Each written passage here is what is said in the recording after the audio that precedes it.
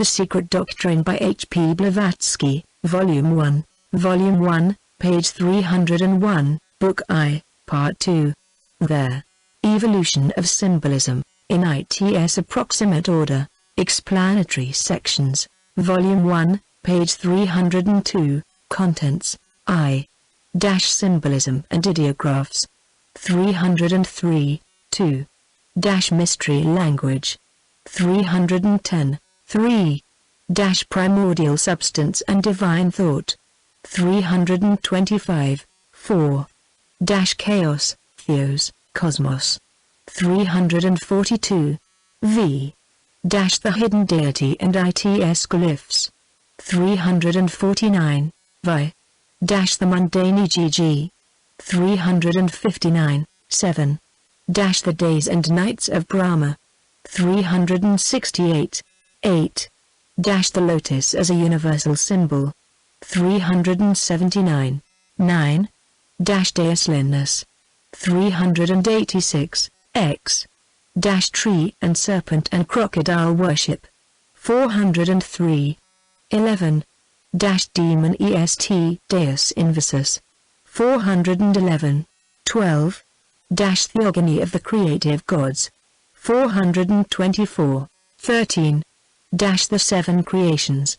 445, 14. The Four Elements of the Ancients. 460, 15. On Quan Shin and Quan Yin. 470, Volume 1, page 303. Book I, Part 2. Secret Doctrine, Section I, Symbolism and Ideographs. A symbol is ever, to him who has eyes for it, some dim or clearer revelation of the godlike. Through all the glimmers something of a divine idea, nay, the highest ensign that men ever met and embraced under the cross itself, have no meaning, save an accidental extrinsic one. Carlyle. The study of the hidden meaning in every religious and profane legend, of whatsoever nation, large or small, preeminently the traditions of the East, has occupied the greater portion of the present writer's life. She is one of those who feel convinced that no mythological story, no traditional event in the folklore of a people has ever been, at any time, pure fiction, but that every one of such narratives has an actual, historical lining to it. In this the writer disagrees with those symbologists, however great their reputation, who find in every myth nothing save additional proofs of the superstitious bent of mind of the ancients, and believe that all mythologies sprung from and are built upon solar myths. Such superficial thinkers were admirably disposed of by Mr. Gerald Massey, the poet and Egyptologist, in a lecture on Luneolitry, Ancient and Modern. His pointed criticism is worthy of reproduction in this part of this work, as it echoes so well our own feelings, expressed openly so far back as 1875, when Isis Unveiled was written. For 30 years past Professor Max Muller has been teaching in his books and lectures, in the Times and various magazines, from the platform of the Royal Institution, the pulpit of Westminster Abbey, and his chair at Oxford, that mythology is a disease of language, and that the ancient symbolism was a result of something like a primitive aberration. We know, says Renouf, echoing Max Muller, in his Hibbert lectures, we know that mythology is the disease which springs up at a peculiar stage of human culture. Such is the shallow explanation of the non-evolutionists, and such explanations are still accepted by the British public, that gets its Think, Volume 1, page 304 The Secret Doctrine. Being done by proxy. Professor Max Muller, Cox, Carbonitis, and other propounders of the solar mythos, have portrayed the primitive mythmaker for us as a sort of Germanized Hindu metaphysician, projecting his own shadow on a mental mist, and talking ingeniously concerning smoke, or, at least, cloud. The sky overhead becoming like the dome of dreamland, scribbled over with the imagery of aboriginal nightmares. They conceive the early man in their own likeness, and look upon him as perversely prone to self-mystification, or, as Fontenelle is it, subject to beholding things that are not there.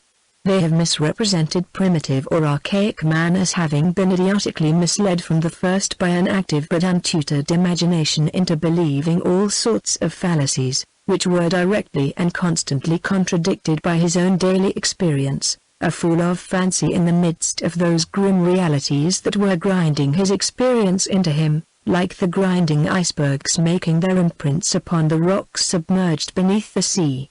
It remains to be said, and will one day be acknowledged, that these accepted teachers have been no nearer to the beginnings of mythology and language than Burns' poet Willie had been near to Pegasus.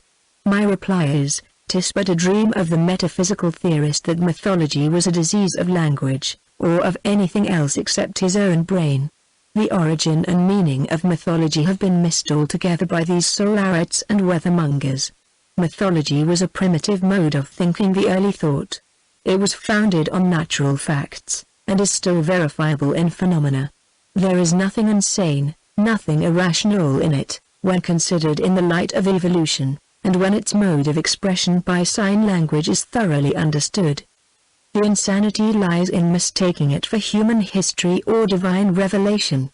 Mythology is the repository of man's most ancient science, and what concerns us chiefly is this: when truly interpreted once more, it is destined to be the death of those false theologies to which it has unwittingly given birth.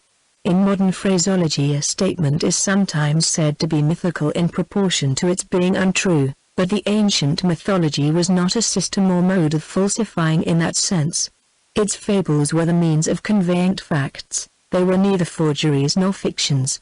For example, when the Egyptians portrayed the moon as a cat, they were not ignorant enough to suppose that the moon was a cat, nor did their wandering fancies see any likeness in the moon to a cat, nor was a cat myth any mere expansion of verbal metaphor, nor had they any intention of making puzzles or riddles. They had observed the simple fact that the cat saw in the dark, and that her eyes became full-orbed, and grew most luminous by night. The moon was the seer by night in heaven, and the cat was its equivalent on the earth, and so the familiar cat was adopted as representative, a natural sign, a living pictograph of the lunar orb. And so it followed that the sun which saw down in the underworld at night could also be called the cat, as it was, because it also saw in the dark. The name of the footnotes dash. As far as divine revelation is concerned, we agree. Not so with regard to human history. For there is history in most of the allegories and myths of India, and events, real actual events, are concealed under them. When the false theologies disappear, then true prehistoric realities will be found, contained especially in the mythology of the Aryans, ancient Hindus, and even the pre-Homeric Hellenes. Volume 1, page 305. Emblem and symbol differ. Cat in Egyptian is more, which denotes the seer, from more, to see. One writer on mythology asserts that the Egyptians imagined a great cat behind the sun, which is the pupil of the cat's eye. But this imagining is all modern. It is the Mullerite stock in trade. The moon as cat was the eye of the sun, because it reflected the solar light, and because the eye gives back image in its mirror. In the form of the goddess Pasht, the cat keeps watch for the sun, with her paw holding down and bruising the head of the serpent of darkness, called his eternal enemy. This is a very correct exposition of the lunar mythos from its astronomical aspect. Selenography, however, is the least esoteric of the divisions of lunar symbology. To master thoroughly, if one is permitted to coin a new word, selenognosis, one must become proficient in more than its astronomical meaning. The moon, Vide section 7. Deus Lunas, is intimately related to the earth, as shown in stanza I of Book I, and is more directly concerned with all the mysteries of our globe than is even Venus Lucifer, the occult sister and alter ego of the earth. The untiring researches of Western, and especially German, symbologists, during the last and the present centuries, have brought every occultist and the most unprejudiced persons to see that without the help of symbology, with its 7 departments, of which the moderns know nothing, no ancient scripture can ever be correctly understood. Symbology must be studied from every one of its aspects, for each nation had its own peculiar methods of expression. In short, no Egyptian papyrus, No Indian tola, no Assyrian tile, or Hebrew scroll, should be read and accepted literally. This every scholar now knows. The able lectures of Mr. G. Massey alone are sufficient in themselves to convince any fair-minded Christian that to accept the dead letter of the Bible is equivalent to falling into a grosser error and superstition than any hitherto evolved by the brain of the savage South Sea Islander. But the point to which even the most truth-loving and truth-searching Orientalists, whether Aryanists or Egyptologists, seem to remain blind, is the fact that every symbol in papyrus or ola is a many-faced diamond, each of whose facets not merely bears several interpretations, but relates likewise to several sciences. This is instanced in the just quoted interpretation of the moon symbolized by the cat, an example of sidereal-terrestrial imagery, the moon bearing many other meanings besides this with other nations. As a learned Mason and Theosophist, the late Mr. Kenneth Mackenzie has shown in his Royal Masonic Cyclopedia, there is a great difference between emblem and symbol. The former comprises a larger series of thoughts than a symbol, which may be said rather to illustrate some single special idea. Hence, the symbols, say lunar, or solar, of several countries, each illustrating such a special idea, or series of ideas, form collectively an esoteric emblem. The latter is a concrete visible. Volume 1, page 306. The secret doctrine, picture or sign representing principles, or a series of principles, recognizable by those who have received certain instructions, initiates. To put it still plainer, an emblem is usually a series of graphic pictures viewed and explained allegorically, and unfolding an idea in panoramic views, one after the other. Thus the Puranas are written emblems. So are the Mosaic and Christian Testaments, or the Bible, and all other exoteric scriptures. As the same authority shows, all esoteric societies have made use of emblems and symbols, such as the Pythagorean Society, the Eleusinian, the Hermetic Brethren of Egypt, the Rosicrucians, and the Freemasons. Many of these emblems it is not proper to divulge to the general eye, and a very minute difference may make the emblem or symbol differ widely in its meaning. The magical sigilli, being founded on certain principles of numbers, partake of this character, and although monstrous or ridiculous in the eyes of the uninstructed, convey a whole body of doctrine to those who have been trained to recognize them. The above enumerated societies are all comparatively modern, none dating back earlier than the Middle Ages. How much more proper, then, that the students of the oldest archaic school should be careful not to divulge secrets of far more importance to humanity, in the sense of being dangerous in the hands of the latter, than any of the so-called Masonic secrets, which have now become, as the French say, those of Polichinelle. But this restriction can apply only to the psychological or rather psychophysiological and cosmical significance of symbol and emblem, and even to that only partially. An adept must refuse to impart the conditions and means that lead to a correlation of elements, whether psychic or physical, that may produce a hurtful result as well as a beneficent one.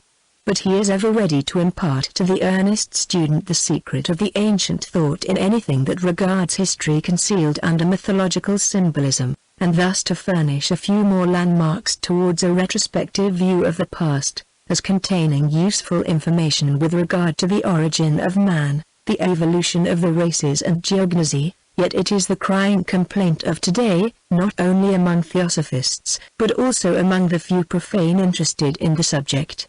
Why do not the adepts reveal that which they know? To this, one might answer, why should they, since one knows beforehand that no man of science will accept, even as an hypothesis, let alone as a theory or axiom, the facts imparted? Have you so much as accepted or believed in the ABC of the occult philosophy contained in the Theosophist, Esoteric Buddhism, and other works and periodicals? Has not even the little which was given, been ridiculed and derided, and made to face the animal and ape theory of Huxley, Haeckel, on one hand, and the rib of Adam and the apple on the other? Notwithstanding such an unenviable prospect, a mass of facts is given in the present work. And now the origin of man, the evolution of the globe and Volume 1, page 307. Magic potency of sound. The races, human and animal, are as fully treated here as the writer is able to treat them. The proofs brought forward in corroboration of the old teachings are scattered widely throughout the old scriptures of ancient civilizations. The Puranas, the Zendavesta, and the old classics are full of them, but no one has ever gone to the trouble of collecting and collating together those facts. The reason for this is that all such events were recorded symbolically, and that the best scholars, the most acute minds, among our Aryanists and Egyptologists, have been too often darkened by one or another preconception, still oftener, by one-sided views of the secret meaning. Yet even a parable is a spoken symbol, a fiction or a fable, as some think, an allegorical representation, we say, of life realities, events, and facts. And, as a moral was ever drawn from a parable, that moral being an actual truth and fact in human life, so an historical, real event was deduced, by those versed in the hieratic sciences, from certain emblems and symbols recorded in the ancient archives of the temples. The religious and esoteric history of every nation was embedded in symbols, it was never expressed in so many words. All the thoughts and emotions, all the learning and knowledge, revealed and acquired, of the early races, found their pictorial expression in allegory and parable. Why? Because the spoken word has a potency unknown to, unsuspected and disbelieved in, by the modern sages. Because sound and rhythm are closely related to the four elements of the ancients, and because such or another vibration in the air is sure to awaken corresponding powers, union with which produces good or bad results, as the case may be. No student was ever allowed to recite historical, religious, or any real events in so many unmistakable words, lest the powers connected with the event should be once more attracted. Such events were narrated only during the initiation, and every student had to record them in corresponding symbols, drawn out of his own mind and examined later by his master, before they were finally accepted. Thus was created in time the Chinese alphabet, as, before that, the hieratic symbols were fixed upon in Old Egypt.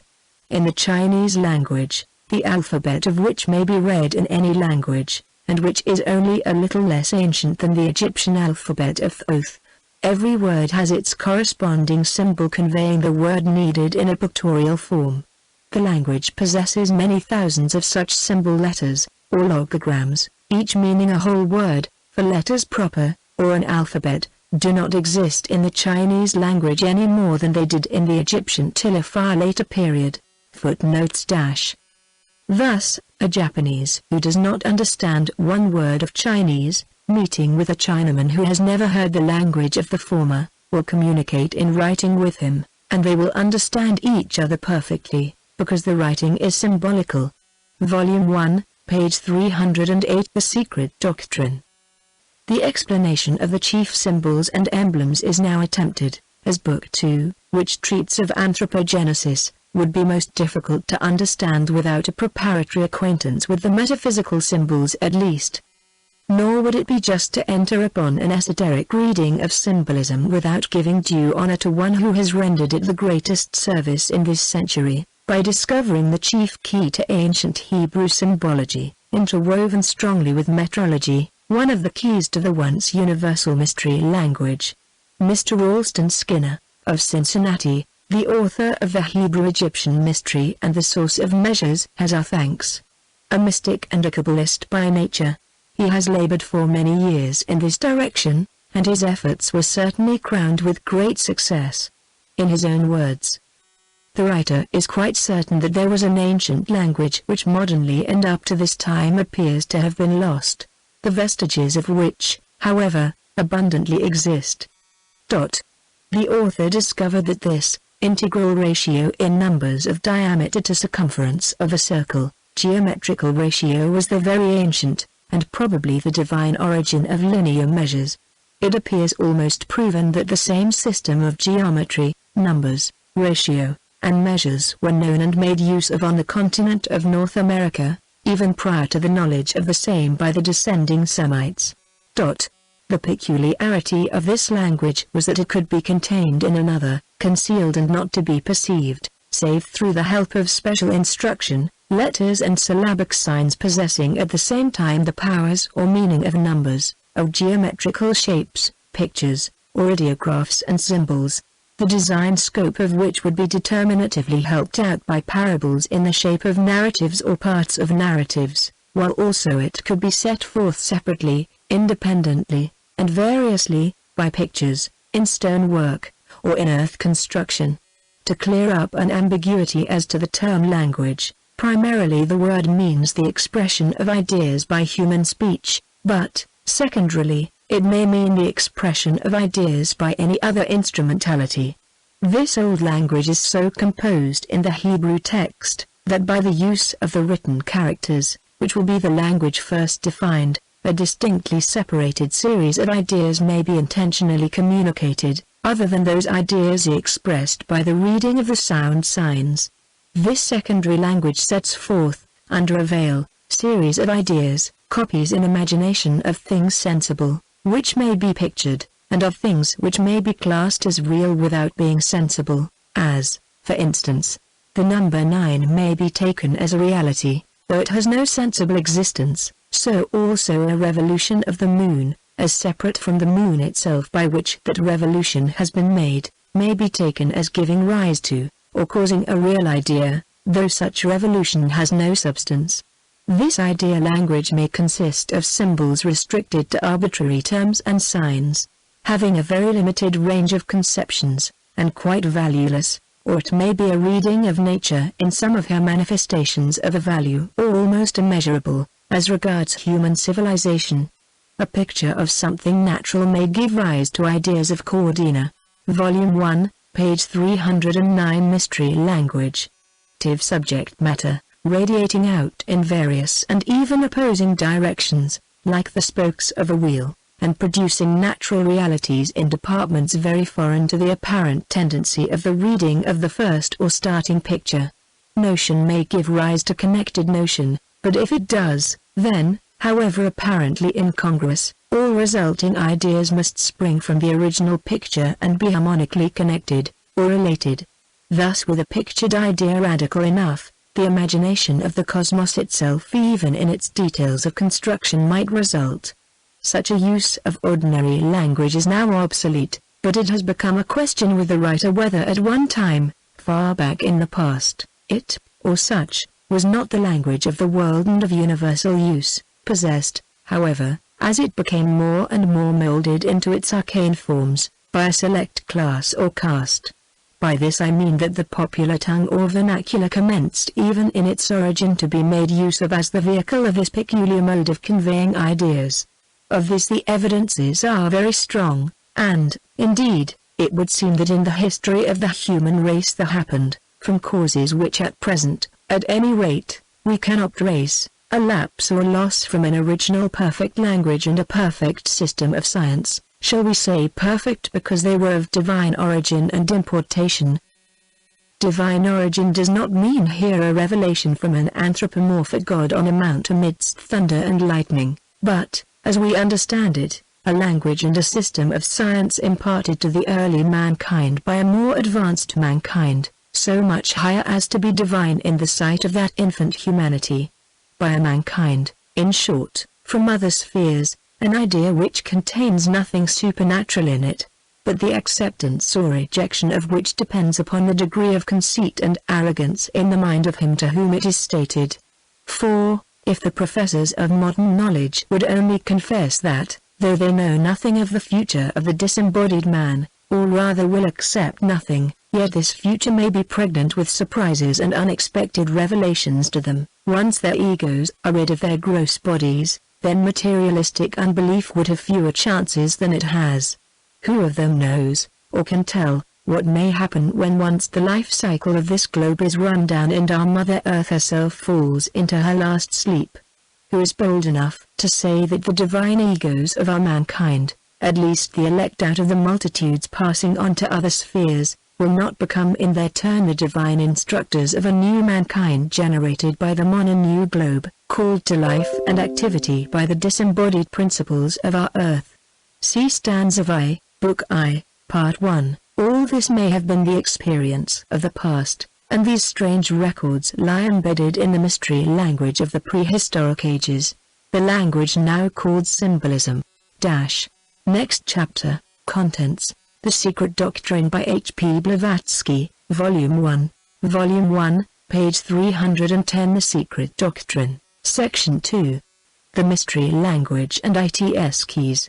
Recent discoveries made by great mathematicians and Kabbalists thus prove, beyond a shadow of doubt, that every theology, from the earliest and oldest down to the latest, has sprung not only from a common source of abstract beliefs, but from one universal esoteric, or mystery language.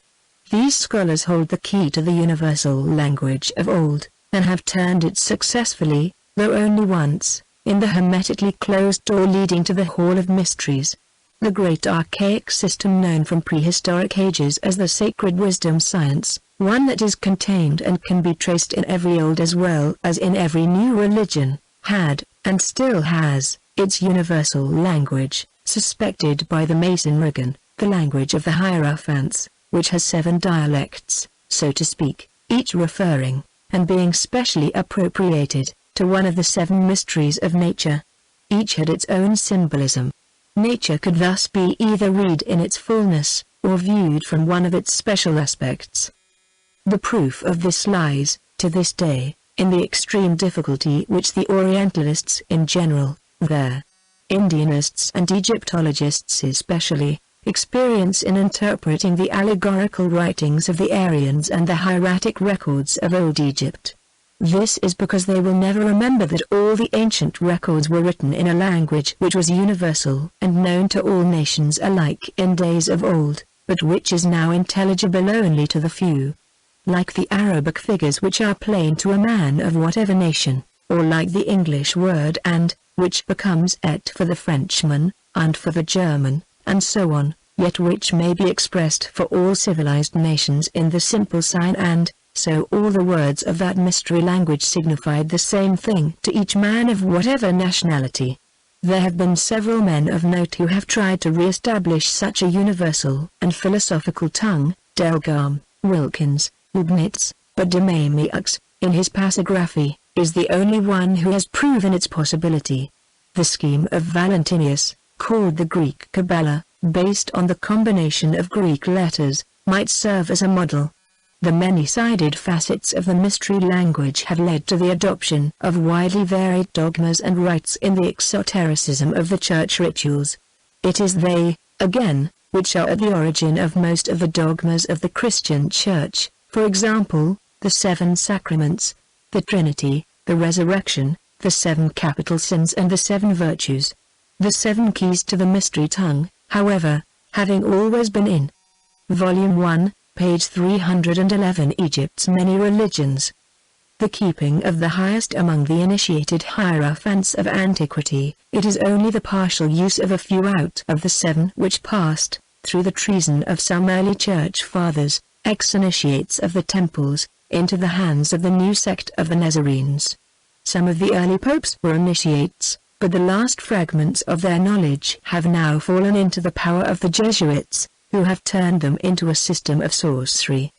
It is maintained that India, not in its present limits, but including its ancient boundaries, is the only country in the world which still has among her sons adepts, who have the knowledge of all the 7 subsystems and the key to the entire system.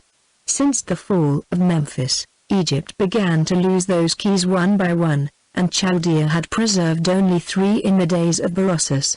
As for the Hebrews, in all their writings they show no more than a thorough knowledge of the astronomical, geometrical and numerical systems of symbolizing all the human, and especially the physiological functions. They never had the higher keys. Every time I hear people talking of the religion of Egypt, writes M. Gaston Maspero, the great French Egyptologist and the successor of Mariette Bey, I am tempted to ask which of the Egyptian religions they are talking about. Is it of the Egyptian religion of the 4th dynasty, or of the Egyptian religion of the Ptolemaic period? Is it of the religion of the rabble, or of that of the learned men? Of that which was taught in the schools of Heliopolis, or of that other which was in the minds and conceptions of the Theban sacerdotal class? 4. Between the first tomb of Memphis, which bears the cartouche of a king of the 3rd dynasty, and the last stones at Esn under Caesar Philippus, there is an interval of at least 5,000 years. Leaving aside the invasion of their shepherds, the Ethiopian and Assyrian dominions, the Persian conquest, Greek colonization, and the 1,000 revolutions of its political life, Egypt has passed during those 5,000 years through many vicissitudes of life, moral and intellectual. Chapter 17 of the Book of the Dead, which seems to contain the exposition of the system of the world as it was understood at Heliopolis during the time of the first dynasties, is known to us only by a few copies of the 11th and 12th dynasties. Each of the verses composing it was already at the time interpreted in 3 or 4 different ways, so different, indeed, that according to this or another school, the demiurge became the solar fire, Rashu, or the primordial water. 15 centuries later, the number of readings had increased considerably. Time had, in its course, modified the ideas about the universe and the forces that ruled it. During the hardly 18 centuries that Christianity exists, it has worked. Volume 1, page 312. The Secret Doctrine. Developed and transformed most of its dogmas. How many times, then, might not the Egyptian clergy have altered its dogmas during those 50 centuries that separate Theodosius from the king-builders of the pyramids? Here we believe the eminent Egyptologist is going too far. The exoteric dogmas may often have been altered. The esoteric never. He does not take into account the sacred immutability of the primitive truths, revealed only during the mysteries of initiation. The Egyptian priests have forgotten much. They altered nothing. The loss of a good deal of the primitive teaching was due to the sudden deaths of the great hierophants, who passed away before they had time to reveal all to their successors, mostly, to the absence of worthy heirs to the knowledge. Yet they have preserved in their rituals and dogmas the principal teachings of the secret doctrine.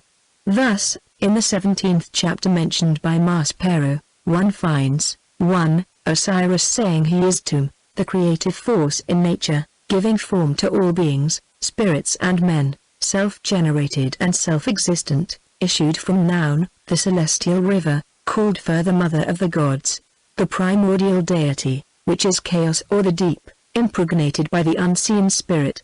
2. He was found Shu, solar force, on the staircase in the city of the 8, the 2 cubes of good and evil, and he has annihilated the evil principles in Noun, chaos, the children of rebellion.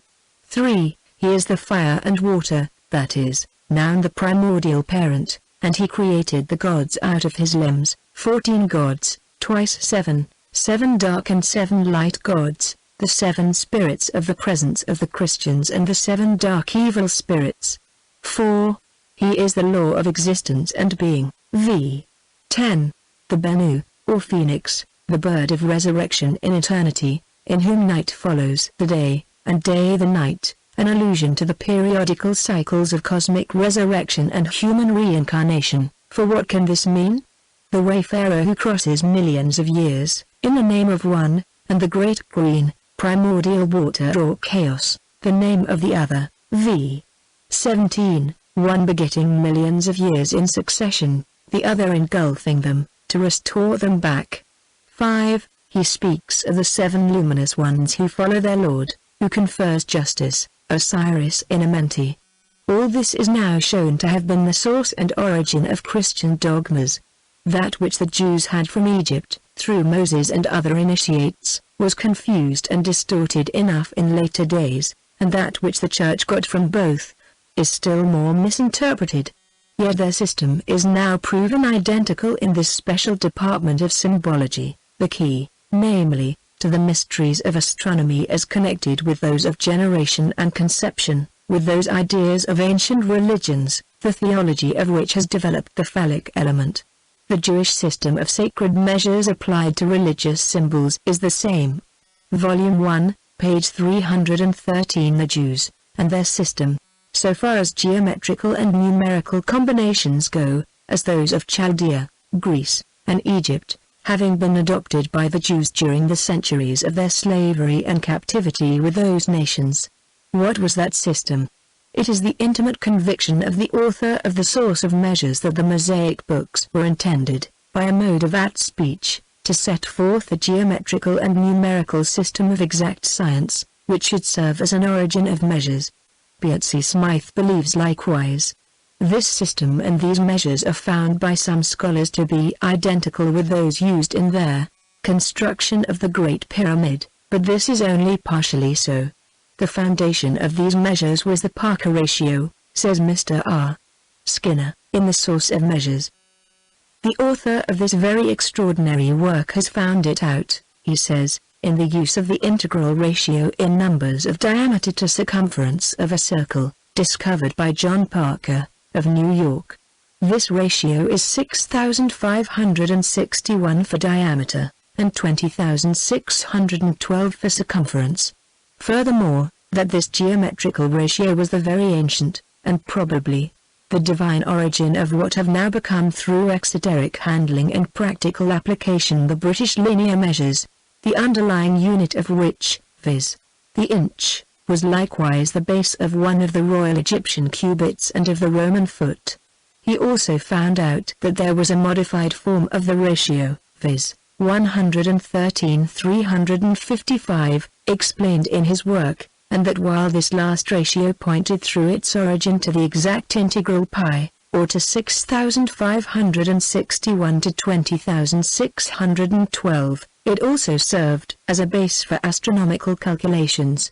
The author discovered that a system of exact science, geometrical, numerical, and astronomical, founded on these ratios and to be found in use in the construction of the great Egyptian pyramid, was in part the burden of this language as contained in, and concealed under, the verbiage of the Hebrew text of the Bible.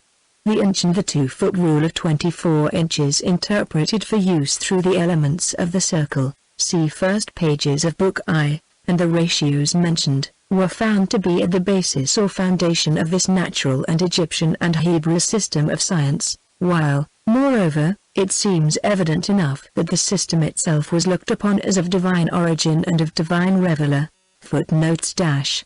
As we said in Isis, Volume 2, p. 438-9, to the present moment, in spite of all controversies and researches, history and science remain as much as ever in the dark as to the origin of the Jews. They may be as well the exile chandlers of old India, the bricklayers mentioned by Venus Fata, Vedavyata and Manu, as the Phoenicians of Herodotus, or the Hyksos of Josephus, or descendants of Pali shepherds, or a mixture of all these. The Bible names the Tyrians as a kindred people, and claims dominion over them. Yet whatever they may have been, they became a hybrid people, not long after Moses, as the Bible shows them freely intermarrying not alone with the Canaanites, but with every other nation or race they came in contact with. Volume 1, page 314. The Secret Doctrine. But let us see what is said by the opponents of Professor Beatsy Smythe's measurements of the pyramid. Mr. Petrie seems to deny them, and to have made short work altogether of Beatsy Smythe's calculations in their biblical connection. So does Mr. Proctor, the champion coincidentalist for many years past in every question of ancient arts and sciences. Speaking of the multitude of relations independent of the pyramid, which have turned up while the pyramidalists have been endeavoring to connect the pyramid with the solar system. These coincidences, he says, are altogether more curious than any coincidence between the pyramid and astronomical numbers. The former are as close and remarkable as they are real, that is, those coincidences that would remain if even the pyramid had no existence. The latter, which are only imaginary, have only been established by the process which schoolboys call fudging, and now new measures have left the work to be done all over again. Petrie's letter to the Academy, December 17, 1881. To this Mr. Stanley Landwake justly observes in his work on the origin and significance of the Great Pyramid, London, 1882, they must, however, have been more than mere coincidences, if the builders of the pyramid had the astronomical knowledge displayed in its perfect orientation and in its other admitted astronomical features. They had it, and it is on this knowledge that the program of the mysteries and of the series of initiations was based. Thence, the construction of the pyramids, the everlasting record and the indestructible symbol of these mysteries and initiations on earth, as the courses of the stars are in heaven. The cycle of initiation was a reproduction in miniature of that great series of cosmic changes to which astronomers have given the name of tropical or sidereal year.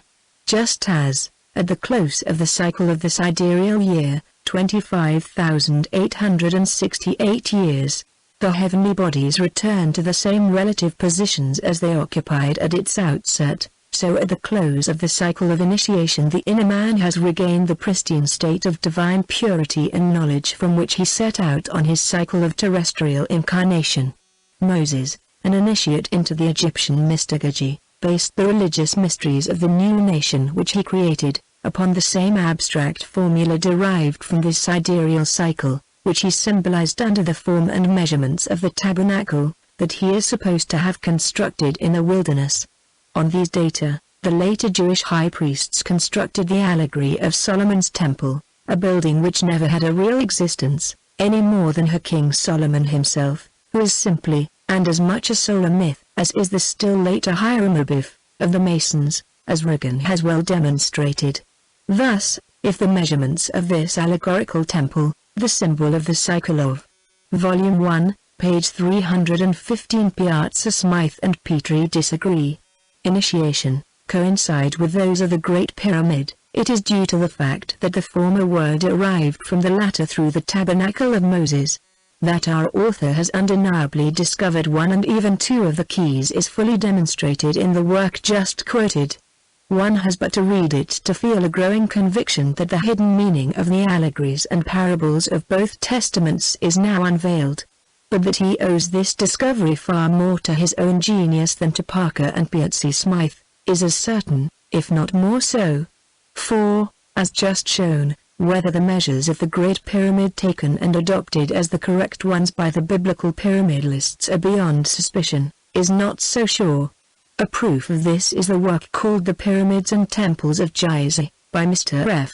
Petrie, besides other works written quite recently to oppose the said calculations, which were called biased.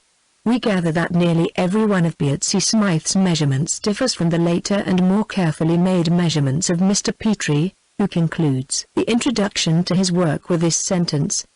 As to the results of the whole investigation, perhaps many theories will agree with an American who was a warm believer in pyramid theories when he came to Gizeh.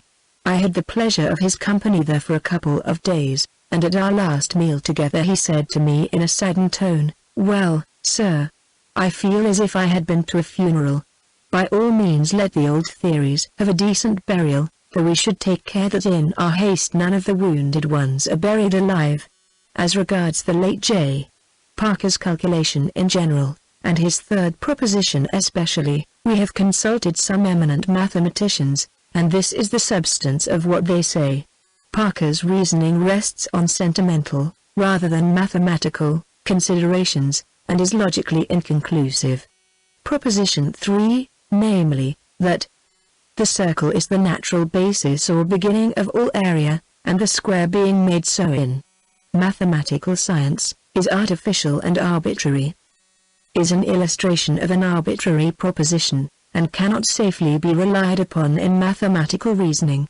The same observation applies, even more strongly, to Proposition 7, which states that because the circle is the primary shape in nature, and hence the basis of area, and because the circle is measured by, and is equal to the square only in ratio of half its circumference by the radius, therefore, circumference and radius, and not the square of diameter, are the only natural and legitimate elements of area, by which all regular shapes are made equal to the square, and equal to the circle. Proposition 9 is a remarkable example of faulty reasoning, and it is the one on which Mr. Parker's quadrature mainly rests. Here it is, Volume 1, page 316 The Secret Doctrine. The circle and the equilateral triangle are opposite to one another in all the elements of their construction, and hence the fractional diameter of one circle, which is equal to the diameter of one square, is in the opposite duplicate ratio to the diameter of an equilateral triangle whose area is 1, etc., etc. Granting, for the sake of argument, that a triangle can be said to have a radius in the sense in which we speak of the radius of a circle, for what Parker calls the radius of the triangle is the radius of a circle inscribed in the triangle and therefore not the radius of the triangle at all, and granting for the moment the other fanciful and mathematical propositions united in his premises, why must we conclude that if the triangle and circle are opposite in all the elements of their construction, the diameter of any defined circle is in the opposite duplicate ratio of the diameter of any given equivalent triangle? What necessary connection is there between the premises and the conclusion? The reasoning is of a kind not known in geometry, and would not be accepted by strict mathematicians. Whether the archaic esoteric system originated the British inch or not, is of little consequence, however, to the strict and true metaphysician. Nor does Mr. Ralston Skinner's esoteric reading of the Bible become incorrect, merely because the measurements of the pyramid will not be found to agree with those of Solomon's temple, the Ark of Noah, etc., or because Mr. Parker's quadrature of the circle is rejected by mathematicians. For Mr. Skinner's reading depends first of all on the Kabbalistic methods and the rabbinical value of the Hebrew letters. But it is extremely important to ascertain whether the measures used in the evolution and building of the Aryan symbolic religion, in the construction of their temples, the figures given in the Puranas, and especially in their chronology, their astronomical symbols, the duration of the cycles, and other computations, were, or were not, the same as those used in the biblical measurements and glyphs. For this will prove that the Jews, unless they took their sacred cubit and measurements from the Egyptians, Moses being an initiate of the priests, must have got those notions from India. At any rate they passed them to the early Christians. Hence, it is the occultists and Kabbalists who are the true heirs to the knowledge, or the secret wisdom which is still found in the Bible, for they alone now understand its real meaning, whereas profane Jews and Christians cling to the husks and dead letter thereof. That it is the system of measures which led to the invention of the god names Elohim and Jehovah, and their adaptation to phallicism, and that Jehovah is a not very flattered copy of Osiris, is now demonstrated by the author of the Source of Measures.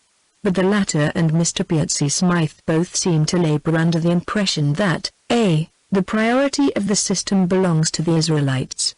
Volume 1, page 317. Truth must prevail at last, the Hebrew language being the divine language, and that, b. this universal language belongs to direct revelation. The latter hypothesis is correct only in the sense shown in the last paragraph of the preceding section, but we have yet to agree as to the nature and character of the divine revealer. With regard to priority, this, to the profane, will of course depend on, a. the internal and external evidence of the revelation, and, b. on each scholar's individual preconception. This, however, cannot prevent either the theistic Kabbalist, or the pantheistic occultist, from believing each in his way, neither of the two convincing the other. The data furnished by history are too meager and unsatisfactory for either of them to prove to the skeptic which of them is right. On the other hand, the proofs afforded by tradition are too constantly rejected for us to hope to settle the question in our present age. Meanwhile, materialistic science will be laughing impartially at both Kabbalists and occultists. But the said vexed question of priority once laid aside, science, in its departments of philology and comparative religion, will find itself finally taken to task, and be compelled to admit the common claim.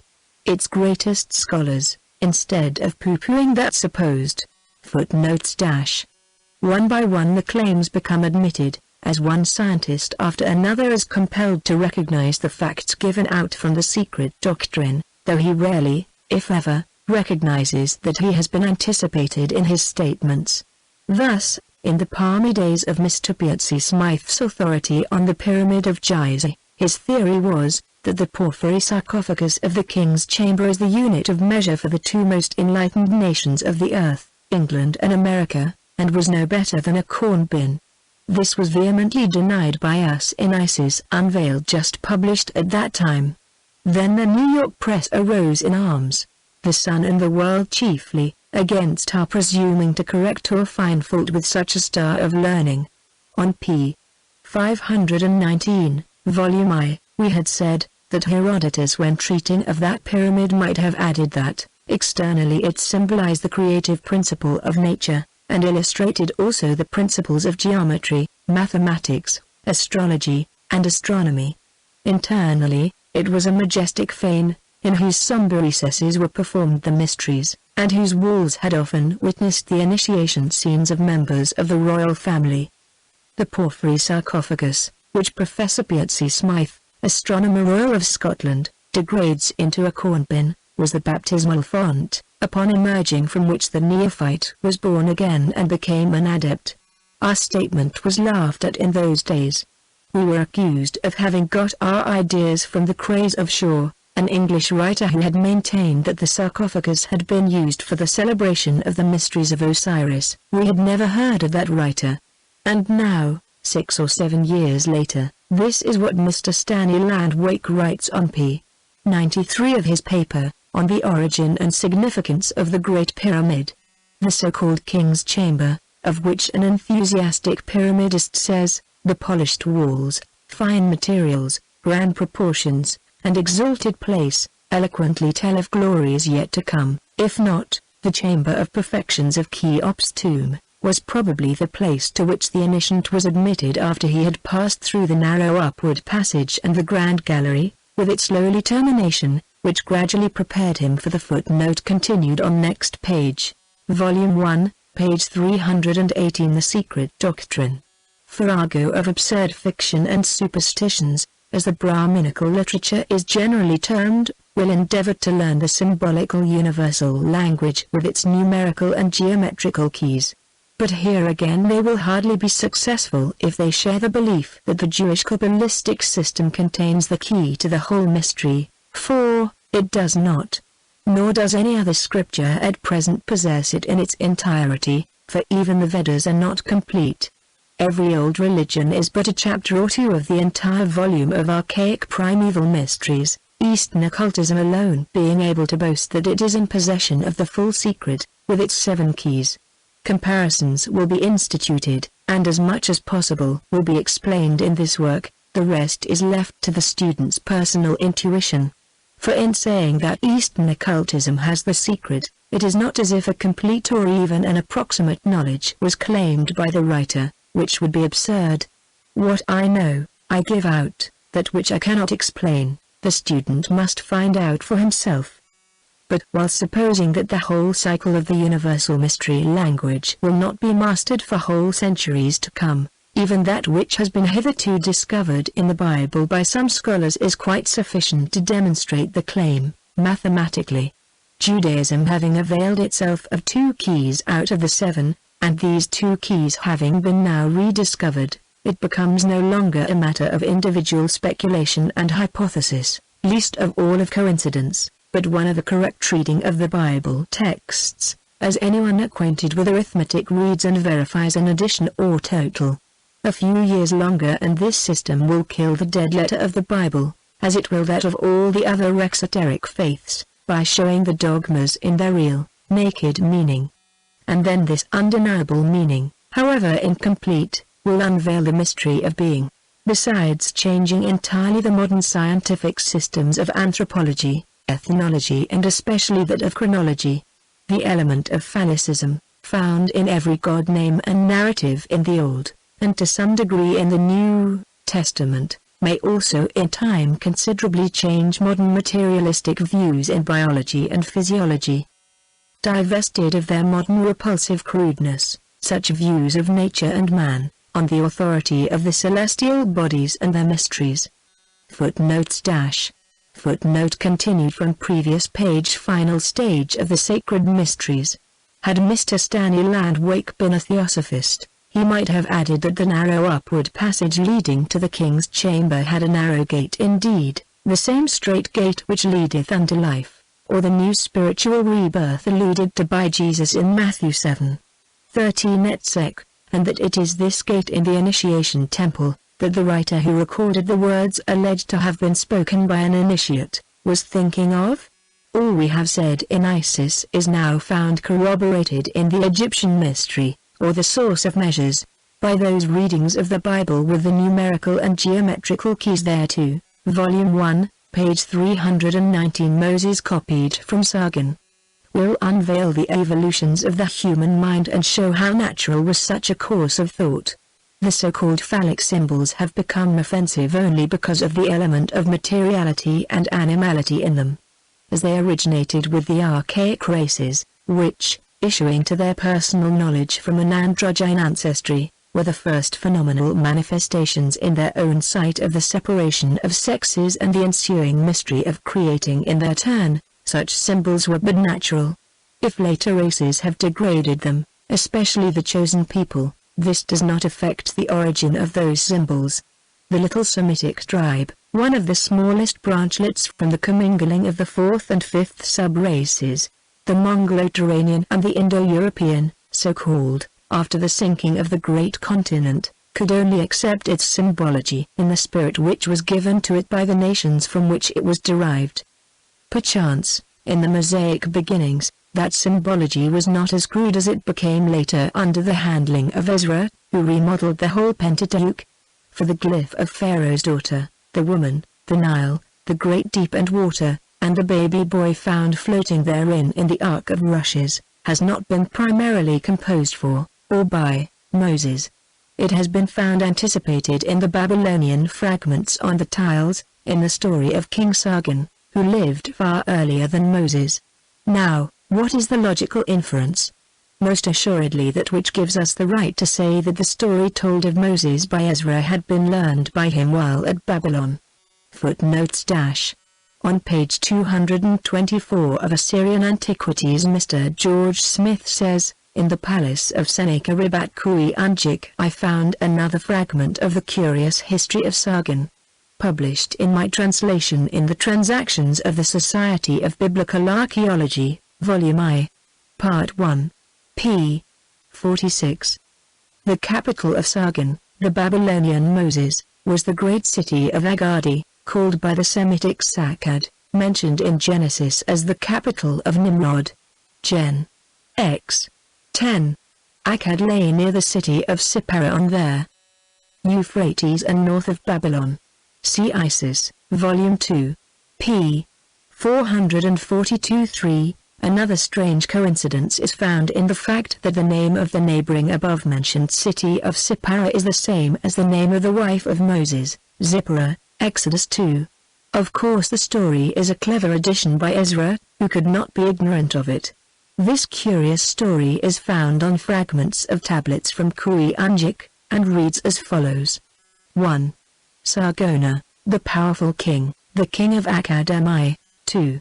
My mother was a princess, my father I did not know, a brother of my father ruled over the country. 3.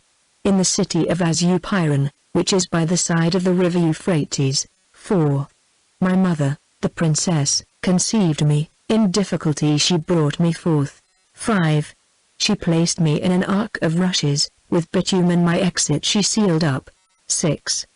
She launched me in the river, which did not drown me. 7.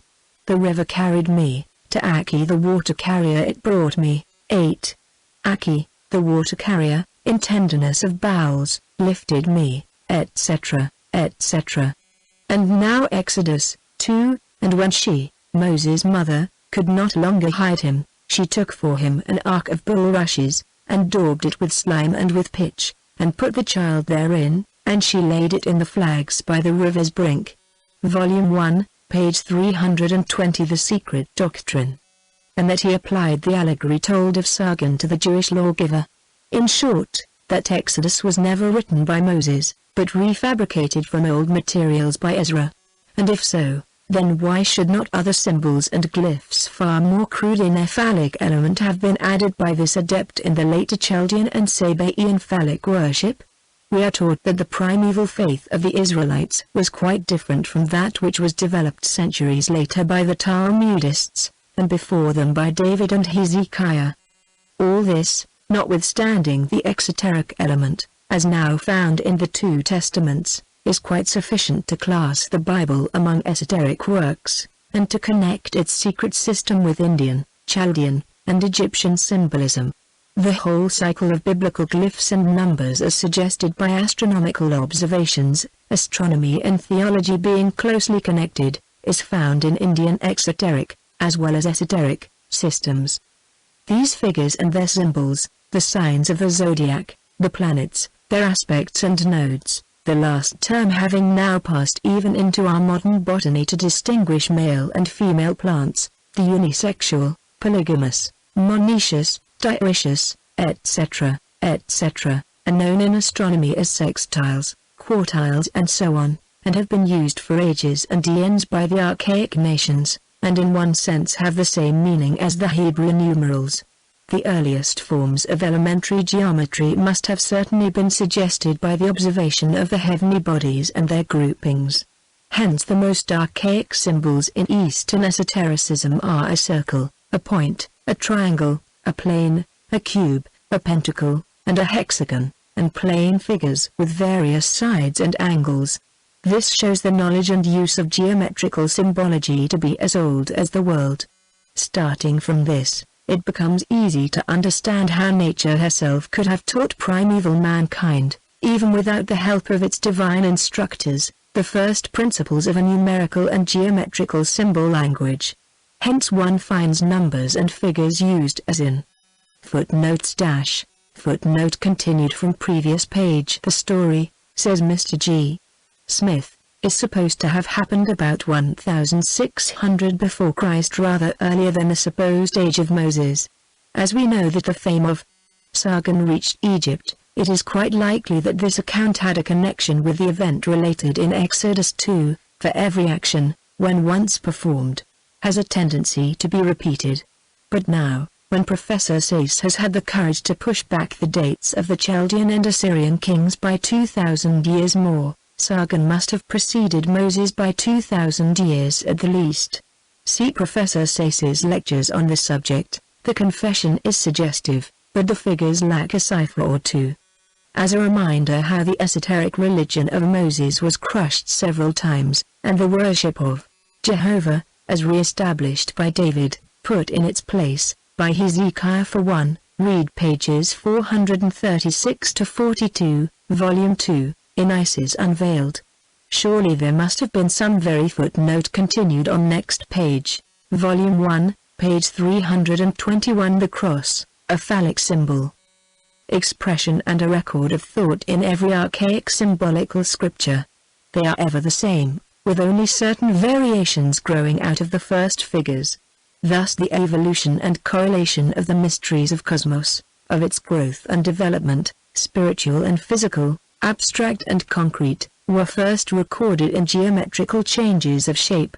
Every cosmogony began with a circle, a point, a triangle, and a cube, up to number 9, when it was synthesized by the first line and a circle, the Pythagorean mystic decade, the sum of all, involving and expressing the mysteries of the entire cosmos, recorded 100 times more fully in the Hindu system, for him who can understand its mystic language. The numbers 3 and 4, in their blending of 7, as those of 5, 6, 9, and 10, are the very cornerstone of occult cosmogonies. This decade and its 1,000 combinations are found in every portion of the globe.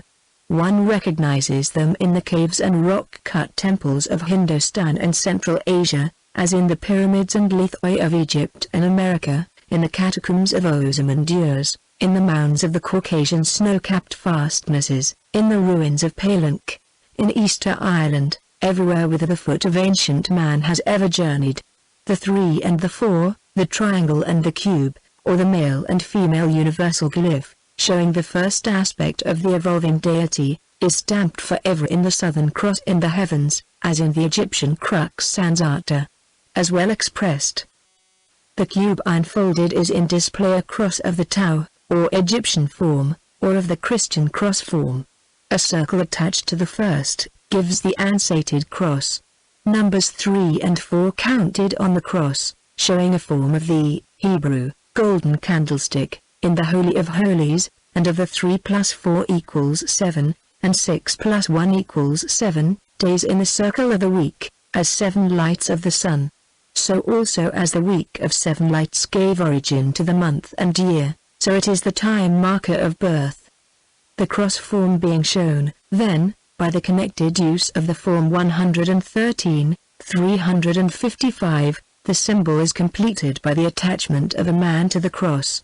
This kind of measure was made to coordinate with the idea of the origin of human life, and hence the phallic form. The stanzas show the cross and these numbers playing a prominent part in archaic cosmogony. Meanwhile we may profit by the evidence collected by the same author to show the identity of symbols and their esoteric meaning all over the globe, which he calls rightly the primordial vestiges of these symbols. Footnotes Footnote continued from previous page. Good reasons why the Sadducees, who furnished almost all the high priests of Judea, held to the laws of Moses and spurned the alleged books of Moses, the Pentateuch of the synagogue and the Talmud. Once more, remember the Hindu Wittoba crucified in space, the significance of the sacred sign, the swastika, Plato's decussated man in space, etc., etc. Source of Measures, Volume 1, page 322. The Secret Doctrine. Under the general view taken of the nature of the number forms, it becomes a matter of research of the utmost interest as to when and where their existence and their use first became known. Has it been a matter of revelation in what we know as the historic age, a cycle exceedingly modern when the age of the human race is contemplated? It seems, in fact, as to the date of its possession by man, to have been farther removed in the past from the old Egyptians than are the old Egyptians from us. The Easter Isles in mid-Pacific present the feature of the remaining peaks of the mountains of a submerged continent, for the reason that these peaks are thickly studded with cyclopean statues, remnants of the civilization of a dense and cultivated people, who must have of necessity occupied a widely extended area. On the back of these images is to be found the ansated cross and the same modified to the outlines of the human form. A full description, with plate showing the land, with the thickly planted statues, also with copies of the images, is to be found in the January number 1870 of the London Builder. In The Naturalist, published at Salem, Massachusetts, in one of the early numbers, is to be found a description of some very ancient and curious carving on the crests walls of the mountains of South America, older by far, it is averred, than the race is now living. The strangeness of these tracings is in that they exhibit the outlines of a man stretched out on a cross, by a series of drawings, by which from the form of a man that of a cross springs, but so done that the cross may be taken as the man, or the man as the cross, thus exhibiting a symbolic display of the interdependency of the forms set forth. It is known that tradition among the Aztecs has handed down a very perfect account of the deluge. Baron Humboldt says that we are to look for the country of Aztlan, the original country of the Aztecs, as high up at least as the 42nd parallel north, whence, journeying, they at last arrived in the Vale of Mexico. In that vale the earth and mounds of the far north become the elegant stone pyramidal and other structures whose remains are now found. The correspondences between the Aztec remains and those of the Egyptians are well known. Atwater, from examination of hundreds of them, is convinced that they had knowledge of astronomy. As to one of the most perfect of the pyramidal structures among the Aztecs, Humboldt gives a description to the following effect. The form of this pyramid, of Papantla, which has 7 stories, is more tapering than any other monument of this kind yet discovered, but its height is not remarkable, being but 57 feet, its base but 25 feet on each side. However, it is remarkable on one account: it is built entirely of hewn stones, of an extraordinary size, and very beautifully shaped. 3 staircases lead to the top, the steps of which are decorated with hieroglyphical sculptures and small niches arranged with great symmetry. The number of these niches seems to allude to the 318 simple and compound signs of the days of their civil calendar. 318 is the Gnostic value of Christ, remarks the author, and the famous number of the trained or circumcised servants of Abraham. When it is conceived. Footnotes dash. See farther on the description given of the early Arian initiation, of Visvakarma crucifying the Son, Vikatana, shorn of his beams, on a cruciform lath, Volume 1, page 323. Identity of the ancient symbols. That 318 is an abstract value, and universal, as expressive of a diameter value to a circumference of unity. Its use in the composition of the civil calendar becomes manifest. Identical glyphs, numbers and esoteric symbols are found in Egypt, Peru, Mexico, Easter Island, India, Chaldea, and Central Asia. Crucified men, and symbols of the evolution of races from gods, and yet behold science repudiating the idea of a human race other than one made in our image, theology clinging to its 6,000 years of creation, anthropology teaching our descent from the ape, and the clergy tracing it from Adam 4,004 years before Christ. Shall one, for fear of incurring the penalty of being called a superstitious fool, and even a liar, abstain from furnishing proofs, as good as any, only because that day, when all the 7 keys shall be delivered unto science, or rather the men of learning and research in the symbological department, has not yet dawned. In the face of the crushing discoveries of geology and anthropology with regard to the antiquity of man, shall we, in order to avoid the usual penalty that awaits everyone who strays outside the beaten paths of either theology or materialism, hold to the 6,000 years and special creation, or accept in submissive admiration our genealogy and descent from the ape? Not so, as long as it is known that the secret records hold the said 7 keys to the mystery of the genesis of man. Faulty, materialistic, and biased as the scientific theories may be, they are 1,000 times nearer the truth than the vagaries of theology. The latter are in their death agony for everyone but the most uncompromising bigot and fanatic. Hence we have no choice but either to blindly accept the deductions of science, or to cut adrift from it, and withstand it fearlessly to its face, stating what the secret doctrine teaches us, being fully prepared to bear the consequences.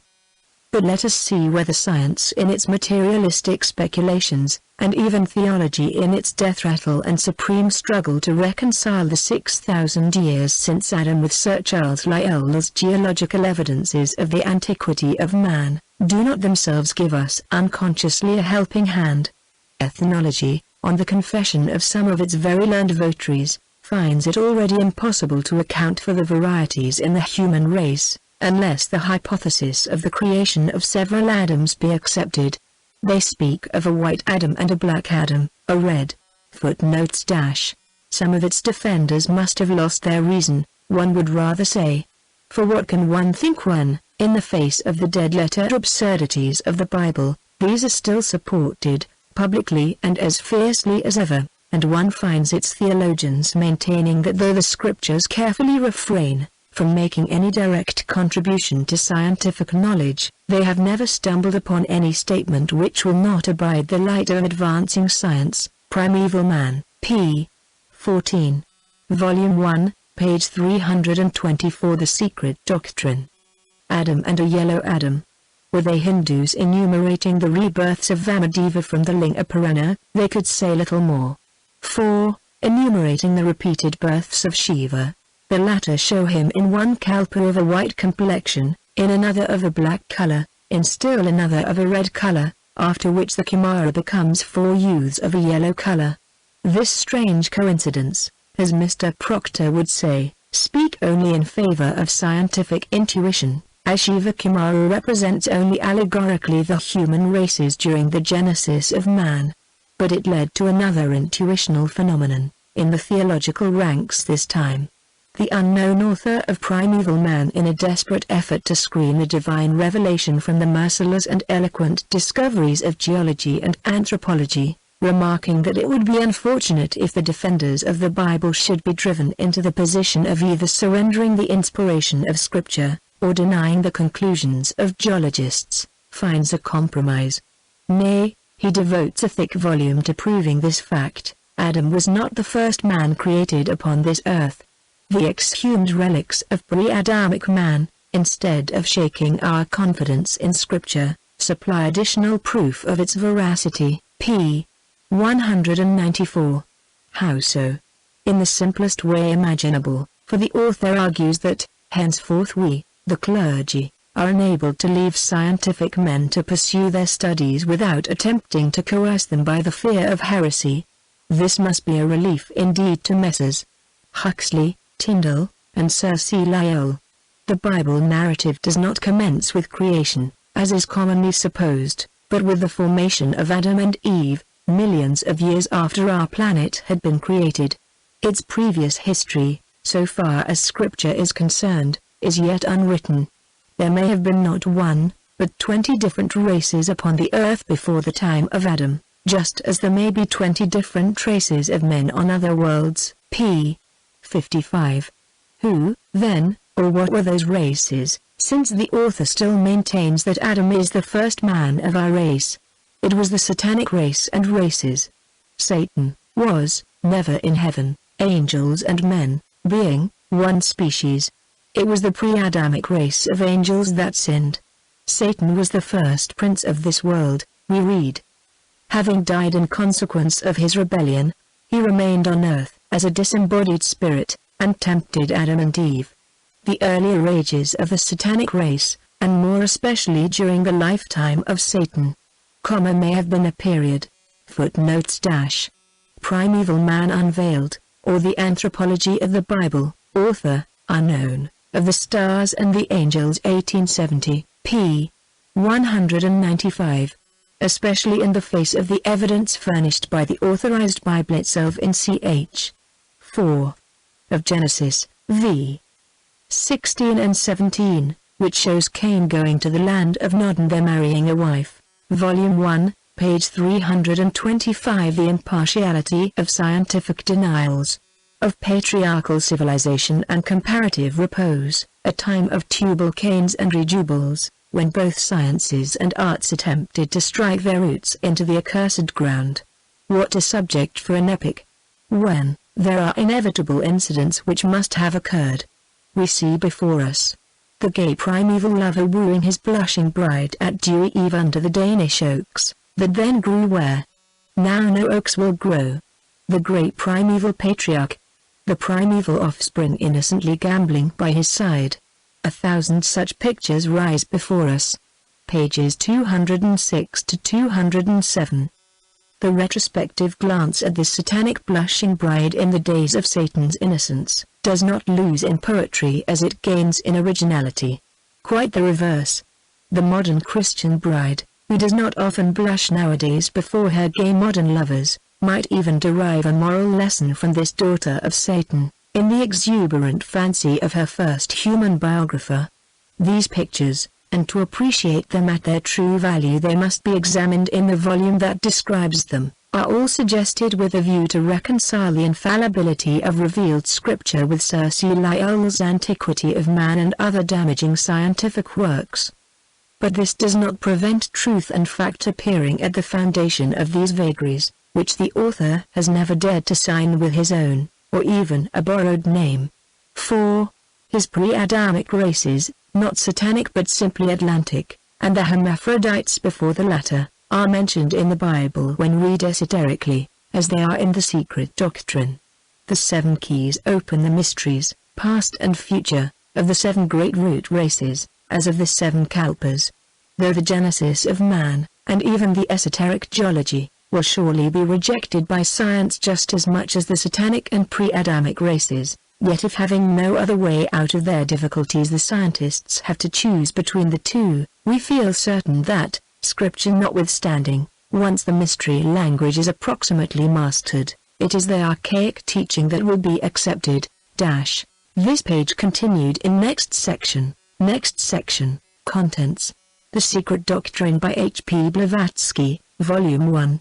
Volume 1, page 325. The Impartiality of Scientific Denials. This page continued from previous section. Section 3, Primordial Substance and Divine Thought. As it would seem irrational to affirm that we already know all existing causes, permission must be given to assume, if need be, an entirely new agent, assuming, what is not strictly accurate as yet, that the undulatory hypothesis accounts for all the facts. We are called on to decide whether the existence of an undulating ether is thereby proved. We cannot positively affirm. Volume 1, page 326. The Secret Doctrine. That no other supposition will explain the facts. Newton's corpuscular hypothesis is admitted to have broken down on interference, and there is, at the present day, no rival.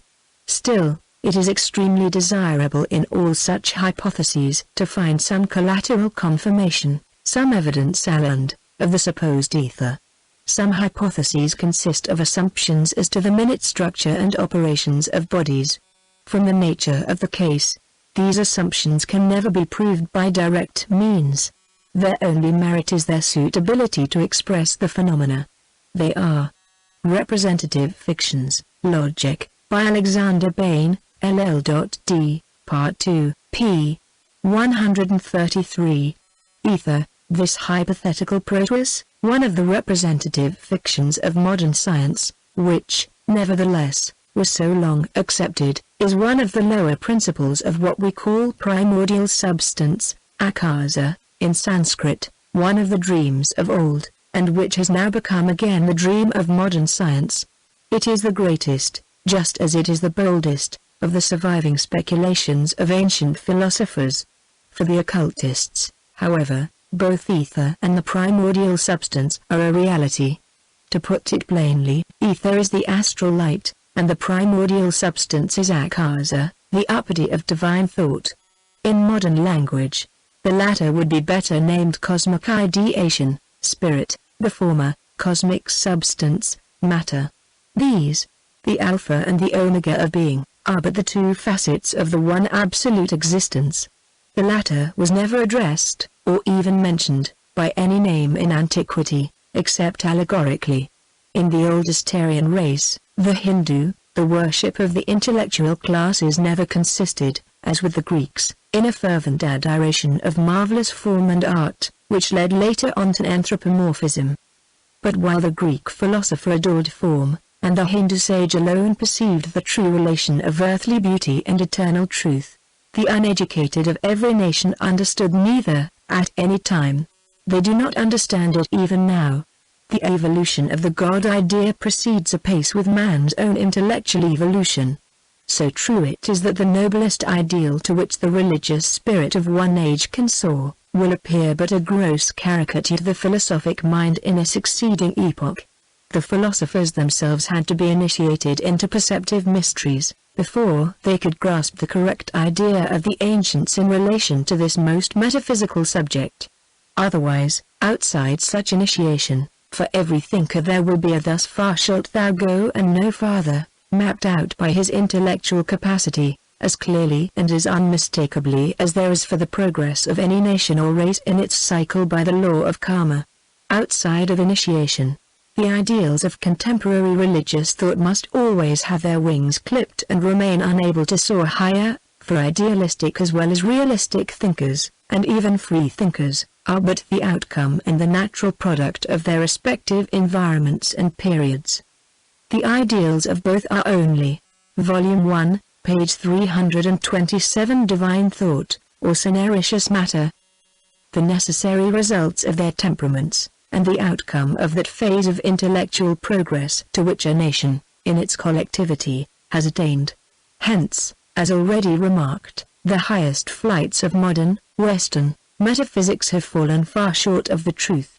Much of current agnostic speculation on the existence of the first cause is little better than veiled materialism, the terminology alone being different. Even so great a thinker as Mr. Herbert Spencer speaks of the unknowable occasionally in terms that demonstrate the lethal influence of materialistic thought, which, like the deadly sirocco, has withered and blighted all current ontological speculation. From the early ages of the fourth race, when spirit alone was worshipped and the mystery was made manifest, down to the last palmy days of Grecian art at the dawn of Christianity, The Huns alone had dared to raise publicly an altar to the unknown God.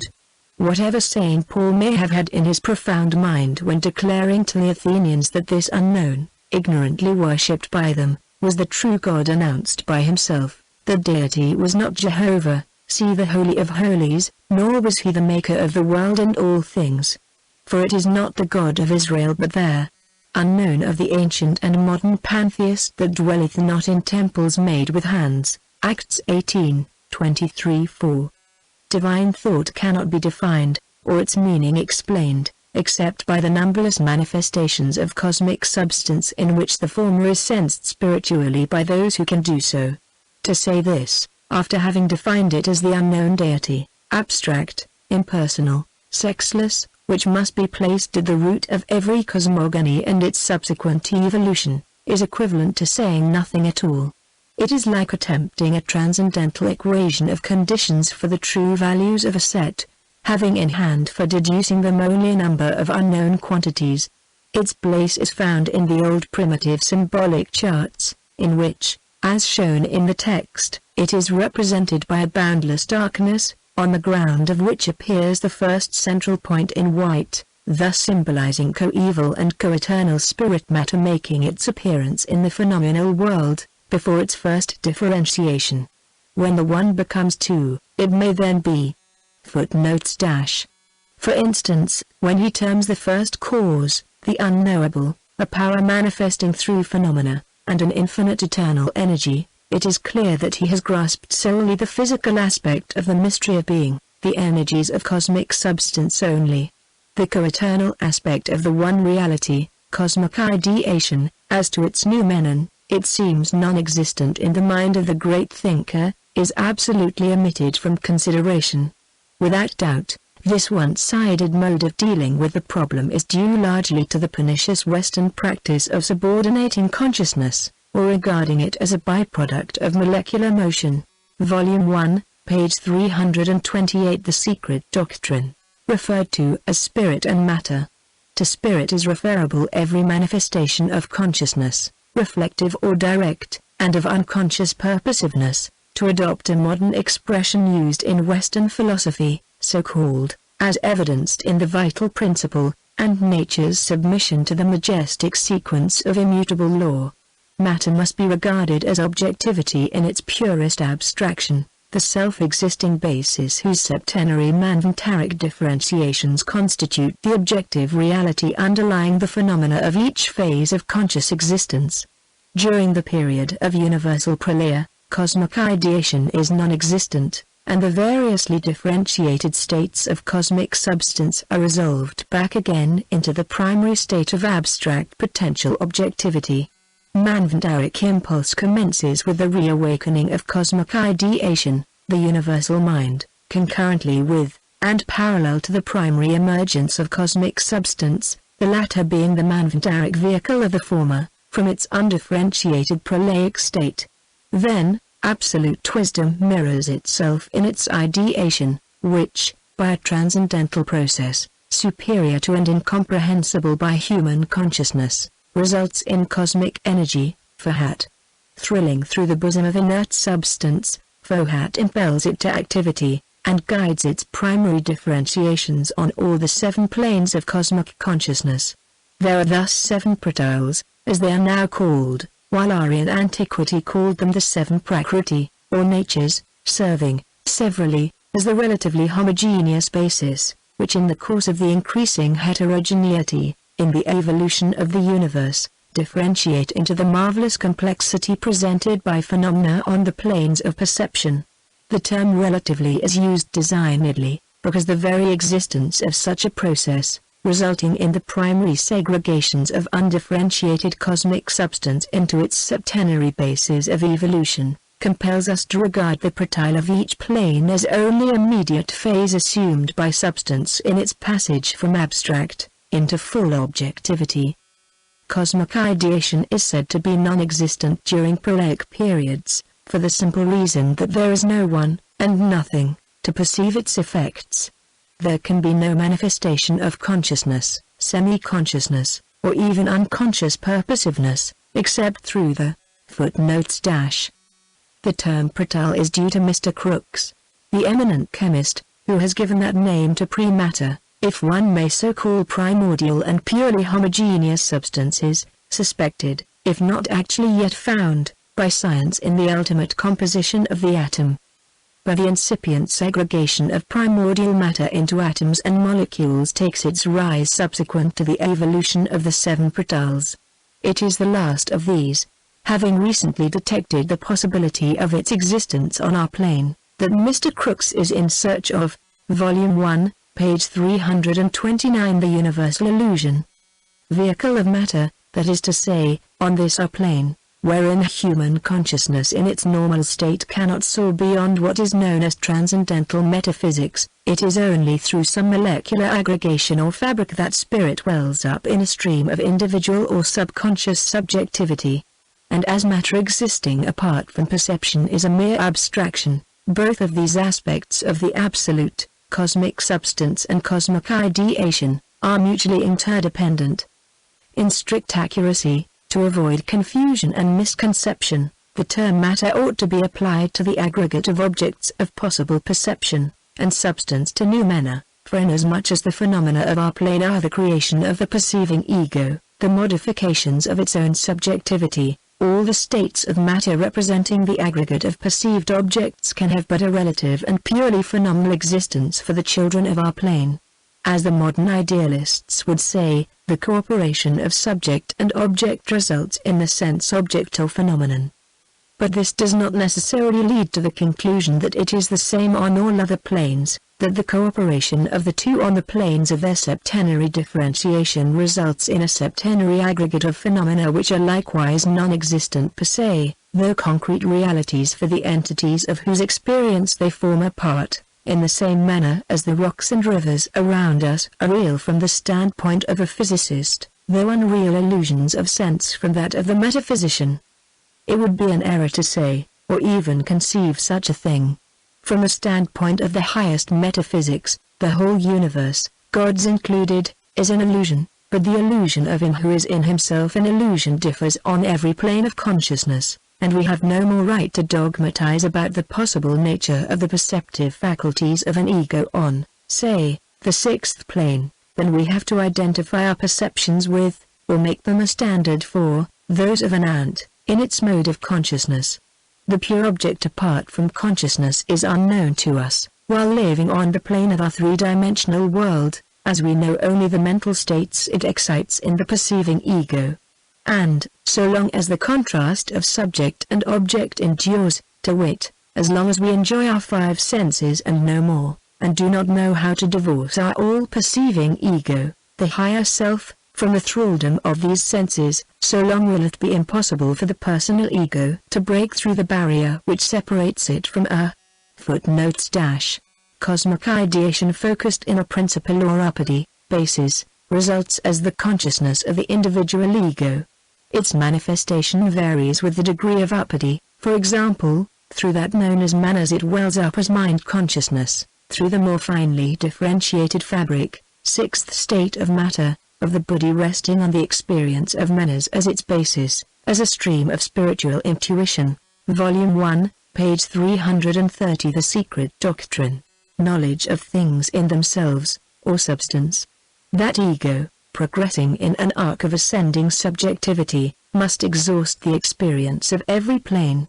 But not till the unit is merged in the all, whether on this or any other plane, and subject and object alike vanish in the absolute negation of the nirvanic state. Negation, again, only from our plane, is scaled that peak of omniscience, the knowledge of things in themselves, and the solution of the yet more awful riddle approached, before which even the highest Dianchuan must bow in silence and ignorance, the unspeakable mystery of that which is called by the Vedantins, the Parabrahman. Therefore, such being the case, all those who sought to give a name to the incognizable principle have simply degraded it. Even to speak of cosmic ideation, save in its phenomenal aspect, is like trying to bottle up primordial chaos, or to put a printed label on eternity. What, then, is the primordial substance, that mysterious object of which alchemy was ever talking, and which became the subject of philosophical speculation in every age. What can it be finally, even in its phenomenal pre-differentiation? Even that is all in manifested nature and nothing to our senses. It is mentioned under various names in every cosmogony, referred to in every philosophy, and shown to be, to this day, the ever-grasp-eluding proteus in nature. We touch and do not feel it, we look at it without seeing it, we breathe it and do not perceive it, we hear and smell it without the smallest cognition that it is there, for it is in every molecule of that which in our illusion and ignorance we regard as matter in any of its states, or conceive as a feeling, a thought, an emotion. In short, it is the uppity, or vehicle, of every possible phenomenon, whether physical, mental, or psychic. In the opening sentences of Genesis, as in the Chaldean cosmogony, in the Puranas of India, and in the Book of the Dead of Egypt, it opens everywhere the cycle of manifestation. It is termed chaos, and the face of the waters, incubated by the spirit proceeding from the unknown, under whatever name. See chaos, theos, cosmos. The authors of the sacred scriptures in India go deeper into the origin of things evolved than Thales or Job, for they say, from intelligence, called Mahat in the Puranas, associated with ignorance, is war, as a personal deity, attended by its projective power, in which the quality of dullness, tamas, insensibility, predominates, proceeds ether, from ether, air, from air, heat, from heat, water, and from water, earth with everything on it. From this same self, was the ether produced, says the Veda. Taittiriya Upanishad 2. 1. It becomes thus evident that it is not this ether, sprung at the fourth, volume 1, page 331 ether, as its noumenon.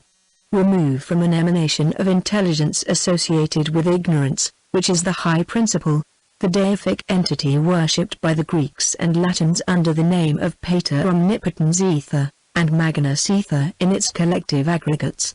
The septenary gradation, and the innumerable subdivisions and differences, made by the ancients between the powers of ether collectively, from its outward fringe of effects, with which our science is so familiar, up to the imponderable substance, once admitted as the ether of space, now about to be rejected, has been ever a vexing riddle for every branch of knowledge.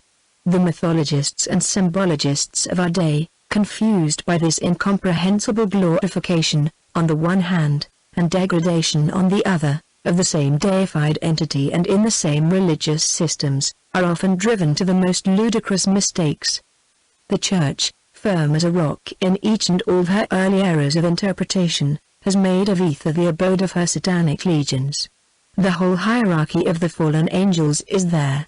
The cosmocrators, or the world-bearers, according to Bossuet, mundi tenants, the world-holders, as Tertullian calls them, and mundi domini world dominations, or rather dominators, the curbati, or curved, etc., who thus make of the stars and celestial orbs in their course, devils.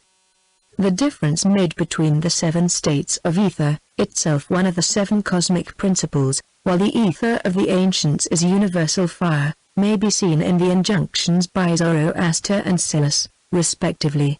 The former said, consult it only when it is without form or figure, absque forma et figura, which means without flames or burning coals. When it has a form, heed it not, teaches Silas. But when it is formless, obey it, for it is then sacred fire, and all it will reveal thee, shall be true. This proves that ether, itself an aspect of akasa, has in its turn several aspects or principles. All the ancient nations deified ether in its imponderable aspect and potency. Virgil calls Jupiter, Pater Omnipotens ether, the great ether. The Hindus have also placed it among their deities, under the name of akasa, the synthesis of ether. And the author of the Homoiamrian, footnotes dash. For it is thus that the Church has interpreted verse 12 in the Vi. Chapter to the Ephesians. For we wrestle not against flesh and blood, but against principalities, against powers, against the rulers of the darkness of this world. Further on, St. Paul mentions the spiritual milices, wickedness in English texts, spread in the air, spiritually anecharishi colestibus. The Latin texts giving various names to these milices, the innocent elementals. But the Church is right this time, though wrong in calling them all devils. The astral light or lower ether is full of conscious and semi-conscious and unconscious entities, only the Church has less power over them than over invisible microbes or mosquitoes. Item 16. Oracles of Zoroaster. Georgica. Book 2. Volume 1, page 332. The Secret Doctrine. System of Philosophy. Anaxagoras of Clazomony firmly believed that the spiritual prototypes of all things, as well as their elements, were to be found in the boundless ether where they were generated, whence they evolved, and whither they returned, an occult teaching. It thus becomes clear that it is from ether in its highest synthetic aspect, once anthropomorphized, that sprung the first idea of a personal creative deity. With the philosophical Hindus the elements are tamas, that is, unenlightened by intellect, which they obscure. We have now to exhaust the question of the mystical meaning of primordial chaos and of the root principle, and show how they were connected in the ancient philosophies with akasa, wrongly translated ether, and also with maya, illusion, of which Ishwara is the male aspect. We shall speak further on of the intelligent principle, or rather of the invisible immaterial properties, in the visible and material elements, that sprung from the primordial chaos. For, what is the primordial chaos but ether? It is asked in Isis Unveiled. Not the modern ether, not such as is recognized now, but such as was known to the ancient philosophers long before the time of Moses, but ether, with all its mysterious and occult properties, containing in itself the germs of universal creation.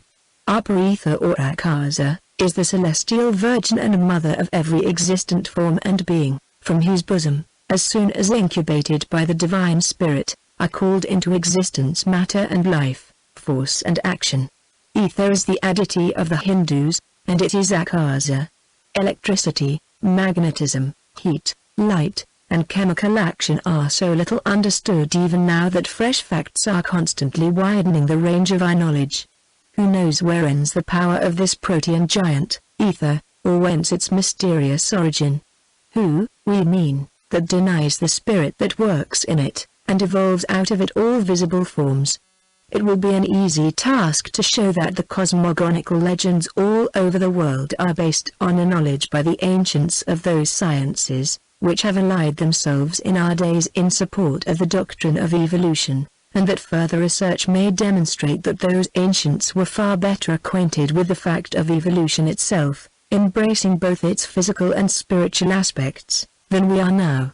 With the old philosophers, evolution was a universal theorem, a doctrine embracing the whole, and an established principle, while our modern evolutionists are enabled to present us merely with speculative theoretics, with particular, if not wholly negative theorems. It is idle for the representatives of our modern wisdom to close the debate and pretend that the question is settled, merely because the obscure phraseology of the Mosaic, far later, account clashes with the definite exegesis of exact science. Isis Unveiled, Volume 1, page 333. What Manu says of this: if one turns to the laws, or ordinances, of Manu, one finds the prototype of all these ideas, mostly lost to the Western world, in their original form, disfigured by later interpolations and additions. They have, nevertheless, preserved quite enough of their ancient spirit to show its character. Removing the darkness, the self-existent Lord, Vishnu, Narayana, etc., becoming manifest, and wishing to produce beings from his essence, created, in the beginning, water alone. In that he cast seed. That became a golden egg. V. 6, 7, 8, 9, whence this self-existent Lord. It is called this, and is spoken of as darkness, imperceptible, without definite qualities, undiscoverable as if wholly in sleep. V. 5. Having dwelt in that egg for a whole divine year, he who is called in the world Brahma, splits that egg in two, and from the upper portion he forms the heaven, from the lower the earth, and from the middle the sky and the perpetual place of waters. 12, 13. But there is, Directly following these verses, something more important for us, as it corroborates entirely our esoteric teachings. From verse 14 to 36, evolution is given in the order described in the esoteric philosophy. This cannot be easily gainsaid. Even Meditathi, the son of Viras women, and the author of the commentary, the MagneonBooks, whose date, according to the Western Orientalists, is 1000 AD, helps us with his remarks to the elucidation of the truth. He showed himself either unwilling to give out more, because he knew the truth which has to be kept from the profane, or else he was really puzzled. Still, what he does give out makes the septenary principle in men and nature plain enough. Let us begin with Chapter 1. Of the ordinances or laws after the self-existent Lord, the unmanifesting logos of the unknown darkness, becomes manifested in the golden egg. It is from this egg, from 11, that which is the undiscrete, undifferentiated, cause, eternal, which is and is not, from it issued that male who is called in the world Brahma. Here we find, as in all genuine philosophical systems, even the egg or the circle, or zero, boundless infinity, referred to as it, and Brahma, the first unit only, referred to as the male god, that is, the fructifying principle. It is or 10, the decade. On the plane of the septenary or our world only, it is called Brahma. On that of the unified decade in the realm of reality, this male Brahma is an illusion. 14. From self, Atmana, he created mind, 1, which is and is not. Footnotes dash. The ideal apex of the Pythagorean triangle, Vide sections in Volume 2, Cross and Circle, and the earliest symbolics of the cross. Volume 1, page 334. The Secret Doctrine. 2. And from mind, egoism, self-consciousness, the ruler. 3. The Lord. 1. The mind is manners. Meditathi, the commentator, justly observes here that it is the reverse of this and shows already interpolation and rearranging, for it is manners that springs from Ahamkara or, universal, self-consciousness, as manners in the microcosm springs from Mahat, or Mahabuddhi. Buddhi, in man. For manners is dual, and as shown and translated by Colebrook, is serving both for sense and action, is an organ by affinity, being cognate with the rest. The rest means, here, that manners, our fifth principle, the fifth, because the body was named the first, which is the reverse of the true philosophical order, is in affinity both with Atmabuddhi and with the lower four principles. Hence, our teaching, namely, that manners follows Atmabuddhi to Devachan, and that the lower dregs, the residue of, manners remains with Kama Rupa, in Limbus, or Kama Loka, the abode of the shells. 2. Such is the meaning of manners, which is, and is not. 3. Meditathi translates it as the one conscious of the I, or ego, not ruler, as the Orientalists do. Thus they translate verse 16, he also, having made the subtle parts of those 6, the great self and the 5 organs of sense, of unmeasured brightness, to enter into the elements of self, Atmamatrasu, created all beings. When, according to Meditathi, it ought to read Matrachit instead of Atmamatrasu, and thus be made to say, he having pervaded the subtle parts of those 6, of unmeasured brightness, by elements or self, created all beings. This latter reading must be the correct one, since he, the self, is what we call Atma, and thus constitutes the 7th principle, the synthesis of the 6. Such is also the opinion of the editor of Manavadharma Shastra, who seems to have intuitionally entered far deeper into the spirit of the philosophy than has the translator of the ordinances of Manu, the late Dr. Burnell. For he hesitates little between the text of Kaluka and the commentaries of Meditathi.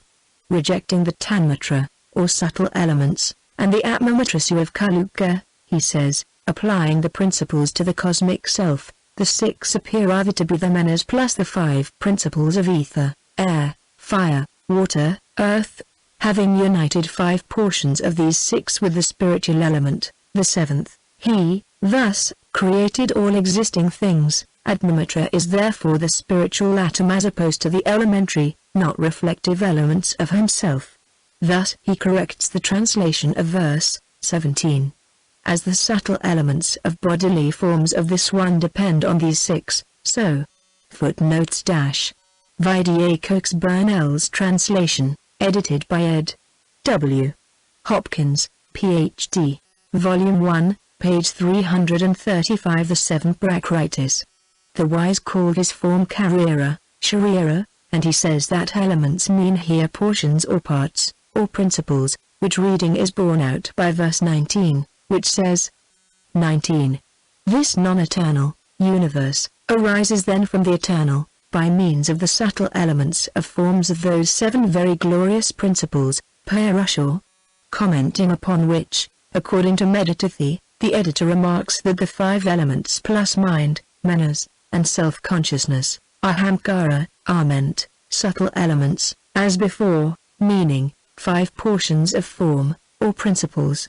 For verse 20 shows it, when saying of these, five elements, or five portions of form, rupa, plus manas and self-consciousness, that they constitute the seven Purushar, or principles, called in the Puranas the seven Prakritis.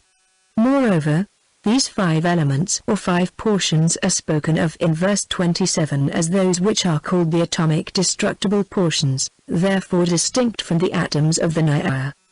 This creative Brahma, issuing from the mundane or golden egg, unites in himself both the male and the female principles.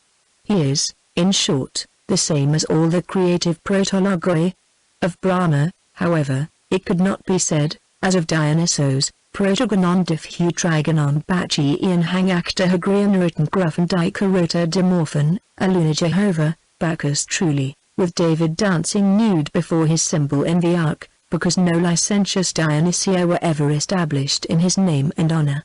All such public worship was exoteric, and the great universal symbols were distorted universally, as those of Krishna are now by the Vallabhacharyas of Bombay, the followers of the infant god. But are these popular gods the true deity? Are they the apex and synthesis of the sevenfold creation, man included? Never. Each and all are one of the rungs of that septenary ladder of divine consciousness, pagan as Christian. For Ein Sof also is said to manifest through the seven letters of Jehovah's name who, having usurped the place of the unknown limitless, was given by his devotees his seven angels of the presence, his seven principles. Yet they are mentioned in almost every school. In the pure Sankhya philosophy Mahat, Ahamkara and the five Tanmatras are called the seven Prakritis, or natures, and they are counted from Mahabuddhi or Mahat down to earth. See Sankhya Karika 3. And commentaries. Nevertheless, however disfigured for rabbinical purposes is the original Elohistic version by Ezra, however repulsive at times even there. Footnotes dash. Ahamkara, as universal self-consciousness, has a triple aspect, as also manas. For this conception of I, or one's ego, is either sattva, pure quietude, or appears as rajas, active, or remains dharmas, stagnant, in darkness. It belongs to heaven and earth, and assumes the properties of either. Volume 1, page 336. The Secret Doctrine. Esoteric meaning in the Hebrew Scrolls, which is far more so than its outward veil or cloaking may be. Once the Jehovistic portions are eliminated, the Mosaic books are found full of purely occult and priceless knowledge, especially in the first 6 chapters. Read by the aid of the Kabbalah one finds a matchless temple of occult truths, a well of deeply concealed beauty hidden under a structure, the visible architecture of which, its apparent symmetry notwithstanding, is unable to stand the criticism of cold reason, or to reveal its age, for it belongs to all the ages. There is more wisdom concealed under the exoteric fables of Puranas and Bible than in all the exoteric facts and science in the literature of the world, and more occult true science, than there is of exact knowledge in all the academies. Or, in plainer and stronger language, there is as much esoteric wisdom in some portions of the exoteric Puranas and Pentateuch, as there is of nonsense and of designed childish fancy in it, when read only in the dead-letter murderous interpretations of great dogmatic religions, and especially of sects. Let anyone read the first verses of chapter 1 of Genesis and reflect upon them. The God commands to another God, who does his bidding, even in the cautious English Protestant translation of James I's authorized edition. In the beginning, the Hebrew language having no word to express the idea of eternity, God fashions the heaven and the earth, and the latter is without form and void, while the former is no heaven in fact, but the deep, chaos, with darkness upon its face. And the Spirit of God moved upon the face of the waters, v. 2, or the great deep of the infinite space. And this Spirit is Narayana, or Vishnu, footnotes dash. See the Holy of Holies. The word eternity, by which Christian theologians interpret the term forever and ever, does not exist in the Hebrew tongue, either as a word or meaning. Says Leclerc, only imports a time when beginning or end is not known. It does not mean infinite duration, and the word forever in the Old Testament only signifies a long time. Nor is the term eternity used in the Christian sense in the Puranas. For in Vishnu Purana, it is clearly stated that by eternity and immortality only existence to the end of the Kalpa is meant. Book 2. Chap. 8. Orphic theogony is purely Oriental and Indian in its spirit. The successive transformations it has undergone have now separated it widely from the spirit of ancient cosmogony, as may be seen by comparing it even with Hesiod's theogony. Yet the truly Aryan Hindu spirit breaks forth everywhere in both Hesiod's and the Orphic theogony. See the remarkable work of James Darmis Teta, Cosmogonies Aryan, in his essays Orient Hooks. Thus the original Greek conception of chaos is that of the secret wisdom religion. In Hesiod, therefore, chaos is infinite, boundless, endless and beginningless in duration, an abstraction at the same time as a visible presence. Space filled with darkness, which is primordial matter in its pre-cosmic state. For in its etymological sense, chaos is space, according to Aristotle, and space is the ever-unseen and unknowable deity in our philosophy. Volume 1, page 337. Darkness is light. And God said, Let there be a firmament. V. 6. And God, the second, obeyed and made the firmament. V. 7. And God said, Let there be light, and there was light. Now the latter does not mean light at all, but in the Kabbalah, the androgyne Adam Kadmon, or Sephira, spiritual light, for they are one, or, according to the Chaldean Book of Numbers, the secondary angels, the first being the Elohim who are the aggregate of that fashioning God. For to whom are those words of command addressed? And who is it who commands? That which commands is the eternal law, and he who obeys. The Elohim, the known quantity acting in and with X, or the coefficient of the unknown quantity. The forces of the one force. All this is occultism, and is found in the archaic stanzas. It is perfectly immaterial whether we call these forces the Diantians, or the Ophanim, as St. John does. The one universal light, which to man is darkness, is ever existent, says the Chaldean Book of Numbers. From it proceeds periodically the energy, which is reflected in the deep or chaos, the storehouse of future worlds, and, once awakened, stirs up and fructifies the latent forces, which are the ever-present eternal potentialities in it. Then awaken new the Brahmas and Buddhas, the co-eternal forces, and a new universe springs into being. In the Sefer Jazira, the Kabbalistic book of creation, the author has evidently repeated the words of Manu. In it, the divine substance is represented as having alone existed from the eternity, boundless and absolute, and as having emitted from itself the Spirit. One is the Spirit of the living God, blessed be its name, which liveth forever. Voice, Spirit, and Word, this is the Holy Spirit, and this is the Kabbalistic abstract Trinity, so unceremoniously anthropomorphized by the Christian Fathers. From this triple one emanated the whole cosmos. First from one emanated number 2, or air, the Father, the creative element, and then number 3, water, the mother, proceeded from the air, ether or fire completes the mystic 4, the Arbael. When the concealed of the concealed wanted to reveal himself, he first made a point, primordial point, or the first Sepharoth, air, or Holy Ghost, shaped into a sacred form, the 10 Sepharoth, or the heavenly man, and covered it with a rich and splendid garment, that is the world. Footnotes dash. The manifested spirit, absolute, divine spirit is one with absolute divine substance. Parabrahm and Malay Prakriti are one in essence.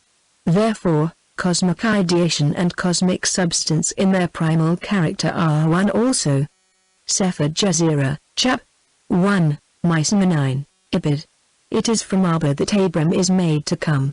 Zohar, I, 2a, Volume 1, page 338. The Secret Doctrine.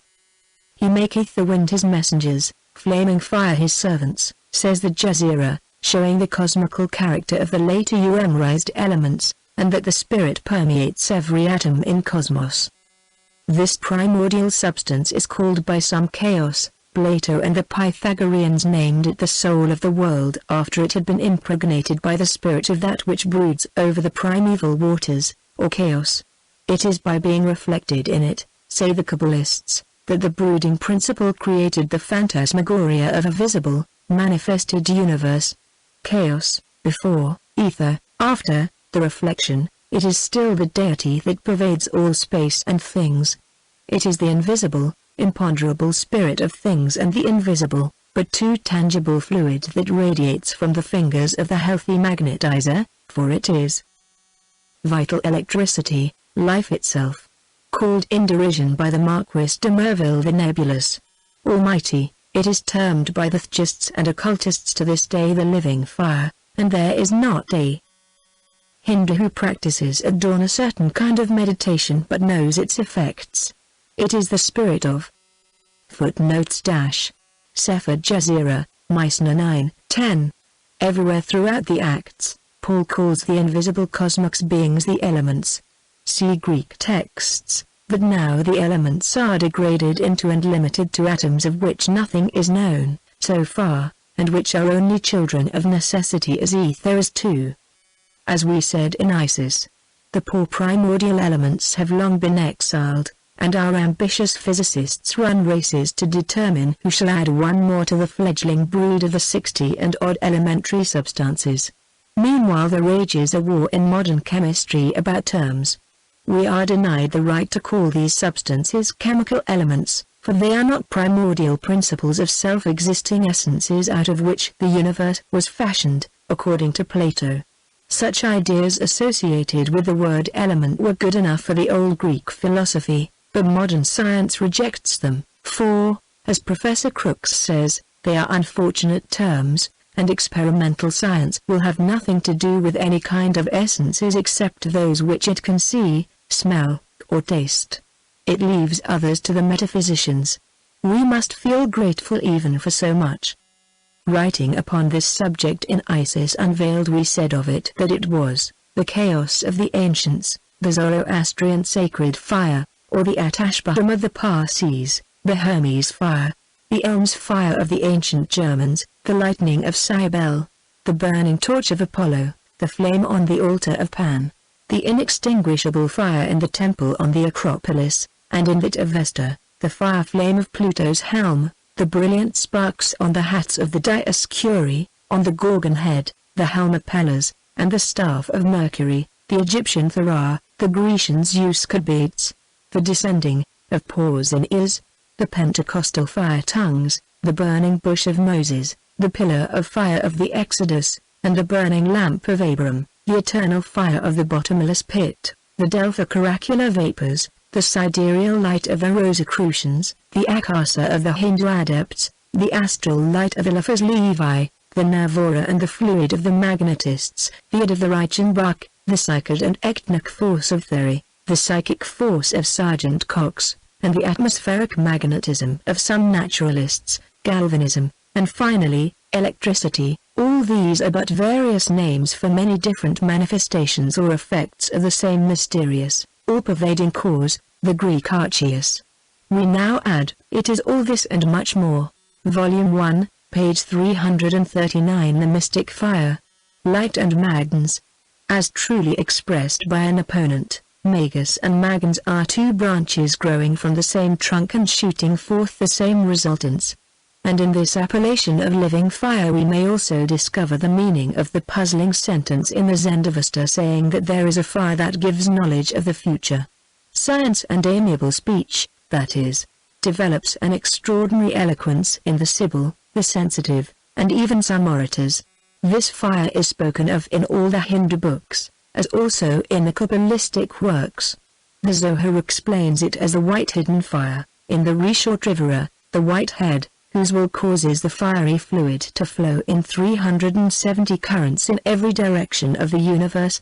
It is identical with the serpent that runs with 370 leaps of the ciphered Zen-Iuta, which, when the perfect man, the Metatron, is raised, that is, when the divine man indwells in the animal man, it, the serpent, becomes three spirits, that is to say, is Atma Buddhi Manas, in our theosophical phraseology.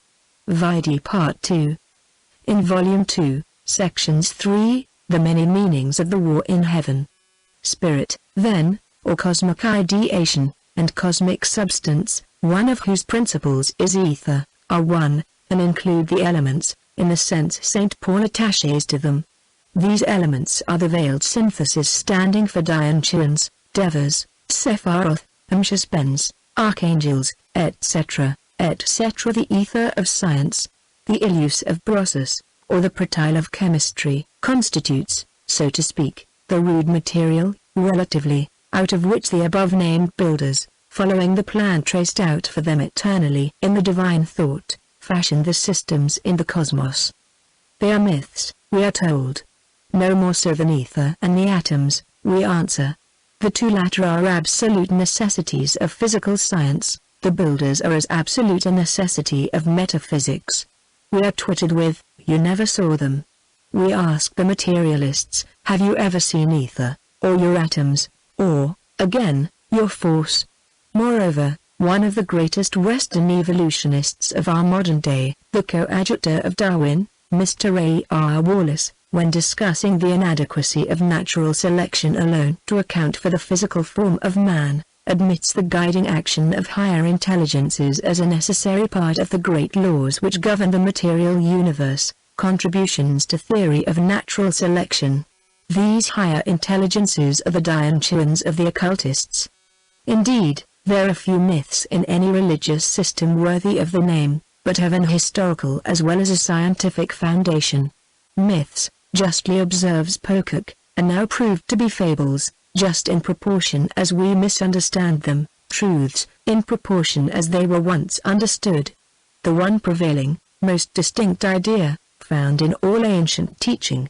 Volume 1, page 340. The Secret Doctrine, with reference to cosmic evolution and the first creation of our globe with all its products, organic and inorganic, strange word for an occultist to use, is that the whole cosmos has sprung from the divine thought.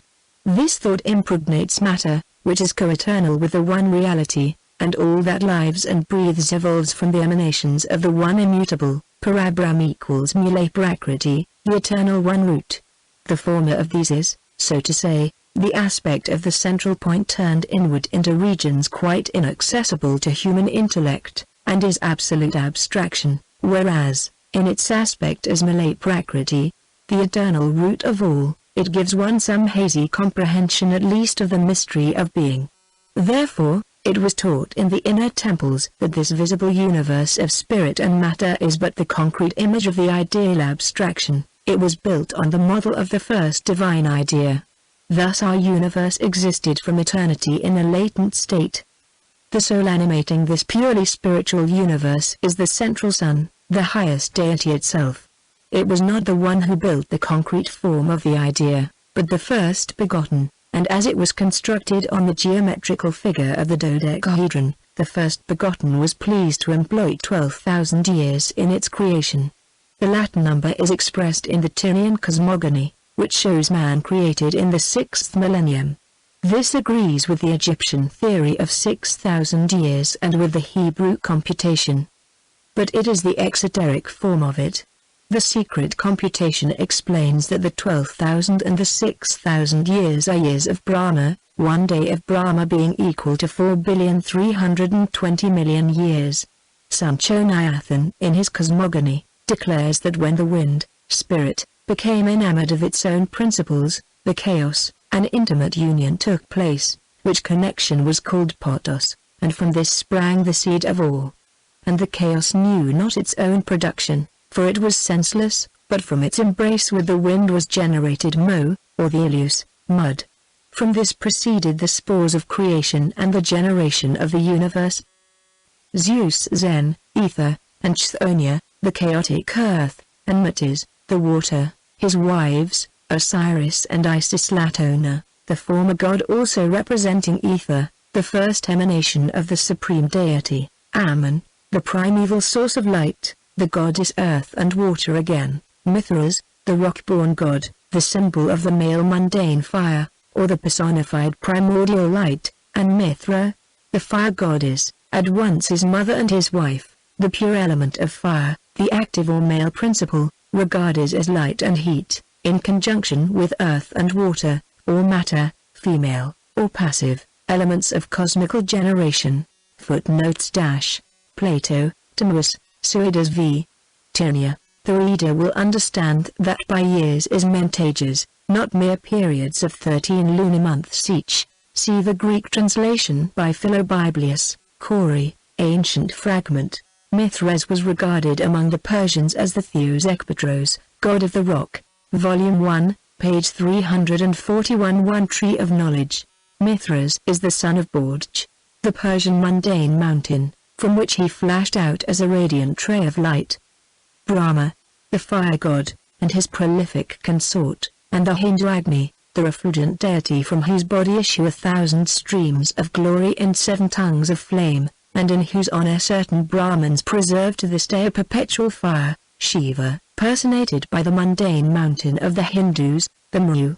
These terrific fire gods, who are said in the legend to have descended from heaven, like the Jewish Jehovah, in a pillar of fire, and a dozen other archaic double-sexed deities, all loudly proclaim their hidden meaning.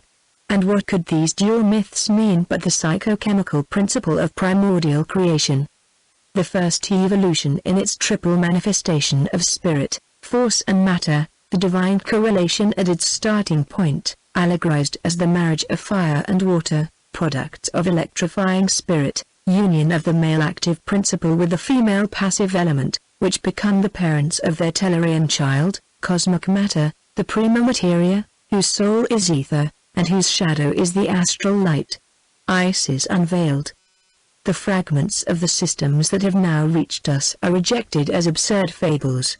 Nevertheless, occult science, having survived even the great flood that submersed the antediluvian giants and with them their very memory, save in the secret doctrine, the Bible and other scriptures, still holds the key to all the world problems. Let us apply the key to the rare fragments of long-forgotten cosmogonies and try by their scattered parts to re-establish the once universal cosmogony of the secret doctrine. The key fits them all. No one can study ancient philosophies seriously without perceiving that the striking similitude of conception between all, in their exoteric form very often, in their hidden spirit invariably, is the result of no mere coincidence, but of a concurrent design, and that there was, during the youth of mankind, one languages, one knowledge, one universal religion, when there were no churches, no creeds or sects, but when every man was a priest unto himself. And, if it is shown that already in those ages which are shut out from our sight by the exuberant growth of tradition, human religious thought developed in uniform sympathy in every portion of the globe, then, it becomes evident that, born under whatever latitude, in the cold north or the burning south, in the east or west, that thought was inspired by the same revelations, and man was nurtured under the protecting shadow of the same tree of knowledge. Footnotes - Bordj is called a fire mountain, a volcano, therefore it contains fire, rock, earth and water, the male, or active and the female, or passive, elements. The myth is suggestive. Next chapter, Contents. The Secret Doctrine by H.P. Blavatsky, Volume 1, page 342. The Secret Doctrine. Section 4, Chaos, Theos, Cosmos. These three are the containment of space, or, as a learned Kabbalist has defined it, space, the all-containing uncontained, is the primary embodiment of simple unity. Boundless extension, But, he asks again, boundless extension of what, and makes the correct reply, the unknown container of all, the unknown first cause. This is a most correct definition and answer, most esoteric and true, from every aspect of occult teaching. Space, which, in their ignorance and iconoclastic tendency to destroy every philosophic idea of old, the modern wiseacres have proclaimed an abstract idea and a void, is, in reality, the container and the body of the universe with its 7 principles. It is a body of limitless extent, whose principles, in occult phraseology, each being in its turn a septenary, manifest in our phenomenal world only the grossest fabric of their subdivisions. No one has ever seen the elements in their fullness, there. Doctrine teaches, we have to search for our wisdom in the original expressions of the primeval people and in their synonyms. Even the latest of them, the Jews, show in their Kabbalistic teachings this idea, for example, the 7-headed serpent of space, called the Great Sea. In the beginning, the Elam created the heavens and the earth, the 6, Sephiroth. They created 6, and on these all things are based. And those, 6, depend upon the 7 forms of the cranium up to dignity of all dignities, Seifert Zen Iuta, I, Section 16, see Part 2, Volume 2. Ancient divisions and the mystic numbers. Now wind, air and spirit have ever been synonymous with every nation. Pneuma, spirit, and anemos, the wind, with the Greeks, spiritus and ventus with the Latins, were convertible terms even if dissociated from the original idea of the breath of life. In the forces of science we see but the material effect of the spiritual effect of one or the other of the 4 primordial elements, transmitted to us by the 4th race, as we shall transmit ether, or rather the gross subdivision of it, in its fullness to the 6th root race. This is explained in the text of this and the following book. Chaos is called senseless by the ancients, because it represented and contained in itself, chaos and space being synonymous, all the elements in their rudimentary, undifferentiated state. They made of ether, the 5th element, the synthesis of the other 4, for the ether of the Greek philosophers is not its dregs, of which indeed they knew more. Footnotes - New Aspects of Life, by Henry Pratt, M.D. Volume 1, page 343. The union of chaos and spirit. Than science does now, which are rightly enough supposed to act as an agent for many forces that manifest on earth. Their ether was the akasa of the Hindus. The ether accepted in physics is but one of its subdivisions. On our plane, the astral light of the Kabbalists with all its evil as well as good effects. On account of the essence of ether, or the unseen space, being held divine as the supposed veil of deity, it was regarded as the medium between this life and the next one. The ancients considered that when the directing active intelligences, the gods, retired from any portion of ether in our space, the 4 realms which they superintend, then that particular place was left in the possession of evil, so called by reason of the absence of the good from it.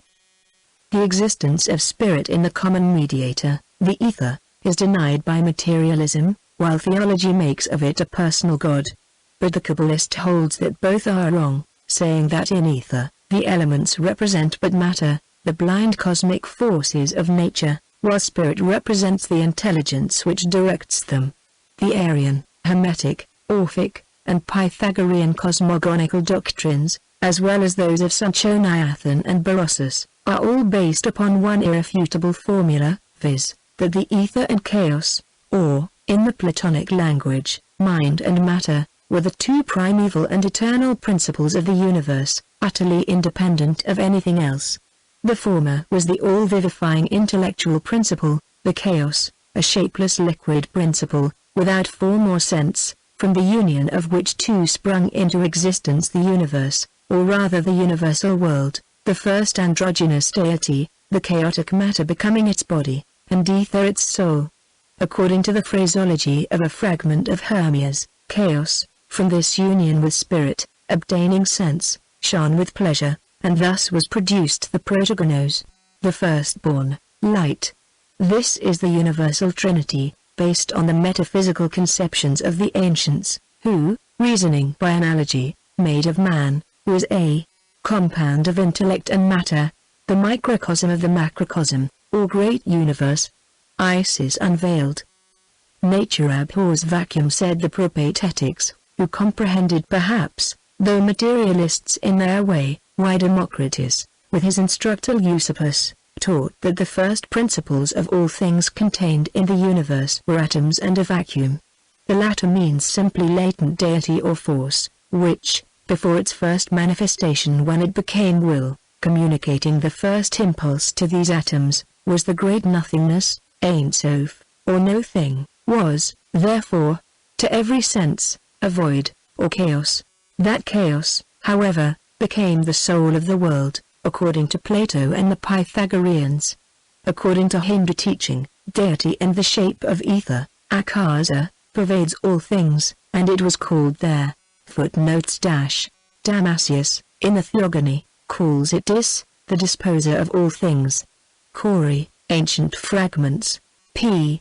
314, Volume 1, page 344. The Secret Doctrine. 4. By the Thgists, the living fire, the spirit of light, and sometimes Magnons. It was the highest deity itself which, according to Plato, built the universe in the geometrical form of the dodecahedron, and its first begotten was born of chaos and primordial light, the central sun. This firstborn, however, was only the aggregate of the host of the builders, the first constructive forces, who are called in ancient cosmogonies the ancients, born of the deep, or chaos, and the first point. He is the tetragrammaton, so called, at the head of the 7 lower Sephiroth. This was the belief of the Chaldees. These Chaldeans, writes Philo, the Jew, speaking very flippantly of the first instructors of his ancestors, were of opinion that the cosmos, among the things that exist, is a single point, either being itself God, Theos, or that in it is God, comprehending the soul of all things. See his Migration of Abraham, 32. Chaos, Theos, Cosmos are but the 3 aspects of their synthesis, space. One can never hope to solve the mystery of this tetrarctis by holding to the dead letter even of the old philosophies, as now extant. But, even in these chaos, Theos, Cosmos equals space, are identified in all eternity, as the one unknown space, the last word about which will, perhaps, never be known before our 7th round. Nevertheless, the allegories and metaphysical symbols about the primeval and perfect cube, are remarkable even in the exoteric Puranas. There, also, Brahma is the Theos, evolving out of chaos, or the great deep, the waters, over which spirit equals space, personified by Ayana, the spirit moving over the face of the future boundless. Cosmos, is silently hovering, in the first hour of reawakening. It is also Vishnu, sleeping on Anantasheshwar, the great serpent of eternity, of which Western theology, ignorant of the Kabbalah, the only key that opens the secrets of the Bible, has made. The devil. It is the first triangle or the Pythagorean triad, the god of the 3 aspects, before it is transformed through its perfect quadrature of the infinite circle into the 4-faced Brahma. Of him who is and yet is not, from the not being, eternal cause, is born the being Purusha, says Manu, the legislator. In Isis Unveiled, it is said that, in the Egyptian mythology, Neph, the eternal unrevealed god, is represented by a snake emblem of eternity encircling a water urn, with its head hovering over the waters, which it incubates with its breath. In this case the serpent is the Agathodemon, the good spirit. In its opposite aspect, it is the Cocodemon, the bad one. In the Scandinavian Eddas, the honeydew, the fruit of the gods and of the creative busy Yggdrasil, bees, falls during the hours of night, when the atmosphere is impregnated with humidity, and in the northern mythologies, as the passive principle of creation, it typifies there. Volume 1, page 345. The birth of mind. Creation of the universe out of water. This dew is the astral light in one of its combinations, and possesses creative as well as destructive properties. In the Chaldean legend of Brosus, Anordagon, the man-fish, instructing the people, shows the infant world created out of water, and all beings originating from this prima materia. Moses teaches that only earth and water can bring a living soul, and we read in their scriptures that herbs could not grow until the Eternal caused it to rain upon earth. In the Mexican Popol Vuh, man is created out of mud or clay, glaze, taken from under the water. Brahma creates the great Muni, or first man, seated on his lotus, only after having called into being spirits who thus enjoyed over mortals a priority of existence, and he creates him out of water, air and earth. Alchemists claim that the primordial or pre-Adamic earth, when reduced to its first substance, is in its second stage of transformation like clear water, the first being the alkahest proper. This primordial substance is said to contain within itself the essence of all that goes to make up man. It has not only all the elements of his physical being, but even the breath of life itself in a latent state, ready to be awakened. This it derives from the incubation of the Spirit of God upon the face of the waters, chaos. In fact, this substance is chaos itself. From this it was that Paracelsus claimed to be able to make his homunculi, and this is why Thales, the great natural philosopher, maintained that water was the principle of all things in nature. Job says, in chap. 26:5, that dead things are formed from under the waters, and inhabitants thereof. In the original text, instead of dead things, it is written dead Rephaim, giants or mighty primitive men, from whom evolution may one day trace our present race. In the primordial state of the creation, says Peleus' mythology des Indus, the rudimental universe, submerged in water, reposed in the bosom of Vishnu. Sprung from this chaos and darkness, Brahma, the architect of the world, poised on a lotus leaf, floated, moved, upon the waters, unable to discern anything but water and darkness. Perceiving such a dismal state of things, Brahma soliloquizes in consternation, "Who am I? Whence came I?" Then he hears a voice, "Direct your thoughts to Bhagavat." Brahma, rising from his natatory position, seats himself upon the lotus in an attitude of contemplation, and reflects upon the Eternal, who, pleased with this evidence of piety, disperses the primeval darkness and opens his understanding. After this Brahma issues from the universal egg, infinite chaos, as light, for his understanding is now opened, and he sets himself to work. He moves on the eternal waters, with the Spirit of God within himself, and in his capacity of mover of the waters he is Vishnu, or Narayana. This is footnotes dash. With the Greeks, the river gods, all of them the sons of the primeval ocean, chaos in its masculine aspect, were the respective ancestors of the Hellenic races. For them the ocean was the father of the gods, and thus they had anticipated in this connection the theories of Thales, as rightly observed by Aristotle, Metaph. I. 3:5, the spirit, or hidden voice of the mantras, the active manifestation of the latent force, or occult potency, Volume 1, page 346. The Secret Doctrine. Exoteric, of course, yet in its main idea as identical as possible with the Egyptian cosmogony, which shows in its opening sentences Athta, or Mother Night, which represents illimitable darkness, as the primeval element which covered the infinite abyss, animated by water, and the universal spirit of the Eternal, dwelling alone in chaos. Similarly in the Jewish scriptures, the history of the creation opens with the Spirit of God and his creative emanation, another deity. The Zohar teaches that it is the primordial elements, the trinity of fire, air and water, the four cardinal points, and all the forces of nature, which form collectively the voice of the will Memrab, or the word, the logos of the absolute silent all. The indivisible point, limitless and unknowable, spreads itself over the endless space, and thus forms a veil, the Malay Prakriti of Parabraham, which conceals this absolute point. Vidi infra. In the cosmogonies of all the nations it is the architects synthesized by demiurgos, in the Bible the Elohim, who fashion cosmos out of chaos, and who are the collective theos, male-female, spirit and matter. By a series, Yom, of foundations, Hasath, the Alam caused earth and heaven to be, Gen. 2:4. In the Bible it is first Alim, then Java Alim, and finally Jehovah after the separation of the sexes in chapter 4 of Genesis. It is noticeable that nowhere, except in the later, the last cosmogonies of our fifth race, is the ineffable and unutterable name, the symbol of the unknown deity, which was used only in the mysteries, used in connection with the creation of the universe. It is the movers, the runners, the theoi, from thene, to run, who do the work of formation, the messengers of the Manvantaric law, who have now become in Christianity the messengers, Malashim, and it seems the same in Hinduism or early Brahmanism. For it is not Brahma who creates in the Rig Veda, but the Prajapati, the lords of being, who are the rishis. The word rishi, according to Professor Mahadeo Kunti, being connected with the word to move, to lead on, applied to them in their terrestrial character, when, as patriarchs, they lead their hosts on the 7 rivers.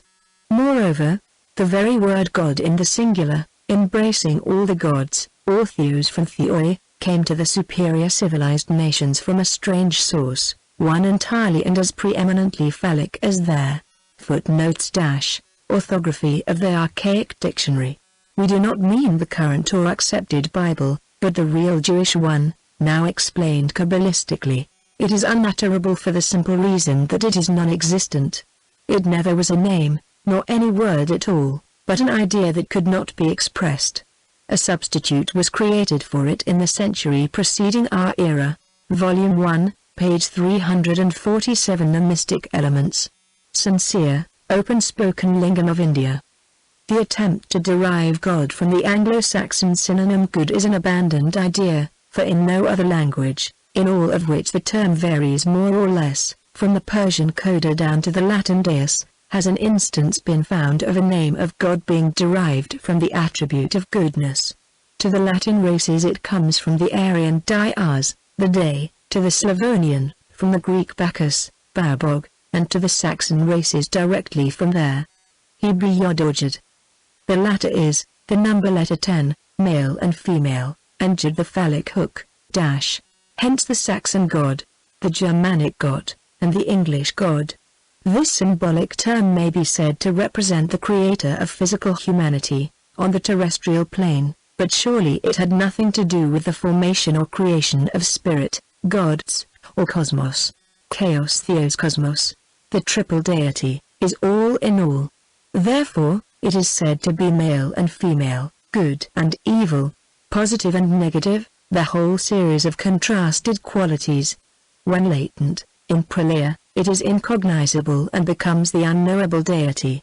It can be known only in its active functions, hence as matter force and living spirit, the correlations and outcome, or the expression, on the visible plane, of the ultimate and ever to be unknown unity. In its turn this triple unit is the producer of the 4 primary elements, which are known in our visible terrestrial nature as the 7, so far the 5, elements, each divisible into 49, or 7 times 7, sub-elements, with about 70 of which chemistry is acquainted. Every cosmical element such as fire, air, water, earth, partaking of the qualities and defects of their primaries, are in their nature good and evil, force, or spirit, and matter, etc., etc., and each, therefore, is at one and the same time life and death, health and disease, action and reaction. See section 14, the 4 elements. They are ever and constantly forming matter under the never-ceasing impulse of the one element. The incognizable, represented in the world of phenomena by ether, or the immortal gods who give birth and life to all. In the philosophical writings of Solomon ben Yehuda ibn Jabiril, translated in Mr. Isaac Meyer's Kabbalah, just published, it is said on the structure of the universe, Yehuda began, it is written, Elohim said, let there be a firmament in the midst of the waters. Come, see, at the time that the Holy created the world, he. Footnotes - The cosmic tabernacle of Moses, erected by him in the desert, was square, representing the 4 cardinal points and the 4 elements, as Josephus tells his readers, Antique 1, 8ch. 22, it is the idea taken from the pyramids in Egypt and in Tyre, where the pyramids became pillars, The genii, or angels, have their abodes in the four respective points. See section 14, The Four Elements. Volume 1, page 348. The Secret Doctrine. Created 7 heavens above, 7 earths below, 7 seas, 7 days, 7 rivers, 7 weeks, 7 years, 7 times, and 7,000 years that the world has been. The holy is the seventh of all, etc. p. 415. This, besides showing a strange identity with the cosmogony of the Puranas, for example, Vishnu Purana first book, corroborates with regard to number 7, all our teachings as briefly given in esoteric Buddhism. The Hindus have an endless series of allegories to express this idea. In the primordial chaos, before it became developed into the 7 oceans, Sapta Samudra, emblematical of the 7 gunas, conditioned qualities, composed of trigunas, sattva, rajas and tamas, see Puranas, lie latent both. Amrita, immortality, and Visha, poison, death, evil. This allegory is found in the churning of the ocean by the gods. Amrita is beyond any guna, for it is unconditioned per se, yet when fallen into the phenomenal creation it got mixed up with evil, chaos, with latent theos in it, and before cosmos was evolved. Hence, one finds Vishnu, standing here for eternal law, periodically calling forth cosmos into activity, churning out of the primitive ocean, boundless chaos, the Amrite with eternity, reserved only for the gods and devas, and he has to employ in the task Nagas and Asuras, demons in exoteric Hinduism. The whole allegory is highly philosophical, and we find it repeated in every philosophical system. Plato, having fully embraced the ideas of Pythagoras, who had brought them from India, compiled and published them in a form more intelligible than the mysterious numerals of the Greek sage. Thus the cosmos is the sun with Plato, having for his father and mother the divine thought and matter. The Egyptians, says Dunlap, distinguish between an older and younger Horus, the former the brother of Osiris, the latter the son of Osiris and Isis. The first is the idea of the world remaining in the demiurgic mind, born in darkness before the creation of the world. The second Horus is this idea going forth from the Logos, becoming clothed with matter, and assuming an actual existence, the mundane God, eternal, boundless, young and old, of winding form, say the Chaldean oracles. This winding form is a figure to express the vibratory motion of the astral light, with which the ancient priests were perfectly well acquainted, though its name was invented by the Martinists. Now cosmolatry has the finger of scorn pointed at its superstitions by modern science, which ought, however, as advised by a French, footnotes Plutarch, Isis and Osiris, I.V. Spirit History of Man, p.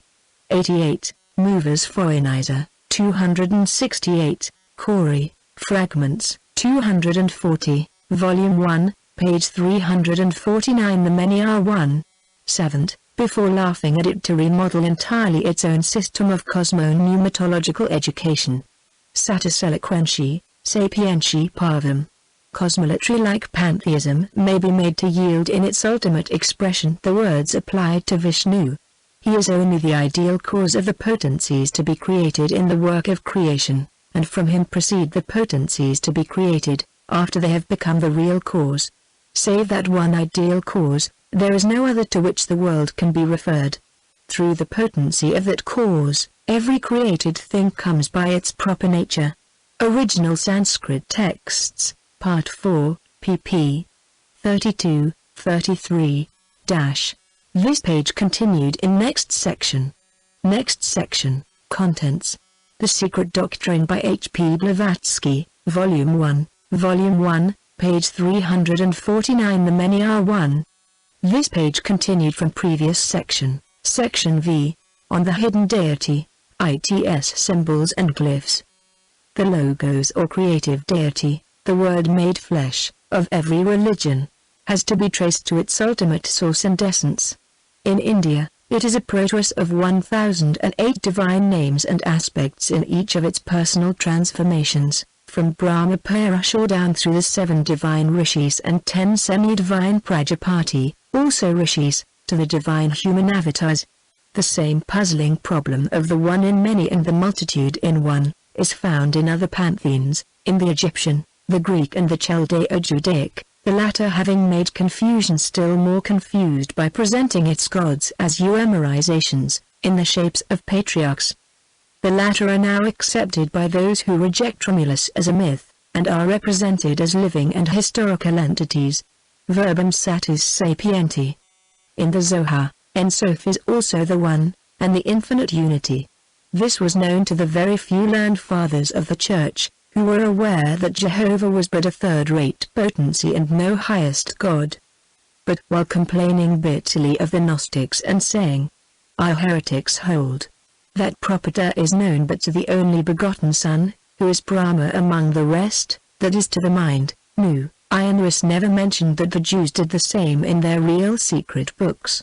Valentinus, the profoundest doctor of the Gnosis, held that there was a perfect Aeon who existed before Bethos, or Buthan, the first father of unfathomable nature, which is the second Logos, called Propita.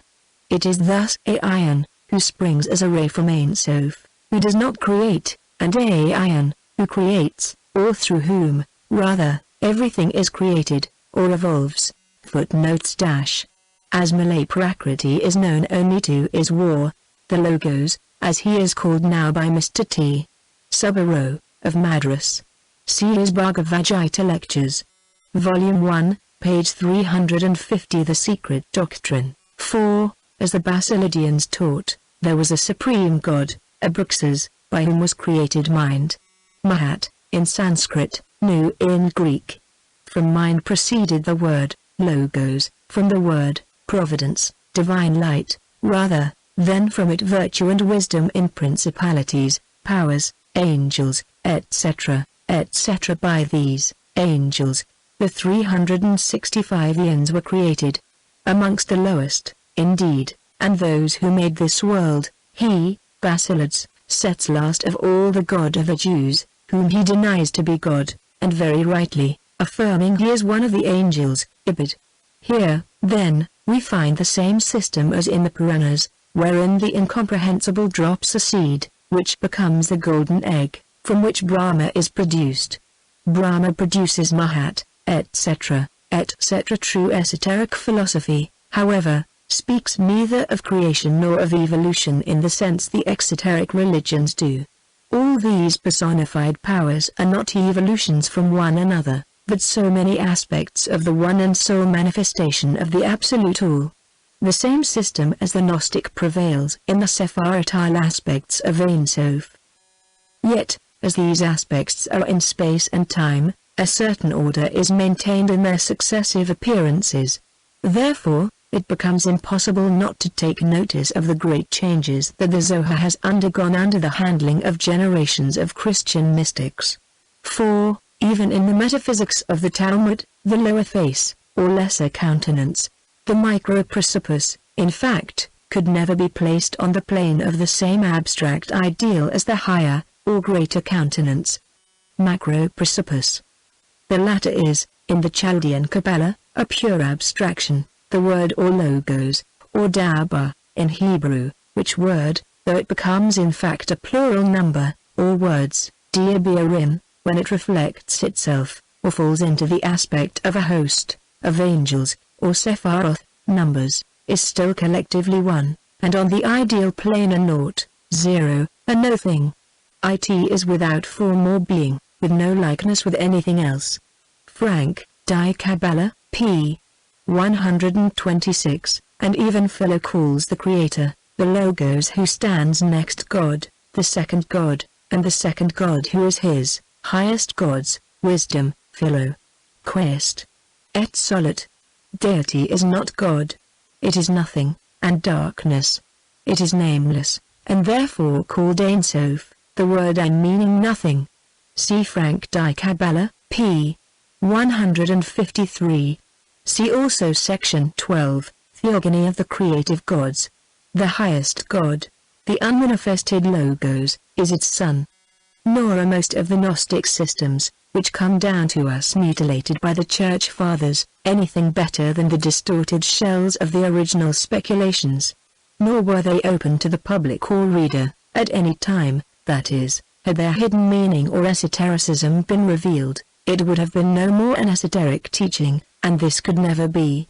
Alone Marcus, the chief of the Marcosians, 2nd century, who taught, Volume 1, page 351, the Gnostic idea that deity had to be viewed under the symbol of 4 syllables, gave out more of the esoteric truths than any other Gnostic. But even he was never well understood. For it is only on the surface or dead letter of his revelation that it appears that God is a quaternary, to wit, the ineffable, the silence, the Father, and truth. In reality it is quite erroneous, and divulges only one more esoteric riddle. This teaching of Marcus was that of the early Kabbalists and Dowers. For he makes of deity, the number 30 in 4 syllables, which, translated esoterically, means a triad or triangle, and a quaternary or a square, in all 7, which, on the lower plane made the 7 divine or secret letters of which the God name is composed. This requires demonstration. In his revelation, speaking of divine mysteries expressed by means of letters and numbers, Marcus narrates how the supreme tetrad came down unto me, him, from the region which cannot be seen nor named, in a female form, because the world would have been unable to bear her appearing under a male figure, and revealed to him the generation of the universe, untold before to either gods or men. This first sentence already contains a double meaning. Why should a female figure be more easily borne or listened to by the world than a male figure? On the very face of it this appears nonsensical. Withal it is quite simple and clear to one who is acquainted with the mystery language. Esoteric philosophy, or the secret wisdom, was symbolized by a female form, while a male figure stood for the unveiled mystery. Hence, the world not being ready to receive, could not bear it, and the revelation of Marcus had to be given allegorically. Then he writes, when first the inconceivable, the beingless and sexless, the Kabbalistic Ein Sof, began to be in labor, that is, when the hour of manifesting itself had struck, and desired that its ineffable should be born, the first Logos, or Eon, or Aion, and its invisible should be clothed with form, its mouth opened and uttered the word like unto itself. This word, Logos, manifested itself in the form of the invisible one. The uttering of the ineffable name, through the word, came to pass in this manner. He, the supreme Logos, uttered the first word of his name, which is a syllable of 4 letters. Then the second syllable was added, also of 4 letters. Then the third, composed of 10 letters, and after this the fourth, which contains 12 letters. The whole name consists thus of 30 letters and of 4 syllables. Each letter has its own accent and way of writing, but neither understands nor ever beholds that form of the whole name, no, not even the power of the letter that stands next to itself, to the beingless and the inconceivable. All these sounds when united are the collective beingless. Footnotes - Iswara, or the Logos, cannot see Parabrahman, but only Malay Prakriti, says the lecturer, in the 4 lectures on Bhagavad Gita. See Theosophist, February, 1887, Volume 1, page 352. The Secret Doctrine, Unbegotten Aeon, and these are the angels that are ever beholding the face of the Father, the Logos, the second God, who stands next God, the inconceivable, according to Philo. This is as plain as ancient esoteric secrecy would make it.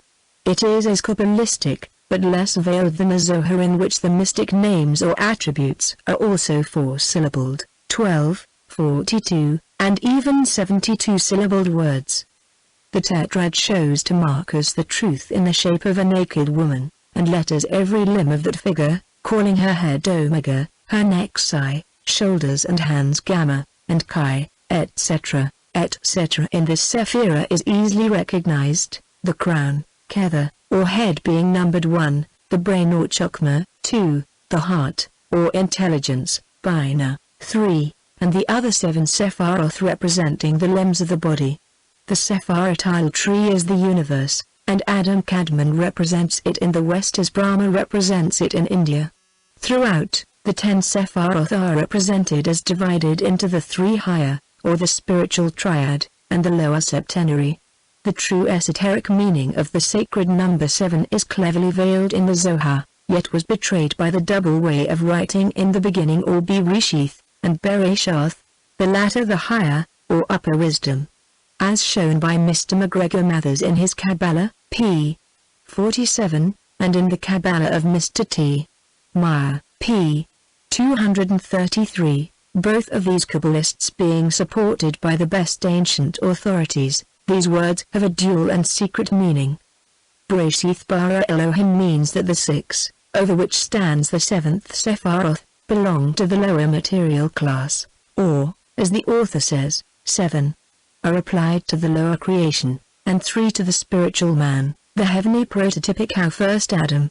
When the theosophists and occultists say that God is no being, for it is nothing, no thing, they are more reverential and religiously respectful to the deity than those who call God a he, and thus make of him a gigantic male. He who studies the Kabbalah will soon find the same idea in the ultimate thought of its authors, the earlier and great Hebrew initiates, who got this secret wisdom at Babylonia from the Chaldean Hierophants, while Moses got his in Egypt. The Zohar cannot well be judged by its after-translations in Latin and other tongues, as all those ideas were, of course, softened and made to fit in with the views and policy of its Christian arrangers, but in truth its ideas are identical with those of all other religious systems. The various cosmogonies show that the archaic universal soul was held by every nation as the mind of the demiurgic creator, and that it, footnotes the 7 angels of the face, with the Christians, Volume 1, page 353. The Egyptian version was called the Mother, Sophia with the Gnostics, or the female wisdom, the Sephira with the Jews, Saraswati or Vak, with the Hindus, the Holy Ghost being a female principle. Hence, born from it, the Kyrios or Logos was, with the Greeks, the God, mind, nu. Now Kyrios signifies the pure and unmixed nature of intellect, wisdom, says Plato in Cratylus, and Kyrios is Mercury, the divine wisdom, and Mercury is the soul, sun, Arnobius Vi, 12, from whom Hermes received this divine wisdom. While, then, the logo of all countries and religions are correlative, in their sexual aspects, with the female soul of the world or the great deep, the deity, from which these 2 in 1 have their being, is ever concealed and called the hidden one, connected only indirectly with creation, as it can act only through the dual force emanating from the eternal essence. Even Aesculapius, called the savior of all, is identical, according to ancient classics, with the Egyptian creative intellect, or divine wisdom, and with Apollo, Baal, Adonis and Hercules. See Dunlap's Mystery of Adonis, pp. 23 and 95, and 2 is, in one of its aspects, the Anima Mundi, the universal soul of Plato, the divine spirit of the Egyptians, the Holy Ghost of the early Christians and Gnostics, and the Akasa of the Hindus, and even, in its lower aspect, the astral light. Phta was originally the god of the dead, he in whose bosom they were received, hence the limbus of the Greek Christians, or the astral light. It is far later that Ptah was classed with the sun gods, his name signifying he who opens, as he is shown to be the first to unveil the face of the dead mummy, to call the soul to life in his bosom. See Maspero's Bullock Museum, Nef. The eternal unrevealed is represented by the snake emblem of eternity encircling a water urn, with its head hovering over the waters which it incubates with its breath, another form of one and the same idea of darkness, its ray moving on the waters, and sea. As Logos soul, this permutation is called Da, as Logos creator. He becomes Imhotep, his son, the god of the handsome face. In their primitive characters these 2 were the first cosmic duad, Nut, space or sky, and Nu, the primordial waters, the androgyne unity, above whom was the concealed breath of Neph. And all them had the aquatic animals and plants sacred to them, the ibis, the swan, the goose, the crocodile, and the lotus. Returning to the Kabbalistic deity, this concealed unity is then equals to pan equals aperos, endless, boundless, non-existent, so, footnotes dash. We use the term as one accepted and sanctioned by use, and therefore more comprehensible to the reader. Volume 1, page 354. The Secret Doctrine. Long as the Absolute is within Elam, the boundless and termless time, as such, and Sof cannot be the creator or even the modeler of the universe, nor can he be or light. Therefore Ensof is also darkness. The immutably infinite and the absolutely boundless can neither will, think, nor act.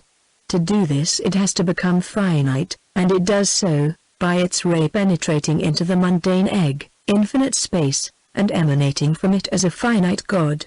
All this is left to the ray latent in the One. When the period arrives, the Absolute will expand naturally the force within it, according to the law of which it is the inner and ultimate essence. The Hebrews did not adopt the egg as a symbol, but they substituted for it the duplex heavens, for, translated correctly, the sentence God made the heavens and the earth would read, in and out of his own essence as a womb, the mundane egg, God created the two heavens. But the Christians have chosen as the symbol of their Holy Ghost, the dove. Whosoever acquaints himself with the Merkabah and the Lagash, secret speech or incantation, will learn the secret of secrets. Lagash is nearly identical in meaning with Vak, the hidden power of the mantras. When the active period has arrived, from within the eternal essence of Ein Sof, comes forth Sephira, the active power, called the primordial point, and the crown, Kether. It is only through her that the unbounded wisdom could give a concrete form to the abstract thought.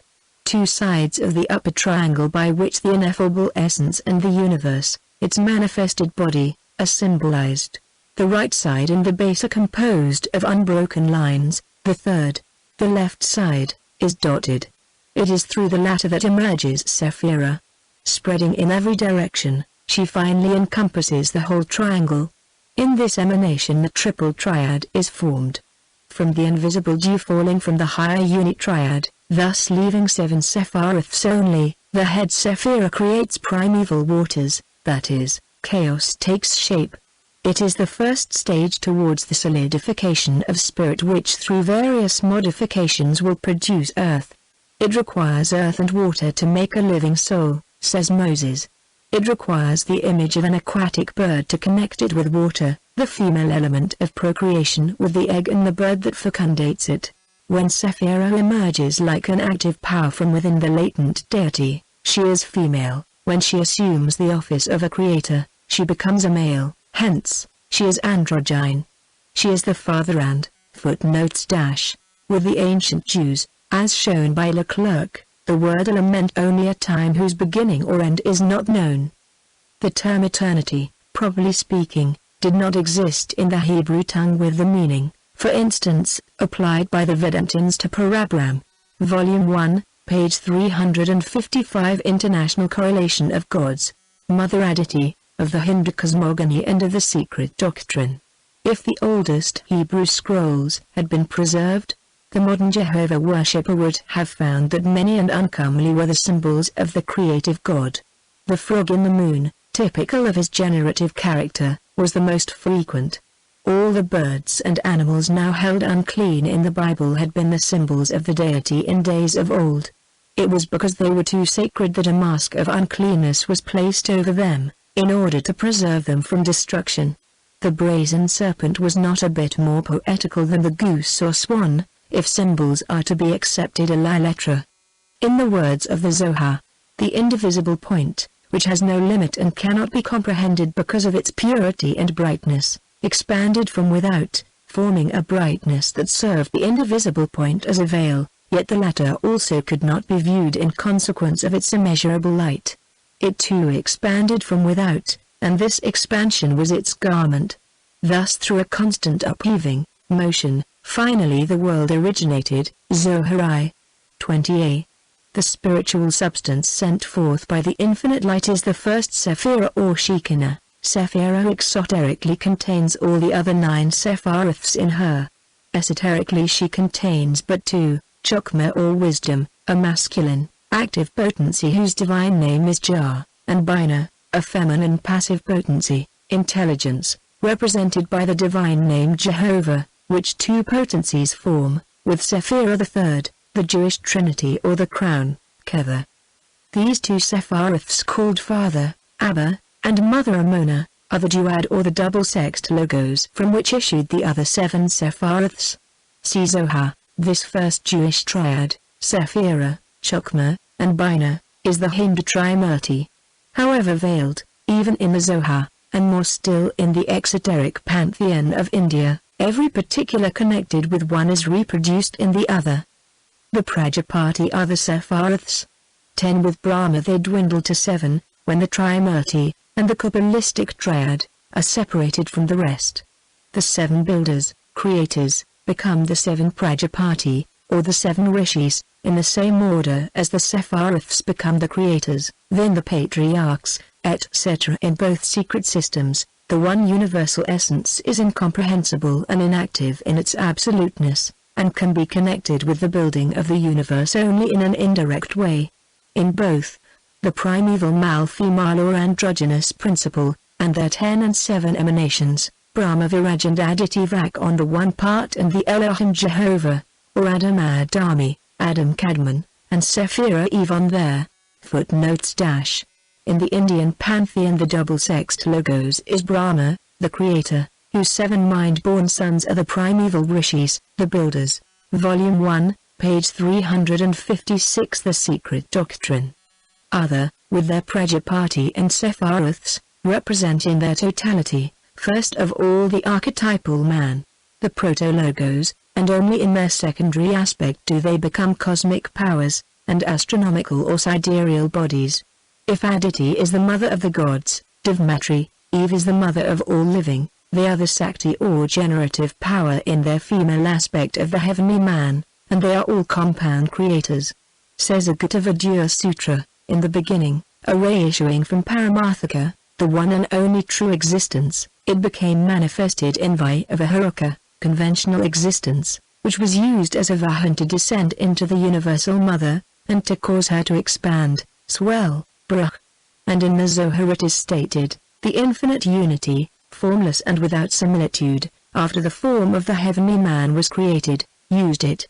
The unknown light, darkness, used their heavenly form, as a chariot through which to descend, and wished to be called by this form, which is the sacred name Jehovah. As the Zohar says, in the beginning was the will of the king, prior to any other existence. It, the will, sketched the forms of all things that had been concealed but now came into view. And there went forth, as a sealed secret from the head of Ein Sof, a nebulous spark of matter, without shape or form. Life is drawn from below, and from above the source renews itself. The sea is always full and spreads its waters everywhere. Thus the deity is compared to a shoreless sea, to water which is the fountain of life. Zohar 3, 290. The 7th palace, the fountain of life, is the first in the order from above, 261. Hence the Kabbalistic tenet on the lips of the very Kabbalistic Solomon, who says in Proverbs 9, 1, Wisdom hath builded her house, it hath hewn out its 7 pillars. Whence then, all this identity of ideas, if there was no primeval universal revelation? The few points shown are like a few straws in a hayrick, in comparison to that which will be shown as the work proceeds. If we turn to that most hazy of all cosmogonies, the Chinese, even there the same idea is found. Tsitsai, the self-existent, is the unknown darkness, the root of the Yulangshi, boundless age, Amitabh, and Shen, heaven, come later on. The great extreme of Confucius gives the same idea, his straws notwithstanding. The latter are a source of great amusement to the missionaries. These laugh at every heathen religion, despise and hate that of their. Footnotes dash. Says Rabbi Simeon, R. Companions, man as an emanation was both man and woman, as well on the side of the father as on the side of the mother. And this is the sense of the words, and Elohim spoke, let there be light, and it was light. And this is the twofold man, Ozer Josdem Sohar, p. 13, 15. light, then, in Genesis stood for the androgyne ray or heavenly man. Volume 1, page 357. Ornithological symbols. Brother Christians of other denominations, and yet one and all accept a la lettre their own Genesis. If we turn to Chaldea we find in it Anu, the concealed deity, the one, whose name, moreover, shows it to be of Sanskrit origin. Anu, which means in Sanskrit Tatam, Aniyamsam Aniyasam, smallest of the small, is a name of Parabrahm in the Vedantic philosophy, Parabrahm being described as smaller than the smallest Tatam, and greater than the greatest sphere or universe, Anugraniyam and Mahatavavat. This is what George Smith gives as the first verses of the Akkadian Genesis as found in the cuneiform texts on the latter as cocktiles. There also, we find Anu the passive deity or Ensof, Bel, the creator, the spirit of God, Sephira, moving on the face of the waters, hence water itself, and here, the universal soul or wisdom of the three combined. The first 8 verses read thus. 1. When above were not raised the heavens. 2. And below on the earth a plant had not grown up. 3. The abyss had not broken its boundaries. 4. The chaos, or water, Tiamat, the sea, was the producing mother of the whole of them. This is the cosmical Aditi and Sephira. 5. Those waters at the beginning were ordained but -6. A tree had not grown, a flower had not unfolded. 7. When the gods had not sprung up, any one of them. 8. A plant did not grown, an order did not exist. This was the chaotic or antigenetic period. The double swan and the dark swan, which becomes white, when light is created. The symbol chosen for the majestic ideal of the universal principle will seem little calculated to answer its sacred character. A goose, or even a swan, may appear unfit, no doubt, to represent the grandeur of the spirit. Nevertheless, it must have had some deep occult meaning, since it figures not only in every cosmogony and world religion, but even was chosen by the medieval Christians, the Crusaders, as the vehicle of the Holy Ghost supposed to lead the army to Palestine, to wrench the tomb of the Savior from the hands of the Saracen. If we are to credit Professor Draper's statement in his Intellectual Development of Europe, the Crusaders, led on by Peter the Hermit, were preceded, at the head of the army, by the Holy Ghost under the shape of a white gander in company of a goat. The Egyptian god of time, Seb, carries a goose on his head. Jupiter assumes the form of a swan and Brahma also, because the root of all this is that mystery of mysteries, the mundane EGG. See preceding section. Footnotes dash.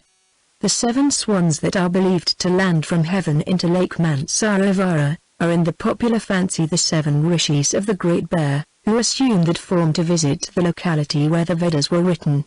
Volume 1, page 358. The Secret Doctrine. One has to learn the reason of a symbol before one depreciates it. The dual element of air and water is that of the ibis, swan, goose and pelican, of crocodiles and frogs, lotus flowers and water lilies, and sea, and the result is the choice of the most unseemly symbols among the modern as much as the ancient mystics. Pan, the great god of nature, was generally figured in connection with aquatic birds, geese especially, and so were other gods. If, later on, with the gradual degeneration of religion, the gods to whom geese were sacred, became priapic deities, it does not stand to reason that waterfowls were made sacred to Pan and other phallic deities as some scoffers even of antiquity would have it, see Petronia Esoterica, v, but that the abstract and divine power of procreative nature had become grossly anthropomorphized. Nor does the swan of Lady show priapic doings and her enjoyment thereof, as Mr. Hargrave Jennings chastely expresses it, for the myth is but another version of the same philosophical idea of cosmogony.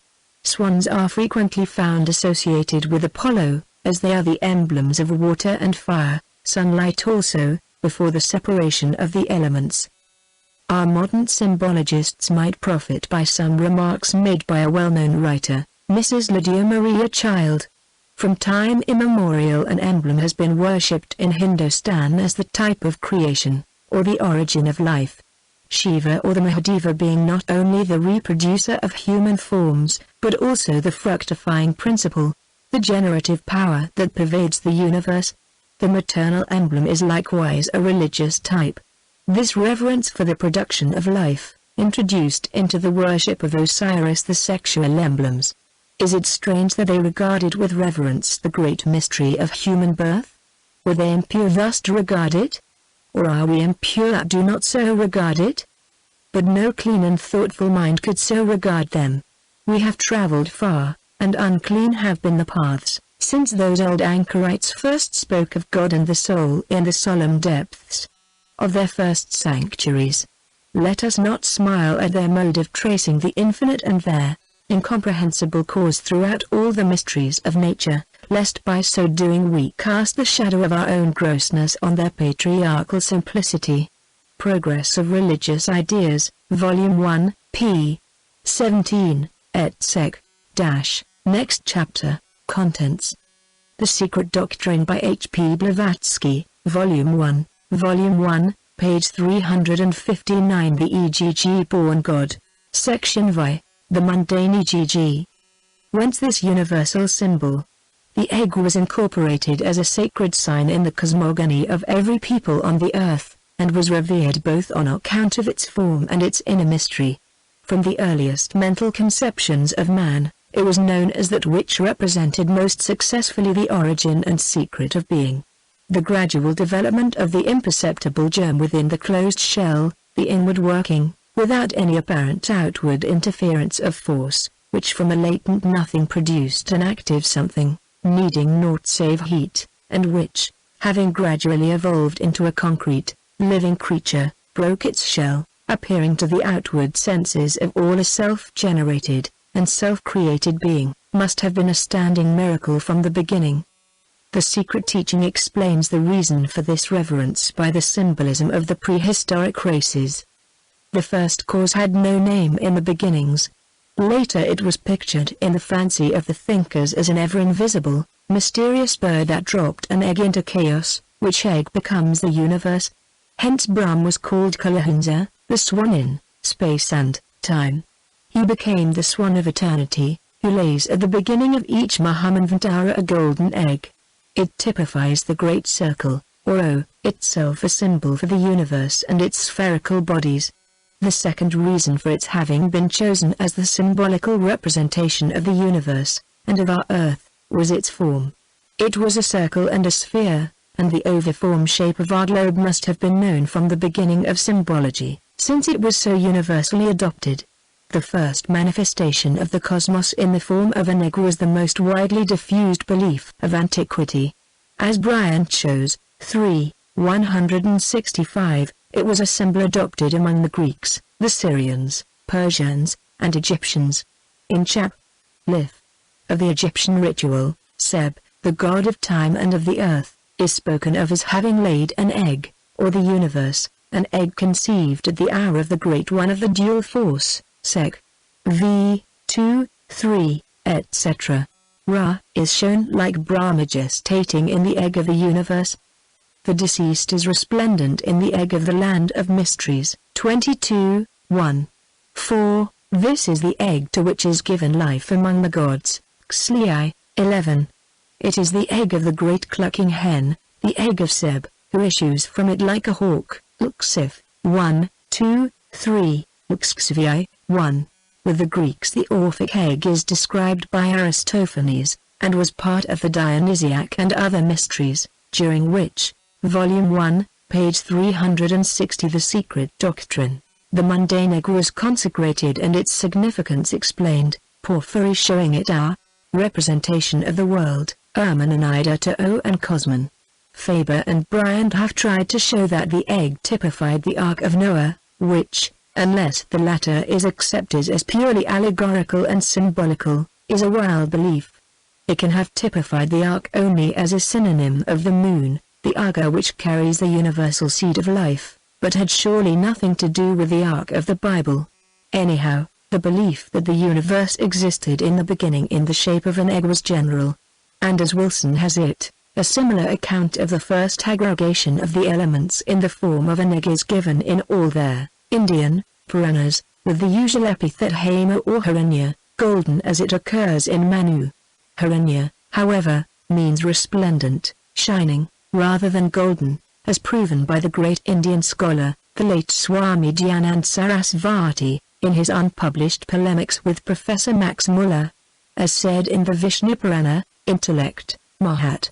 There, unmanifested, gross elements inclusive, formed an egg.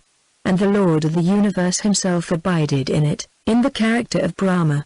In that egg, O Brahman, were the continents, and seas and mountains, the planets and divisions of the universe, the gods, the demons and mankind. Book I, ch. 2, both in Greece and in India the first visible male being, who united in himself the nature of either sex, abode in the egg and issued from it. This firstborn of the world was Dionysius, with some Greeks, the god who sprang from the mundane egg, and from whom the mortals and immortals were derived. The god Ra is shown in the ritual, Book of the Dead, 1750, beaming in his egg, the sun, and he starts off as soon as the god Shu, the solar energy, awakens and gives him the impulse. He is in the solar egg, the egg to which is given life among the gods, Ibid, Xlii, 13. The solar god exclaims, I am the creative soul of the celestial abyss. None sees my nest, none can break my egg, I am the Lord. Ibid, LXXXV. In view of this circular form, there, issuing from there, or the egg, or the male from the female in the androgyne, it is strange to find a scholar saying, on the ground that the most ancient Indian MSS show no trace of it, that the ancient Aryans were ignorant of the decimal notation. The 10, being the sacred number of the universe, was secret and esoteric, both as the unit and cipher, or 0, the circle. Moreover, Professor Max Muller says that the two words cipher and 0, which are but one, are sufficient to prove that our figures are borrowed from the Arabs. Cipher is the Arabic cifron, and means footnotes dash. See Max Muller's Our Figures, Volume 1, page 361. Once Our Figures, empty, a translation of the Sanskrit name of Naut Sunya, he says. The Arabs had their figures from Hindustan, and never claimed the discovery for themselves. As to the Pythagoreans, we need but turn to the ancient manuscripts of Boethius's Geometry, composed in the 6th century, to find among the Pythagorean numerals the 1 and the 0, as the first and final ciphers. And Porphyry, who quotes from the Pythagorean Moderatus, says that the numerals of Pythagoras were hieroglyphical symbols, by means whereof he explained ideas concerning the nature of things, or the origin of the universe. Now, if, on the other hand, the most ancient Indian manuscripts show as yet no trace of decimal notation in them, and Max Muller states very clearly that until now he has found but 9 letters, the initials of the Sanskrit numerals, in them, on the other hand, we have records as ancient to supply the wanted proof. We speak of the sculptures and the sacred imagery in the most ancient temples of the Far East. Pythagoras derived his knowledge from India, and we find Professor Max Muller corroborating this statement, at least so far as to allow the Neo-Pythagoreans to have been the first teachers of ciphering, among the Greeks and Romans, that they at Alexandria, or in Syria, became acquainted with the Indian figures, and adapted them to the Pythagorean abacus, Our Figures. This cautious admission implies that Pythagoras himself was acquainted with but 9 figures. Thus we might reasonably answer that, although we possess no certain proof, exoterically, that the decimal notation was known by Pythagoras, who lived on the very close of the archaic ages, we have yet sufficient evidence to show that the full numbers, as given by Boethius, were known to their Pythagoreans, even before Alexandria was built. This evidence we find in Aristotle, who says that some philosophers hold that ideas and numbers are of the same nature, and amount to 10 in all.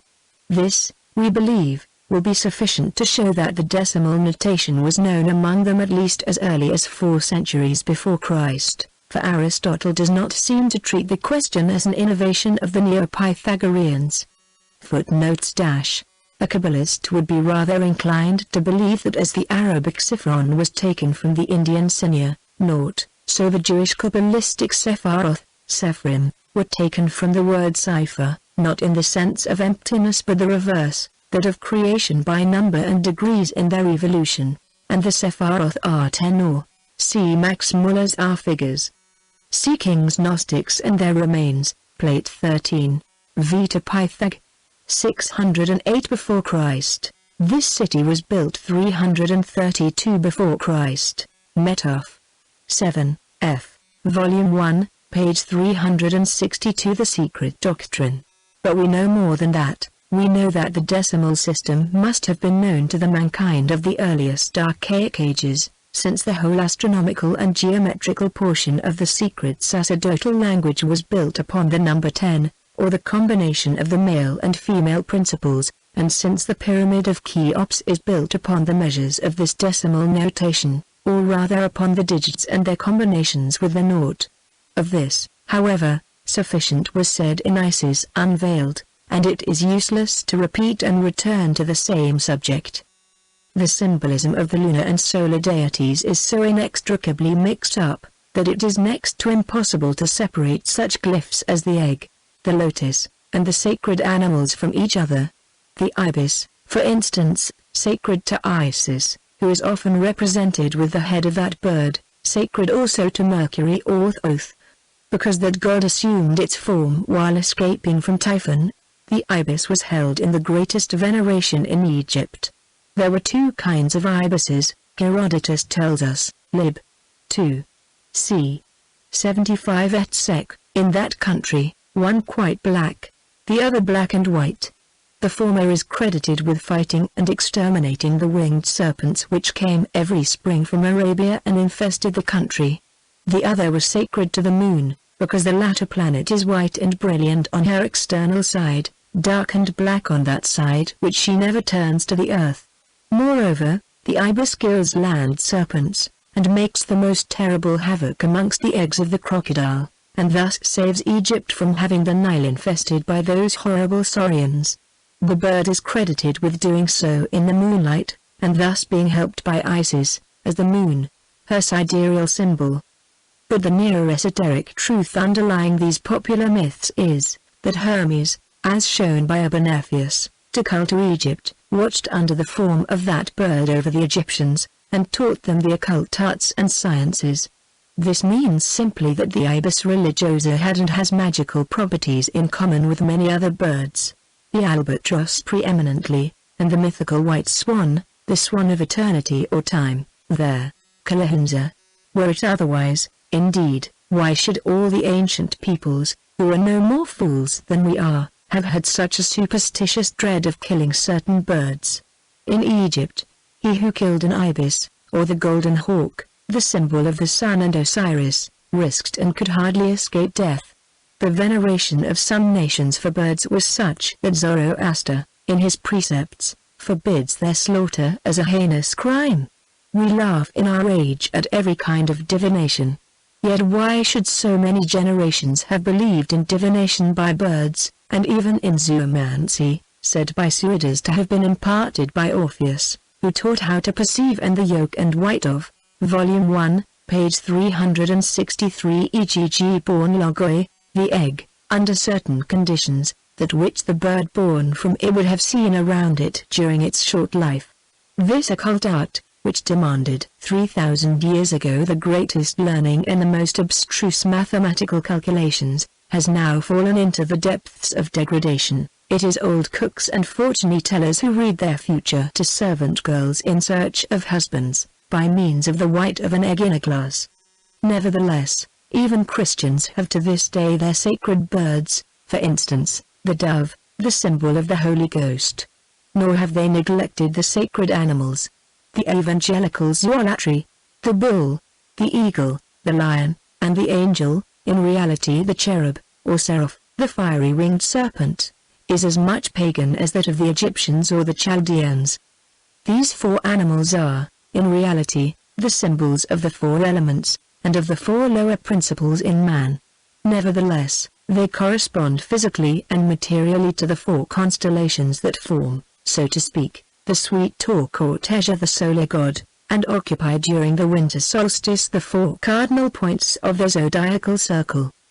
These 4 animals may be seen in many of the Roman Catholic New Testaments where the portraits of the evangelists are given.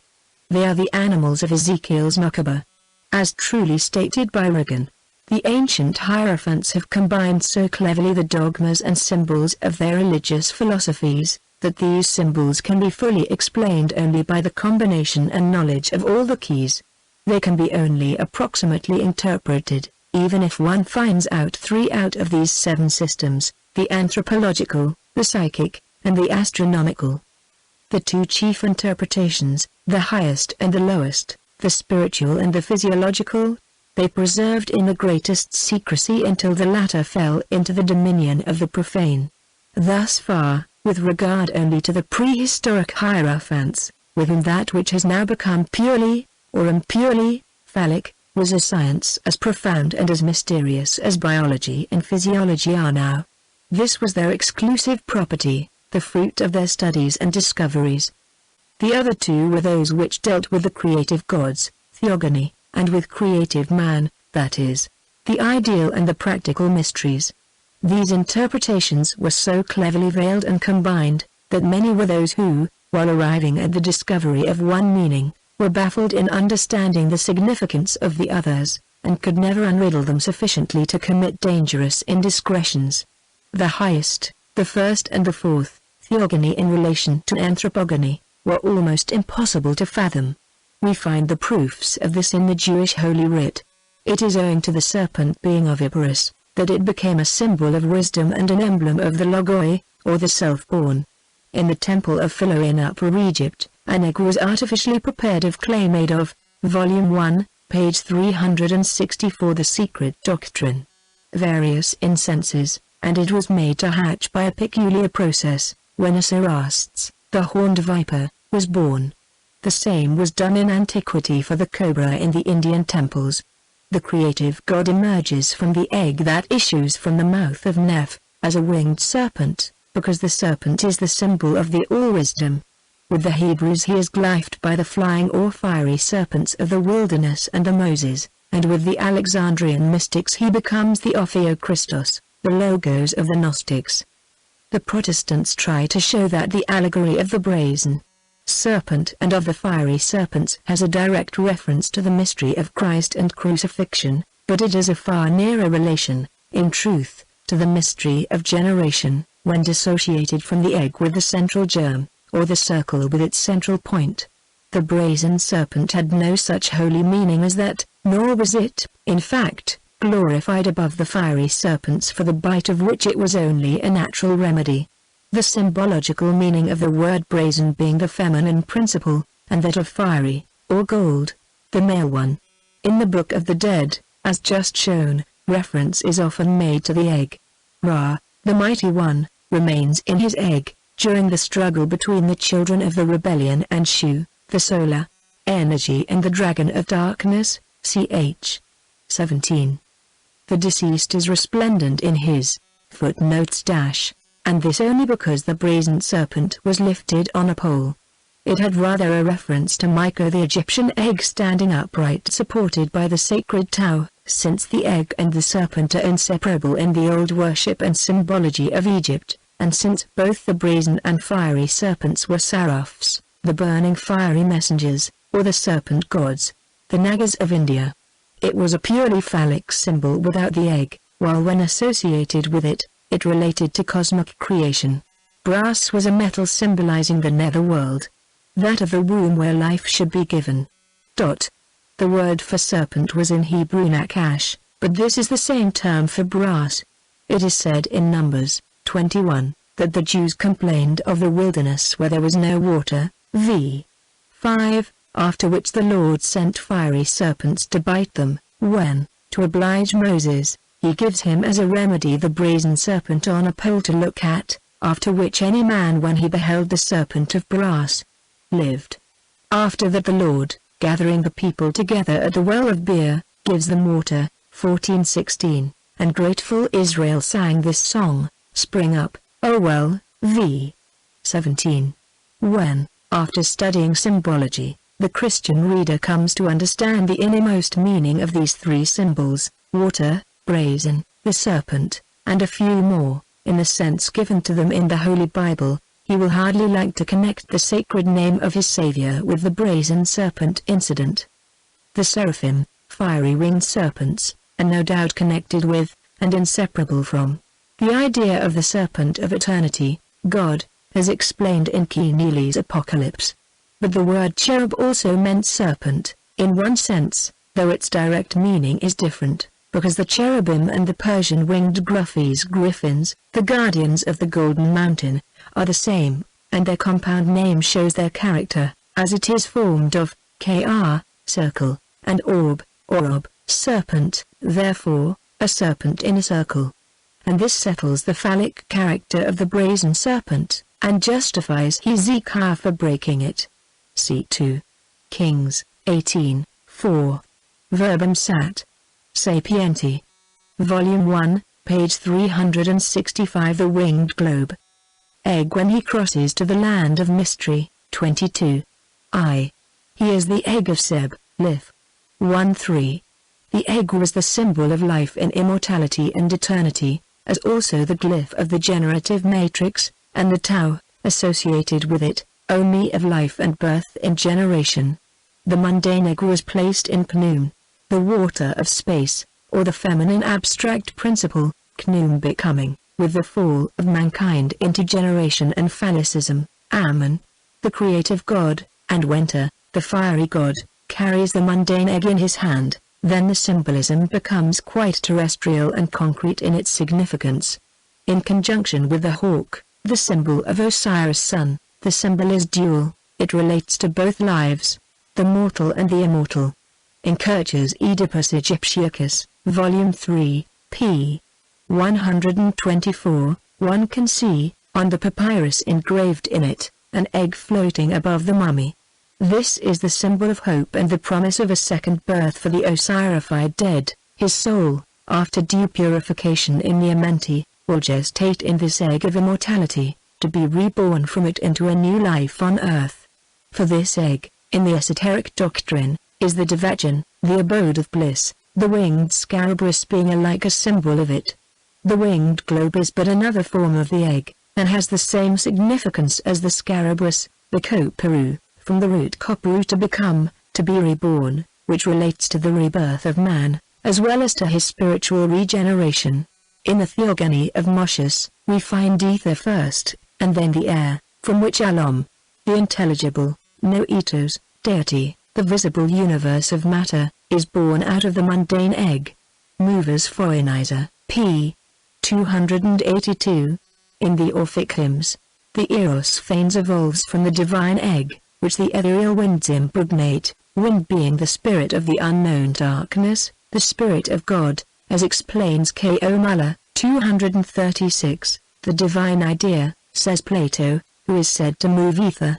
In the Hindukataka Upanishad, Purusha, the divine spirit, already stands before the original matter, from whose union springs the great soul of the world, Mahatma, Brahma, the spirit of life, etc., etc. Besides this, there are many charming allegories on this subject scattered through the sacred books of the Brahmins. In one place it is the female creator who is first a germ, then a drop of heavenly dew, a pearl, and then an egg.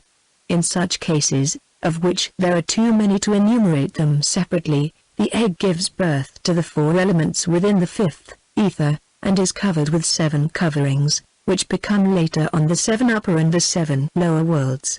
Breaking in two, the shell becomes the heaven, and the meat in the egg the earth, the white forming the tares. Footnotes dash. The latter appellations are all identical with Anima Mundi, or the universal soul, the astral light of the Kabbalist and the occultist, or the egg of darkness. Weber, Akkad Vols, pp. 213, 214 etc.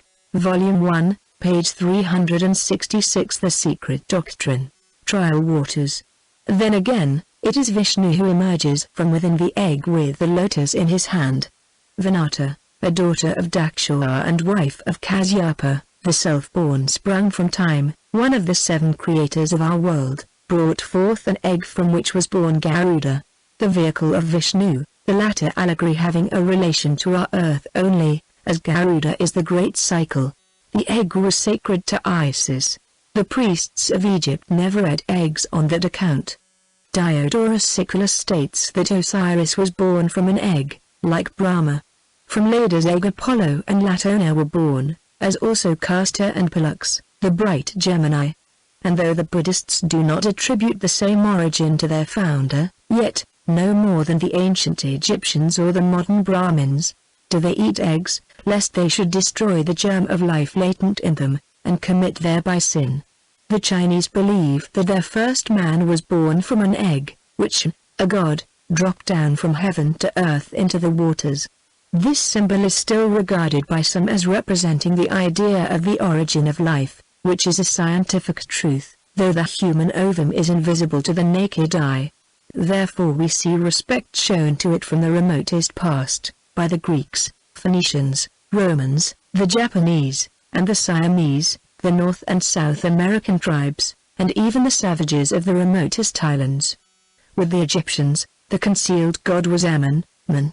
All their gods were dual, the scientific reality for the sanctuary, its double, the fabulous and mythical entity, for the masses.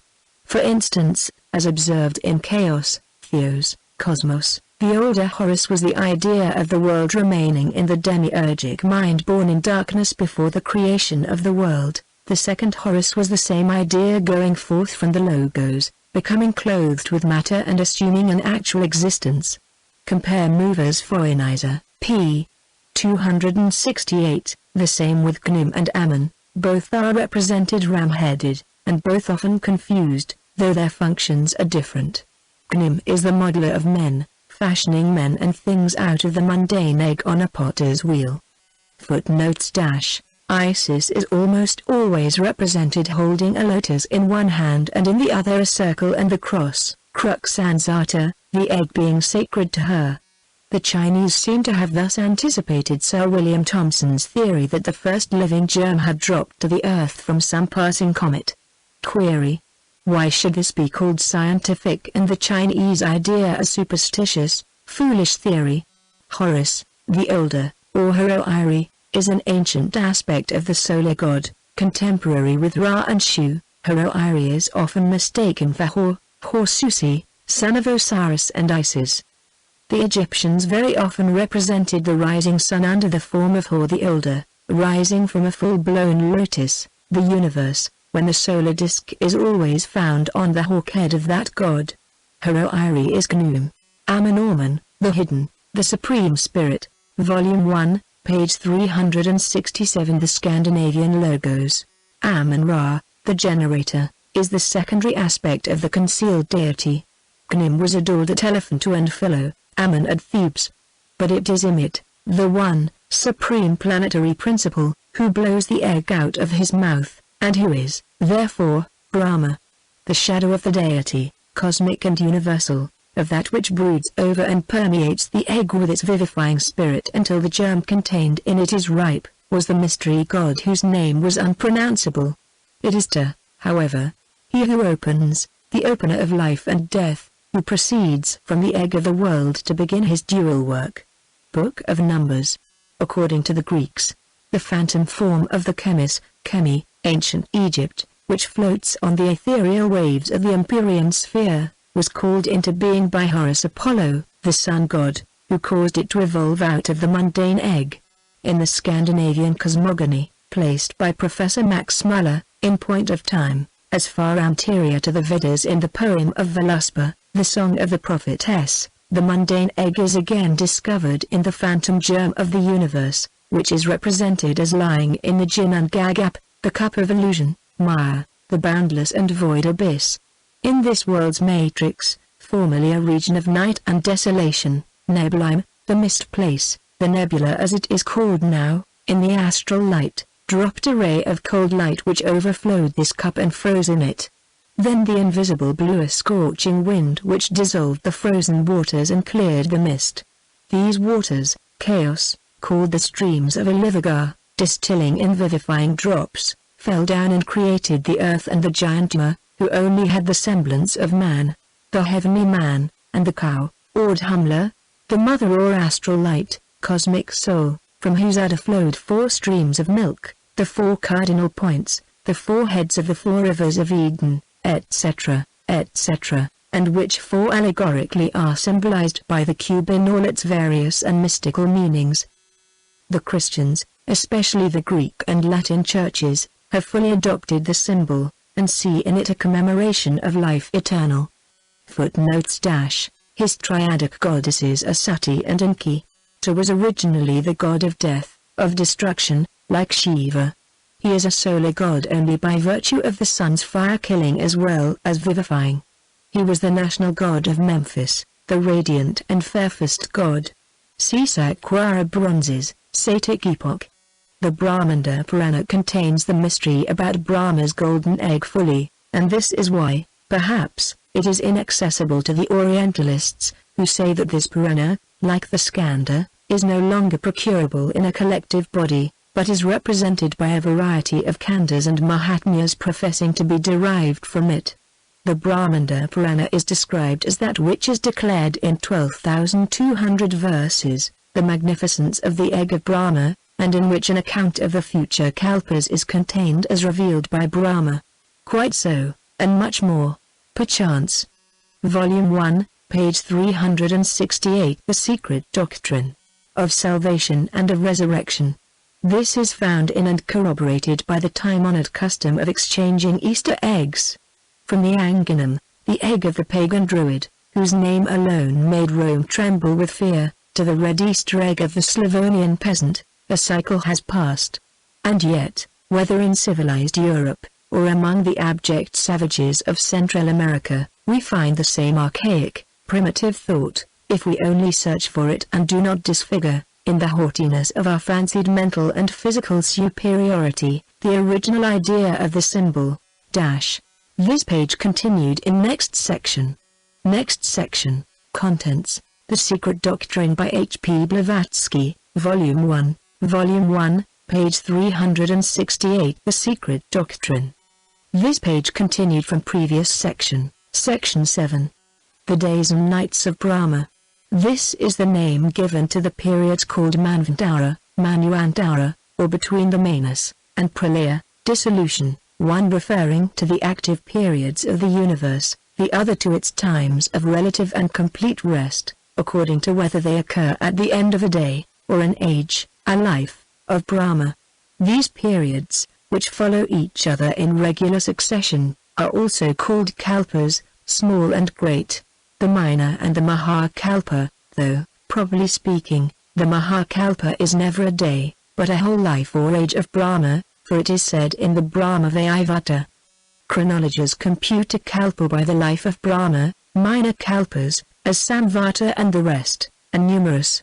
In sober truth they are infinite, as they have never had a commencement, that is, there never was a first kalpa, nor will there ever be a last one, in eternity. 1 Paradha. In the ordinary acceptation of this measure of time, or half of the existence of Brahma, in the present Mahakalpa, has already expired. The last Kalpa was the Padma, or that of the golden lotos, the present one being Varaha, the boar incarnation, or Avatar. Footnotes - There is a curious piece of information in the Buddhist esoteric traditions. The exoteric or allegorical biography of Gautama Buddha shows this great sage dying of an indigestion of pork and rice, a very prosaic end, indeed, having little of the solemn element in it. This is explained as an allegorical reference to his having been born in the boar, or Varahakalpa, when Brahma assumed the form of that animal to raise the earth out of the waters of space. And as the Brahmins descend direct from Brahma and are, so to speak, identified with him, and as they are at the same time the mortal enemies of Buddha and Buddhism, we have the curious allegorical hint and combination. Brahmanism, of the boar, or Varahakalpa, has slaughtered the religion of Buddha in India, swept it away from its face. Therefore Buddha, identified with his philosophy, is said to have died from the effects of eating of the flesh of a wild hog. Footnote continued on next page. Volume 1, page 369. Human Gods and Divine Men. by the scholar who studies the Hindu religion from the Puranas, one thing is to be especially noted. He must not take literally, and in one sense only, the statements therein found, since those which especially concern the Manvantaras or Kalpas have to be understood in their several references. So, for instance, these periods relate in the same language to both the great and the small periods, to Mahakalpas and to minor cycles. The Matsya, or fish avatar, happened before the Varaha or boar avatar. The allegories, therefore, must relate to both the Padma and the present Manvantara, and also to the minor cycles which took place since the reappearance of our chain of worlds and earth. And, as the Matsya avatar of Vishnu and Vaivasvata's deluge are correctly connected with an event that happened on our earth during this round, it is evident that while it may relate to pre-cosmic events, in the sense of our cosmos or solar system, it has reference in our case to a distant geological period. Not even esoteric philosophy can claim to know, except by analogical inference, that which took place before the reappearance of our solar system and previous to the last Mahapralaya. But it teaches distinctly that after the first geological disturbance in the Earth's axis, which ended in the sweeping down to the bottom of the seas of the whole second continent, with its primeval races, of which successive Earths or continents Atlantis was the fourth, there came another disturbance by the axis resuming as rapidly its previous degree of inclination, when the Earth was indeed raised once more out of the waters, and, as above so it is below, and vice versa. There were gods on earth in those days, gods, and not men, as we know them now, says the tradition. As will be shown in Book 2, the computation of periods in exoteric Hinduism refers to both the great cosmic and the small terrestrial events and cataclysms, and the same may be shown for names. For instance, Yudhishthira, the first king of the Sasya, who opens the Kali Yuga era, which has to last 432,000 years, an actual king and man who lived 3,102 years before Christ, applies also, name and all, to the great deluge at the time of the first sinking of Atlantis. He is the Yudhishthira born on the mountain of the 100 peaks at the extremity of footnotes dash. Footnote continued from previous page. The idea alone of one who established the most rigorous vegetarianism and respect for animal life, even to refusing to eat eggs as vehicles of a latent future life, dying of a meat indigestion, is absurdly contradictory and has puzzled more than one Orientalist. But this explanation, unveiling the allegory, explains all the rest. The Varaha, however, is no simple boar, and seems to have meant at first some antediluvian lacustrine animal delighting to sport in water. Vayupurana. According to Colonel Wilford, the conclusion of the Great War was before Christ 1370. C.A. R. Volume 9, p. 116, according to Bentley, 575 before Christ. We may hope, perhaps, that before the end of this century, the Mahabharatian epics will be found and proclaimed identical with the wars of the great Napoleon. Volume 1, page 370. The Secret Doctrine. The world beyond which nobody can go, and immediately after the flood. See Royal Asiat. Soc. Volume 9, p. 364. We know of no flood 3,102 years before Christ, not even that of Noah, for, agreeably with Judeo-Christian chronology, it took place 2,349 years before Christ. This relates to an esoteric division of time and a mystery explained elsewhere, and may therefore be left aside for the present. Suffice to remark at this juncture that all the efforts of imagination of the Wilfords, Bentleys, and other would-be Oedipuses of esoteric Hindu chronology have sadly failed. No computation of either the Four Ages, or the Manvantaras, has ever been unriddled by our very learned Orientalists, who have therefore cut the Gordian knot by proclaiming the whole a figment of the Brahmanical brain. So be it, and may the great scholars rest in peace. This figment is given in the preliminary sections which preface Anthropogenesis in Book 2, and with esoteric additions. Let us see, however, what were the three kinds of pralayas, and what is the popular belief about them. For once it agrees with esotericism, of the pralaya before which 14 manvantaras elapse, having over them as many presiding, Manas, and at whose close occurs the incidental or Brahma's dissolution. It is said in Vishnu Purana, in condensed form, that at the end of 1,000 periods of 4 ages, which complete the day of Brahma, the earth is almost exhausted. The eternal Avyaya, Vishnu, assumes then the character of Rudra, the destroyer, Shiva, and reunites all his creatures to himself. He enters the 7 rays of the sun and drinks up all the waters of the globe. He causes the moisture to evaporate, thus drying up the whole earth. Oceans and rivers, torrents and small streams, are all exhaled. Thus fed with abundant moisture, the 7 solar rays become 7 suns by dilation, and they finally set the world on fire. Hari, the destroyer of all things, who is the flame of time, Kalani, finally consumes the earth. Then Rudra, becoming Janardana, breathes clouds and rain. There are many kinds of pralaya, but 3 chief ones are specially mentioned in old Hindu books, and of these, as Wilson shows, the first is called Naimittika, occasional or incidental, caused by the intervals of Brahma's days. It is the destruction of creatures, of all that lives and has a form, but not of the substance which remains in statu quo till the new dawn in that night. There, footnotes dash. In the Vedanta and Nyayamita, from which Naimittika is rendered as the efficient cause, when antitheticized with Upadana, the physical or material cause. In the Sankhya, Pradana is a cause inferior to Brahma, or rather Brahma being himself a cause, is superior to Pradana.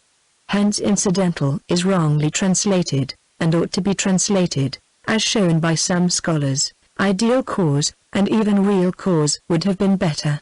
Volume 1, page 371. The Rebirth of Gods. Other is called Prakritika, and occurs at the end of the age or life of Brahma, when everything that exists is resolved into the primal element, to be remodeled at the end of that longer night. But the third, Atyantika, does not concern the worlds or the universe, but only the individualities of some people. It is thus individual pralaya or nirvana, after having reached which, there is no more future existence possible, no rebirth till after the Mahapralaya. The latter night, lasting as it does 31104,000,000 years, and having the possibility of being almost doubled in case the lucky Javanmukti reaches nirvana at an early period of a manvantara, is long enough to be regarded as eternal, if not endless. The Bhagavata, 12:4-35, speaks of a fourth kind of pralaya, the nitya or constant dissolution, and explains it as the change which takes place imperceptibly in everything in this universe from the globe down to the atom, without cessation. It is growth and decay, life and death. When the Mahapralaya arrives, the inhabitants of Swaloka, the upper sphere, disturbed by the conflagration, seek refuge with the Pitris, their progenitors, the Manas, the 7 rishis, the various orders of celestial spirits and the gods, in Mahaloka. When the latter is reached also, the whole of the above enumerated beings migrate in their turn from Mahaloka, and repair to Janaloka in their subtle forms, destined to become re-embodied, in similar capacities as their former, when the world is renewed at the beginning of the succeeding Kalpa, Vayupurana. These clouds, mighty in size, and loud in thunder, fill up all space. Nabhastala, goes on Vishnu Purana, Book Vi, ch. 3, showering down torrents of water. These clouds quench the dreadful fires, and then they rain uninterruptedly for 100 divine years, and deluge the whole world, solar system. Pouring down, in drops as large as dice. These rains overspread the earth, and fill the middle region, Bhuvaloka, and inundate heaven. The world is now enveloped in darkness, and all things animate, or inanimate, having perished. The clouds continue to pour down their waters, and the night of Brahma reigns supreme over the scene of desolation. This is what we call in the esoteric doctrine a solar pralaya. When the waters have reached the region of the 7 rishis, and the world, our solar system, is one ocean, they stop. The breath of Vishnu becomes a strong wind, which blows for another 100 divine years until all clouds are dispersed. The wind is then reabsorbed, and that, of which all things are made, the Lord by whom all things exist, he who is inconceivable, without beginning, the beginning of the universe, reposes, sleeping upon Seshur, the serpent of infinity, in the midst of the deep. The Adequate. Volume 1, page 372. The Secret Doctrine. Creator? Hari, sleeps upon the ocean of space in the form of Brahma, glorified by Sanaka and the Siddha, saints, of Janaloka, and contemplated by the holy denizens of Brahmaloka, anxious for final liberation, involved in mystic slumber, the celestial personification of his own illusions. This is the Pratisanchara, dissolution, termed incidental because Hari is its incidental, ideal, cause. When the universal spirit wakes, the world revives. When he closes his eyes, all things fall upon the bed of mystic slumber. In like manner, as 1,000 great ages constitute a day of Brahma, in the original it is Padmayoni, the same as Abjayoni, Lotus born, not Brahma, so his night consists of the same period. Awaking at the end of his night, the unborn creates the universe anew. Vishnu Parana. This is incidental pralaya. What is the elemental dissolution? When by earth and fire, says Parasarita Maitreya, all the worlds and patalas, hells, are withered up. The progress of elemental dissolution is begun. Then, first the waters swallow up the property of earth, which is the rudiment of smell, and earth deprived of this property proceeds to destruction, and becomes one with water. When the universe is thus pervaded by the waves of the watery element, its rudimentary flavor is locked up by the elements of fire, on account of which the waters themselves are destroyed, and become one with fire, and the universe is therefore entirely filled with flame, ethereal, which gradually overspreads the whole world. While space is one flame, the element of wind seizes upon the rudimental property or form, which is the cause of light, and that being withdrawn, pralina, all becomes of the nature of air. The rudiment of form being destroyed, and of bhavasu, fire, deprived of its rudiment, air extinguishes fire and spreads over space, which is deprived of light when fire merges into air. Air, then, accompanied by sound, which is the source of ether, extends everywhere throughout the 10 regions, until ether seizes upon cohesion, sparsa, touch, its rudimental property, by the loss of which, air is destroyed, and Kha remains unmodified, devoid of form, flavor, touch, sparsa, and smell. It exists, embodied, murtamat, and vast, and pervades the whole space. Akasa, whose characteristic property and rudiment is sound, the word, occupies the whole containment of space. Then the origin, noumenon, of the elements, Bhutadi, devours sound, collective demiurgos, and the hosts of Dhyantjans, and all the existing. Footnotes dash. The chief Kumara or virgin god, a Dhyanjan, who refuses to create. A prototype of Saint Michael, who refuses to do the same. See concluding lines in section, Chaos, Theos, Cosmos. This prospect could hardly suit Christian theology, which prefers an eternal, everlasting hell for its followers. Volume 1, page 373. The dissolution of the EGG. Elements are at once merged into their original. The primary element, consciousness, combined with tamasa, spiritual darkness, is itself disintegrated by Mahat, the universal intellect, whose characteristic property is buddhi, and earth and Mahat are the inner and outer boundaries of the universe. Thus as, in the beginning, were the 7 forms of Prakriti, nature, reckoned from Mahat to earth, so these 7 successively re-enter into each other. The egg of Brahma, Savamandala, is dissolved in the waters that surround it, with its 7 zones, Dwapas, 7 oceans, 7 regions, and their mountains. The investure of water is drunk by the fire, there, stratum of fire is absorbed by that of air, air blends itself with ether, akasa, the bhutadi, the origin, or rather the cause, of the primary element. devours the ether and is, itself, destroyed by Mahat, the Great, the Universal Mind, which along with all these is seized upon by Prakriti and disappears. The Prakriti is essentially the same, whether discrete or indiscrete, only that which is discrete is finally absorbed by and lost in the indiscrete. Pums, spirit, also, which is one, pure, imperishable, eternal, all-pervading, is a portion of that Supreme Spirit which is all things.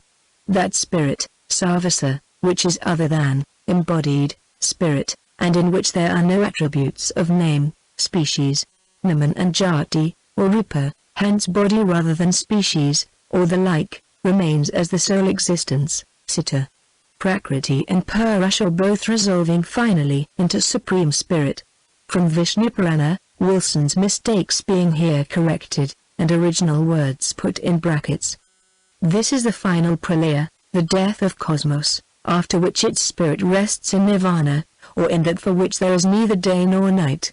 All the other pralayas are periodical and follow, in regular succession, the manvantaras, as the night follows the day of every human creature, animal, and plant. The cycle of creation of the lives of cosmos is run down, the energy of the manifested word having. Footnotes dash. The term elements must be understood here to mean not only the visible and physical elements, but also that which St. Paul calls elements, the spiritual, intelligent potencies, angels and demons in their manvantaric form. When this description is correctly understood by Orientalists in its esoteric significance, then it will be found that this cosmic correlation of world elements may explain the correlation of physical forces better than those now known. At any rate, Theosophists will perceive that Prakriti has 7 forms, or principles, reckoned from Mahat to earth. The waters mean here the mystic mother, the womb of abstract nature, in which the manifested universe is conceived. The 7 zones have reference to the 7 divisions of that universe, or the noumena of the forces that bring it into being. It is all allegorical. As it is the Maha, the Great, or so-called final pralaya which is here described, everything is reabsorbed into its original one element, the gods themselves, Brahma and the rest being said to die and disappear during that long night. Volume 1, page 374. The Secret Doctrine. Its growth, culmination, and decrease, as have all things temporary, however long their duration. The creative force is eternal as noumenon, as a phenomenal manifestation in its aspects. It has a beginning and must, therefore, have an end. During that interval it has its periods of activity and its periods of rest. And these are the days and the nights of Brahma. But Brahma, the noumenon, never rests, as it never changes and ever is, though it cannot be said to be anywhere. The Jewish Kabbalists felt this necessity of immutability in an eternal, infinite deity, and therefore applied the same thought to the anthropomorphic God. The idea is poetical and very appropriate in its application. In the Zohar we read as follows. As Moses was keeping a vigil on Mount Sinai, in company with the deity, who was concealed from his sight by a cloud, he felt a great fear overcome him, and suddenly asked, Lord, where art thou? Sleepest thou, O Lord? And the Spirit answered him, I never sleep. Were I to fall asleep for a moment before my time, all the creation would crumble into dissolution in one instant. Before my time is very suggestive. It shows the God of Moses to be only a temporary substitute, like Brahma the male, a substitute and an aspect of that which is immutable, and which therefore can take no part in the days, or in the nights, nor have any concern whatever with reaction or dissolution. While the Eastern occultists have 7 modes of interpretation, the Jews have only 4, namely, the real mystical, the allegorical, the moral, and the literal or pashat. The latter is the key of the exoteric churches and not worth discussion. Read in the first, or mystical key, here are several sentences which show the identity of the foundations of construction in every scripture. It is given in Mr. T. Meyer's excellent book on the Kabbalistic works he seems to have well studied. I quote verbatim. Brashith bara Elohim ath Hashemayim v'tharetz, that is, in the beginning the gods created the heavens and the earth, the meaning of which is, the 6 Sephiroth of construction, over which Brashith stands, all belong below. It created 6, and, on these stand all things. And those depend upon the 7 forms of the cranium up to the dignity of all dignities. And the second earth does not come into calculation, therefore it has been said, and from it, that earth, which underwent the curse, came it forth. It, the earth, was without form and void, and darkness was over the face of the abyss, and the spirit of Elohim was breathing, Mirajapheth, that is, hovering, brooding over, moving. 13 depend on 13. Footnotes dash. The Builders of the Stanzas, Volume 1, page 375. Archaic Symbolism, Forms, of the most worthy dignity. 6,000 years hang, are referred to, in the first 6 words. The 7th, thousand, the millennium, above it, the cursed earth, is that which is strong by itself. And it was rendered entirely desolate during 12 hours, 1 day, as is written. In the 13th, it, the deity, shall restore all. And everything shall be renewed as before, and all those 6 shall continue. Etc. Kabbalah, p. 233, from Seifert Zaluta, c. I, section 16, s. 9. The Sephiroth of construction are the 6 Dhyantjas, or Manus, or Prajapati, synthesized by the 7th Brashith, the first emanation or logos, and who are called, therefore, the builders of the lower or physical universe. All belong below. These 6, whose essence is of the 7th, are the uppity, the base or fundamental stone on which the objective universe is built, the noumenoi of all things. Hence they are, at the same time, the forces of nature, the 7 angels of the presence, the 6th and 7th principles in man, the spirito-psychophysical spheres of the septenary chain, the root races, etc., etc. They all depend upon the 7 forms of the cranium up to the highest. The second earth does not come into calculation because it is no earth, but the chaos or abyss of space in which rested the paradigmatic, or model universe in ideation of the oversoul brooding over it.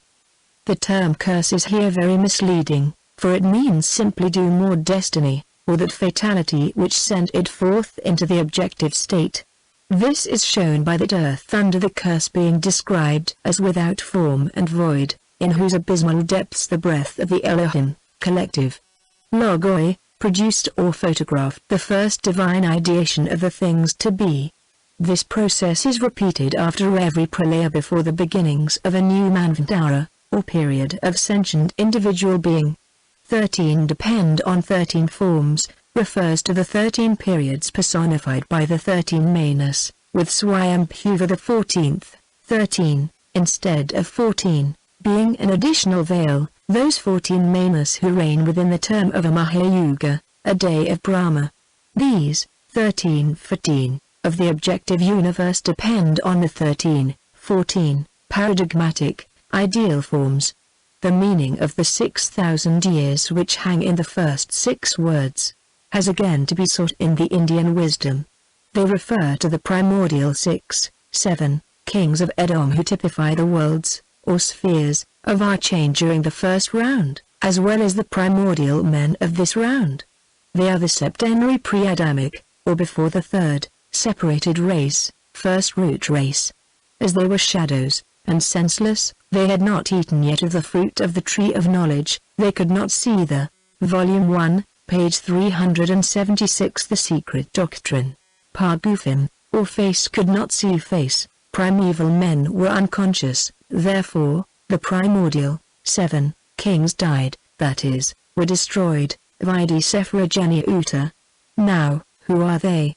They are the kings who are the 7 rishis, certain, secondary, divinities, Sakra, Indra, Manu, and the kings his sons, who are created and perish at one period, as said in Vishnu Purana, Book I. Chap. 3. For the 7th, thousand, not the millennium of exoteric Christianity, but that of anthropogenesis, represents both the 7th period of creation, that of physical man, Vishnu Purana, and the 7th principle, both macrocosmic and microcosmic, as also the pralaya after the seventh period, the night which has the same duration as the day of Brahma. It was rendered entirely desolate during 12 hours, as is written. It is in the 13th, twice 6 and the synthesis, that everything shall be restored and the 6 will continue. Thus the author of the Kabbalah remarks quite truly that long before his, Ibn Jabirul's, time, many centuries before the Christian era, there was in Central Asia a wisdom religion, fragments of which subsequently existed among the learned men of the archaic Egyptians, the ancient Chinese, Hindus, etc. And that the Kabbalah most likely originally came from Aryan sources, through Central Asia, Persia, India and Mesopotamia, for from Ur and Haran came Abraham and many others into Palestine, p. 221. And such was the firm conviction of C.W. King, the author of the Gnostics and their remains. Vamadev Modli, describes the coming night most poetically. Though it is given in Isis unveiled, it is worthy of repetition. Strange noises are heard, proceeding from every point. These are the precursors of the night of Brahma. Dusk rises at the horizon, and the sun passes away behind the 13th degree of Makara, sign of the zodiac, and will reach no more the sign of the Minas, zodiacal Pisces, or fish. The gurus of the pagodas appointed to watch the Razachakra, zodiac, may now break their circle and instruments, for they are henceforth useless. Gradually light pales, heat diminishes, uninhabited spots multiply on the earth. The air becomes more and more rarefied, the springs of waters dry up, the great rivers see their waves exhausted, the ocean shows its sandy bottom and plants die. Men and animals decrease in size daily. Life and motion lose their force, planets can hardly gravitate in space, they are extinguished one by one, like a lamp which the hand of the chakra, servant, neglects to replenish. Surya, the sun, flickers and goes out, matter falls into dissolution, pralaya, and Brahma merges back into Deus, the unrevealed God, and his tasks being. Volume 1, page 377. The Puranic prophecy, accomplished. He falls asleep. Another day is past, night sets in, and continues until the future dawn. And now again he re-enters into the golden egg of his thought, the germs of all that exist, as the divine Manu tells us. During his peaceful rest, the animated beings, endowed with the principles of action, cease their functions, and all feeling, manas, becomes dormant. When they are all absorbed in the Supreme Soul, this soul of all the beings sleeps in complete repose till the day when it resumes its form, and awakes again from its primitive darkness. As the Satya Yuga is always the first in the series of the 4 ages or yugas, so the Kali ever comes the last. The Kali Yuga reigns now supreme in India, and it seems to coincide with that of the Western age. Anyhow, it is curious to see how prophetic in almost all things was the writer of Vishnu Purana when foretelling to Maitreya some of the dark influences and sins of this Kali Yuga. For after saying that the barbarians will be masters of the banks of the Indus, of Chandrabhaga and Kasmira, he adds, there will be contemporary monarchs, reigning over the earth, kings of churlish spirit, violent temper, and ever addicted to falsehood and wickedness. They will inflict death on women, children, and cows, they will seize upon the property of their subjects, and be intent upon the wives of others, they will be of unlimited power, their lives will be short, their desires insatiable. People of various countries intermingling with them, will follow their example, and the barbarians being powerful, in India, in the patronage of the princes, while purer tribes are neglected, the people will perish, or, as the commentator has it, the mlechas will be in the center and the Aryas in the end, wealth and piety will decrease until the world will be wholly depraved. Property alone will confer rank, wealth will be the only source of devotion, passion will be the sole bond of union between the sexes, falsehood will be the only means of success in litigation, and women will be objects merely of sensual gratification. External types will be the only distinction of the several orders of life. A man if rich will be reputed pure, dishonesty, aniya, will be the universal means of subsistence, Weakness the cause of dependence, menace and presumption will be substituted for learning, liberality will be devotion, mutual assent, marriage, fine clothes, dignity. He who is the strongest will reign, the people, unable to bear the heavy burthen, Corobra, the load of taxes, will take refuge among the valleys. Thus, in the Kali age will decay constantly proceed, until footnotes dash. See Jacqueliot's Les Fils de Dieu, Lind des Brahms, p. 230. If this is not prophetic, what is? Volume 1, page 378. The Secret Doctrine. The human race approaches its annihilation, pralaya. When the close of the Kali age shall be nigh, a portion of that divine being which exists, of its own spiritual nature, shall descend on earth. Kalki Avatar, endowed with the 8 superhuman faculties. He will re-establish righteousness on earth, and the minds of those who live at the end of Kali Yuga shall be awakened and become as pellucid as crystal. The men who are thus changed shall be the seeds of human beings, and shall give birth to a race who shall follow the laws of the Krita age, the age of purity. As it is said, when the sun and moon and the lunar asterism Tishya and the planet Jupiter are in one mansion, the Krita, or Satya, age shall return. 2 persons, Devapi, of the race of Karu and Maru, of the family of Ikshwaku, continue alive throughout the 4 ages, residing at Kalapa. They will return hither in the beginning of the Krita age. Maru the son of Siru through the power of yoga is still living, and will be the restorer of the Kshatriya race of the solar dynasty. Vayupurana, Volume 3, p. 197. Whether right or wrong with regard to the latter prophecy, the blessings of Kali Yuga are well described, and fit in admirably even with that which one sees and hears in Europe and other civilized and Christian lands in full 19th, and at the dawn of the 20th century of our great era of enlightenment. Footnotes dash. Matsya Purana gives Katapa. Max Muller translates the name as Maurya, of the Maurya dynasty, to which Chandragupta belonged. See Sanskrit literature. In Matsya Purana, chapter 272, the dynasty of 10 Mauryas, or Mauryas, is spoken of. In the same chapter, Kluksksai, it is stated that the Mauryas will one day reign over India, after restoring the Kshatriya race many thousand years hence. Only that reign will be purely spiritual and not of this world. It will be the kingdom of the next avatar.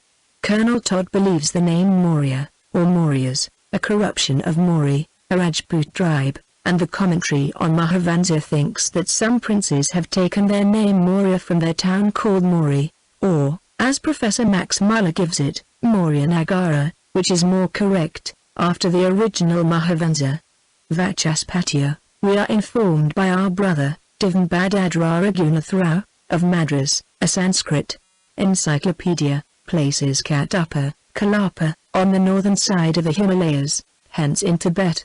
The same is stated in chapter 12. Skanda, of Bhagavat, volume 3, p. 325. The Vayupurana declares that Mayu will re-establish the Kshatriya in the 19th coming Yuga.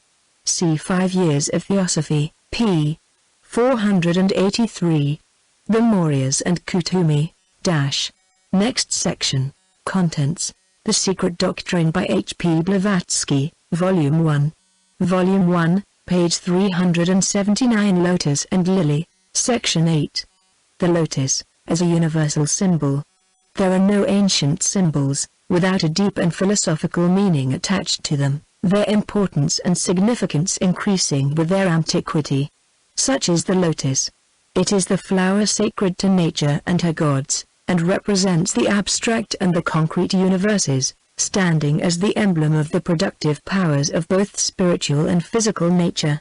It was held sacred from the remotest antiquity by the Aryan Hindus, the Egyptians, and the Buddhists after them, revered in China and Japan, and adopted as a Christian emblem by the Greek and Latin churches, who made of it a messenger as the Christians do now, who replace it with the water lily. It had, and still has, its mystic meaning which is identical with every nation on the earth. we refer the reader to Sir William Jones. With the Hindus, the lotus is the emblem of the productive power of nature, through the agency of fire and water, spirit and matter. Eternal. Says a verse in the Bhagavad Gita, I see Brahm the Creator enthroned in the above the lotus, and Sir W. Jones shows, as noted in the stanzas, that the seeds of the lotus contain, even before they germinate, perfectly formed leaves, the miniature shapes of what one day, as perfected plants, they will become. The lotus, in India, is the symbol of prolific earth, and what is more, of Mount Meru. The four angels or genii of the four quarters of heaven, the Maharajas, see stanzas, stand each on a lotus. The lotus is the twofold type of the divine and human hermaphrodite, being of dual sex, so to say. The spirit of fire, or heat, which stirs up, fructifies, and develops into concrete form everything. From its ideal prototype, which is born of water or primordial earth, evolved Brahma, with the Hindus. The lotus flower, represented as growing out of Vishnu's navel, that god resting on the waters of space and his serpent of infinity, is the most graphic allegory ever made, the universe evolving from the central sun, the point, the ever-concealed germ. Lakshmi, who is there? Footnotes - In the Christian religion Gabriel, the archangel, holding in his hand a spray of water lilies, appears to the Virgin Mary in every picture of the Annunciation. This spray typifying fire and water, or the idea of creation and generation, symbolizes precisely the same idea as the lotus in the hand of the Bodhisattva who announces to Mahamaya, Gautama's mother, the birth of the world's savior, Buddha. Thus also, Osiris and Horus were represented by the Egyptians constantly in association with the lotus flower, the two being sun gods or fire, the Holy Ghost being still typified by tongues of fire, Acts. See Sir William Jones' Dissertations Relating to Asia. Volume 1, page 380. The Secret Doctrine, female aspect of Vishnu, and who is also called Padma. The lotus, is likewise shown floating at creation, on a lotus flower, and during the churning of the ocean of space, springing from the sea of milk, like Venus from the froth. Then seated on a lotus, beauty's bright goddess, Peerless Sri, arose out of the waves. Sings an English Orientalist and poet, Sir Monier Williams. The underlying idea in this symbol is very beautiful, and it shows, furthermore, its identical parentage in all the religious systems. Whether in the lotus or water lily shape, it signifies one and the same philosophical idea, namely, the emanation of the objective from the subjective, divine ideation passing from the abstract into the concrete or visible form. For, as soon as darkness, or rather that which is darkness for ignorance, has disappeared in its own realm of eternal light, leaving behind itself only its divine manifested ideation, the creative logoi have their understanding opened, and they see in the ideal world, hitherto concealed in the divine thought, the archetypal forms of all, and proceed to copy and build or fashion upon these models forms evanescent and transcendent. At this stage of action, the demiurge is not yet the architect. Born in the twilight of action, he has yet to first perceive the plan, to realize the ideal forms which lie buried in the bosom of eternal ideation, as the future lotus leaves, the immaculate petals, are concealed within the seed of that plant. In Chapter 81 of the Ritual, Book of the Dead, called Transformation into the Lotus, a head emerging from this flower, the god exclaims, I am the pure lotus, emerging from the luminous one. I carry the messages of Horus. I am the pure lotus which comes from the solar fields. The lotus idea may be traced even in the Elohistic chapter, the first of Genesis, as stated in Isis. Footnotes - Lakshmi is Venus, Aphrodite, and, like the latter, she sprang from the froth of the ocean with a lotus in her hand. In the Ramayana she is called Padma. In esoteric philosophy the demiurge or logos, regarded as the creator, is simply an abstract term, an idea, like army. As the latter is the all-embracing term for a body of active forces or working units, soldiers, so is the demiurge the qualitative compound of a multitude of creators or builders. Burnouf, The great Orientalist has seized the idea perfectly when saying that Brahma does not create the earth, any more than the rest of the universe. Having evolved himself from the soul of the world, once separated from the first cause, he evaporates with, and emanates all nature out of himself. He does not stand above it, but is mixed up with it. Brahma and the universe form one being, each particle of which is in its essence Brahma himself, who proceeded out of himself. Volume 1, page 381. The exoteric and the esoteric. It is in this idea that we must look for the origin and explanation of the verse in the Jewish cosmogony, which reads, "And God said, Let the earth bring forth the fruit tree yielding fruit after his kind, whose seed is in itself."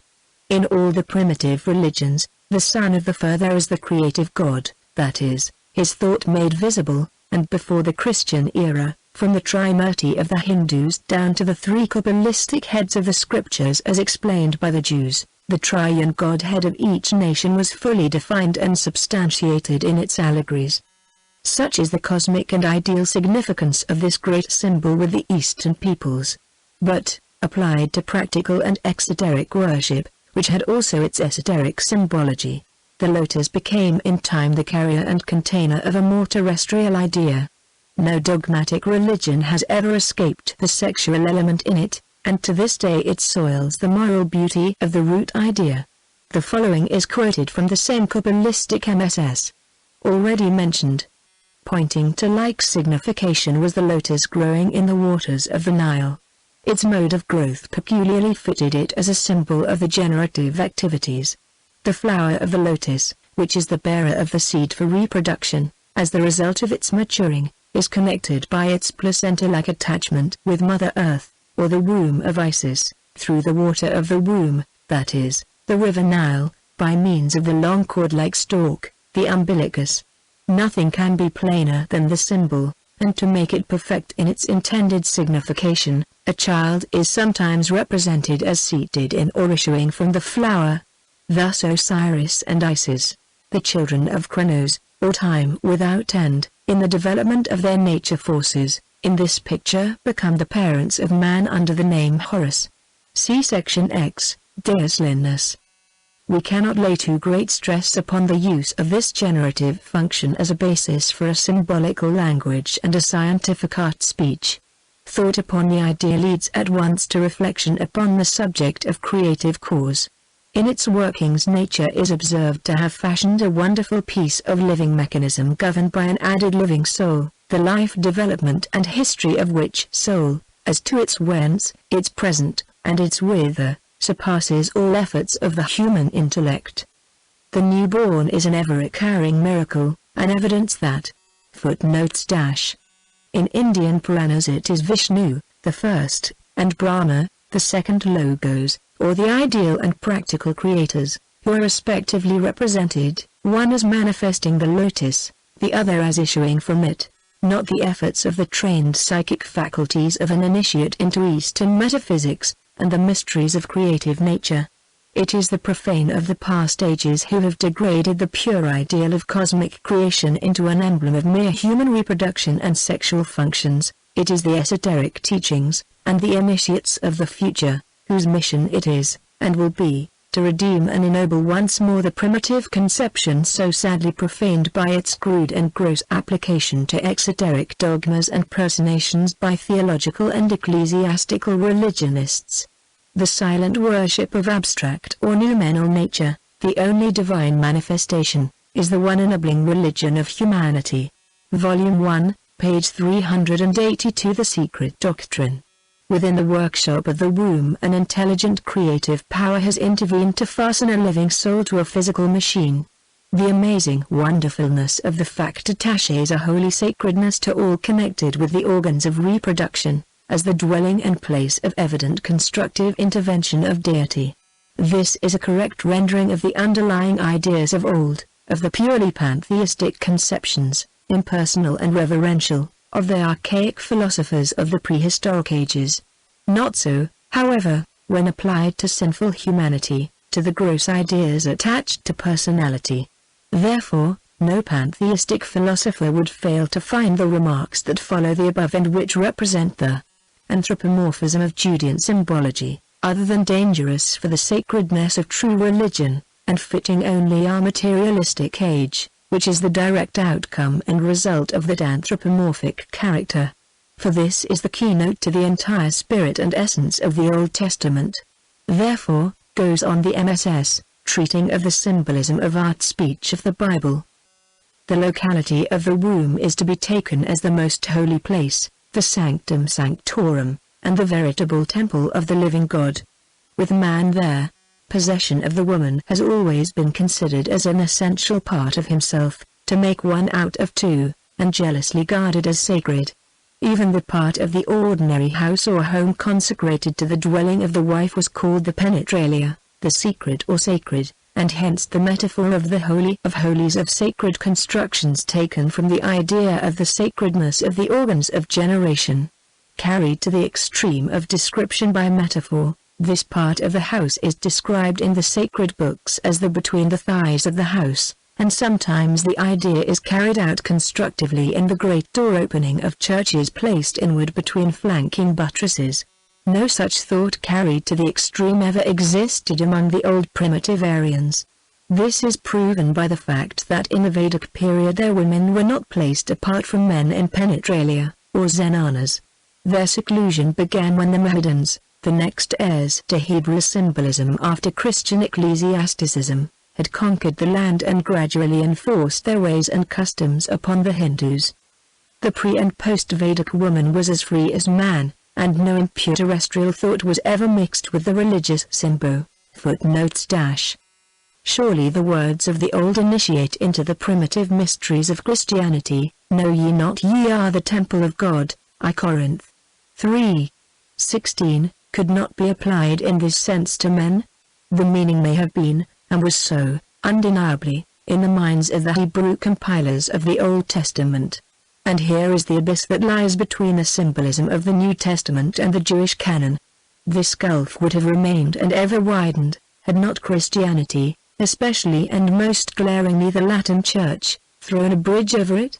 Modern popery has now spanned it entirely, by its dogma of the two immaculate conceptions, and the anthropomorphic and at the same time idolatrous character it has conferred upon the mother of its God. It was so carried only in the Hebrew Bible, and its servile copyist, Christian Theology. Volume 1, page 383. The purity of early Phallicism, Logi of the early Aryans. The idea and application are purely Semitic. This is corroborated by the writer of the said intensely learned and Kabbalistic revelation himself, when he closes the above-quoted passages by adding, if to these organs as symbols of creative cosmic agencies the idea of the origin of measures as well as of time periods can be attached, then indeed, in the constructions of the temples as dwellings of deity, or of Jehovah, that part designated as the Holy of Holies, or the most holy place, should borrow its title from the recognized sacredness of the generative organs, considered as symbols of measures as well as of creative cause. With the ancient wise, there was no name and no idea, and no symbol of a first cause. Most decidedly not. Rather never give a thought to it and leave it forever nameless, as the early pantheists did, than degrade the sacredness of that ideal of ideals, by dragging down its symbols into such anthropomorphic forms. Here again one perceives the immense chasm between Aryan and Semitic religious thought, two opposite poles, sincerity and concealment. With the Brahmins, who have never invested with an original sin element the natural procreative functions of mankind, it is a religious duty to have a son. A Brahmin, in days of old, having accomplished his mission of human creator, retired to the jungle and passed the rest of his days in religious meditations. He had accomplished his duty to nature as mortal man and its co-worker, and henceforth gave all his thoughts to the spiritual immortal portion in himself, regarding the terrestrial as a mere illusion, an evanescent dream, which it is. With the Semite, it was different. He invented a temptation of flesh in a Garden of Eden, showed his God, esoterically, the tempter and the ruler of nature, cursing forever an act, which was in the logical program of that nature. All this exoterically, as in the cloak and dead letter of Genesis and the rest, and at the same time esoterically he regarded the supposed sin and fall as an act so sacred, as to choose the organ, the perpetrator of the original sin, as the fittest and the most sacred symbol to represent that God, who is shown as branding its entering into function as disobedience and everlasting sin. Who can ever fathom the paradoxical depths of the Semitic mind? And this paradoxical element, minus its innermost significance, has now passed entirely into Christian theology and dogma. Whether the early fathers of the Church knew the esoteric meaning of the Hebrew, Old Testament, or whether only a few of them were aware of it, while the others remained ignorant of the secret, is for footnotes. The same idea is carried out exoterically in the incidents of Egypt. The Lord God tempts sorely Pharaoh and plagues him with great plagues, lest the king should escape punishment, and thus afford no pretext for one more triumph to his chosen people. Volume 1, page 384. The Secret Doctrine. Posterity to decide. One thing is certain, at any rate. As the esotericism of the New Testament agrees perfectly with that of the Hebrew Mosaic books, and since, at the same time, a number of purely Egyptian symbols and pagan dogmas in general, the Trinity for example, have been copied by, and incorporated into, the Synoptics and St. John, it becomes evident that the identity of those symbols was known to the writers of the New Testament, whoever they were. They must have been aware also of the priority of the Egyptian esotericism, since they have adopted several such symbols that typify purely Egyptian conceptions and beliefs, in their outward and inward meaning, and which are not to be found in the Jewish canon. One of such is the water lily in the hands of the archangel in the early representations of his appearance to the Virgin Mary, and these symbolical images are preserved to this day in the iconography of the Greek and Roman churches. Thus water, fire, the cross, as well as the dove, the lamb, and other sacred animals, with all their combinations, yield esoterically an identical meaning, and must have been accepted as an improvement upon Judaism pure and simple. For the lotus and water are among the oldest symbols, and in their origin are purely Aryan, though they became common property during the branching off of the fifth race. Let us give an example. Letters, as much as numbers, were all mystic, whether in combination or each taken separately. The most sacred of all is the letter M. It is both feminine and masculine, or androgyne, and is made to symbolize water, the great deep, in its origin. It is mystic in all the languages, Eastern and Western, and stands as a glyph for the waves. Thus, in the Aryan esotericism, as in the Semitic, this letter has always stood for the waters. For example, in Sanskrit Makara, the 10th sign of the zodiac, means a crocodile, or rather an aquatic monster associated always with water. The letter Ma is equivalent to and corresponds with number 5, composed of a binary, the symbol of the two sexes separated, and of the ternary, symbol of the third life, the progeny of the binary. This, again, is often symbolized by a pentagon, the latter being a sacred sign, a divine monogram. Maitreya is the secret name of the fifth Buddha, and the Kalki avatar of the Brahmins, the last Messiah who will come at the culmination of the great cycle. It is also the initial letter of the Greek Matis or divine wisdom, of Mimra, the word or logos, and of Mithras, the Mih, the monad, mystery. All these are born in, and from, the great deep, and are the sons of Maya, the mother, in Egypt, mouth, in Greece, Minerva, divine wisdom, Mary, or Miriam, mirror, etc., of the mother of the Christian logos, and of Maya, the mother of Buddha. Madhava and Madhavi are the titles of the most important gods and goddesses of the Hindu pantheon. Finally, Mandala is in, Volume 1, page 385. The Egyptian lotus, Sanskrit a circle, or an orb, the 10 divisions of the Rig Veda. The most sacred names in India begin with this letter generally, from Mahat, the first manifested intellect, and Mandara, the great mountain used by the gods to churn the ocean, down to Mandakini, the heavenly Ganga, Ganges, Manu, etc., etc. Shall this be called a coincidence? A strange one it is then, indeed, when we find even Moses, found in the water of the Nile, having the symbolical consonant in his name. And Pharaoh's daughter called his name Moses, because, she said, I drew him out of water. Exod 2:10. Besides which the Hebrew sacred name of God applied to this letter M is Mebarak, the holy or the blessed, and the name for the water of the flood is Mbul. A reminder of the three Marys at their crucifixion and their connection with Ma, the sea, or water, may close this example. This is why in Judaism and Christianity the Messiah is always connected with water, baptism, the fishes, the sign of the zodiac called Meenam in Sanskrit, and even with the Matsya, fish, avatar, and the lotus, the symbol of the womb, or the water lily, which is the same. In the relics of ancient Egypt, the greater the antiquity of the votive symbols and emblems of the objects exhumed, the oftener are the lotus flowers and the water found in connection with the solar gods. The god Khnum, the moist power, water, as Thales taught it, being the principle of all things, sits on a throne enshrined in a lotus, Satik epoch, Serapim. The god Bs stands on a lotus, ready to devour his progeny. Ibid, Abydos, Thought, the god of mystery and wisdom, the sacred scribe of Amenti, wearing the solar disk as headgear, sits with a bull's head, the sacred bull of Mendes being a form of thought, and a human body, on a full-blown lotus. Fourth dynasty, finally it is the goddess Hike, under her shape of a frog, who rests on the lotus, thus showing her connection with water.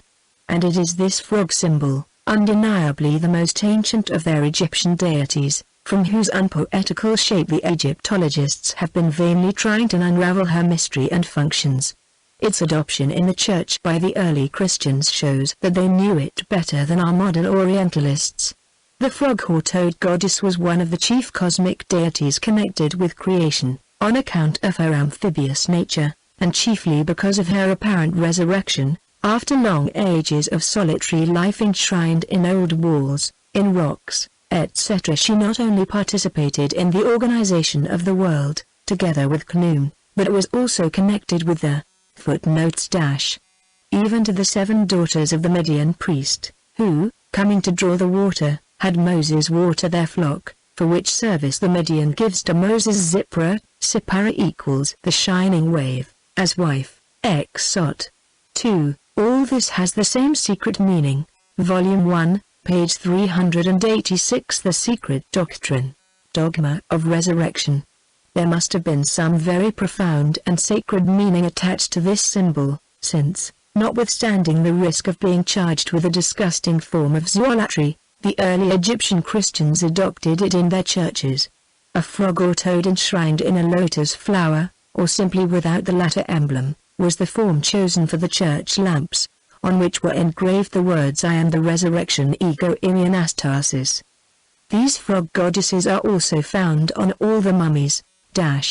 This page continued in next section, footnotes With the Egyptians it was the resurrection in rebirth after 3,000 years of purification, either in Devachan or the fields of bliss.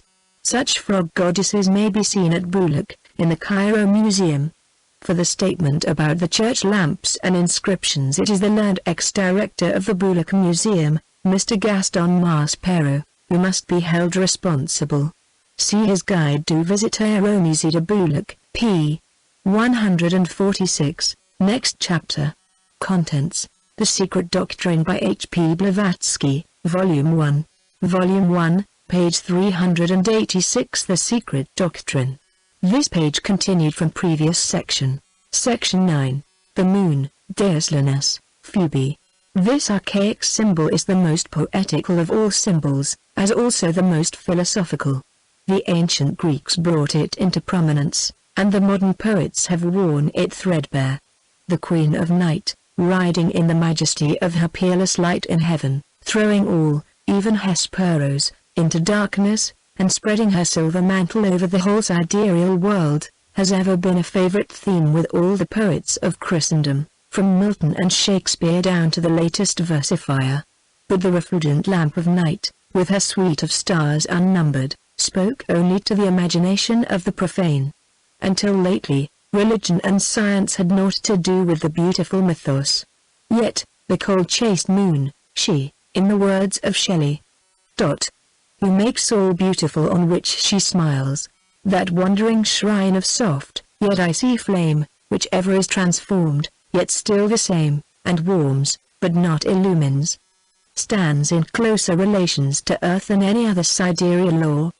The sun is the giver of life to the whole planetary system, the moon is the giver of life to our globe, and the early races understood and knew it, even in their infancy.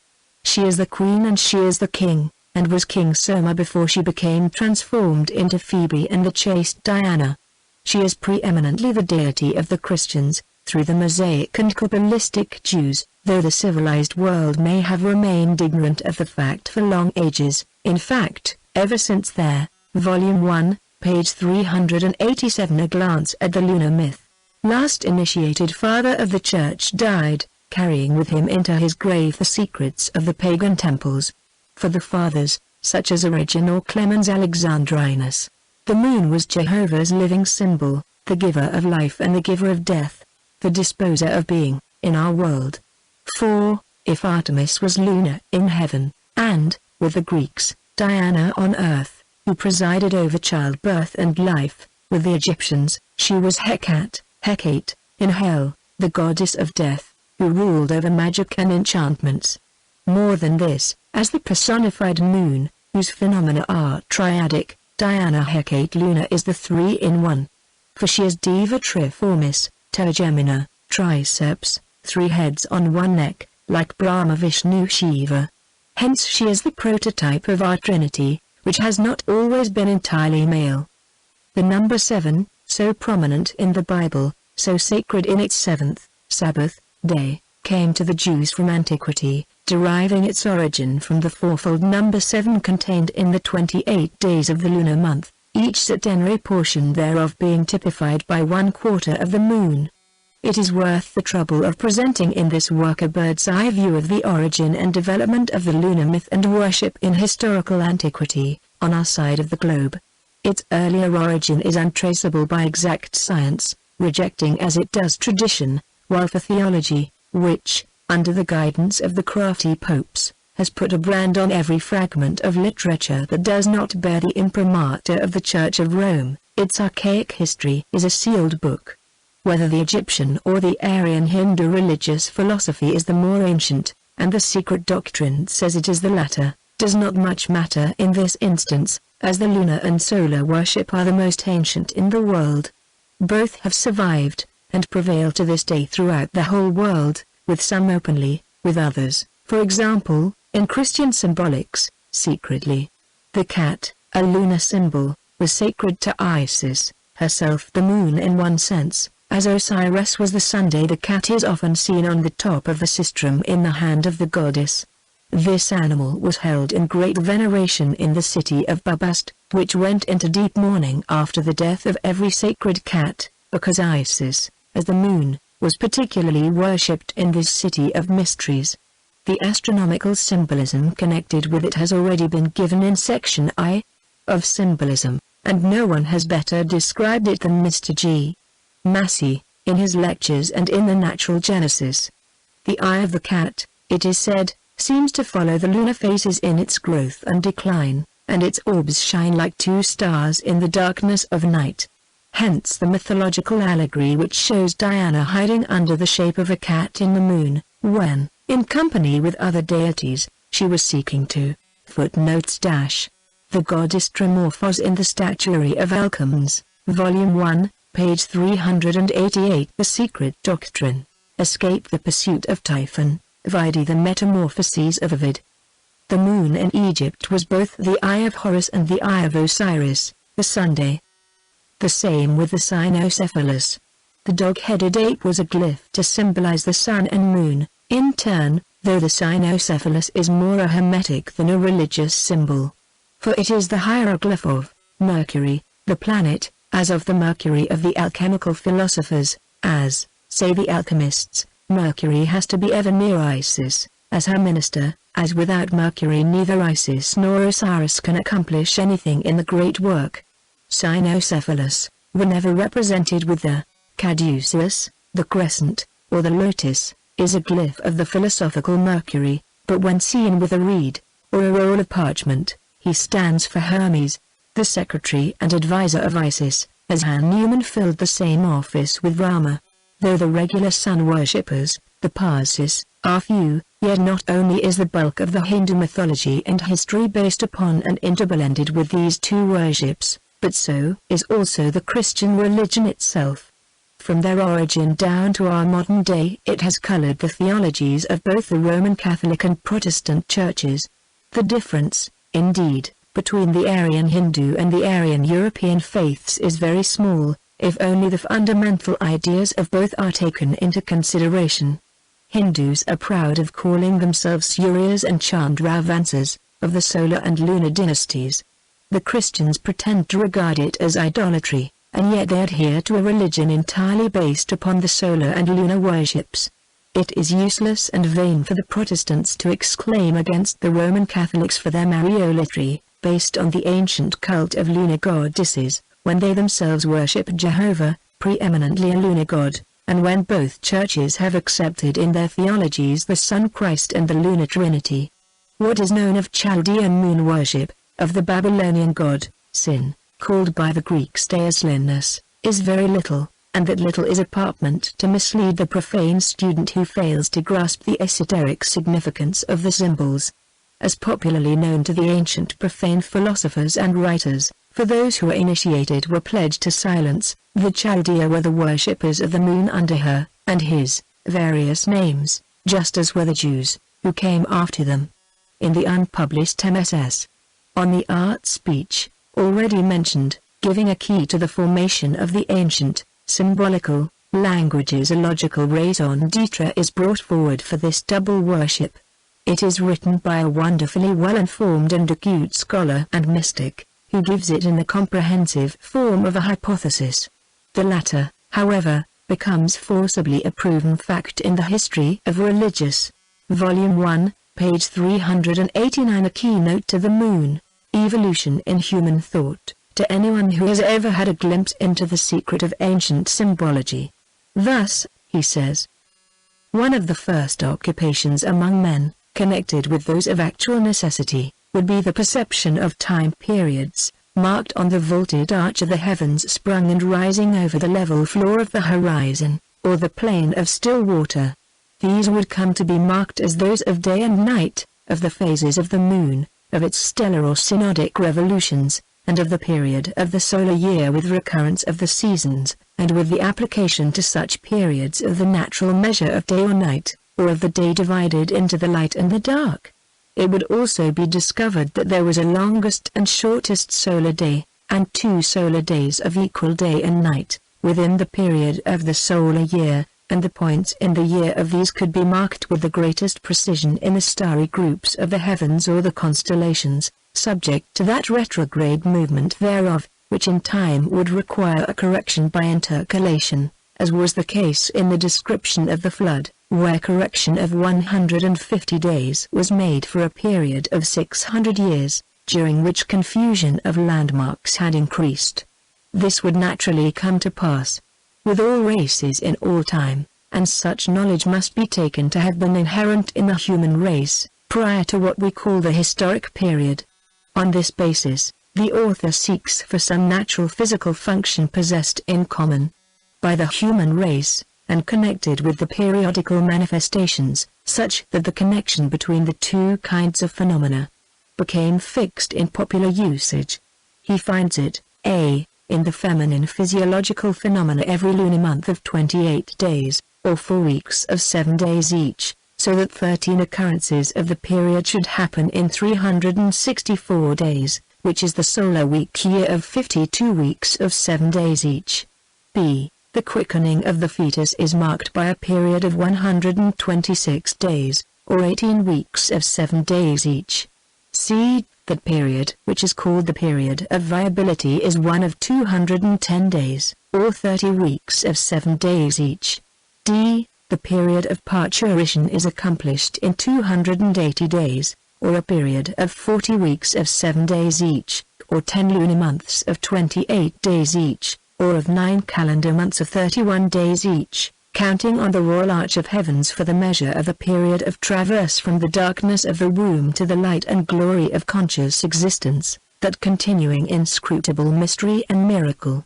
Thus the observed periods of time marking the workings of the birth function would naturally become a basis of astronomical calculation. We may almost affirm that this was the mode of reckoning among all nations, either independently, or intermediately and indirectly by tuition.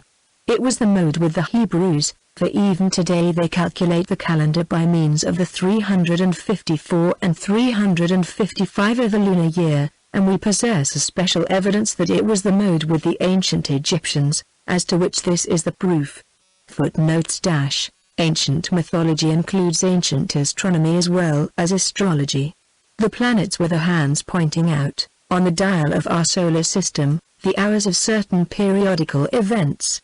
Thus, Mercury was the messenger appointed to keep time during the daily solar and lunar phenomena, and was otherwise connected with the god and goddess of light. Volume 1, page 390. The Secret Doctrine. The basic idea underlying the religious philosophy of the Hebrews was that God contained all things within himself, and that man was his image, man including woman. The place of the man and woman with the Hebrews was among the Egyptians occupied by the bull and the cow, sacred to Osiris and Isis, who were represented, respectively, by a man having a bull's head, and a woman having the head of a cow, which symbols were worshipped. Notoriously Osiris was the sun and the river Nile, the tropical year of 365 days, which number is the value of the word Nilos, and the bull, as he was also the principle of fire and of life-giving force, while Isis was the moon, the bed of the river Nile, or the Mother Earth, for the parturient energies of which water was a necessity, the lunar year of 364 days, the time maker of the periods of gestation, and the cow marked by, or with, the crescent new moon.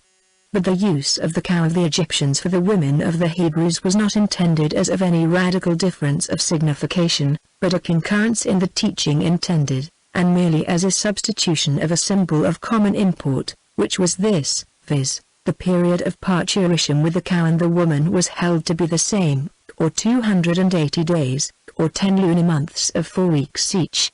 And in this period consisted the essential value of this animal symbol, whose mark was that of the crescent moon. These parturient and natural periods are found to have been subjects of symbolism all over the world. They were thus used by the Hindus, and are found to be most plainly set forth by the ancient Americans, in the Richardson and Jest tablets, in the Palin cross, and manifestly lay at the base of the formation of the calendar forms of the Mayas of Yucatan, the Hindus, the Assyrians, and the ancient Babylonians, as well as their Egyptians and Old Hebrews. The natural symbols would be either the phallus or the phallus and yoni, or male and female.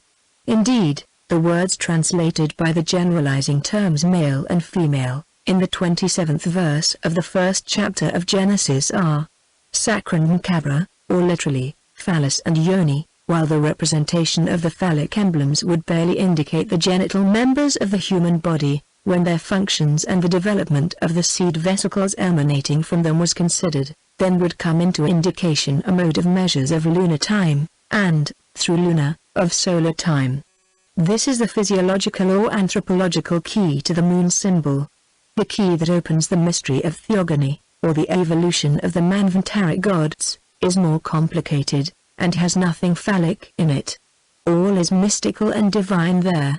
But the Jews, beyond connecting Jehovah directly with the moon as a generative god, preferred to ignore the higher hierarchies, and have made of some of them, zodiacal constellations and planetary gods, their patriarchs, thus euemerizing their footnotes a caricatured and dwarfed Vedanta notion of Parabrahman containing within itself the whole universe as being that boundless universe itself, and there existing nothing outside of itself. Just as they are to this day in India, the bull of Shiva and the cow representing several Sakti, goddesses.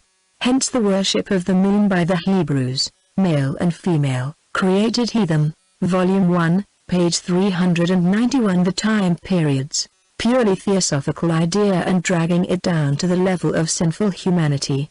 See section Holy of Holies in the Symbolism of Book 2, the MSS. From which the above is extracted explains very clearly to what hierarchy of gods Jehovah belonged, and who this Jewish God was, for it shows in clear language that which the writer has always insisted upon, namely, that the God with which the Christians have burdened themselves was no better than the lunar symbol of the reproductive or generative faculty in nature. They have ever ignored even the Hebrew secret God of the Kabbalists, Ein Sof, as grand as Parabrahman in the earliest Kabbalistic and mystical conceptions. But it is not the Kabbalah of Rosenroth that can ever give the true original teachings of Simeon ben Yochai, as metaphysical and philosophical as any. And how many are there among the students of the Kabbalah who knew anything of them except in their distorted Latin translations? Let us glance at the idea which led the ancient Jews to adopt a substitute for the ever unknowable, and which has misled the Christians into mistaking the substitute for the reality. If to these organs, phallus and yoni, as symbols of creative cosmic agencies the idea of time periods can be attached, then, indeed, in the construction of temples as dwellings of deity, or of Jehovah, that post designated as the Holy of Holies, or the Most High Place, should borrow its title from the recognized sacredness of the generative organs, considered as symbols of measures as well as of creative cause. With the ancient wise, there was no name, and no idea, and no symbol, of a first cause. With the Hebrews, the indirect conception of such was couched in a term of negation of comprehension, viz., Ein Sof, or the without bounds. But the symbol of its first comprehensible manifestation, was the conception of a circle with its diameter line. See the proem of Book I, Part 1, to carry at once a geometric, phallic, and astronomic idea. For the one takes its birth from the naught or the circle, without which it could not be, and from one, or primal one, spring the 9 digits, and, geometrically, all plane shapes. So in the Kabbalah this circle, with its diameter line, is there. Picture of the 10 Sephiroth or emanations, composing the Adam Kadmon, there. Archetypal man, the creative origin of all things. This idea of connecting the circle and its diameter line, that is, number 10, with the signification of the reproductive organs, and the most holy place, was carried out constructively in the king's chamber, or Holy of Holies, of the Great Pyramid, in the Tabernacle of Moses, and in the Holy of Holies of the Temple of Solomon. It is the picture of a double womb, for in Hebrew the letter He is at the same time the number 5 and symbol of the womb, and twice 5 is 10, or the phallic number. This double womb also shows the duality of the idea carried from footnotes dash, because it was too sacred. It is referred to as that in the Vedas, it is the eternal cause, and cannot, therefore, be spoken of as a first cause, a term implying the absence of any cause, at one time. Volume 1, page 392. The Secret Doctrine. The highest, spiritual, down to the lowest or terrestrial plane, and by the Jews limited to the latter. With them, therefore, the number 7 has acquired the most prominent place in their exoteric religion, a cult of external forms and empty rituals, as their Sabbath, for instance, the 7th day sacred to their deity, the moon, symbolical of the generative Jehovah. While with other nations the number 7 was typical of theogonic evolution, of cycles, cosmic planes, and the 7 forces and occult powers in cosmos, as a boundless whole, whose first upper triangle was unreachable to the finite intellect of man, while other nations, therefore, busied themselves, in their forcible limitation of cosmos in space and time, only with its septenary manifested plane. The Jews centered this member solely in the moon, and based all their sacred calculations thereupon. Hence we find the thoughtful author of the MSS.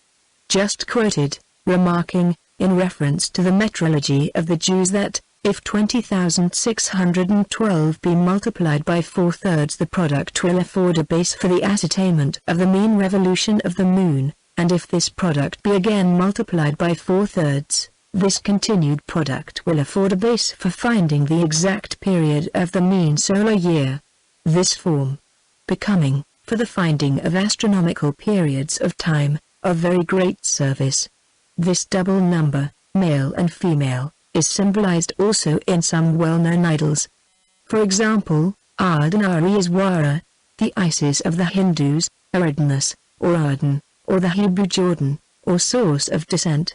She is standing on a lotus leaf flowing on the water. But the signification is, that it is androgyne or hermaphrodite, that is phallus and yoni combined, the number 10, the Hebrew letter Jud, the containment of Jehovah. She, or rather he, gives the minutes of the same circle of 360 degrees. Jehovah, in its best aspect, is Bina, the upper mediating mother, the great sea or Holy Spirit, therefore rather a synonym of Mary, the mother of Jesus, than of his father, that mother, being the Latin mare. The sea is here also, Venus, the Stella Dulcmea, or star of the sea.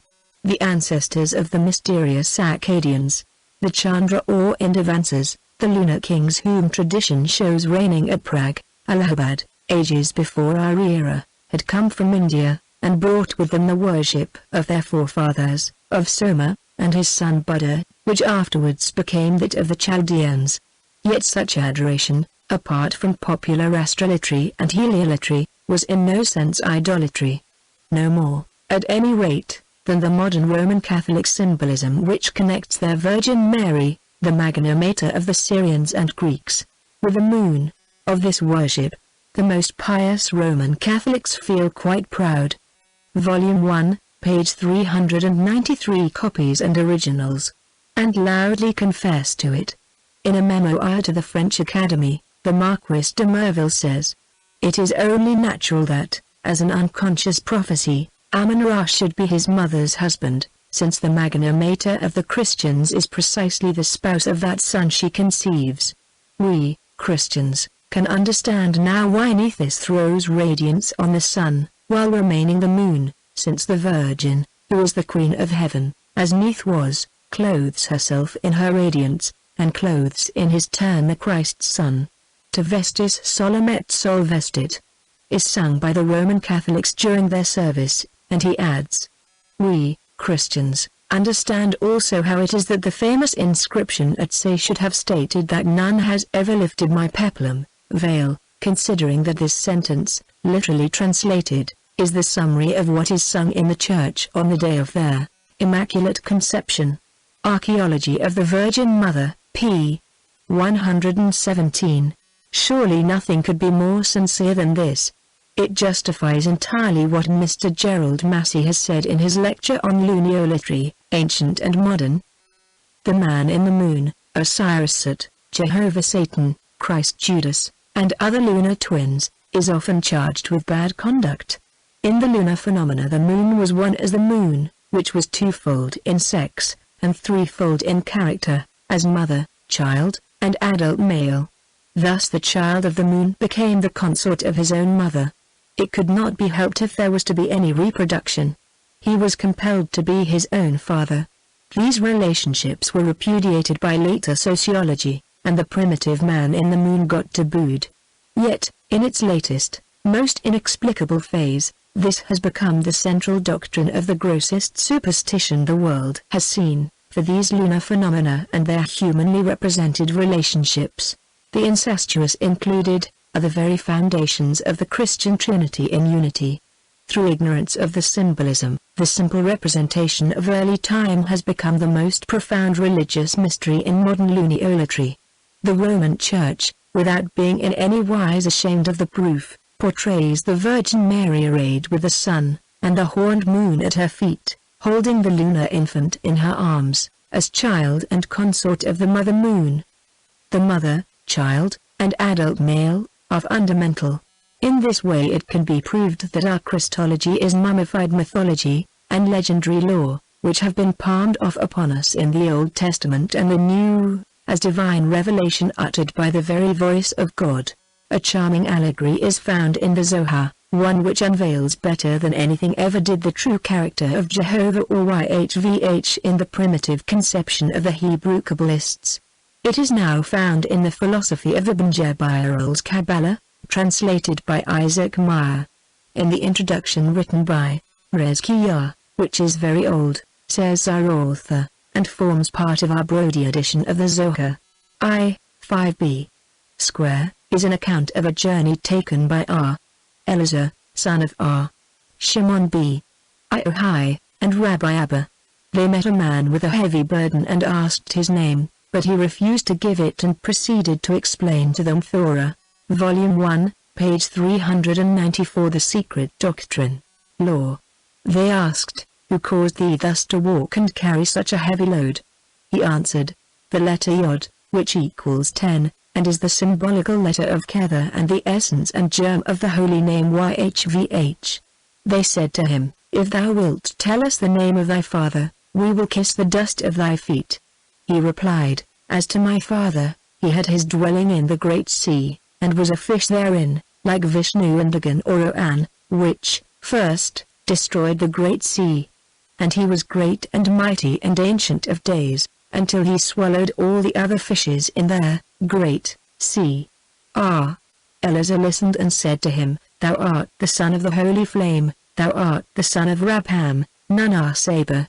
Behold, the fish in Aramaic or Chaldee is Nun, Noon, thou art the son of the light of the Torah, Dharma, etc." Then the author explains that the feminine Sepharoth, Bina, is termed by the Kabbalist the Great Sea, therefore Bina, whose divine names are Jehovah, Yah, and Elohim, is simply the Chaldean Tiamat, the female power, the Thlath of Berossus, who presides over the chaos, and was made out later by Christian theology to be the serpent and the devil.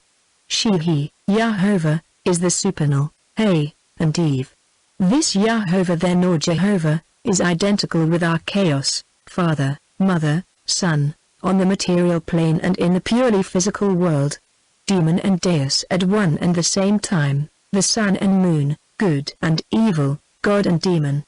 Lunar magnetism generates life, preserves and destroys it, psychically as well as physically. And if, astronomically, she is one of the 7 planets of the ancient world, in theogony she is one of the regents thereof, with Christians now as much as with pagans, the former referring to her under the name of one of their archangels, and the latter under that of one of their gods. Therefore the meaning of the fairy tale translated by Coulson from an old Chaldean MSS, translated into Arabic, about Ptolemy being instructed by the idol of the moon, is easily understood. Vide Book 3, Seldom Used tells us the secret as well as Maimonides, More Nevikim, Book 3, ch. 30.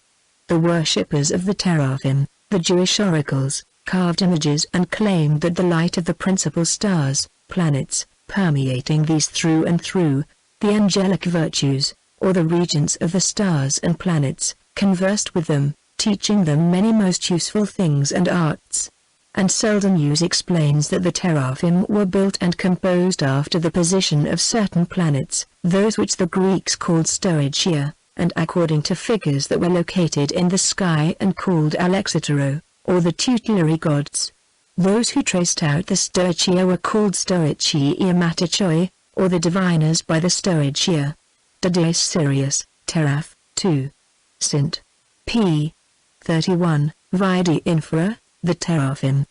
It is such sentences, however, in the Nabatean Agriculture, that, Volume 1, page 395 Solar Lunar Worship in the Church, have frightened the men of science and made them proclaim the work either an apocrypha or a fairy tale, unworthy of the notice of an academician. At the same time, as shown, zealous Roman Catholics and Protestants tore it metaphorically to pieces, the former because it described the worship of demons, the latter because it is ungodly. They are all wrong, once more. It is not a fairy tale, and as far as regards pious churchmen, the same worship may be shown in the scriptures, however disfigured by translation. Solar and lunar worship, as well as that of the stars and elements, are traced, and figure in the Christian theology, defended by papists. They are stoutly denied by the Protestants only at their own risk and peril. 2 instances may be given. Ammianus Marcellinus teaches that ancient divinations were always accomplished with the help of the spirits of the elements, Spiritus Elementorum, and in Greek Pneumatotan Stoicheion, 1. 21. but it is found now that the planets, the elements, and the zodiac, were figured not only in Heliopolis by the 12 stones called mysteries of the elements, elementorum arcana, but also in Solomon's temple, and, as pointed out by various writers, in several old Italian churches and even at Notre Dame de Paris where they can be seen to this day. No symbol, the sun included, was more complex in its manifold meanings than the lunar symbol. The sex was, of course, dual. With some it was male, for example, the Hindu king Soma, and the Chaldean Sin. With other nations it was female. The beauteous goddesses Diana Luna, Alethea, Lucina. In Tauris, human victims were sacrificed to Artemis, a form of the lunar goddess. The Cretans called her Dictea, and the Medes and Persians Anatus, as shown by an inscription of Colo, Artemide, Anete. But, we are now concerned chiefly with the most chaste and pure of the virgin goddesses.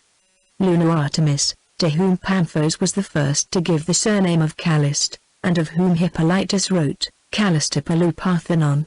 See Pause in Ears 8, 35, 8. This Artemis Lochia, the goddess that presided at conception and childbirth, Iliad, Pause in Ears, etc., etc., is, in her functions and as the triple Hecate, the Orphic deity, the predecessor of the god of the rabbins and pre-Christian Kabbalists, and his lunar type. The goddess Tremorphos was the personified symbol of the various and successive aspects represented by the moon in each of her 3 phases, and this interpretation was already that of the Stoics, Cornut, Donat, d. 34, 1, while the Orphians explained the epithet, Tremorphos, by the 3 kingdoms of nature over which she reigned. Jealous, bloodthirsty, revengeful and exacting, Hecate Luna is a worthy counterpart of the jealous god of the Hebrew prophets. Volume 1, page 396. The Secret Doctrine. The whole riddle of the solar and lunar worship, as now traced in the churches, hangs indeed on this world-old mystery of lunar phenomena.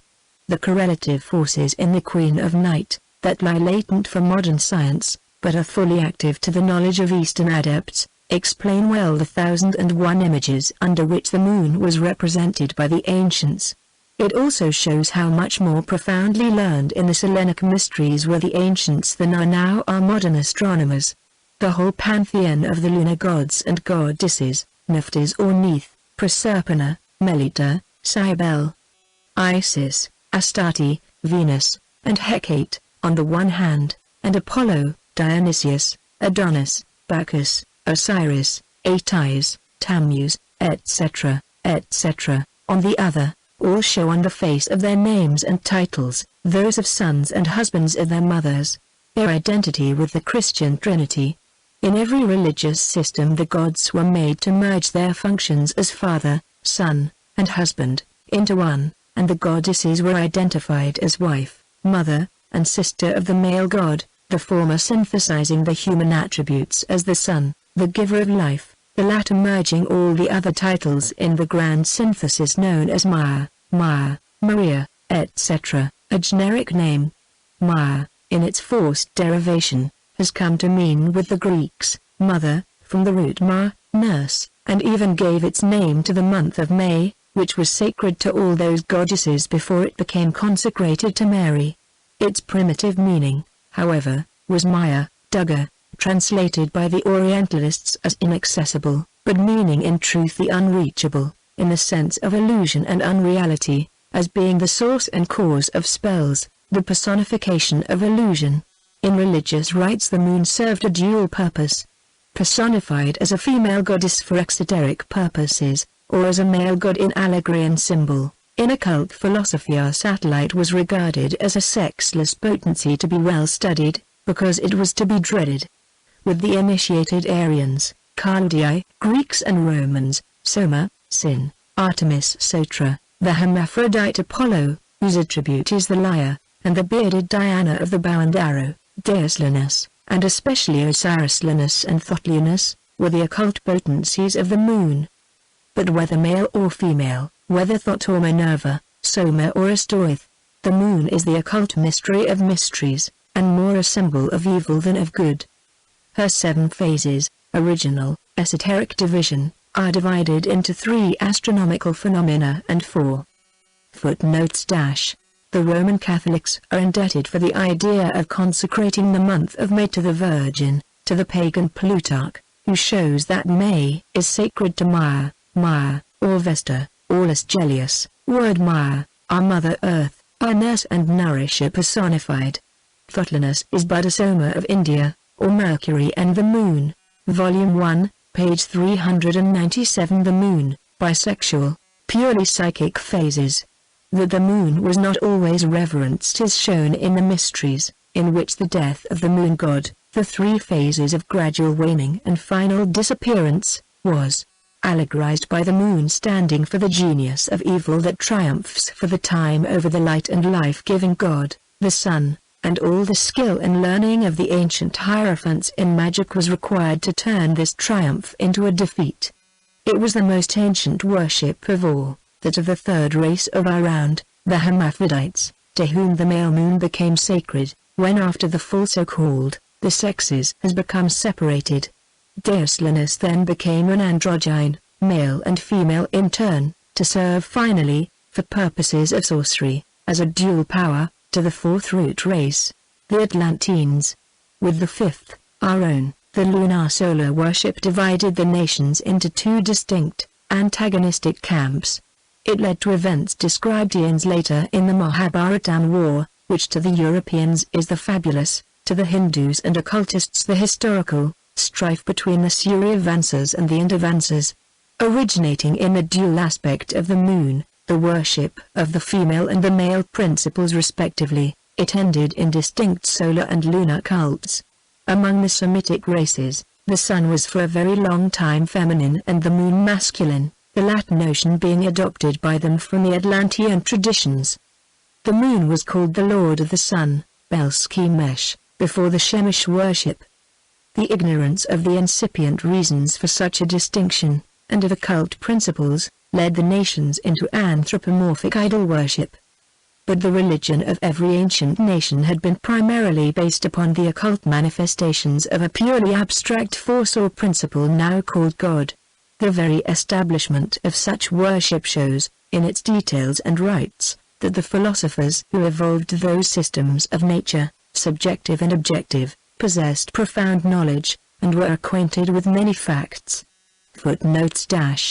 During that period which is absent from the Mosaic books, from the exile of Eden to the allegorical flood, the Jews worshipped with the rest of the Semites Dionysus, the ruler of men, the judge, or the sun.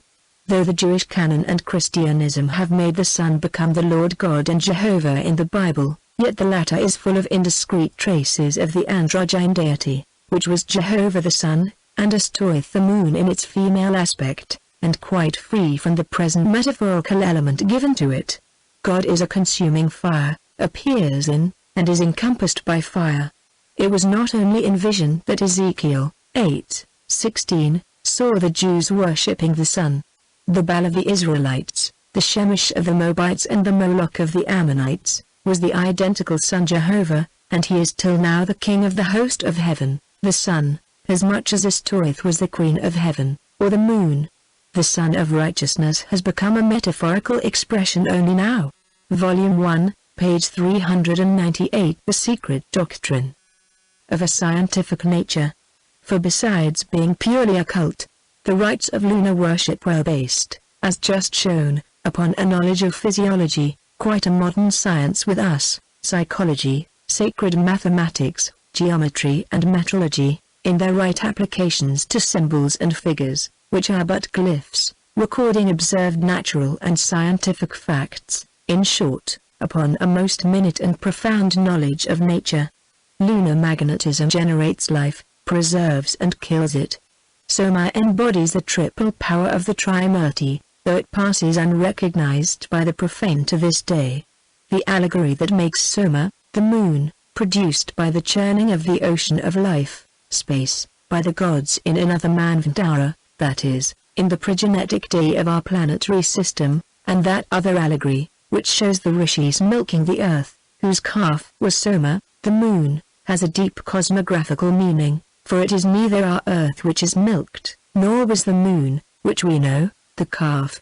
Had our wise men of science known as much of the mysteries of nature as the ancient Aryans did, they would surely never have imagined that the moon was projected from the earth. Once more, the oldest of permutations in theogony, the son becoming his own father and the mother generated by the son, has to be remembered and taken into consideration if the symbolical language of the ancients is to be understood by us. Otherwise mythology will be ever haunting the Orientalists as simply the disease which springs up at a peculiar stage of human culture, as Renouf gravely observes in a Hibbert lecture. The ancients taught the, so to speak, autogeneration of the gods, the one divine essence, unmanifested, perpetually begetting a second self, manifested, which second self, androgynous in its nature, gives birth in an immaculate way to everything the macro and microcosmical in this universe. This was shown in the circle and the diameter, or the sacred 10, a few pages back. But our Orientalists, their extreme desire to discover one homogeneous element in nature, notwithstanding, will not see it, cramped in their researches by such ignorance. They, the Aryanists and Egyptologists, are constantly led astray from truth in their speculations. Thus, Darouge is unable to understand, in the text which he translates, the meaning of Amun-Ra saying to King Amenophes, supposed to be Memnon, "Thou art my son, I have begotten thee," and as he footnotes dash, the earth flees for her life in the allegory, before Prithu, who pursues her. She assumes the shape of a cow, and, trembling with terror, runs away and hides even in the regions of Brahma. Therefore, it is not our earth. Again, in every Purana, the calf changes name. In one it is Manu Swayambhuva, in another Indra, in a third the Himavat, Himalayas, itself, while Mru was the milker. This is a deeper allegory than one thinks. Volume 1, page 399. The dignity of say finds the same idea in many a text and under various forms. This very Christian Orientalist is finally compelled to exclaim that for this idea to have entered the mind of a hierogrammatist, there must have been in their religion a more or less defined doctrine, indicating as a possible fact that might come to pass, a divine and immaculate incarnation under a human form. Precisely. But why throw the explanation on an impossible prophecy, when the whole secret is explained by the later religion copying the earlier? That doctrine was universal, and it was not the mind of any one hierogrammatist that evolved it, for their Indian avatars are a proof to the contrary. After which, having come to realize clearer what the Divine Father and Son were with the Egyptians, Darouge still fails to account for, and perceive what were the functions attributed to the feminine principle in that primordial generation. He does not find it in the goddess Neith, of Say. Yet he quotes the sentence of the commander to Cambyses when introducing that king into the Satic temple, "I made known to his majesty the dignity of Say, which is the abode of Neith, the great, female, producer, genitrix of the son, who is the firstborn, and who is not begotten, but only brought forth, and hence is the fruit of an immaculate mother." How much more grandiose, philosophical and poetical is the real distinction, for whoever is able to understand and appreciate it, made between the Immaculate Virgin of the ancient pagans and the modern papal conception. With the former, the ever-youthful Mother Nature, the antitype of her prototypes, the sun and moon, generates and brings forth her mind-born son, the universe. The sun and moon, as male-female deities, fructify the earth, the microcosmical mother, and the latter conceives and brings forth, in her turn. With the Christians, the firstborn, primogenitus, is indeed generated, that is, begotten, genitum, non factum, and positively conceived and brought forth. Virgo Pariat, explains the Latin Church. Thus, she drags down the noble spiritual ideal of the Virgin Mary to the earth, and, making her of the earth earthy, degrades that ideal to the lowest of the anthropomorphic goddesses of the rabble. Truly, Neith, Isis, Diana, etc., etc., were each of them a demiurgical goddess, at once visible and invisible, having her place in heaven, and helping to the generation of species, the moon, in short. Her occult aspects and powers are numberless, and, in one of them, the moon becomes with footnotes dash. His clear realization of it is, that the Egyptians prophesied Jehovah, and his incarnated Redeemer, the good serpent, etc., etc., even to identifying Typhon with the wicked dragon of the Garden of Eden, and this passes as serious and sober science. Volume 1, page 400. The Secret Doctrine. The Egyptians Hathor, another aspect of Isis, and both of these goddesses are shown suckling Horus. Behold in the Egyptian Hall of the British Museum, Hathor worshipped by Pharaoh Thutmose, who stands between her and the Lord of Heavens. The monolith was taken from Karnak, and the same goddess has the following legend inscribed on her throne: the Divine Mother and Lady, or Queen of Heaven, also the Morning Star, and the Light of the Sea, Stella Matusina and Lux Maris. All the lunar goddesses had a dual aspect, one divine, the other infernal. All were the virgin mothers of an immaculately born son, the sun.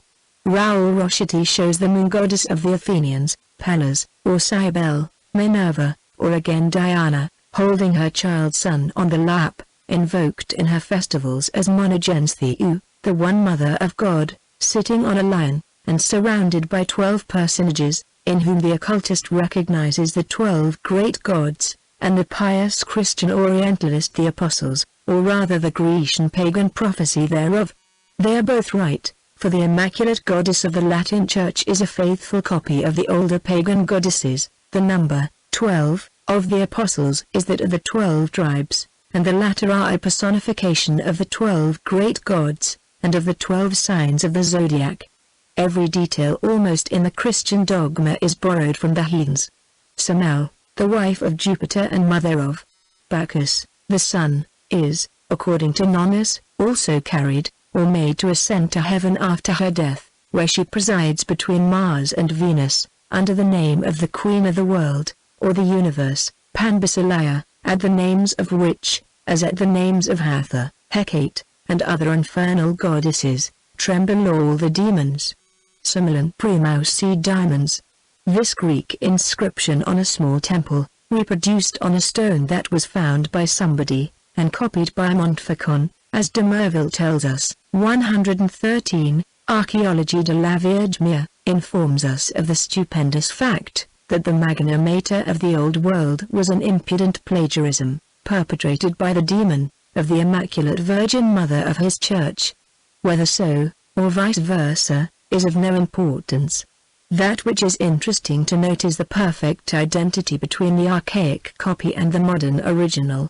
Did space permit, we might show the inconceivable coolness and unconcern exhibited by certain followers of the Roman Catholic Church, when made to face the revelations of the past. Tamori's remark that the Virgin took possession of all the sanctuaries of seers and footnotes Hathor is the infernal Isis, the goddess preeminently of the West or the Netherworld. This is de Merville, who proudly confesses the similarity, and he ought to know. Volume 1, page 401. Anti-historical Catholicism. Venus, and that the pagan rites, proclaimed and practiced in honor of those goddesses, were in a good measure transferred to the Mother of Christ.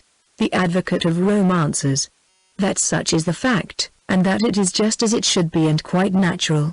As the dogma, the liturgy, and the rites professed by the Roman Apostolical Church in 1862 are found engraved on monuments, inscribed on papyri, and cylinders hardly posterior to their deluge, it does seem impossible to deny the existence of a first anti-historical Roman Catholicism of which ROWN is but the faithful continuation. But while the former was the culmination, the summum of the impudence of demons and Getic necromancy, the latter is divine. If in our Christian revelation, l'Apocalypse, Mary, clothed with the sun and having the moon under her feet, has nothing more in common with the humble servant of Nazareth, it is because she has now become the greatest of theological and cosmological powers in our universe. Archaeol. De la Vierge, pp.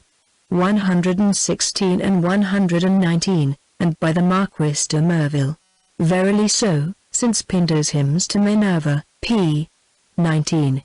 Who sits at the right hand of her father Jupiter, and who is more powerful than all the other angels or gods, are likewise applied to the Virgin.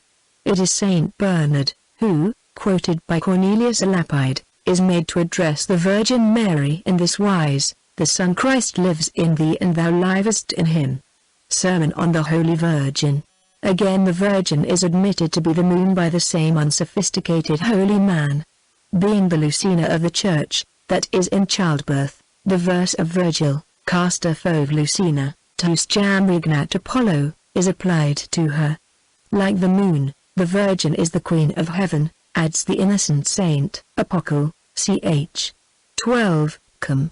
by Cornelius a Lapide. This settles the question. The more similarity, according to such writers as de Merville, there exists between the pagan conceptions and the Christian dogmas, the more divine appears the Christian religion, and the more is it seen to be the only truly inspired one, especially in its Roman Catholic form.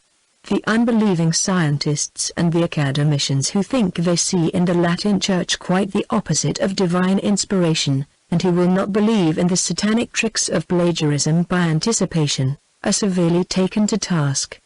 But then they believe in nothing and reject even the Nabatean agriculture as a romance and a pack of superstitious nonsense, complains the memorialist. In their perverted opinion Kwamai's idol of the moon and the statue of the Madonna are one. A noble marquis wrote 20 years ago 6 huge volumes, or, as he calls them, memoirs to the French Academy, with the sole object of showing Roman Catholicism an inspired and revealed faith. As a proof thereof, he furnishes numberless facts, all tending to show that the entire ancient world, ever since, Volume 1, page 402 The Secret Doctrine, the Deluge, had been, with the help of the devil, systematically plagiarizing the rites, ceremonies, and dogmas of the future Holy Church to be born ages later. What would that faithful son of Rome have said had he heard his co-religionist, M. Renouf, the distinguished Egyptologist of the British Museum, declaring, in one of his learned lectures, that neither Hebrews nor Greeks borrowed any of their ideas from Egypt? But perhaps it is just this that M. Renouf intended to say, namely, that it is the Egyptians, the Greeks, and the Aryans, who borrowed theirs from the Latin Church. And if so, why, in the name of logic, do the papists reject the additional information which the occultists may give them on moon worship, since it all tends to show there, the Roman Catholic, worship as old as the world, of Sabianism and astrology? The reason of early Christian and later Roman Catholic astrology, or the symbolical worship of sun and moon, identical with that of the Gnostics, though less philosophical and pure than the sun worship of the Zoroastrians, is a natural consequence of its birth and origin. The adoption by the Latin Church of such symbols as the water, fire, sun, moon and stars, and a good many other things, is simply a continuation by the early Christians of the old worship of pagan nations. Thus Odin got his wisdom, power, and knowledge, by sitting at the feet of Mima, the thrice-wise Jotun, who passed his life by the fountain of primeval wisdom, the crystalline waters of which increased his knowledge daily. Mima drew the highest knowledge from the fountain, because the world was born of water, hence primeval wisdom was to be found in that mysterious element, Asgard and the gods. 86. The eye which Odin had to pledge to acquire that knowledge may be the sun, which enlightens and penetrates all things, his other eye being the moon, whose reflection gazes out of the deep, and which at last, when setting, sinks into the ocean. Ibid, but it is something more, besides this. Loki, the fire god, is said to have hidden in the water, as well as in the moon, the light giver, whose reflection he found therein, and this belief that the fire finds refuge in the water was not limited to the old Scandinavians. It was shared by all nations and was finally taken up by the early Christians, who symbolized the Holy Ghost under the shape of fire, cloven tongues like as fire, the breath of the Father Son. This fire descends also into the water or the sea, Mary. The dove was the symbol of the soul with several nations. It was sacred to Venus, the goddess born from there.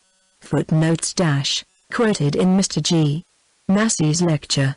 Volume 1, page 403. Identity of Typology, Seafoam, and it became later the symbol of the Christian anima mundi, or the Holy Spirit. One of the most occult chapters in the Book of the Dead is ch. LXXX, entitled, To Make the Transformation into the God-Giving Light to the Path of Darkness, wherein woman light of the shadow serves Thot in his retreat in the moon. Thotames is said to hide therein, because he is the representative of the secret wisdom. He is the manifested logos of its light side, the concealed deity or dark wisdom when he is supposed to retire to the opposite hemisphere. Speaking of her power, the moon calls herself repeatedly, the light which shineth in darkness, the woman light. Hence it became the accepted symbol of all the Virgin Mother goddesses. As the wicked, evil spirits warred against the moon in days of yore, so they are supposed to war now, without being able to prevail, however, against the actual Queen of Heaven, Mary, the moon. Hence also the moon was intimately connected in all the pagan theogonies with the dragon, her eternal enemy, the Virgin, or Madonna, standing on the mythical Satan under that form, crushed and made powerless, under her feet. This, because the head and tail of the dragon, which represent in Eastern astronomy to this day the ascending and descending nodes of the moon, were also symbolized in ancient Greece by the two serpents. Hercules kills them on the day of his birth, and so does the babe in his Virgin Mother's arms.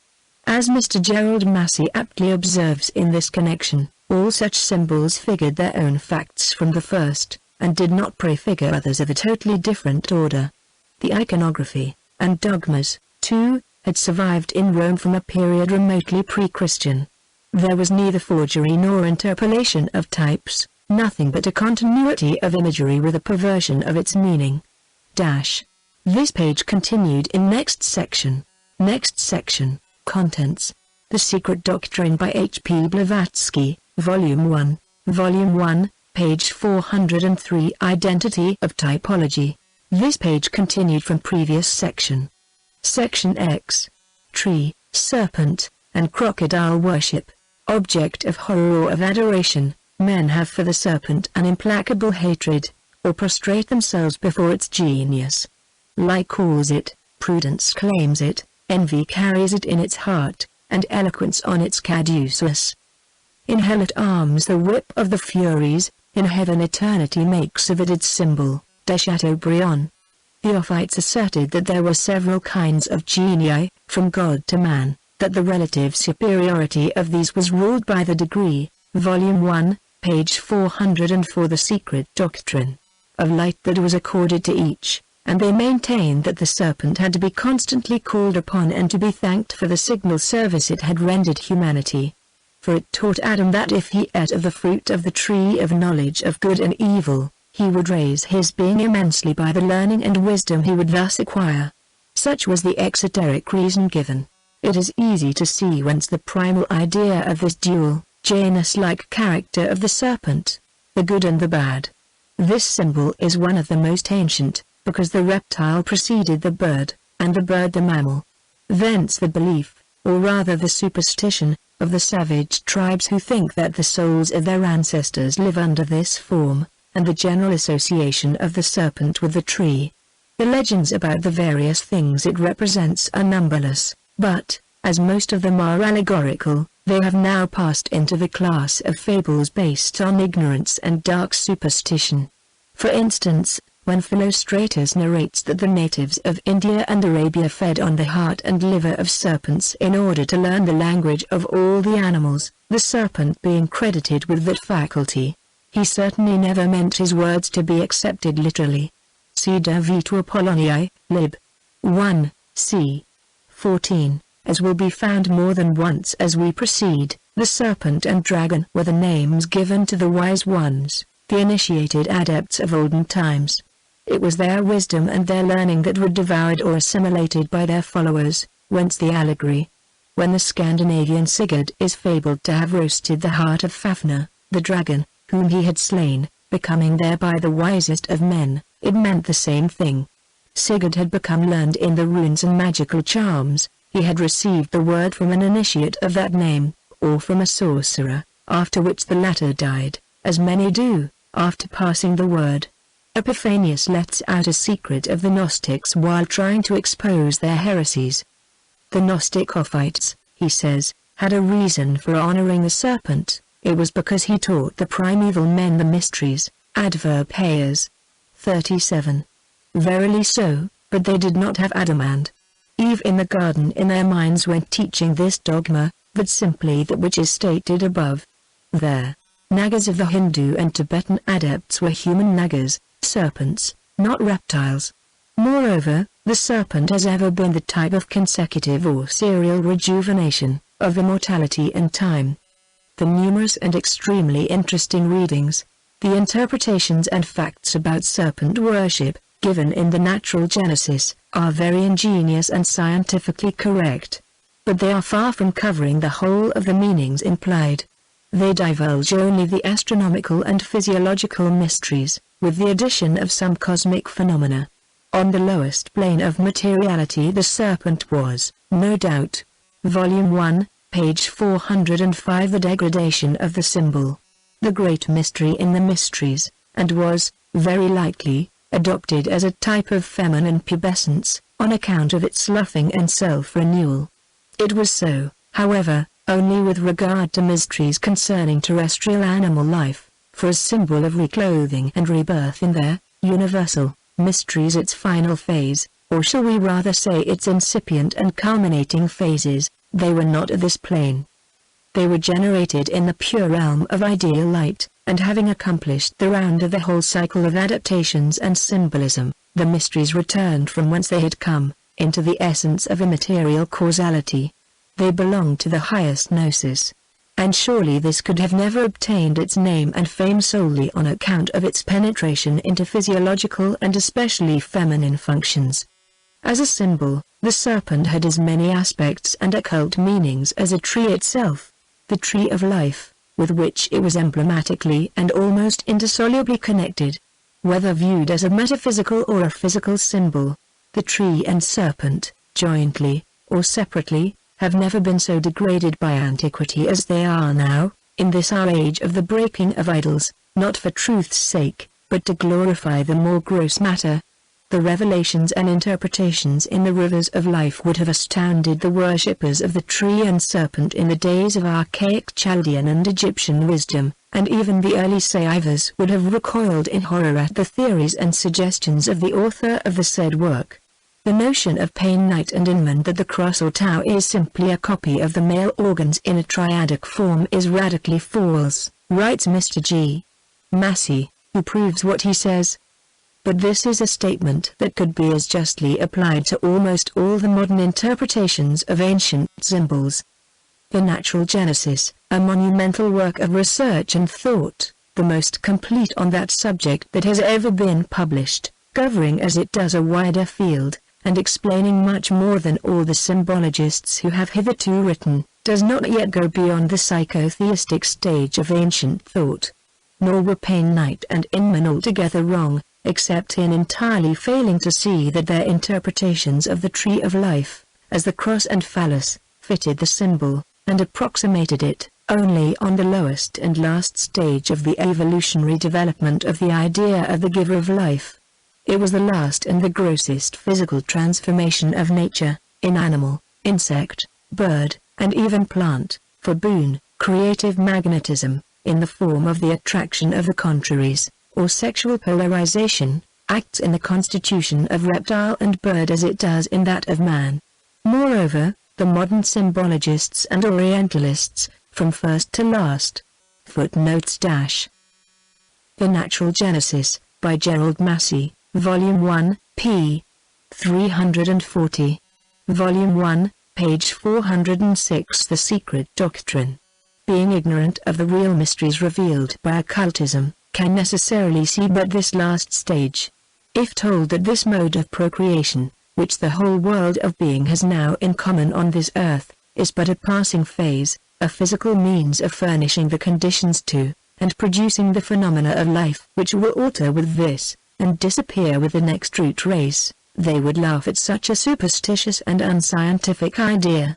But the most learned occultists assert this because they know it.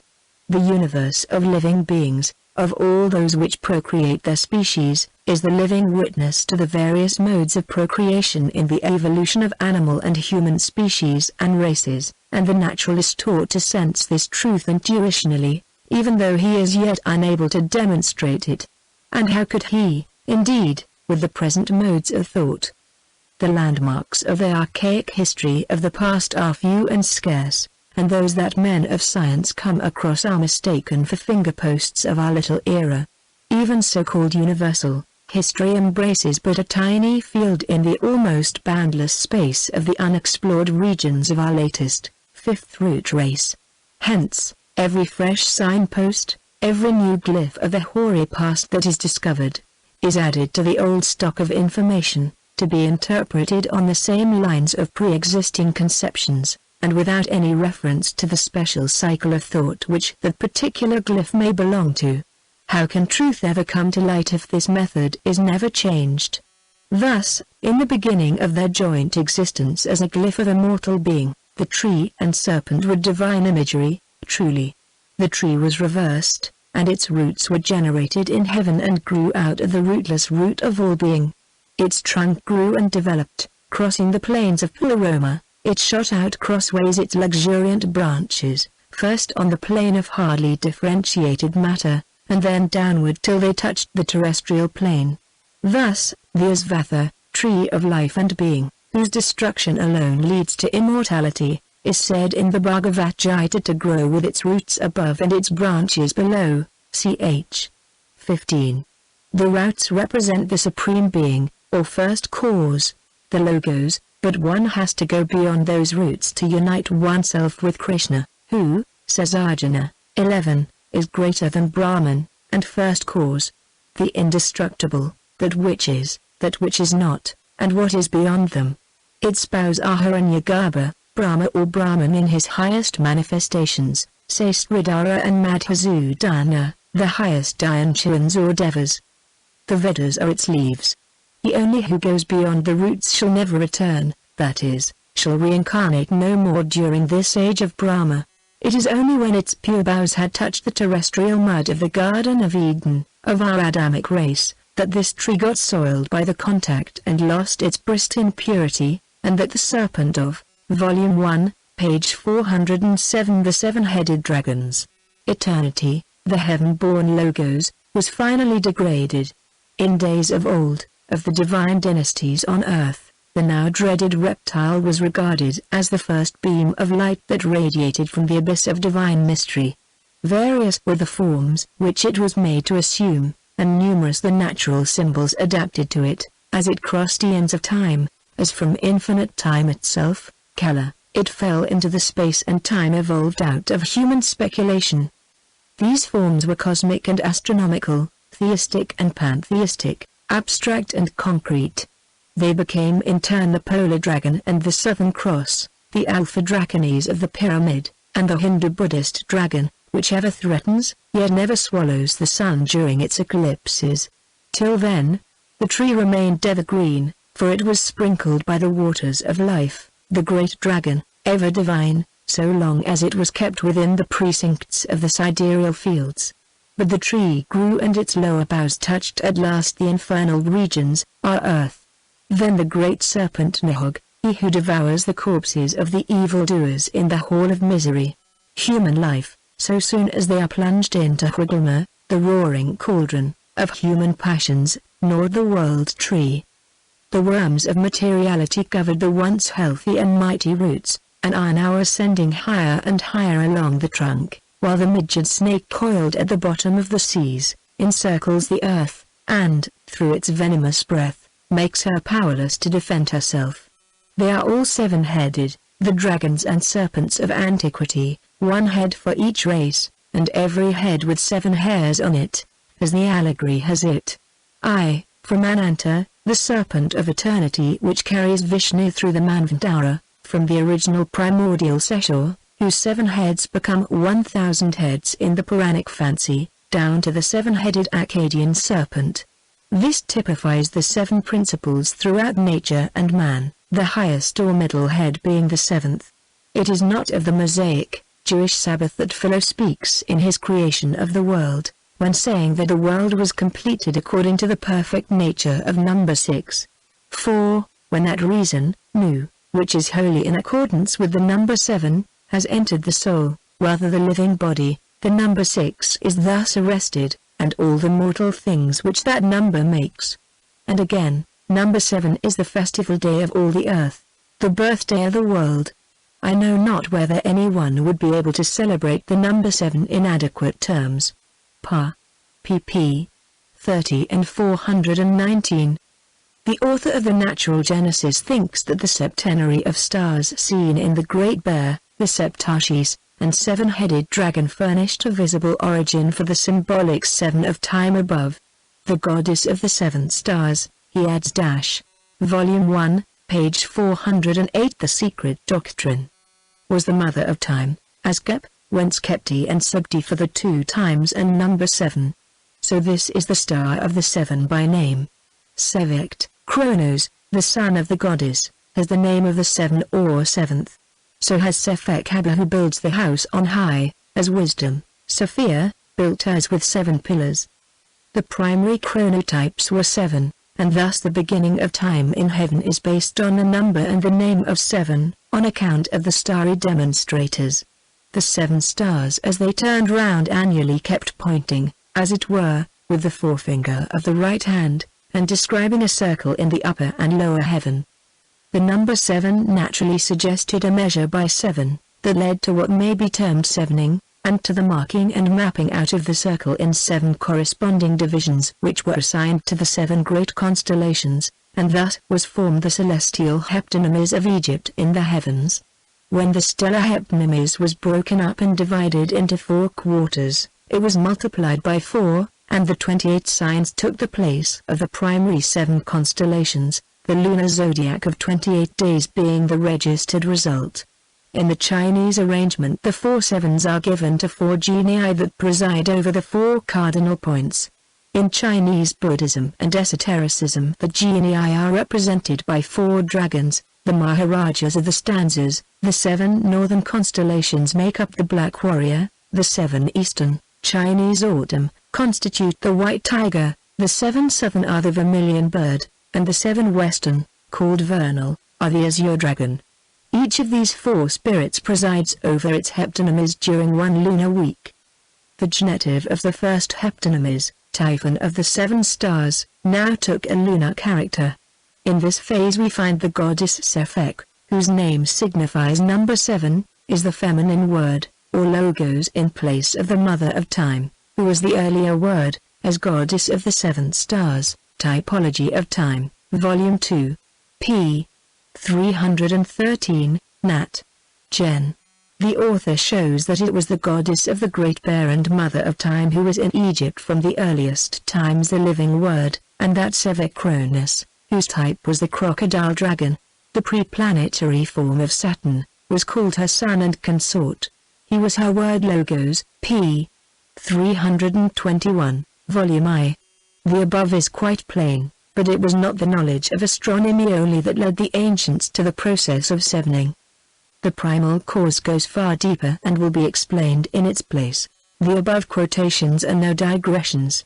They are brought forward as showing, a. the reason why a full initiate was called a dragon, a snake, a naga, and b. that our septenary division was used by the priests of the earliest dynasties in Egypt, for the same reason and on the same basis as by us.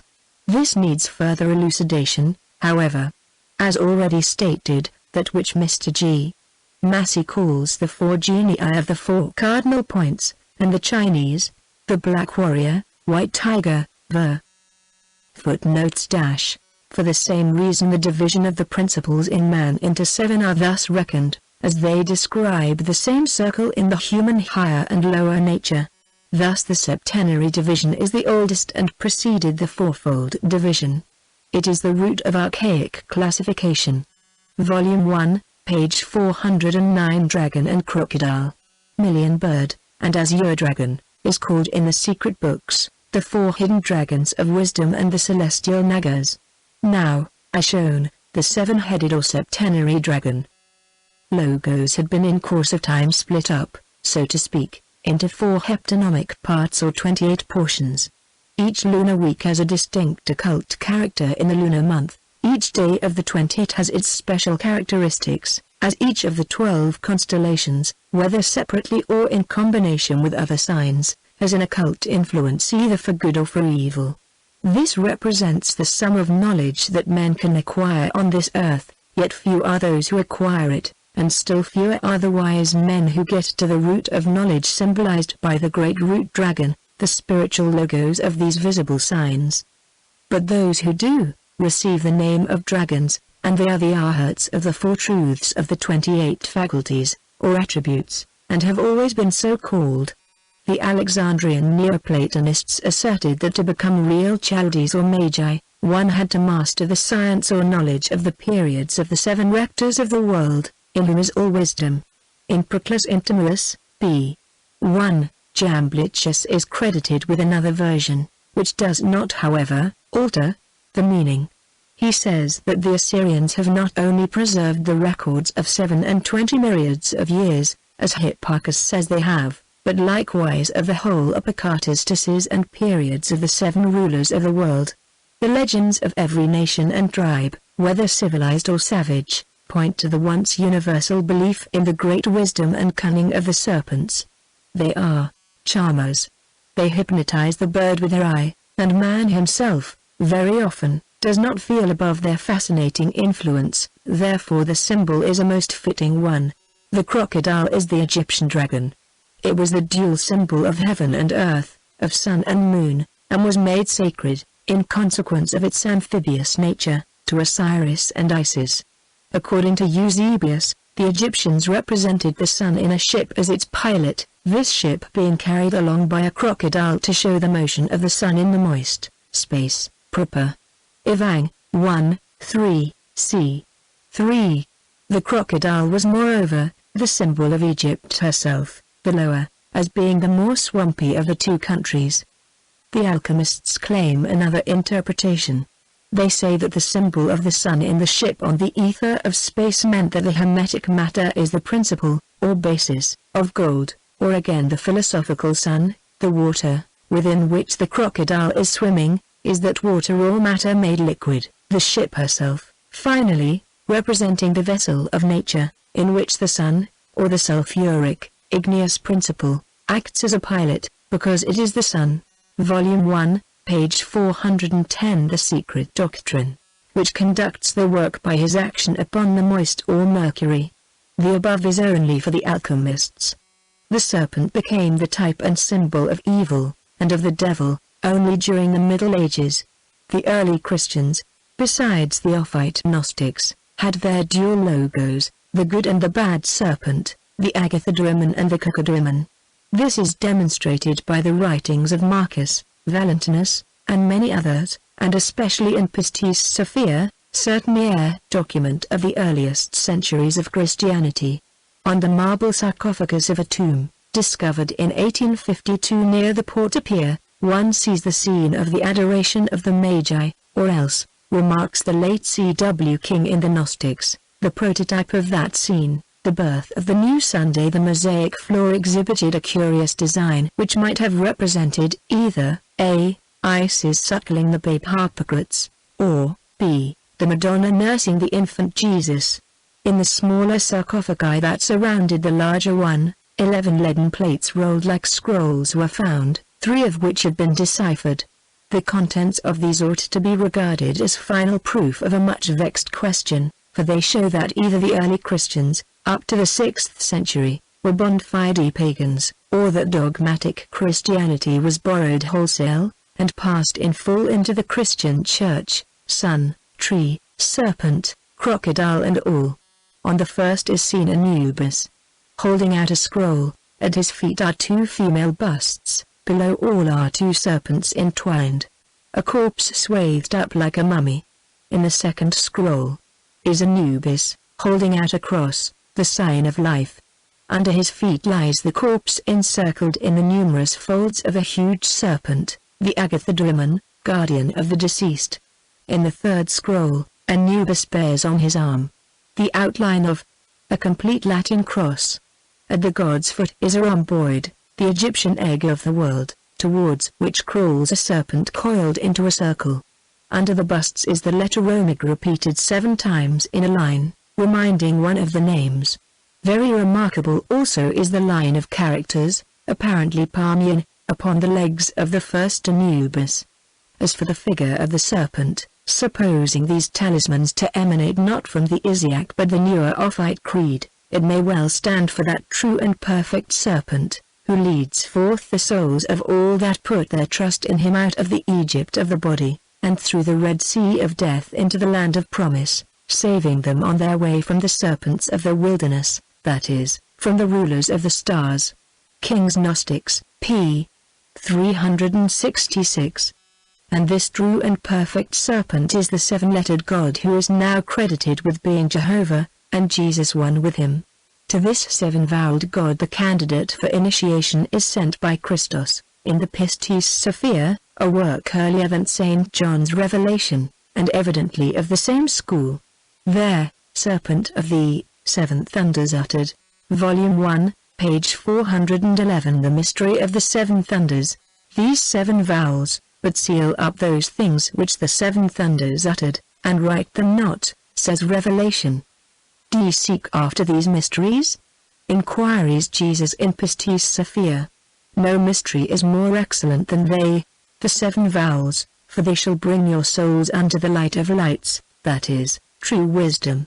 Nothing, therefore, is more excellent than the mysteries which ye seek after, saving only the mystery of the 7 vowels and their 49 powers, and the numbers thereof. In India, it was the mystery of the 7 fires and their 49 fires or aspects, or the members thereof, just the same. These 7 vowels are represented by the swastika signs on the crowns of the 7 heads of the Serpent of Eternity, in India, among esoteric Buddhists, in Egypt, in Chaldea, etc., etc., and among the initiates of every other country. It is on the 7 zones of post-mortem ascent, in the Hermetic writings, that the mortal leaves, on each one of his souls, or principles, until arrived on the plane above all zones he remains as the great formless serpent of absolute wisdom, or the deity itself. The 7-headed serpent has more than one signification in the arcane teachings. It is the 7-headed Draco, each of whose heads is a star of the lesser bear, but it was also, and preeminently, the serpent of darkness, that is, inconceivable and incomprehensible, whose 7 heads were the 7 logoi, the reflections of the one and first manifested light, the universal logos. This page continued in next section. Next section. Contents. The Secret Doctrine by H.P. Blavatsky, Volume 1, page 411. The Mystery of the 7 Thunders. This page continued from previous section. Section 11, Demon est Deus Invisus. This symbolical sentence, in its many-sided forms, is certainly most dangerous and iconoclastic in the face of all the dualistic later religions, or rather theologies, and especially so in the light of Christianity. Yet it is neither just nor correct to say that it is Christianity which has conceived and brought forth Satan. As an adversary, the opposing power required by the equilibrium and harmony of things in nature, like shadow to throw off still brighter the light, like night to bring into greater relief the day, and like cold to make one appreciate the more the comfort of heat, Satan has ever existed. Homogeneity is one and indivisible. But if the homogeneous one and absolute is no mere figure of speech, and if heterogeneity in its dualistic aspect is its offspring, its bifurcous shadow or reflection, then even that divine homogeneity must contain in itself the essence of, Volume 1, page 412. The Secret Doctrine. Both good and evil.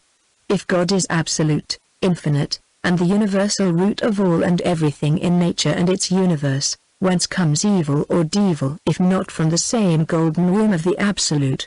Thus we are forced either to accept the emanation of good and evil, of Agathodemon and Cocodemon as offshoots from the same trunk of the tree of being, or to resign ourselves to the absurdity of believing in 2 eternal absolutes. Having to trace the origin of the idea to the very beginnings of human mind, It is but just, meanwhile, to give his due even to the proverbial devil. Antiquity knew of no isolated, thoroughly and absolutely bad god of evil. Pagan thought represented good and evil as twin brothers, born from the same mother, nature. So soon as that thought ceased to be archaic, wisdom too became philosophy. In the beginning the symbols of good and evil were mere abstractions, light and darkness, then their types became chosen among the most natural and ever-recurrent periodical cosmic phenomena, the day and the night, or the sun and moon. Then the hosts of the solar and lunar deities were made to represent them, and the dragon of darkness was contrasted with the dragon of light. See stanzas v. 7. Of Book I. The host of Satan is a son of God, no less than the host of the Bnei Elim. These children of God coming to present themselves before the Lord, their Father, see Job 2. The sons of God become the fallen angels only after perceiving that the daughters of men were fair, Genesis vi. In the Indian philosophy, the Suras are among the earliest and the brightest gods, and become Asuras only when dethroned by Brahminical fancy. Satan never assumed an anthropomorphic, individualized shape, until the creation by man, of a one living personal God, had been accomplished, and then merely as a matter of prime necessity. A screen was needed, a scapegoat to explain the cruelty, blunders, and but too evident injustice, perpetrated by him for whom absolute perfection, mercy, and goodness were claimed. This was the first karmic effect of abandoning a philosophical and logical pantheism, to build, as a prop for lazy man, a merciful Father in heaven, whose daily and hourly actions as naturans, the comely mother but stone cold, belie the assumption. This led to the primal twins, Osiris Typhon, Ormuzd Ahriman, and finally Cain Abel and the tutti quanti of contraries. Having commenced by being synonymous with nature, God, the Creator, ended by being made its author. Pascal settles the difficulty very cunningly. Nature has perfections, in order to show that she is the image of God, and defects, in order to show that she is only his image, he says. The further back one recedes into the darkness of the prehistoric. Volume 1, page 413. Death is life, ages. The more philosophical does the prototypic figure of the later Satan appear. The first adversary in individual human form that one meets within old Puranic literature is one of her greatest rishis and yogis, Narada, surnamed the Strife Maker, and he is a Brahmaputra, a son of Brahma, the male. But of him later on. Who the great deceiver really is, one can ascertain by searching for him with open eyes and an unprejudiced mind, in every old cosmogony and scripture. It is the anthropomorphized demiurge, the creator of heaven and earth, when separated from the collective hosts of his fellow creators, whom, so to speak, he represents and synthesizes. It is now the god of theologies.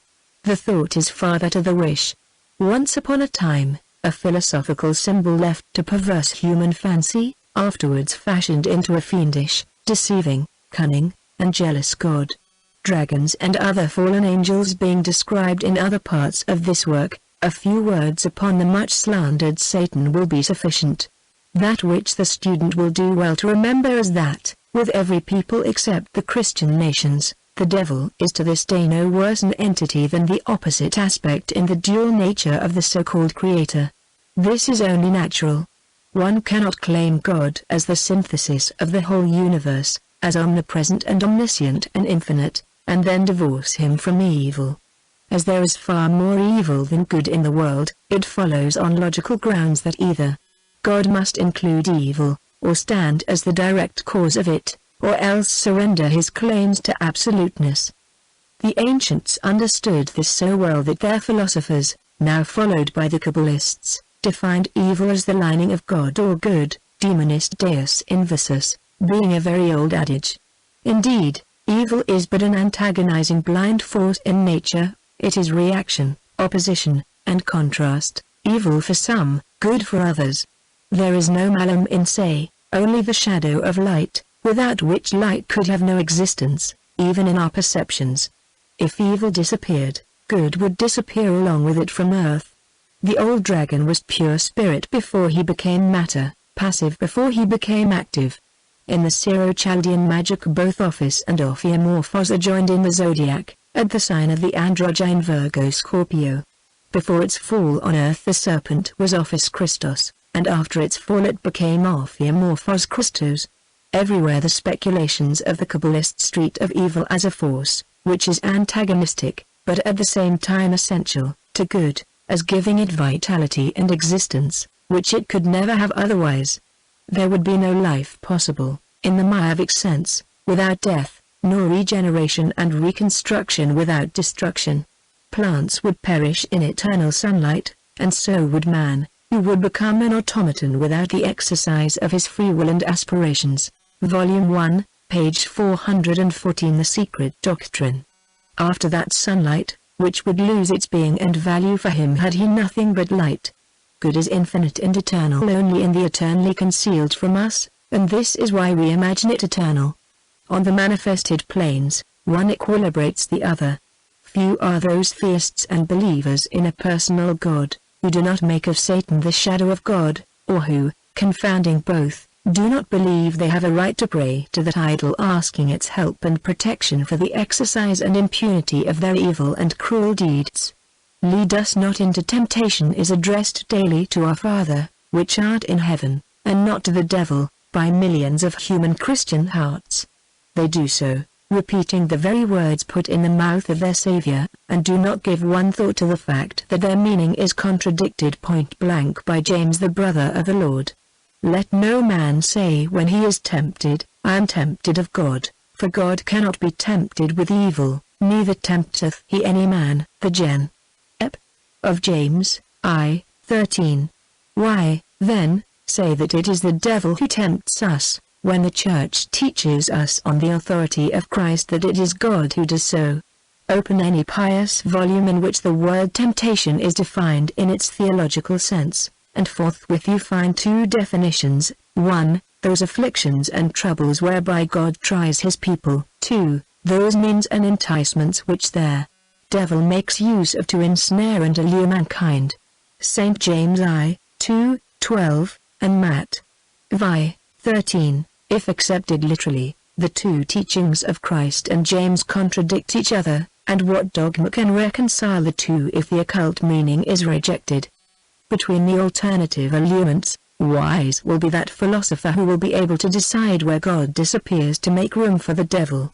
Therefore when we read that the devil is a liar and the father of it, that is, incarnate lie, and are told in the same breath that Satan, the devil, was a son of God and the most beautiful of his archangels, rather than believe that Father and Son are a gigantic, personified and eternal lie, we prefer to turn to pantheism and to pagan philosophy for information. Once that the key to Genesis is in our hands, it is the scientific and symbolical Kabbalah which unveils the secret. The great serpent of the Garden of Eden and the Lord God are identical, and so are Jehovah and Cain one, the Cain who is referred to in theology as the murderer and the liar to God. Jehovah tempts the king of Israel to number the people, and Satan tempts him to do the same in another place. Jehovah turns into the fiery serpents to bite those he is displeased with, and Jehovah informs the brazen serpent that heals them. These short, and seemingly contradictory, statements in the Old Testament, contradictory because the two powers are separated instead of being regarded as the two faces of one and the same thing, are the, Volume 1, page 415 Theological Etymologies, echoes, distorted out of recognition by exotericism and theology, of the universal and philosophical dogmas in nature, so well understood by the primitive sages. We find the same groundwork in several personifications in the Puranas, only far more ample and philosophically suggestive. Thus Pulastya, a son of God, one of the first progeny, is made the progenitor of demons, the Rakshasas, the tempters and the devourers of men. Pisacha, female demon, is a daughter of Dakshur, a son of God too, and a god, and the mother of all the Pisachas, Padma Purana. The demons, so called in the Puranas, are very extraordinary devils when judged from the standpoint of European and Orthodox views about these creatures, since all of them, Danavas, Daityas, Pisachas, and the Rakshasas, are represented as extremely pious, following the precepts of the Vedas, some of them even being great yogis.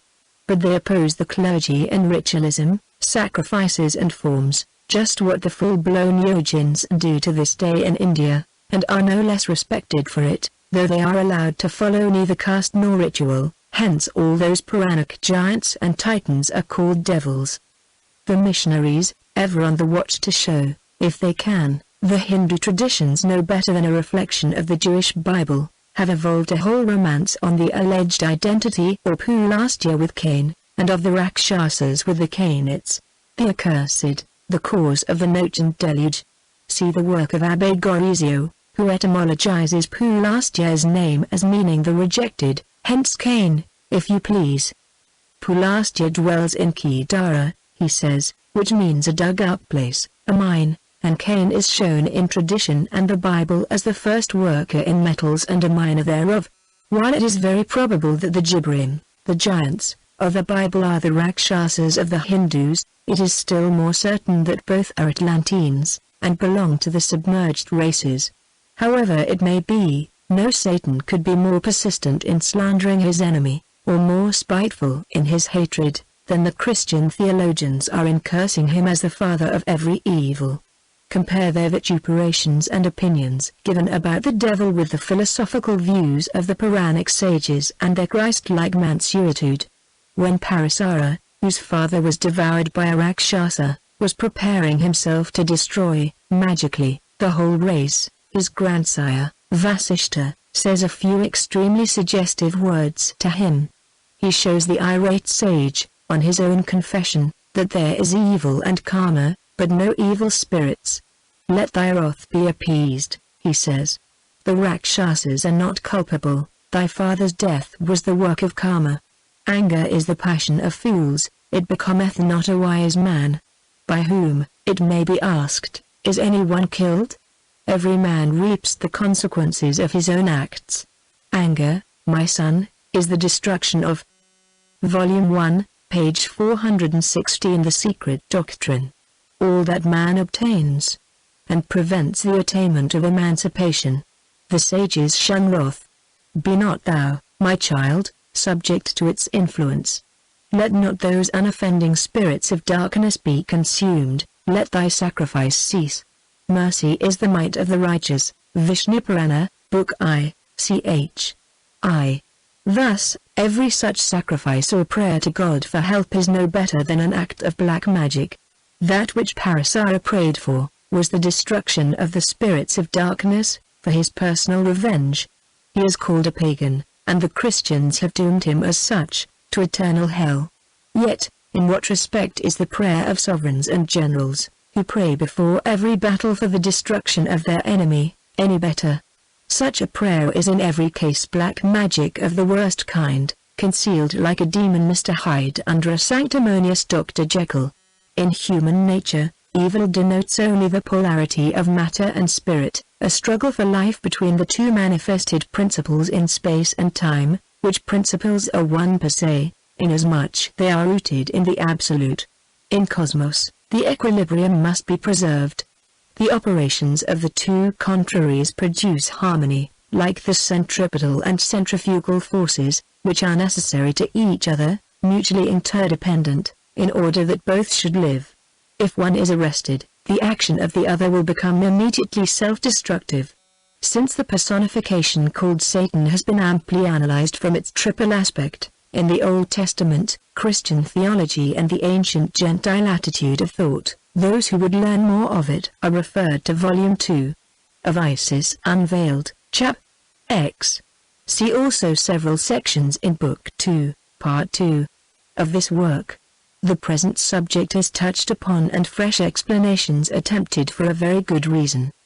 Before we can approach the evolution of physical and divine man, we have first to master the idea of cyclic evolution, to acquaint ourselves with the philosophies and beliefs of the four races which preceded our present race, to learn what were the ideas of those titans and giants, verily, mentally as well as physically.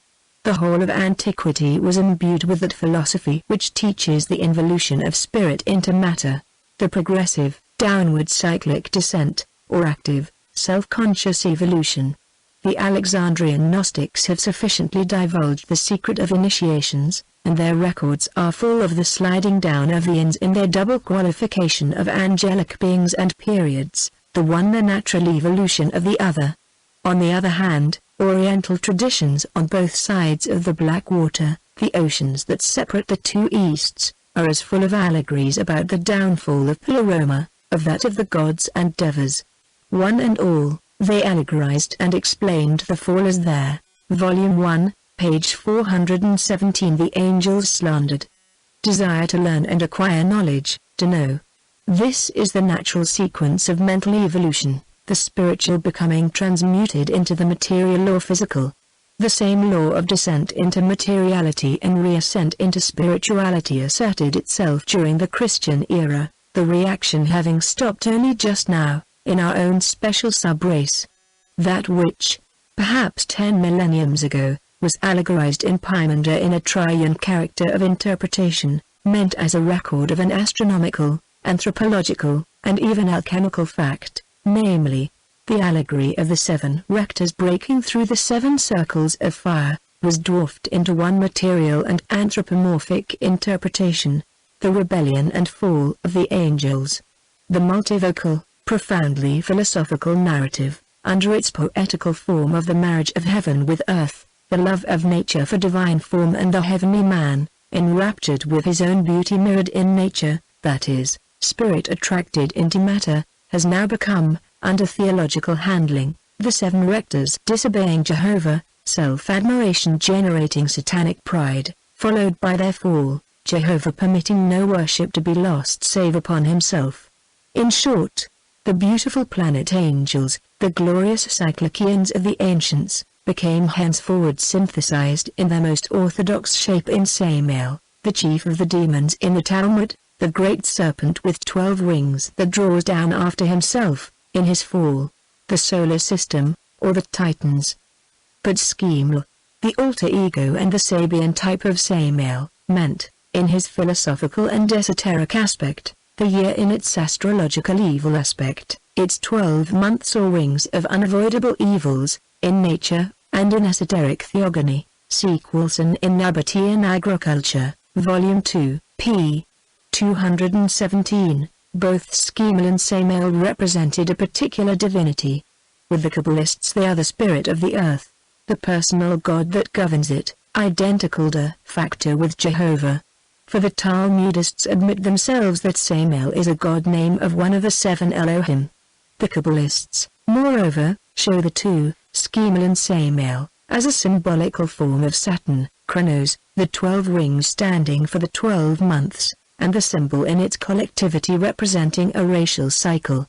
Jehovah and Saturn are also glyphically identical. This leads in its turn to a very curious deduction from a Roman Catholic dogma. Many renowned writers belonging to the Latin Church admit that a difference exists, and should be made, between the Uranian Titans, the antediluvian giants, also Titans, and those post-diluvian giants in whom they, the Roman Catholics, will see the descendants of the mythical Ham. In clearer words, there is a difference to be made between the cosmic, primordial opposing forces, guided by cyclic law, the Atlantean human giants, and the post-diluvian great adepts, weather. Volume 1, page 418. The secret doctrine of the right or the left hand. At the same time they show that Michael, the generalissimos of the fighting celestial host, the bodyguard of Jehovah, as it would seem, Cedar Merville, is also a Titan, only with the adjective of divine before the cognomen.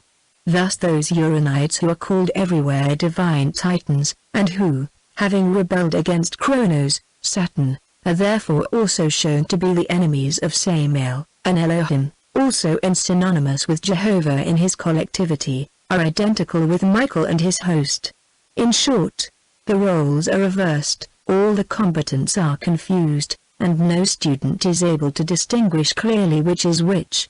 Esoteric explanation may, however, bring some order into this confusion, in which Jehovah becomes Saturn, and Michael and his army, Satan and the rebellious angels, owing to the indiscreet endeavors of the two faithful zealots to see in every pagan god a devil. The true meaning is far more philosophical, and the legend of the first fall of the angels assumes a scientific coloring when correctly understood.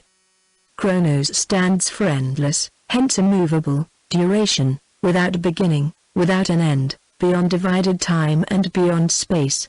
Those angels, genii, or devas, who were born to act in space and time, that is, to break through the 7 circles of the super-spiritual planes into the phenomenal, or circumscribed, superterrestrial regions, are said allegorically to have rebelled against Chronos and fought the, then, one living and highest God.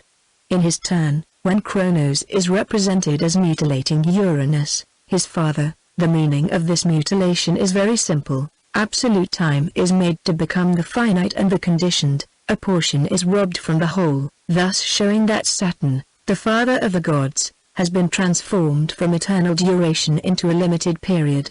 Chronos cuts down with his scythe even the longest and, to us, seemingly endless cycles, yet, for all that, limited in eternity, and puts down with the same scythe the mightiest trebles. Not one will escape the scythe of time. Praise the god or gods, or flout, one or both, and that scythe will not be made to tremble 1/1,000,000th of a second in its ascending or descending course. The Titans of Hesiod's Theogony were copied in Greece from the Suras and Asuras of India.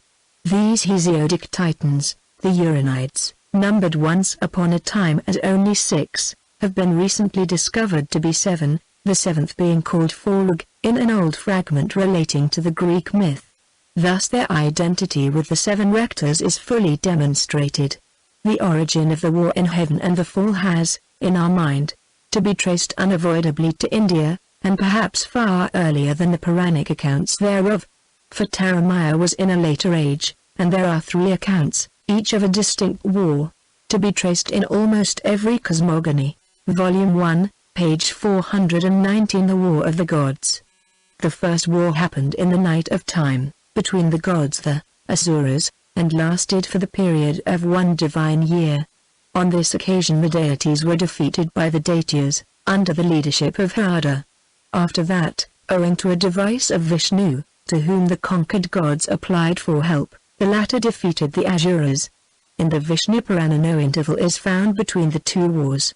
In the esoteric doctrine, one war takes place before the building of the solar system, another, on Earth, at the creation of man, and a third war is mentioned as taking place at the close of the 4th race, between its adepts and those of the 5th race, that is, between the initiates of the sacred island and the sorcerers of Atlantis. We shall notice the first contest, as recounted by Parasara, while trying to separate the 2 accounts, purposely blended together. It is there stated that as the Daityas and Asuras were engaged in the duties of their respective orders, Varna, and followed the paths prescribed by Holy Writ, practicing also religious penance, a queer employment for demons if they are identical with our devils, as it is claimed, it was impossible for the gods to destroy them. The prayers addressed by the gods to Vishnu are curious as showing the ideas involved in an anthropomorphic deity. Having, after their defeat, fled to the northern shore of the Milky Ocean, Atlantic Ocean, the discomforted gods address many supplications to the first. Footnotes - 1 day of Brahma lasting 4,320,000,000 years, multiply this by 365. The Asuras here, no gods, but demons, are still Suras, gods higher in hierarchy than such secondary gods as are not even mentioned in the Vedas. The duration of the war shows its significance, and that they are only the personified cosmic powers. It is evidently for sectarian purposes and out of odium theologicum that the elusive form assumed by Vishnu Mayamoa was attributed in later rearrangements of old texts to Buddha and the Daityas, in the Vishnu Purana, unless it was a fancy of Wilson himself. He also fancied he found an allusion to Buddhism in Bhagavad Gita, whereas, as proved by K.T. Telang, he had only confused the Buddhists and the older Charvaka materialists. The version exists nowhere in other Puranas if the inference does, as Professor Wilson claims, in the Vishnu Purana, the translation of which, especially of Book 3, ch. 18, where the Reverend Orientalist arbitrarily introduces Buddha, and shows him teaching Buddhism to datias, led to another great war between himself and Colonel Vance Kennedy. The latter charged him publicly with willfully distorting Puranic texts. "I affirm," wrote the colonel at Bombay, in 1840, "that the Puranas do not contain what Professor Wilson has stated is contained in them. Until such passages are produced I may be allowed to repeat my former conclusions, that Professor Wilson's opinion, that the Puranas as now extant are compilations made between the 8th and 17th centuries, AD, rests solely on gratuitous assumptions and unfounded assertions, and that his reasoning in support of it is either futile, fallacious, contradictory, or improbable. See Vishnu Purana, trans. By Wilson, edit. By Fitzedward Hall, Volume V, Appendix. This statement belongs to the Third War, since the terrestrial continents, seas and rivers, are mentioned in connection with it. Volume 1, page 420. The Secret Doctrine of Beings, the Divine Vishnu, and among others this one, "Glory to thee, who art one with the saints, whose perfect nature is ever blessed. Glory to thee, who art one with the serpent race, double-tongued, impetuous, cruel, insatiate of enjoyment and abounding with wealth. Glory to thee, O Lord, who hast neither color nor extension, nor size, garner, nor any predicable qualities, and whose essence, Rupa, purest of the pure, is appreciable only by holy Paramarshi, greatest of sages or rishis. We bow to thee, in the nature of Brahma uncreated, undecaying, Avyaya, who art in our bodies and in all other bodies, and in all living creatures, and beside whom nothing exists. We glorify that Vasudeva, the Lord of all, who is without soil, the seed of all things, exempt from dissolution, unborn, eternal, being in essence Paramapade Atmavat, beyond the condition of spirit, and in essence and substance, Rupa, the whole of this universe. Book 3, ch. 17, Vish. Purana. The above is quoted as an illustration of the vast field offered by the Puranas to adverse and erroneous criticism, by every European bigot who forms an estimate of an alien religion on mere external evidence. Any man accustomed to subject what he reads to thoughtful analysis, will see at a glance the incongruity of addressing the accepted unknowable, the formless, and attributeless, absolute, such as the Vedantins define Brahma, as being one with the serpent race, double-tongued, cruel and insatiable, thus associating the abstract with the concrete, and bestowing adjectives on that which is freed from any limitations, and conditionless. Even Dr. Wilson, who, after living surrounded by Brahmins and Pundits in India for so many years, ought to have known better, even that scholar lost no opportunity to criticize the Hindu scriptures on this account. Thus, he exclaims, "The Puranas constantly teach incompatible doctrines. According to this passage, the Supreme Being is not the inert cause of creation only, but exercises the functions of an active providence." The commentator quotes a text of the Veda in support of this view: "Universal soul entering into men, governs their conduct." Incongruities, however, are as frequent in the Vedas as in the Puranas. Less frequent, in sober truth, than in the Mosaic Bible. But prejudice is great in the hearts of our Orientalists, especially in those of reverend scholars. Universal soul is not the inert cause of creation or Brahma, but simply that which we call the sixth principle of intellectual cosmos, on the manifested plane of being. It is Mahat, or Mahabudhi, the great soul, the vehicle of spirit, the first primeval reflection of the formless cause, and that which is even beyond spirit. Footnotes - In Book I, Chap. 17, narrating the story of Prahlada, the son of Hiranyakasipu, the Puranic Satan, the great enemy of Vishnu, and the king of the three worlds, into whose heart Vishnu entered. Volume 1, page 421. The Deception of the Gods. So much for Professor Wilson's uncalled for fling. As for the apparently incongruous appeal to Vishnu by the defeated gods, the explanation is there, in the text of Vishnu Purana, if Orientalists would only notice it. There is Vishnu, as Brahma, and Vishnu in his two aspects, philosophy teaches. There is but one Brahma, essentially Prakriti and spirit, and see, therefore, it is not Vishnu, the inert cause of creation, which exercised the functions of an active providence, but the universal soul, that which Levi calls astral light in its material aspect. And this soul is, in its dual aspect of spirit and matter, the true anthropomorphic God of the theists, as this God is a personification of that universal creative agent, pure and impure both, owing to its manifested condition and differentiation in this Mayavic world, God and devil, truly. But Dr. Wilson failed to see how Vishnu, in this character, closely resembles the Lord God of Israel, especially in his policy of deception, temptation, and cunning. In the Vishnu Purana this is made as plain as can be. For it is said there, that at the conclusion of their prayers, stotra, the gods beheld the sovereign deity Hari, Vishnu, armed with the conch, the discus, and the mace, riding on Garuda. Now Garuda is the Manvantaric cycle, as will be shown in its place.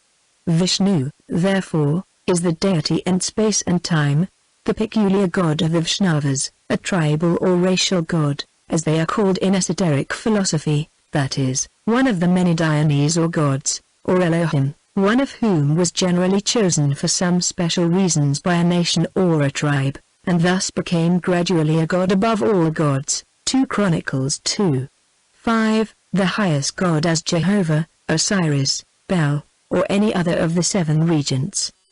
The tree is known by its fruit, the nature of a god by his actions. The latter, we have either to judge by the dead letter narratives, or to accept allegorically.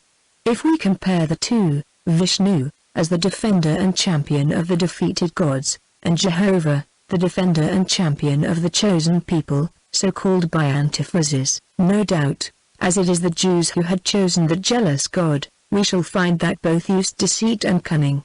They do so on the principle of the end justifying the means, in order to have the best of their footnotes.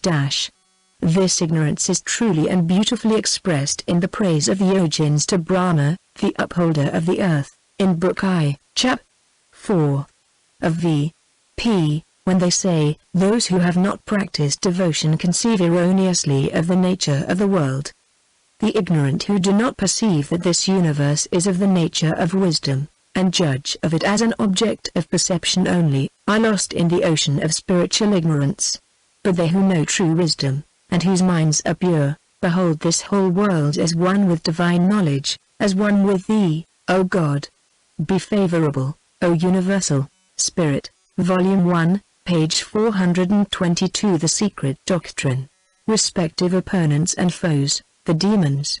Thus while, according to the Kabbalists, Jehovah assumes the shape of the tempting serpent in the Garden of Eden, sends Satan with a special mission to tempt Job, and harasses and wearies Pharaoh with Sarai, Abraham's wife, and hardens his heart against Moses, lest there should be no opportunity for plaguing his victims with great plagues. Genesis 12, Exodus. Vishnu is made in his Purana to resort to a trick no less unworthy of any respectable god. Have compassion upon us, O Lord, and protect us, who have come to thee for succor from the daityas, demons. Pray the defeated gods. They have seized upon the 3 worlds, and appropriated the offerings which are our portion, taking care not to transgress the precepts of the Veda.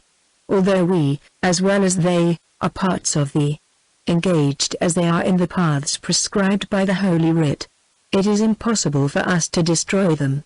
Do thou, whose wisdom is immeasurable, Ame Atman, instruct us in some device by which we may be able to exterminate the enemies of the gods. When the mighty Vishnu heard their request, he emitted from his body an illusory form, Mayamoha, the deluder by illusion, which he gave to the gods and thus spake, this Mayamoha shall wholly beguile the daityas, so that being led astray from the path of the Vedas, they may be put to death. Go then and fear not. Let this delusive vision precede you. It shall this day be of great service unto you, O gods. After this, the great delusion, Mayamoha, descending to earth, beheld the daityas engaged in ascetic penances, and approaching them, in the semblance of a Digambara, naked mendicant, with his head shaven. He thus addressed them, in gentle accents, "Ho, lords of the Daitya race, wherefore is it that you practice these acts of penances?" etc., etc. Book 2, 18. Finally the Daityas were seduced by the wily talk of Mahamaya, as Eve was seduced by the advice of the serpent. They became apostates to the Vedas. As Dr. Muir translates the passage, the great deceiver, practicing illusion, next beguiled other Daityas, by means of many other sorts of heresy. In a very short time, these Asuras, Daityas, deluded by the deceiver, who was Vishnu, abandoned the entire system founded on the ordinances of the triple Veda. Some reviled the Vedas, others the gods, others the ceremonial of sacrifice, and others the Brahmins. This, they exclaimed, is a doctrine which will not bear discussion. The slaughter of animals in sacrifice is not conducive to religious merit. To say that oblations of butter consumed in the fire produce any future reward, is the assertion of a child. If it be a fact that a beast slain in sacrifice is exalted to heaven, why does not the worshipper slaughter his own father? Infallible utterances do not, great Asuras, fall from the skies. It is only assertions founded on reasoning that are accepted by me and by other intelligent persons like yourselves. Thus by numerous methods the Daityas were unsettled by the great deceiver, reason. When, there was a day when the sons of God came before the Lord, and Satan came with his brothers, also before the Lord. Job 2, Abyss, Ethiopic Text, Volume 1, page 423. The deception, an allegory. They had entered on the path of error, the gods mustered all their energies and approached to battle. Then followed a combat between the gods and the Asuras, and the latter, who had abandoned the right road, were smitten by the former. In previous times they had been defended by the armor of righteousness which they bore, but when that had been destroyed they, also, perished. Journal of the Royal Asiat Society, Volume 19, p. 302. Whatever may be thought of Hindus, no enemy of theirs can regard them as fools. A people whose holy men and sages have left to the world the greatest and most sublime philosophies that ever emanated from the minds of men, must have known the difference between right and wrong. Even a savage can discern white from black, good from bad, and deceit from sincerity and truthfulness. Those who had narrated this event in the biography of their god, must have seen that in this case it was that god who was the arch-deceiver, and the Daityas, who never transgressed the precepts of the Vedas, who had the sunny side in the transaction, and who were the true gods. Thence there must have been, and there is a secret meaning hidden under this allegory. In no class of society, in no nation, are deceit and craft considered as divine virtues, except perhaps in the clerical classes of theologians and modern Jesuitism. The Vishnu Purana, like all other works of this kind, has passed at a later period into the hands of the temple Brahmins, and the old MSS have, no doubt, been once more tampered with by sectarians. But there was a time when the Puranas were esoteric works, and so they are still for the initiates who can read them with the key that is in their possession. Whether the Brahmin initiates will ever give out the full meaning of these allegories, is a question with which the writer is not concerned. The present object is to show that, while honoring the creative powers in their multiple forms, no philosopher could, or ever has, accepted the allegory for the true spirit, except, perhaps, some philosophers belonging to the present superior and civilized Christian races. For, as shown, Jehovah is not one whit the superior of Vishnu on the plane of ethics.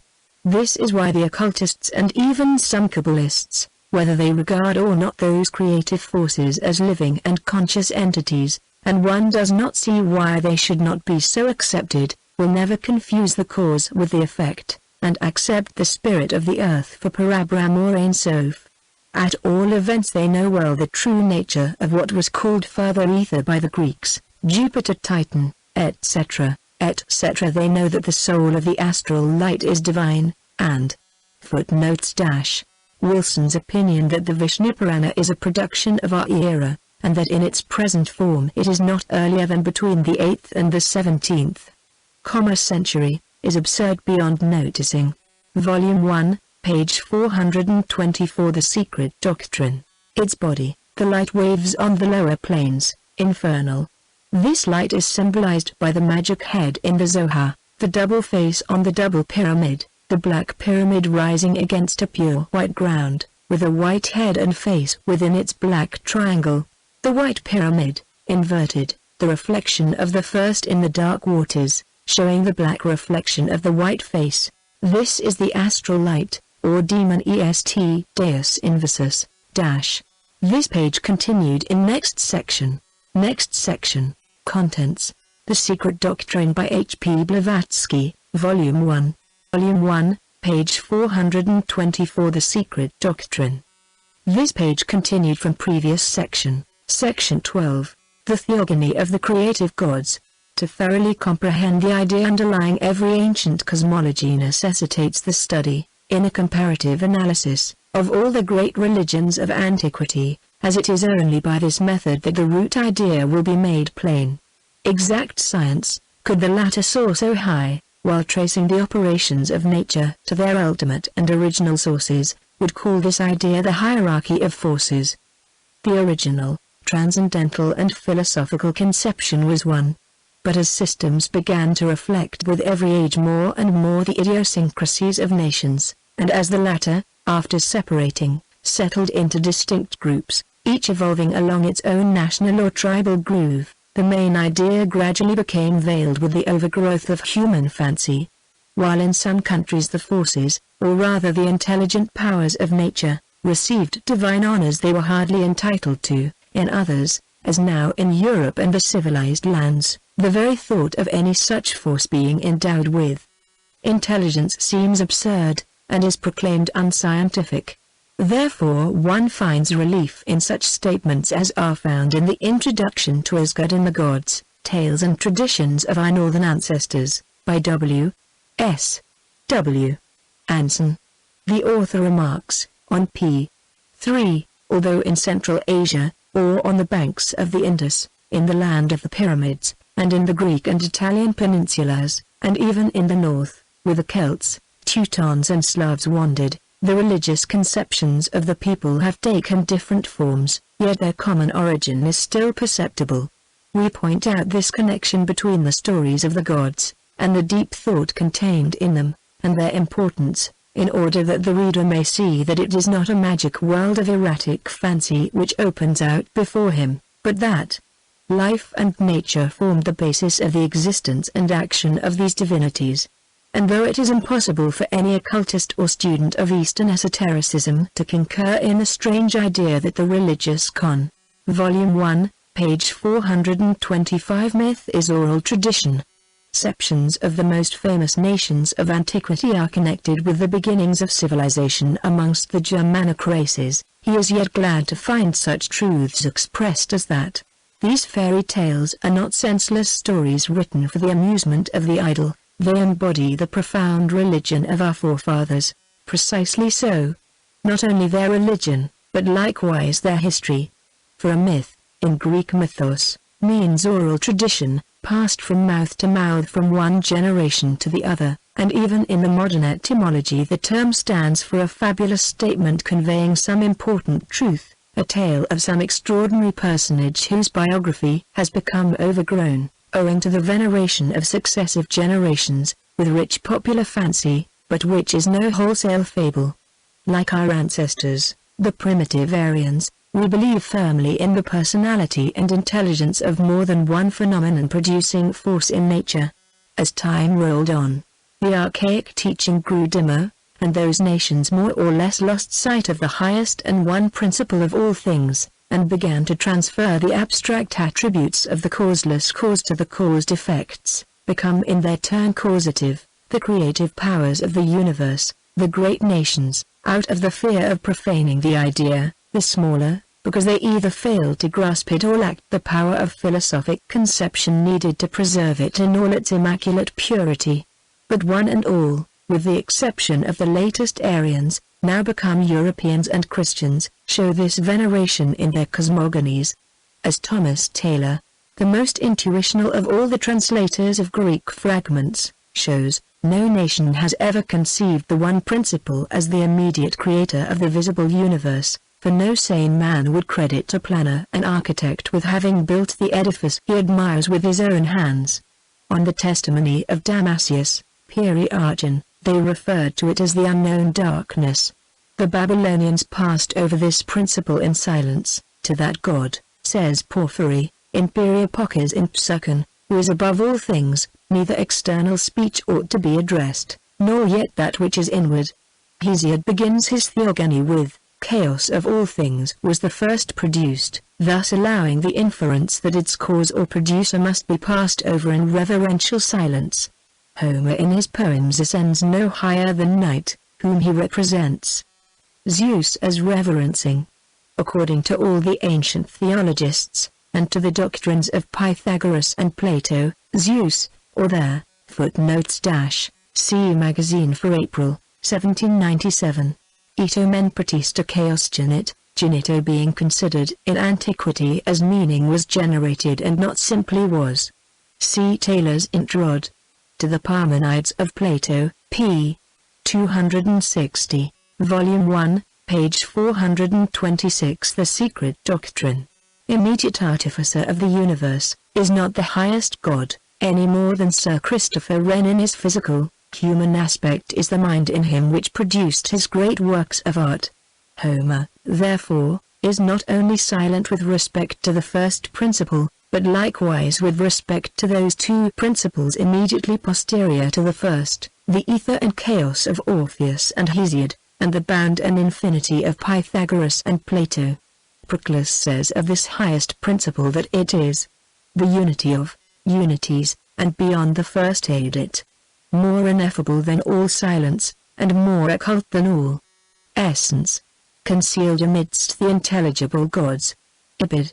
To what was written by Thomas Taylor in 1797, namely, that the Jews appear to have ascended no higher than the immediate artificer of the universe, as Moses introduces a darkness on the face of the deep, without even insinuating that there was any cause of its existence. One might add something more.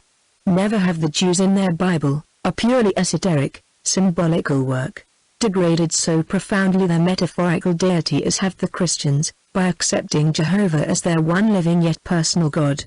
This first, or rather one, principle was called the circle of heaven, symbolized by the hierogram of a point within a circle or equilateral triangle, the point being the Logos. Thus, in the Rig Veda, wherein Brahma is not even named, cosmogony is preluded with the Hiranyagaha, the golden egg, and Prajapati, Brahma later on, from whom emanate all the hierarchies of creators. There, monad, or point, is the original and is the unit from which follows the entire numeral system. This point is the first cause, but that from which it emanates, or of which, rather, it is the expression, the Logos, is passed over in silence.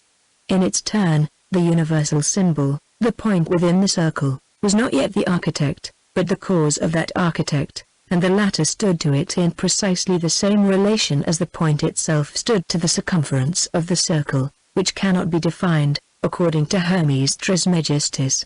Porphyry shows that the monad and the duad of Pythagoras are identical with Plato's infinite and finite infialbus, or what Plato calls the apeion emperors. It is the latter only, the mother, which is substantial, the former being the cause of all unity and measure of all things. Vit. Pyth. p. 47, the duad, Malay Prakriti, the veil, being thus shown to be the mother of the Logos and, at the same time, his daughter, that is, the object of his perception, the produced. Footnotes - It is the bound confused with the infinite, that Kepler overwhelms with sarcasms in his disputations with the Brahman yogis, who claim in their mystical visions to see the highest one. C. T. Taylor's article in his monthly magazine quoted in The Platonist, edited by T. M. Johnson, F.T.S., Osceola, Missouri. February number of 1887. Volume 1, page 427. The creative logoi, androgynous, producer and the secondary cause of it. With Pythagoras, the monad returns into silence and darkness as soon as it has evolved the triad, from which emanate the remaining 7 numbers of the 10 numbers which are at the base of the manifested universe. In the Norse cosmogony it is again the same. In the beginning was a great abyss, chaos, neither day nor night existed, the abyss was Jin and Gagap, the yawning gulf, without beginning, without end. All-Father, the uncreated, the unseen, dwelt in the depth of the abyss, space, and willed, and what was willed came into being. See as God and the gods, as in the Hindu cosmogony, the evolution of the universe is divided into 2 acts, called in India the Prakriti and Padma creations. Before the warm rays pouring from the home of brightness awake life in the great waters of space, the elements of the first creation come into view, and from them is formed the giantma, also Ujulma, primordial matter differentiated from chaos, literally seething clay. Then comes the cow or Dumla, the nourisher, from whom is born Buri, the producer, who, by Bestla, the daughter of the frost giants, the sons of Yma, had 3 sons, Odin, Willy and We, or spirit, will, and holiness. Compare the genesis of the primordial races. In this work, this was when darkness still reigned throughout space, when the Aces, the creative powers, Dianchuans, were not yet evolved, and the Drizzle, the tree of the universe of time and of life, had not yet grown, and there was, as yet, no Valhalla, or Hall of Heroes. The Scandinavian legends of creation, of our earth and world, begin with time and human life. All that precedes it is for them darkness, wherein All-Father, the cause of all, dwells. As observed by the editor of Asgard and the Gods, though these legends have in them the idea of that All-Father, the original cause of all, he is scarcely more than mentioned in the poems, not because, as he thinks, before the preaching of the gospel, the idea could not rise to distinct conceptions of the eternal, but on account of its great esoteric character. Therefore, all the creative gods, or personal deities, begin at the secondary stage of cosmic evolution. Zeus is born in, and out of Chronos, time. So is Brahma the production and emanation of Kala, eternity and time, Kala being one of the names of Vishnu. Hence we find Odin, the father of the gods and of the Aces, as Brahma is the father of the gods and of the Asuras, and hence also the androgyne character of all the chief creative gods, from the second monad of the Greeks down to the Sephiroth Adam Kadmon, the Brahma or Prajapati Vak of the Vedas, and the androgyne of Plato, which is but another version of the Indian symbol. Footnotes - Vak, the melodious cow, who milks sustenance and water, and yields us nourishment and sustenance as described in Rig Veda. Volume 1, page 428. The Secret Doctrine. The best metaphysical definition of primeval theogony in the spirit of the Vedantins may be found in the notes on the Bhagavad Gita, by Mr. T.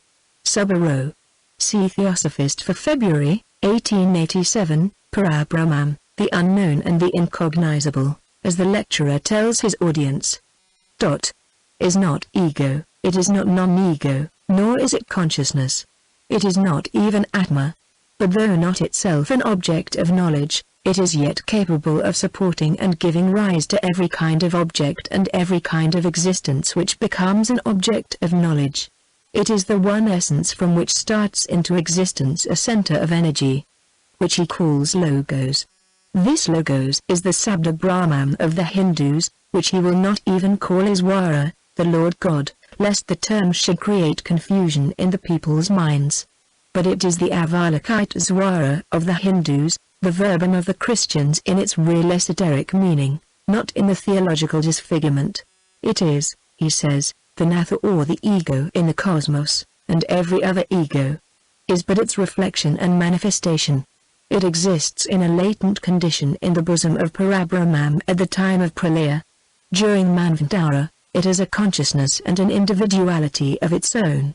It is a center of energy, but such centers of energy are almost innumerable in the bosom of Parabrahman. It must not be supposed that even the Logos is the creator, or that it is but a single center of energy.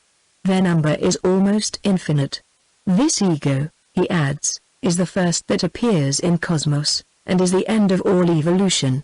It is the abstract ego. This is the first manifestation, or aspect, of Parabrahman.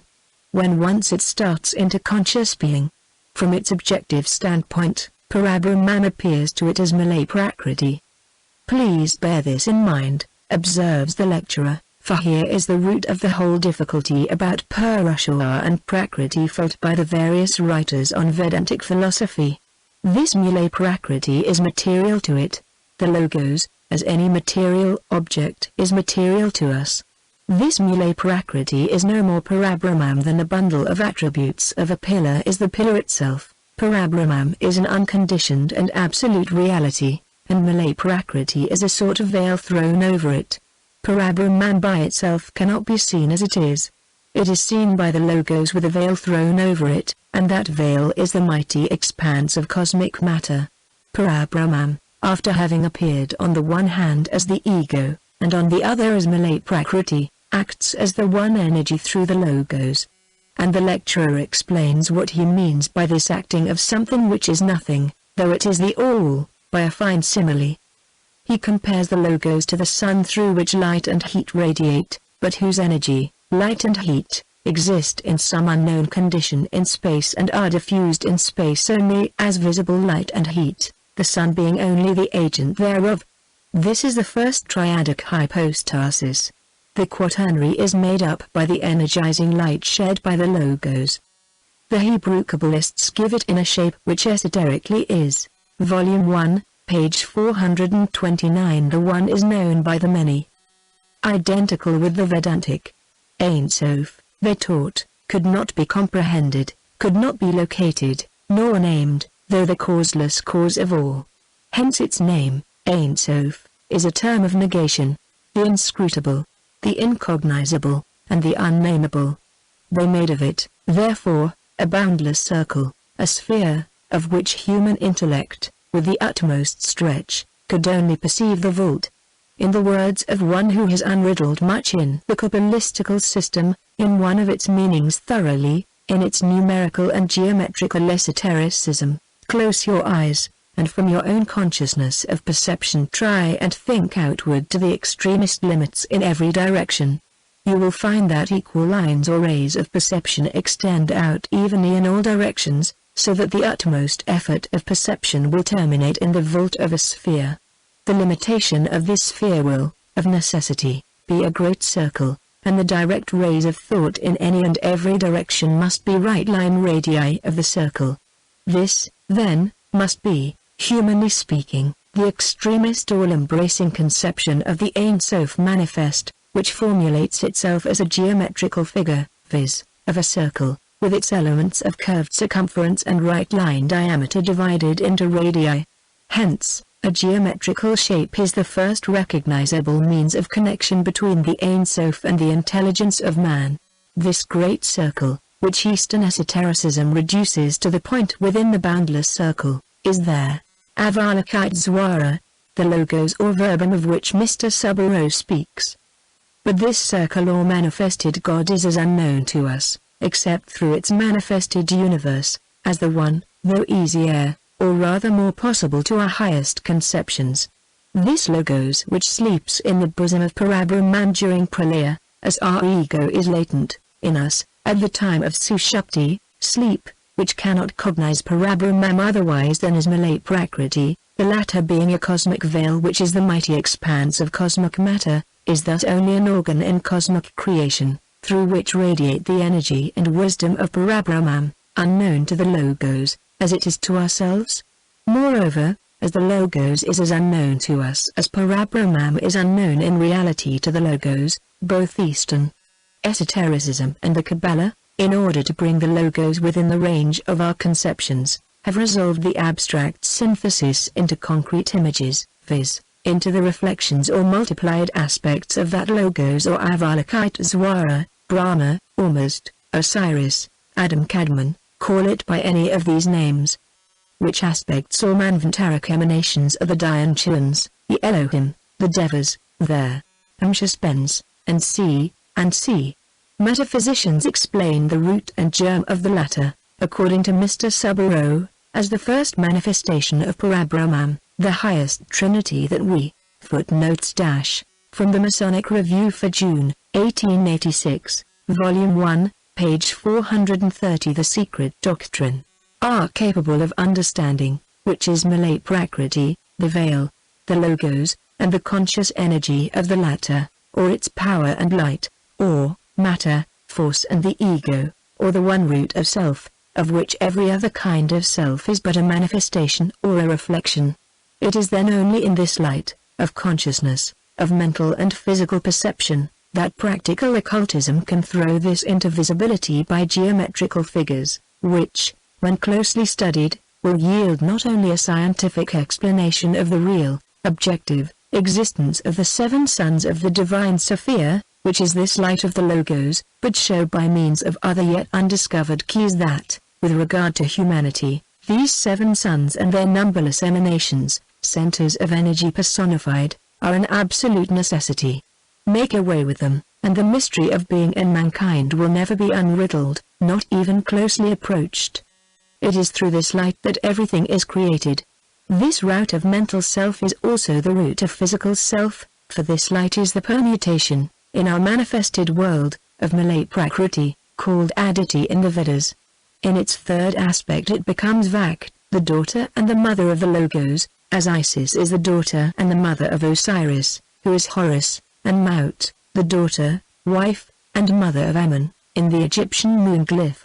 In the Kabbalah, Sephira is the same as Shekinah, and is, in another synthesis, the wife, daughter, and mother of the heavenly man, Adam Kadmon, and is even identical with him, just as Vak is identical with Brahma, and is called the female Logos.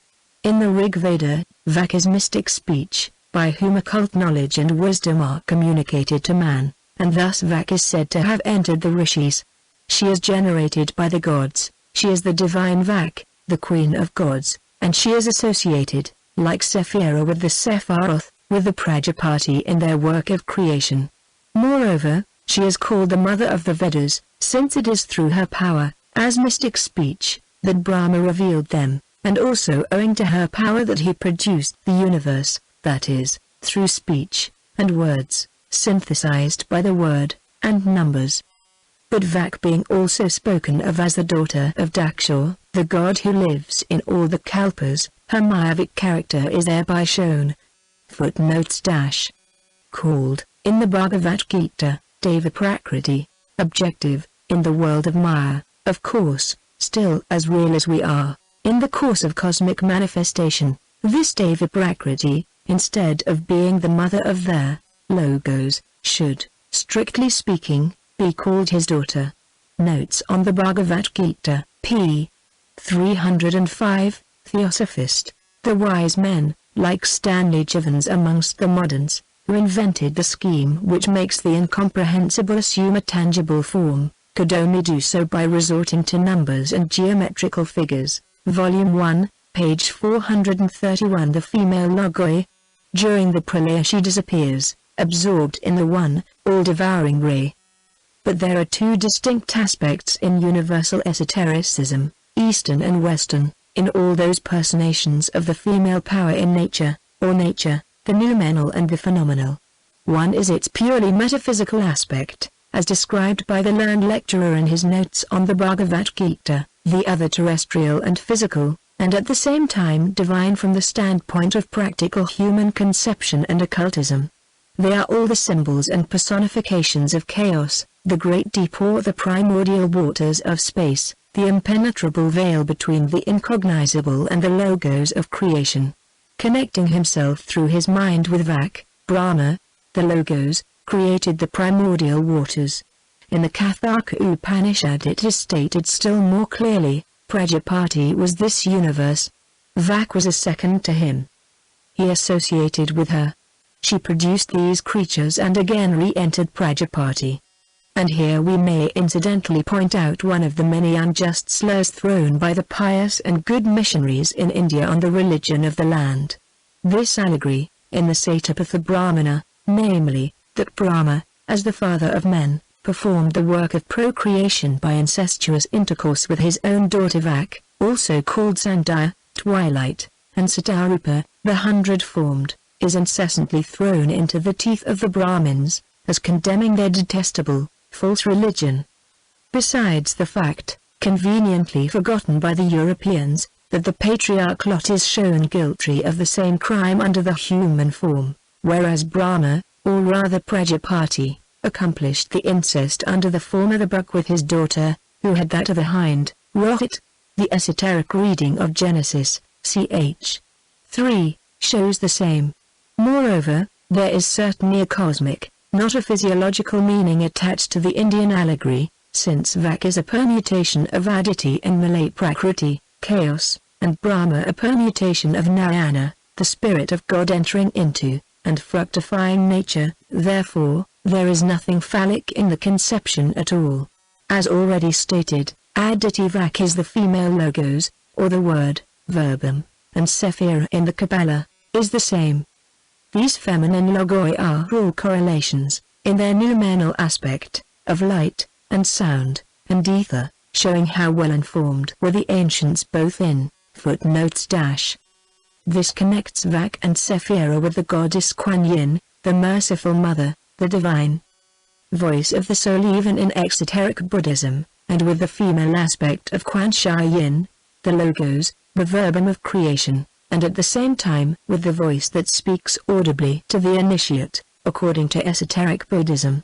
Bathkol, the filial Vasis, the daughter of the divine voice of the Hebrews, responding from the mercy seat within the veil of the temple is, a result. Volume 1, page 432. The Secret Doctrine, Physical Science, as now known to the moderns, and as to the birth of that science in the spiritual and astral spheres. Our old writers said that Vak is of four kinds. Para, Pasyanti, Madhyama, Vkari, a statement found in the Rig Veda and the Upanishads. Vkari Vak is what we utter. It is sound, speech, that again which becomes comprehensive and objective to one of our physical senses and may be brought under the laws of perception. Hence, every kind of Vkari Vak exists in its Madhyama, Pasyanti and ultimately in its paraform. The reason why this pranava is called Vak is this, that these four principles of the great cosmos correspond to these four forms of Vak. The whole cosmos in its objective form is Vkari Vak, the light of the Logos is the Madhyama form, and the Logos itself the Pasyanti form, while Parabrahman is the para, beyond the noumenon of all noumena, aspect of that Vak. Notes on the Bhagavad Gita. Thus Vak, Shekinah, or the music of the spheres of Pythagoras, are one, if we take for our example instances in the three most, apparently, dissimilar religious philosophies in the world, the Hindu, the Greek and the Chaldean Hebrew. These personations and allegories may be viewed under four, chief, and three, lesser, aspects or seven in all, as in esotericism. The paraform is the ever-subjective and latent light and sound, which exist eternally in the bosom of the incognizable. When transferred into the ideation of the Logos, or its latent light, it is called Pasyanti, and when it becomes that light expressed, it is Madhyama. Now the Kabbalah gives the definition thus: there are three kinds of light, and that, fourth, which interpenetrates the others, 1, the clear and the penetrating, the objective light, 2, the reflected light, and 3, the abstract light. The 10 Sephiroth, the 3 and the 7, are called in the Kabbalah the 10 words, Dibrim, Dabrim, the numbers and the emanations of the heavenly light, which is both Adam Kadmon and Sephira, or Brahma, Prajapati Vak. Light, sound, number, are the three factors of creation in the Kabbalah. Parabrahman cannot be known except through the luminous point, there. Logos, which knows not Parabrahman but only Malay Prakriti. Similarly Adam Kadmon knew only Shekinah, though he was the vehicle of Ein Sof. And, as Adam Kadmon, he is in the esoteric interpretation the total of the number 10, the Sephiroth, himself a trinity, or the three attributes of their. Footnotes dash. Pranava, like Om, is a mystic term pronounced by the yogis during meditation, of the terms called, according to exoteric commentators, Vyahritis, or Om, Bur, Bhuva, Swar, Om, earth, sky, Heaven, Pranava is the most sacred, perhaps. They are pronounced with breath suppressed. See Manu 2. 7681, and Mitakshara commenting on the Yajnavalkya Surati, I. 23. But the esoteric explanation goes a great deal further. Volume 1, page 433. The Pythagorean idea. Incognizable deity in 1.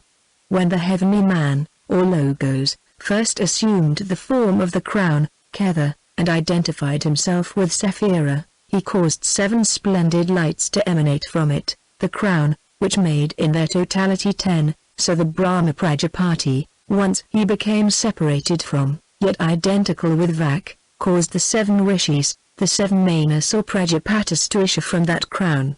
In exotericism one will always find 10 and 7, of either Sephiroth or Prajapati, in esoteric rendering always 3 and 7, which yield also 10. Only when divided in the manifested sphere into 3 and 7, they form the androgyne, and or the figure X manifested and differentiated. This will help the student to understand why Pythagoras esteemed the deity, the Logos, to be the center of unity and source of harmony. We say this deity was the Logos, not the monad that dwelleth in solitude and silence, because Pythagoras taught that unity being indivisible is no number. And this is also why it was required of the candidate, who applied for admittance into his school, that he should have already studied as a preliminary step, the sciences of arithmetic, astronomy, geometry and music, held as the 4 divisions of mathematics. Again, this explains why the Pythagoreans asserted that the doctrine of numbers, the chief of all in esotericism, had been revealed to man by the celestial deities, that the world had been called forth out of chaos by sound or harmony, and constructed according to the principles of musical proportion, that the 7 planets which rule the destiny of mortals have harmonious motion and intervals corresponding to musical diastemes, rendering various sounds, so perfectly consonant, that they produce the sweetest melody, which is inaudible to us, only by reason of the greatness of the sound, which our ears are incapable of receiving. Sensoriness. In the Pythagorean theogony the hierarchies of the heavenly host and gods were numbered and expressed numerically. Pythagoras had studied esoteric science in India, therefore we find his pupils saying the monad, the manifested one, is the principle of all things. From the monad and the indeterminate duad, chaos, numbers, from footnotes dash. It is this trinity that is meant by the 3 steps of Vishnu, which means, Vishnu being considered as the infinite in exotericism, that from the Parabrahm issued Malay Prakriti, Purusha, the Logos, and Prakriti, the 4 forms, with itself, the synthesis, of Vak. And in the Kabbalah, Ein Sof, Shekinah, Adam Kadmon and Sephira, the 4, or the 3 emanations being distinct, yet one. Chaldean Book of Numbers. In the current Kabbalah the name Jehovah replaces Adam Kadmon. Justin Martyr tells us that, owing to his ignorance of these 4 sciences, he was rejected by the Pythagoreans as a candidate for admission into their school. Volume 1, page 434. The Secret Doctrine. Numbers, points, from points, lines, from lines, superficies, from superficies, solids, from these, solid bodies, whose elements are 4, fire, water, air, earth, of all which transmuted, correlated, and totally changed, the world consists. Diogenes Laertius, Invid. Pythag. And this may also, if it does not unriddle the mystery altogether, at any rate lift a corner of the veil off. Those wondrous allegories that have been thrown upon Vak, the most mysterious of all the Brahmanical goddesses, she who is termed the melodious cow who milked forth sustenance and water, the earth with all her mystic powers, and again she who yields us nourishment and sustenance, physical earth. Isis is also mystic nature and also earth, and her cow's horns identify her with Vak. The latter, after having been recognized in her highest form as Para, becomes at the lower or material end of creation, Vkari. Hence she is mystic, though physical, nature, with all her magic ways and properties. Again, as goddess of speech and of sound, and a permutation of adity. She is chaos, in one sense. At any rate, she is the mother of the gods, and it is from Brahma, Iswara, or the Logos, and Vak, as from Adam Kadmon and Sephira, that the real manifested theogony has to start. Beyond, all is darkness and abstract speculation. With the Diantians, or the gods, the seers, the prophets and the adepts in general are on firm ground. Whether as Aditi, or the divine Sophia of the Greek Gnostics, she is the mother of the seven sons, the angels of the face, of the deep, or the great green one of the Book of the Dead. Says the Book of Zion, knowledge through meditation. The great mother lay with, and the vertical bar, and the second, and the in her bosom, ready to bring them forth, the valiant sons of the vertical bar, or 4,320,000. The cycle, whose two elders are the end there, point. At the beginning of every cycle of 4,320,000, the seven, or, as some nations had it, 8, great gods, descended to establish the new order of things and give the impetus to the new cycle. That eighth god was the unifying circle or logos, separated and made distinct from its host, in exoteric dogma, just as the three divine hypostases of the ancient Greeks are now considered in the churches as three distinct personae. The mighty ones perform their great works, and leave behind them everlasting monuments to commemorate their visit, every time they penetrate within our Mayavic veil, atmosphere, says A. Footnotes dash. 31,415, or pi. The synthesis, or the host unified in the logos and the point called in Roman Catholicism the angel of the face, and in Hebrew who is, like unto, or the same, as God, the manifested representation. Volume 1, page 435. Antiquity of the Pyramids. Commentary. Thus we are taught that the Great Pyramids were built under their direct supervision, when Dhruva, the then pole star, was at his lowest culmination, and the critiker, Pleiades, looked over his head, were on the same meridian but above, to watch the work of the giants. Thus, as the first pyramids were built at the beginning of a sidereal year, under Dhruva, Alpha Polaris, it must have been over 31,000 years, 31,105, ago. Bunsen was right in admitting for Egypt an antiquity of over 21,000 years, but this concession hardly exhausts truth and fact in this question.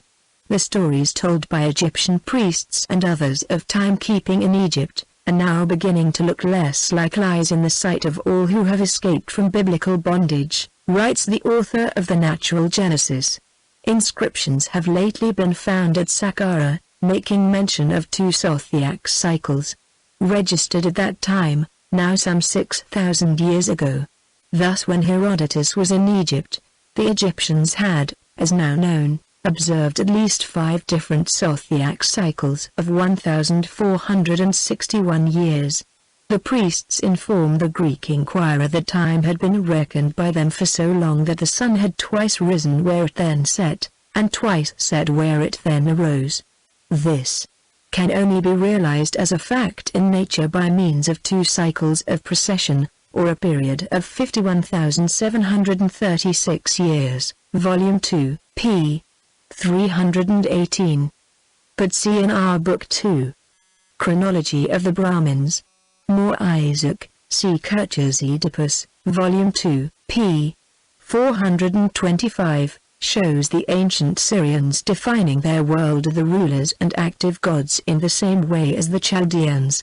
The lowest world was the sublunary, our own, watched by the angels of the first or lower order. The one that came next in rank was Mercury, ruled by the archangels. Then came Venus, whose gods were the principalities. The fourth was that of the sun, the domain and region of the highest and mightiest gods of our system, the solar gods of all nations. The fifth was Mars, ruled by the virtues. The sixth, that of Bel or Jupiter, was governed by the dominions. The seventh, the world of Saturn, by the thrones. These are the worlds of form. Above come the 4 higher ones, making 7 again, since the 3 highest are unmentionable and unpronounceable.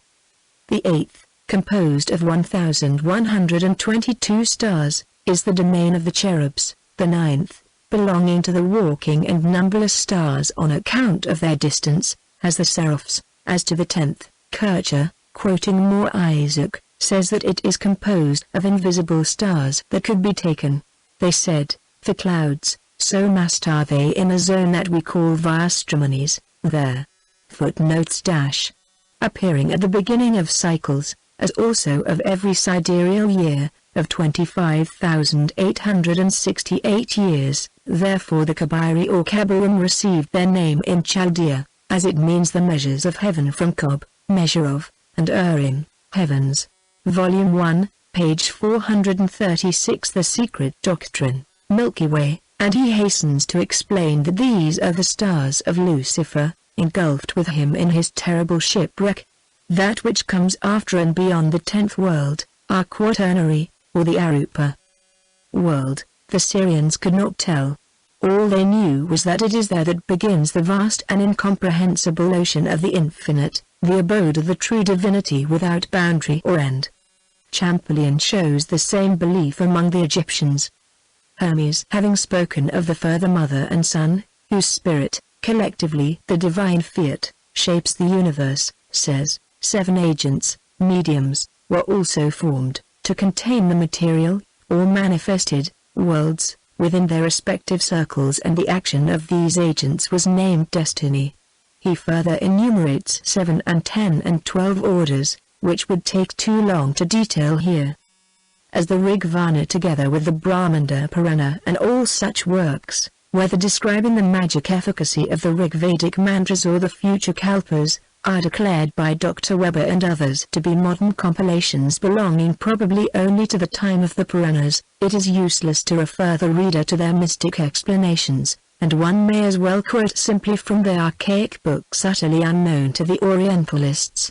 These works explain that which so puzzles the scholars, namely that the Saptashi, the mind-born sons of Brahma, are referred to in the Satapatha Brahmana under one set of names, in the Mahabharata under another set, and that the Vayu Purana makes even 9 instead of 7 rishis, by adding the names of Bhrigu and Daksha to the list. But the same occurs in every exoteric scripture. The Secret Doctrine gives a long genealogy of rishis, but separates them into many classes. Like the gods of the Egyptians, who are divided into 7, and even 12, classes, so are the Indian rishis in their hierarchies. The first 3 groups are the divine, the cosmical and the sublunary. Then come the solar gods of our system, the planetary, the submundane, and the purely human, the heroes and the manushi. At present, however, we are only concerned with the pre-cosmic, divine gods, the Prajapati or their 7 builders. This group is found unmistakably in every cosmogony. Owing to the loss of Egyptian archaic documents, since, according to M. Maspero, the materials and historical data on hand to study the history of the religious evolution in Egypt are neither complete nor very often intelligible, in order to have the statements brought forward from the Secret Doctrine corroborated partially and indirectly. The ancient hymns and inscriptions on the tombs must be appealed to. One such, at any rate, shows that Osiris was, like Brahma Prajapati, Adam Kadmon, Ormuzd, and so many other logoi, the chief and synthesis of their. Volume 1, page 437. Cosmic Gods. Group of creators or builders. Before Osiris became the one and the highest god of Egypt, he was worshipped at Abydos as the head or leader of the heavenly host of the builders belonging to the higher of the 3 orders. The hymn engraved on the votive stela of a tomb from Abydos, 3rd register, addresses Osiris thus: Salutations to thee, Osiris, elder son of Sib, thou the greatest over the 6 gods issued from the goddess Nu, primordial water, thou the great favorite of thy father Ra, father of fathers, king of duration, master in the eternity, who, as soon as these issued from thy mother's bosom, gathered all the crowns and attached the Uraus, serpent or Naga, on thy head, multiform god, whose name is unknown and who has many names in towns and provinces. Coming out from the primordial water crowned with the Uraus, which is the serpent emblem of cosmic fire, and himself the 7th over the 6 primary gods issued from father-mother, Nu and Naut. The sky, Who can Osiris be, but the chief Prajapati, the chief Sephiroth, the chief Amshaspendomast? That this latter solar and cosmic god stood, in the beginning of religious evolution, in the same position as the archangel whose name was secret, is certain. This archangel was the representative on earth of the hidden Jewish god, Michael. In short, it is his face that is said to have gone before the Jews like a pillar of fire. Bernouth says, the seven Amshaspens, who most assuredly are archangels, designate also the personifications of the divine virtues. Comment on the Yajna, p. 174, and these archangels, therefore, are as certainly the Saptarishi of the Hindus, though it is next to impossible to class each with its pagan prototype and parallel, since, as in the case of Osiris, they have also many names in towns and provinces. Some of the most important, however, will be shown in their order. One thing is thus undeniably proven. The more one studies their hierarchies and finds out their identity, the more proofs one acquires that there is not one of the past and present personal gods, known to us from the earliest days of history, that does not belong to the third stage of cosmic manifestation. In every religion we find the concealed deity forming the groundwork, then the ray therefrom, that falls into primordial cosmic matter, first manifestation, then the androgyne result, the dual male and female abstract force, personified, second stage. This separates itself finally, in the third, into seven forces, called the creative powers by all the ancient religions, and there, footnotes dash. This Egyptian word Naga reminds one a good deal of the Indian Naga, the serpent god. Brahma, and Shiva and Vishnu are all crowned with, and connected with Nagas, a sign of their cyclic and cosmic character. Volume 1, page 438. The Secret Doctrine. Virtues of God by the Christians. The later explanation and metaphysical abstract qualifications have never prevented the Roman and Greek churches from worshipping these virtues under the personifications and distinct names of the seven archangels. In the Book of Druschim, p. 59, first treatise, in the Talmud, a distinction between these groups is given which is the correct Kabbalistical explanation. It says, there are three groups, or orders, of Sephiroth. First, the Sephiroth called the divine attributes, abstract. Second, the physical or sidereal Sephiroth, personal, one group of 7, the other of 10. Third, the metaphysical Sephiroth, or periphrasis of Jehovah, who are the first 3 Sephiroth, Kether, Chokmah and Bina, the rest of the 7 being their, personal, 7 spirits of the presence, also of the planets. The same division has to be applied to the primary, secondary and tertiary evolution of gods in every theogony, if one wishes to translate the meaning esoterically. We must not confuse the purely metaphysical personifications of the abstract attributes of deity, with their reflection, the sidereal gods. This reflection, however, is in reality the objective expression of the abstraction, living entities and the models formed on that divine prototype. Moreover, the 3 metaphysical Sephiroth or the periphrasis of Jehovah are not Jehovah, it is the latter himself with the additional titles of Adonai, Elohim, Sabaoth, and the numerous names lavished on him, who is the periphrasis of the Shaddai, the Omnipotent. The name is a circumlocution, indeed, a too abundant figure of Jewish rhetoric, and has always been denounced by the occultists. To the Jewish Kabbalists, and even the Christian alchemists and Rosicrucians, Jehovah was a convenient screen, unified by the folding of its many flaps, and adopted as a substitute, one name of an individual Sephiroth being as good as another name, for those who had the secret. The Tetragrammaton, the ineffable, the sidereal sum total, was invented for no other purpose than to mislead the profane and to symbolize life and generation. The real secret and unpronounceable name, the word that is no word, has to be sought in the 7 names of the first 7 emanations, or the sons of the fire. Footnotes dash. Says the translator of a Weisbronze Kabbalah, Mr. Isaac Meyer, LL.B., of Philadelphia, of this sum total, the letter of Kether is, Yod, of Bina, Hey, together Yah, the feminine name. The third letter, that of Chokmah, is Vor, making together YHV of YHVH, the tetragrammaton, and really the complete symbols of its efficaciousness. The last, Hey, of this ineffable name being always applied to the 6 lower and the last, together the 7 remaining Sepharoth. Thus the tetragrammaton is wholly only in its abstract synthesis. As a quaternary containing the lower 7 Sepharoth, it is phallic. Volume 1, page 439. Incredible, but true.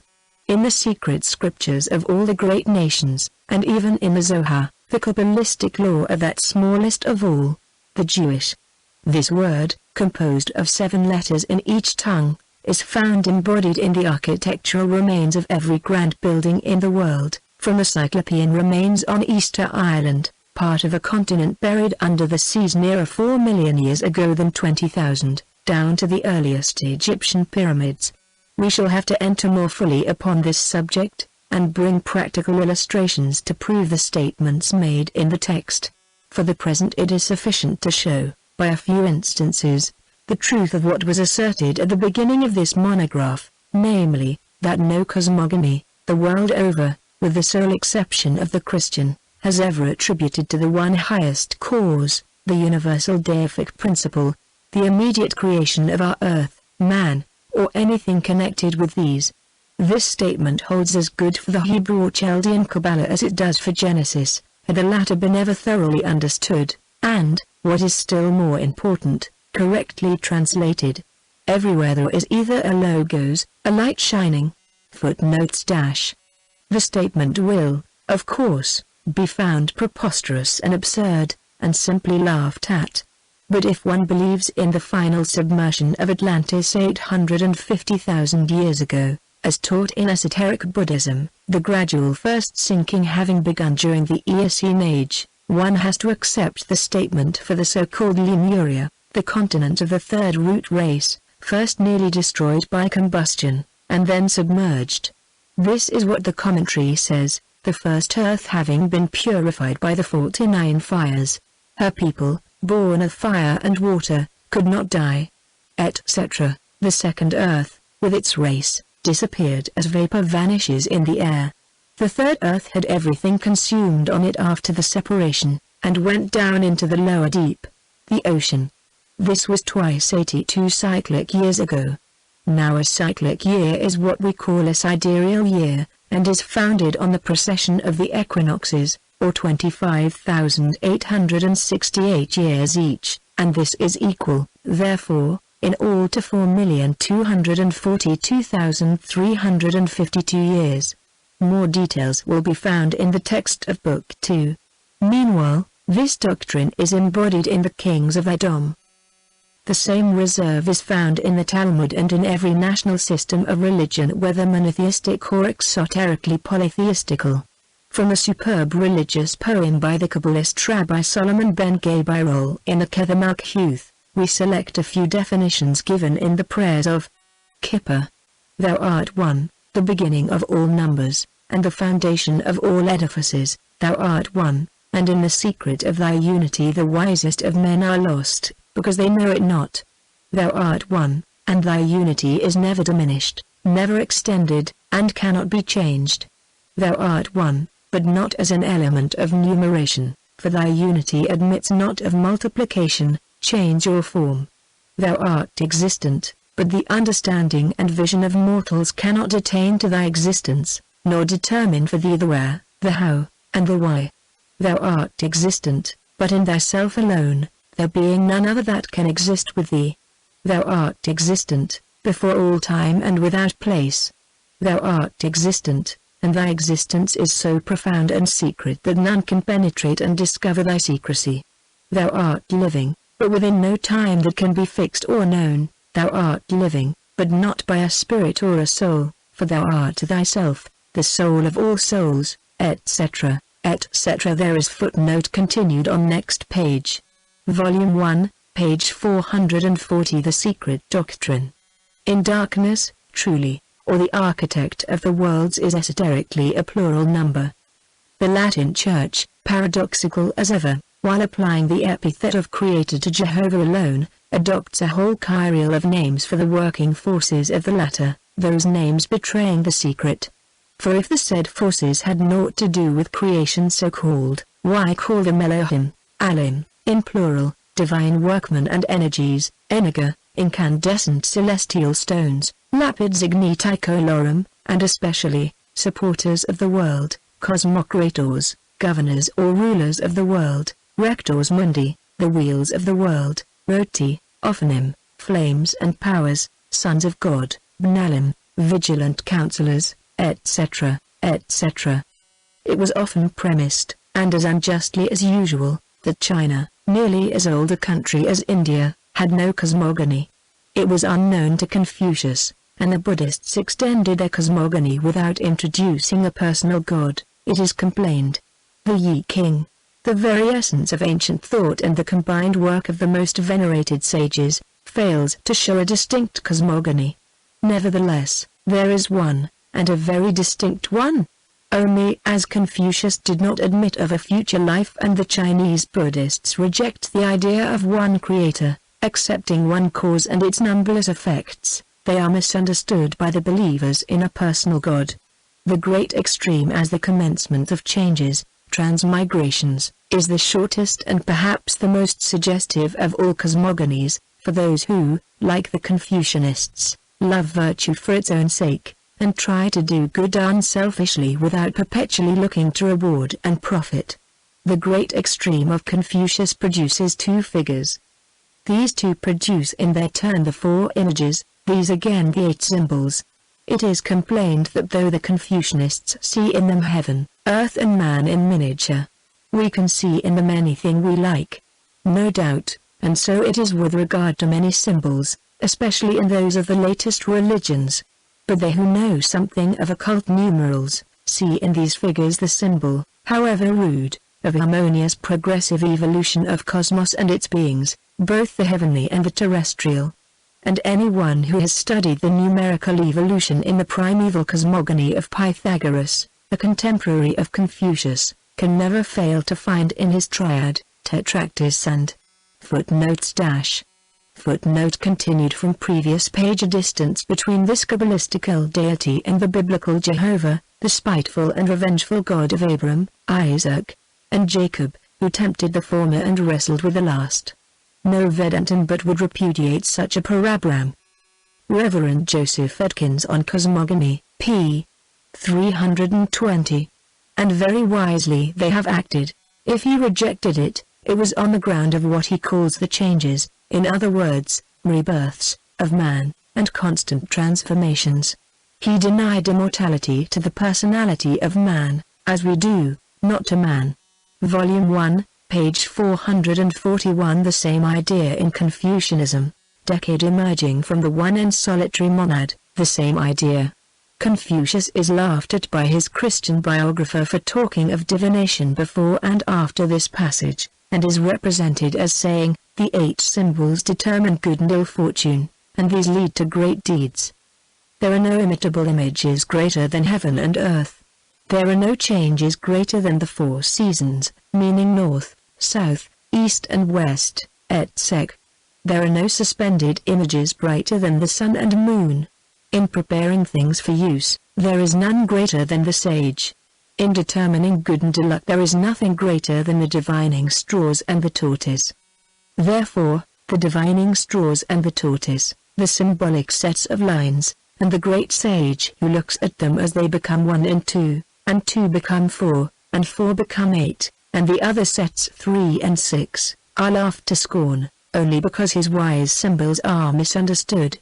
So the author and his colleagues will scoff no doubt at the stanzas given in our text, for they represent precisely the same idea. The old archaic map of cosmogony is full of lines in the Confucian style, of concentric circles and dots. Yet all these represent the most abstract and philosophical conceptions of the cosmogony of our universe. At all events it may answer, perhaps, better to the requirements and the scientific purposes of our age, than the cosmogonical essays of St. Augustine and the Venerable Bede, though these were published over a millennium later than the Confucian. Confucius, one of the greatest sages of the ancient world, believed in ancient magic, and practiced it himself if we take for granted the statements of Kinyu. And he praised it to the skies in Ikin, we are told by his reverend critic. Nevertheless, even in his age, that is, 600 before Christ, Confucius and his school taught the sphericity of the earth and even the heliocentric system, while, at about thrice 600 years after the Chinese philosopher, the popes of Rome threatened and even burnt heretics for asserting the same. He is laughed at for speaking of the sacred tortoise. No unprejudiced person can see any great difference between a tortoise and a lamb as candidates for sacredness, as both are symbols and no more. The ox, the eagle, the lion, and occasionally, he may be laughed at by the Protestants, but the Roman Catholics have no right to mock him, without becoming guilty of blasphemy and sacrilege.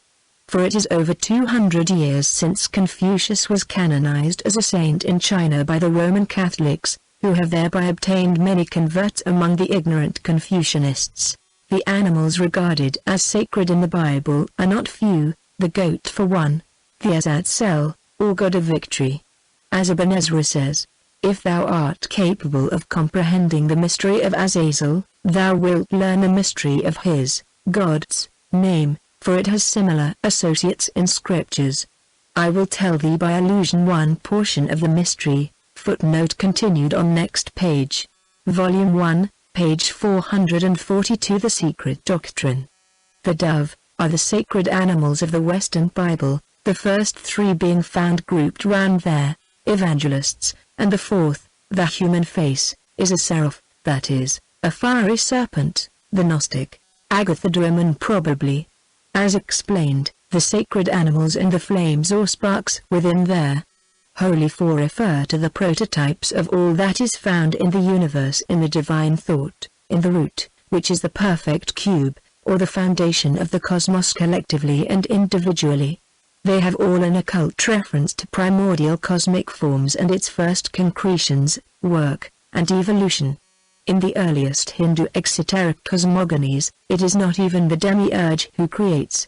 For it is said in one of the Puranas that, the great architect of the world gives the first impulse to the rotatory motion of our planetary system by stepping in turn over each planet and body. It is this action that causes each sphere to turn around itself, and all around the Sunday, after which action, it is the Brahmandika, the solar and lunar Pitris, the Dionysians, who take charge of their respective spheres, earths and planets, to the end of the Kalpa. The creators are the Rishis, most of whom are credited with the authorship of the mantras or hymns of the Rig Veda.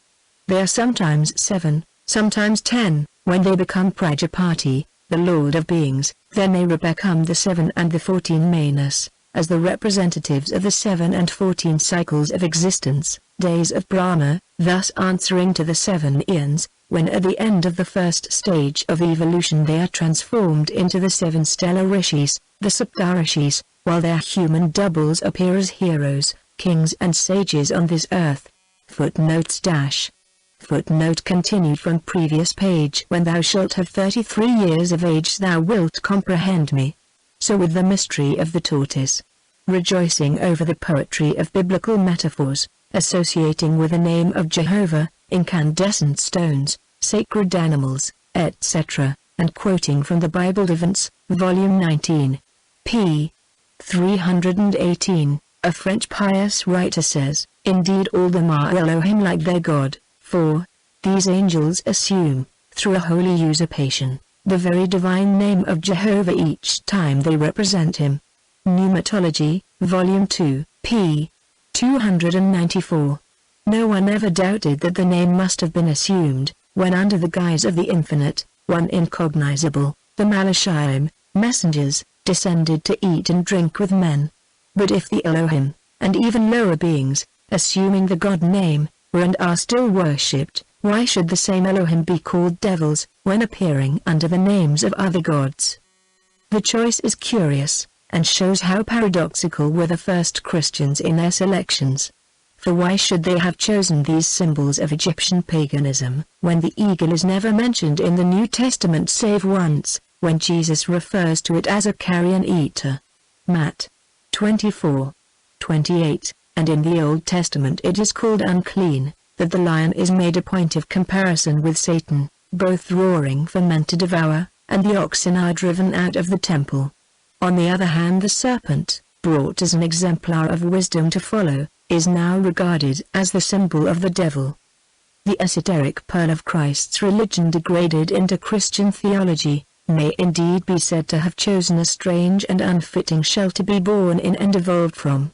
Volume 1, page 443. The Mystery of Blackness.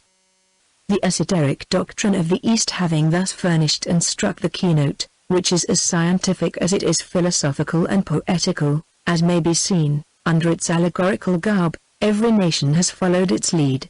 It is from the exoteric religions that we have to dig out the root idea before we turn to esoteric truths, lest the latter should be rejected.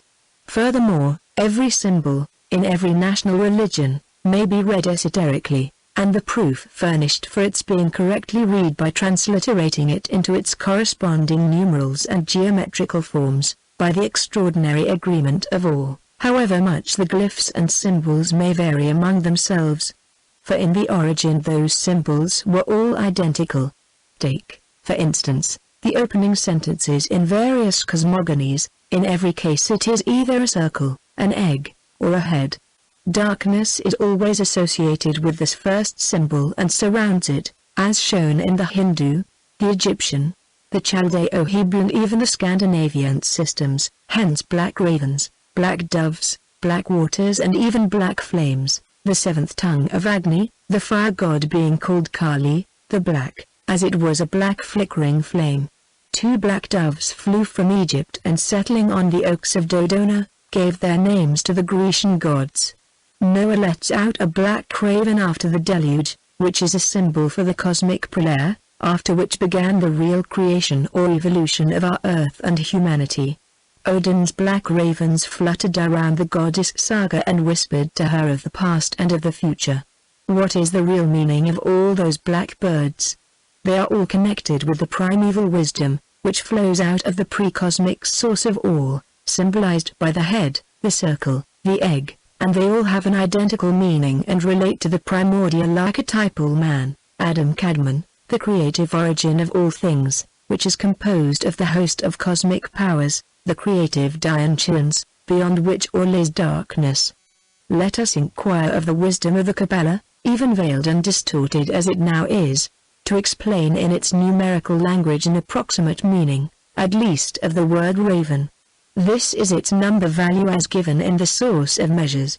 The term raven is used but once, and taken as ethord, equals 678, or 113 by 6. While the dove is mentioned 5 times. Its value is 71, and 71 by 5 equals 355.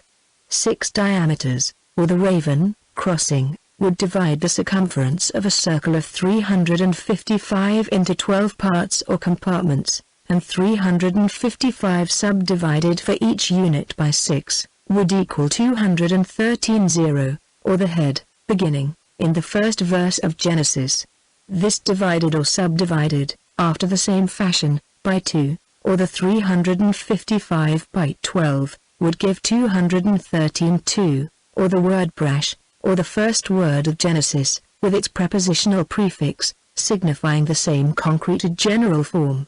Volume 1, page 444. The Secret Doctrine.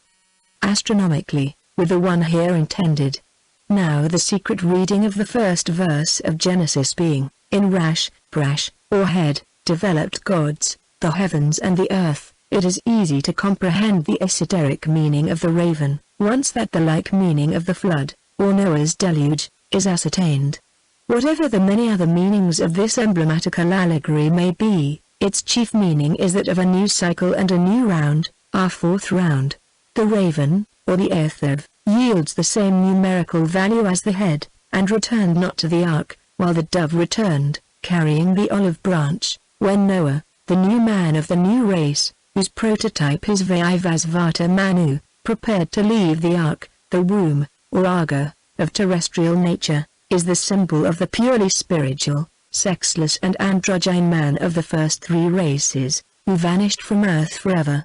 Numerically Jehovah, Adam, Noah, are one in the Kabbalah, at best. Then, it is deity descending onto Ararat, later on Sinai, to incarnate in man his image, through the natural process, henceforth, the mother's womb, whose symbols are the ark, the mount, Sinai, etc., in Genesis. The Jewish allegory is at once astronomical, and purely other anthropomorphic. And here lies the abyss between the two systems, Aryan and Semitic, though built on the same foundation.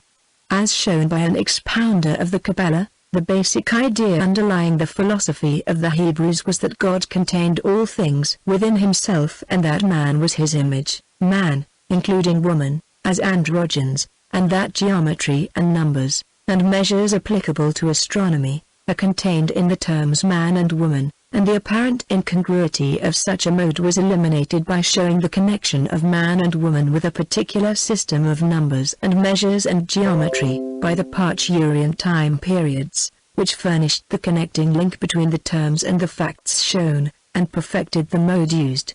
It is argued that, the primal cause being absolutely incognizable, the symbol of its first comprehensible manifestation was the conception of a circle with its diameter line, so as at once to carry the idea of geometry, phallicism, and astronomy, and this was finally applied to the signification of simply human generative organs. Hence the whole cycle of events. Footnotes - Bryant is right in saying Druid Bardizin says of Noah that when he came out of the ark, the birth of a new cycle, after a stay therein of a year and a day, that 364 plus 1 equals 365 days. He was congratulated by Neptune upon his birth from the waters of the flood, who wished him a happy new year. The year, or cycle, esoterically, was the new race of men born from woman after the separation of the sexes, which is the secondary meaning of the allegory, its primary meaning being the beginning of the fourth round, or the new creation. Unpub. MSS. But see Source of Measures. Volume 1, page 445. God is our higher self. From Adam and the patriarchs down to Noah is made to apply to phallic and astronomical uses, the one regulating the other, as the lunar periods, for instance. Hence, too, their genesis begins after their coming out of the ark, and the close of the flood, at the fourth race. With the Aryan people it is different. Eastern esotericism has never degraded the one infinite deity, the container of all things, to such uses, and this is shown by the absence of Brahma from the Rig Veda and the modest positions occupied therein by Rudra and Vishnu, who became the powerful and great gods, the infinites of the exoteric creeds, ages later. But even they, creators as the three may be, and not the direct creators and forefathers of men. The latter are shown occupying a still lower scale, and are called Prajapatis, the Pitris, our lunar ancestors, etc., etc., never the one infinite God. Esoteric philosophy shows only physical man as created in the image of the deity, but the latter is but the minor gods. It is the higher self, the real ego who alone is divine and God. This page continued in next section. Contents. F. The Secret Doctrine by H. P. Blavatsky, Volume 1. Volume 1, page 445. God is our higher self. This page continued from previous section. Section 13. The Seven Creations. There was neither day nor night, nor sky nor earth, nor darkness nor light, nor any other thing save only one, unapprehensible by intellect, or that which is Brahma and Pumis, spirit, and Pradhana, crude matter, Veda, Vishnupurana commentary, or literally, one Pradhanuka Brahma spirit, that was. The Pradhanuka Brahma spirit is Mule Prakriti and Parabrahman. In Vishnupurana, Parasara says to Maitreya, his pupil, I have thus explained to you, excellent, Muni, 6 creations. The creation of the Avagzaratas beings was the 7th, and was that of man. Then he proceeds to speak of 2 additional and very mysterious creations, variously interpreted by the commentators. Origen, commenting upon the books written by Celsus, His opponent, books which were all destroyed by the prudent church fathers, evidently answers the objections of his contradictor and reveals his system at the same time. This was evidently septenary. But his theogony, the genesis of the stars or planets, that of sound and color, all found as an answer satire, and no better. Celsus, you see, desiring to exhibit his learning, speaks of a ladder of creation with 7 gates, and on the top, Volume 1, page 446, the secret doctrine. Of it the 8th, ever closed. The mysteries of the Persian Mithras are explained and musical reasons, moreover, are added. And to these again he strives to add a second explanation connected also with musical considerations, that is, with the 7 notes of the scale, the 7 spirits of the stars, and C. Valentinus expatiates upon the power of the great 7, who were called to bring forth this universe after Hitos, or the ineffable, whose name is composed of 7 letters, had represented the first hebdomad. This name, Hitos, is one to indicate the 7-fold nature of the One, the Logos. The goddess Rhea, says Proclus Intimus, p. 121, is a monad, duad, and heptad, comprehending in herself all the Titanidae, who are 7. The 7 creations are found in almost every Purana. They are all preceded by what Wilson translates, the indiscrete principle, absolute spirit independent of any relation with objects of sense. They are, 1. Mahatattva, the universal soul, infinite intellect, or divine mind. 2. Bhuta or Bhutasaga, elemental creation, the first differentiation of universal indiscrete substance. 3. Indriya or Indriyaka, organic evolution. These 3 were the Prakrita creations, the developments of indiscrete nature preceded by indiscrete principle. 4. Mukha, the fundamental creation of perceptible things, was that of inanimate bodies. 5. Tariajanya, or Triaxritas, was that of animals. 6. Urdhvasritas, or that of divinities. 7. Avaxritas, was that of man. See Vishnuparana. This is the order given in the exoteric texts. According to esoteric teaching there are 7 primary, and 7 secondary creations, the former being the forces self-evolving from the one causeless force, the latter, showing the manifested universe emanating from the already differentiated divine elements. Esoterically, as well as exoterically, all the above enumerated creations stand for their 7 periods of evolution, whether after an age or a day of Brahma. This is the teaching par excellence of occult philosophy, which, however, never uses the term creation, nor even that of evolution, with regard to primary creation, but calls all such forces the aspects of the causeless force. In the Bible, footnotes Origin contra Celsum, b. Vi, chap. 22, the text says, and the 4th creation is here the primary, for things immovable are emphatically known as primary. See Fitzedward Hall's corrections. How can divinities have been created after the animals? The esoteric meaning of the expression animals is the germs of all animal life including man. Man is called a sacrificial animal, and an animal that is the only one among animal creation who sacrifices to the gods. Moreover, by the sacred animals, the 12 signs of the zodiac are often meant in the sacred texts, as already stated. Volume 1, page 447. The order of the evolution. The 7 periods are dwarfed into the 6 days of creation and the 7th day of rest, and the Westerns adhere to the letter.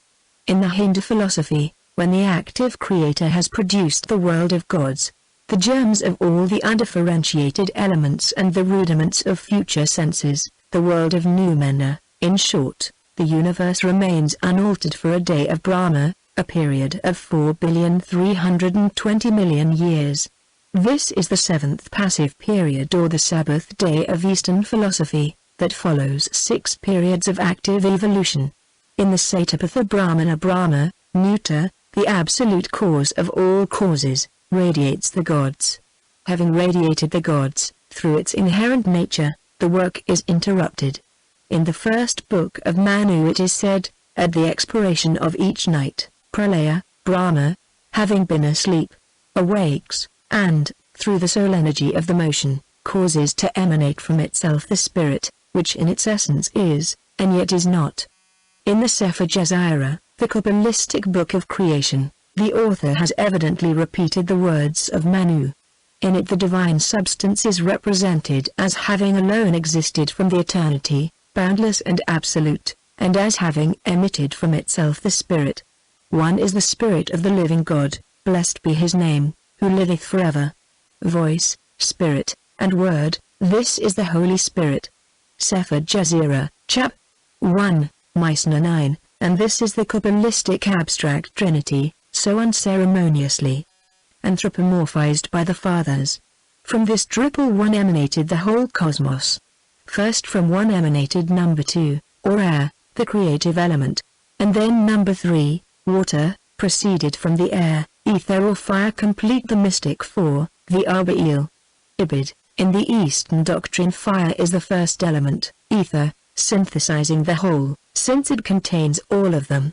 In the Vishnu Purana, the whole 7 periods are given, and the progressive evolution of spirit soul, and of the 7 forms of matter, or principles, are shown. It is impossible to enumerate them in this work. The reader is asked to peruse one of the Puranas. Yehuda began, it is written, Elohim said, let there be a firmament, in the midst of waters. At the time that the Holy created the world, they, created 7 heavens above. He created 7 earths below, 7 seas, 7 days, 7 rivers, 7 weeks, 7 years, 7 times, and 7,000 years that the world has been. The 7th of all the millennium. So here are 7 earths below, they are all inhabited except those which are above, and those below. And between each earth, a heaven, firmament, is spread out between each other. And there are in them, these earths, creatures who look different from each other. But if you object and say that all the children of the world came out from Adam. Volume 1, page 448 The Secret Doctrine. It is not so. And the lower earths, where do they come from? They are from the chain of the earth, and from the heaven below, etc., etc. Ianus is our witness, and a very unwilling one, too, that the Gnostics taught the same system, veiling very carefully the true esoteric meaning. This veiling, however, is identical with that of the Vishnu Purana and others. Thus Ianus writes of the Marcosians, they maintain that first of all the 4 elements, fire, water, earth and air, were produced after the image of the primary tetrad above, and that then if we add their operations, namely, heat, cold, dryness and moisture, an exact likeness of the octode is presented. B. I. Ch. 17. Only this likeness and the octode itself is a blind, just as in the 7 creations of the Vishnu Puranas, to which 2 more are added, of which the 8th, termed Anugraha, possesses both the qualities of goodness and darkness, a Sankhyan more than a Puranic idea. For Ianus says again, B. I. 36, that they, the Gnostics, had a like 8th creation which was good and bad, divine and human. They affirm that man was formed on the 8th day. Sometimes they affirm that he was made on the 6th day, and at others on the 8th, unless, perchance, they mean that his earthly part was formed on the 6th day and his fleshly part, on the 8th day, these 2 being distinguished by them. They were so distinguished, but not as Ianus gives it. The Gnostics had a superior hebdomad, and an inferior one, in heaven, and a third terrestrial hebdomad, on the plane of matter. Yao, the mystery god and the regent of the moon, as given in Origen's chart, was the chief of these superior 7 heavens, hence identical with the chief of the lunar Pitris, the name being given by them to the lunar Dianchuans. They affirm that these 7 heavens are intelligent, and speak of them as being angels, writes the same Ianus, and adds that on this account they termed Yao Hebdomas, while his mother was called Ogdoas, because, as he explains, she preserved the number of the first begotten and primary octode of the Pleroma. Ibid. B. I. V. 2. This first begotten octode was, A. In Theogony the second Logos, the manifested, because he was born of the sevenfold first Logos, hence he is the eighth on this manifested plane, and, b. in Astrology, it was the sun, Martanda, the eighth son of Aditi, whom she rejects while preserving her seven sons, the planets. For the ancients have never regarded the sun as a planet, but as a central and fixed star. This, then, is the second hebdomad born of the seven-rayed one, Agni, the sun. Footnotes dash. Kabbalah, p. 415-16, by T. Meyer, Philadelphia. Superior to the spirits or heavens of the earth only, Volume 1, page 449. The six stellar gods. And what not, only not the seven planets, which are Surya's brothers, not his sons. These astral gods, whose chief with the Gnostics was Elder from elder child, and both the egg, the son of Sophia Kamath, the daughter of Sophia, wisdom, whose region is the Pleroma, were his Elder sons. He produces from himself these six stellar spirits, Jove, Jehovah, Sabaoth, Adonai, Eloi, Osraios, Astaphios, and it is they who are the second, or inferior hebdomad. As to the third, it is composed of the seven primeval men, the shadows of the lunar gods, projected by the first hebdomad. In this the Gnostics did not, as seen, differ much from the esoteric doctrine except that they veiled it. As to the charge made by Annus, who was evidently ignorant of the true tenets of the heretics, with regard to man being created on the sixth day, and man being created on the eighth, this relates to the mysteries of the inner man. It will become comprehensible to the reader only after he has read Book 2, and understood well the anthropogenesis of the esoteric doctrine. Ildabad is a copy of Manu. The latter boasts, "O, best of twice-born men, knows that I, Manu, am he, the creator of all this world, whom that male Viraj spontaneously produced, I, 33. He first creates the 10 lords of being, the Prajapatis, who, as verse 36 says, produce 7 other Manas. The ordinances of Manu, Ildabad does likewise, I am further and God, and there is no one above me, he exclaims. For which his mother coolly puts him down by saying, do not lie, Ildabad, for the father of all, the first man, Anthropos, is above thee, and so is Anthropos, the son of Anthropos, Annus, b. I, ch. 36.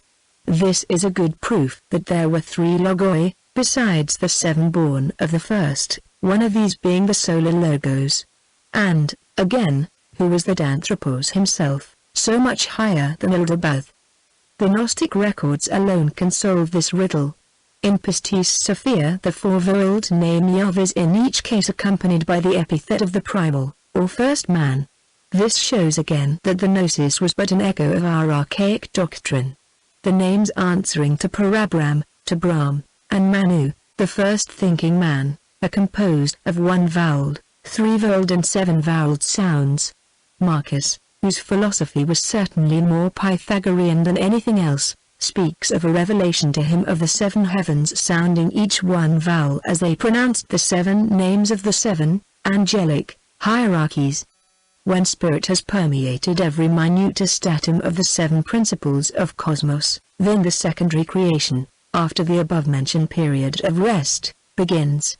Footnotes dash, see Isis Unveiled, Volume 2, p. 183. See also King's Gnostics.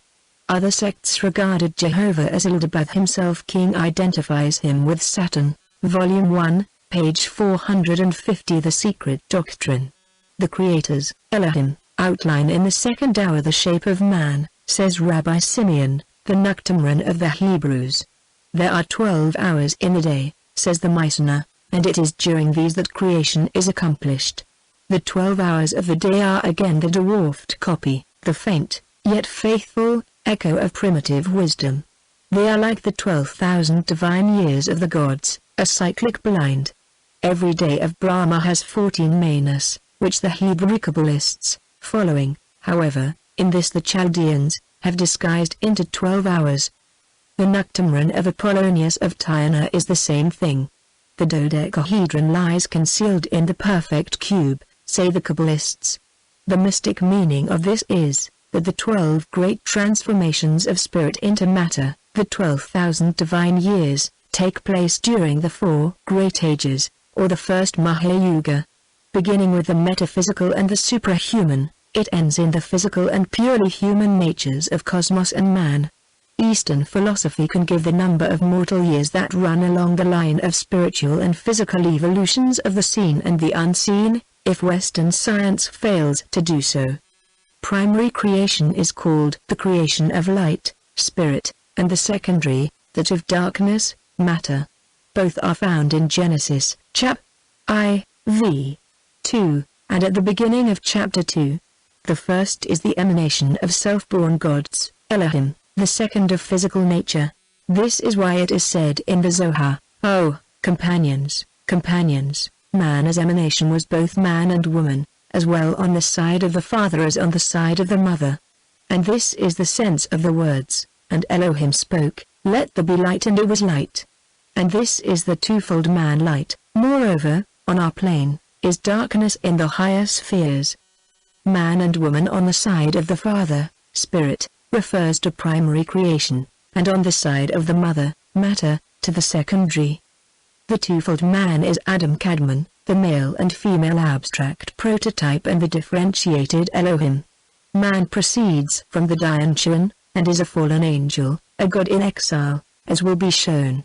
In India these creations were described as follows.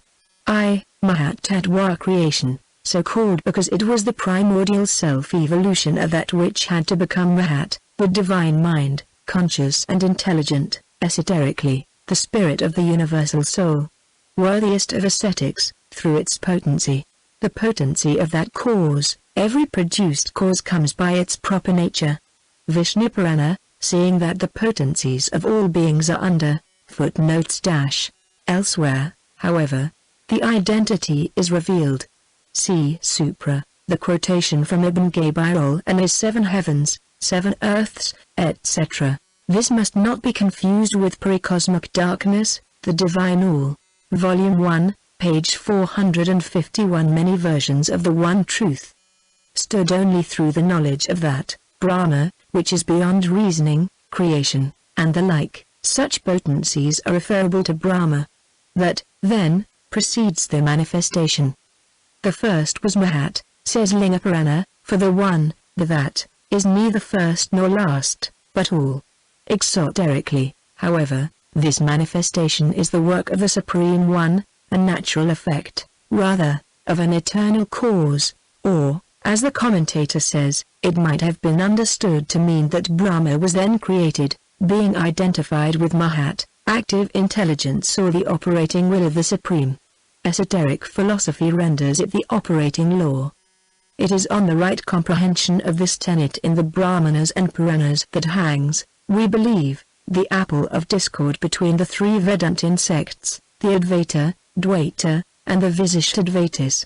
The first arguing rightly that Parabrahman, having no relation, as the absolute all, to the manifested world, the infinite having no connection with the finite, can neither will nor create, that, therefore, Brahma, Mahat, is Vara, or whatever name the creative power may be known by, creative gods and all, are simply an elusive aspect of Parabrahman in the conception of the conceivers, while the other sects identify the impersonal cause with the creator, or is Vara, Mahat, or Mahabuddhi, is, with the Vaishnavas, however, divine mind in active operation, or, as Anaxagoras has it, an ordering and disposing mind, which was the cause of all things, nu odiacosmanti kai pantanatios.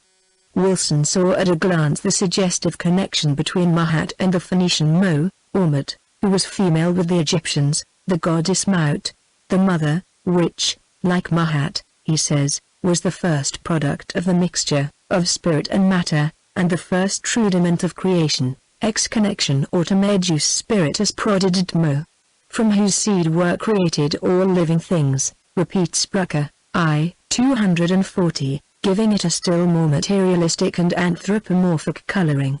Nevertheless, The esoteric sense of the doctrine is seen through every exoteric sentence on the very face of the old Sanskrit texts that treat of primordial creation.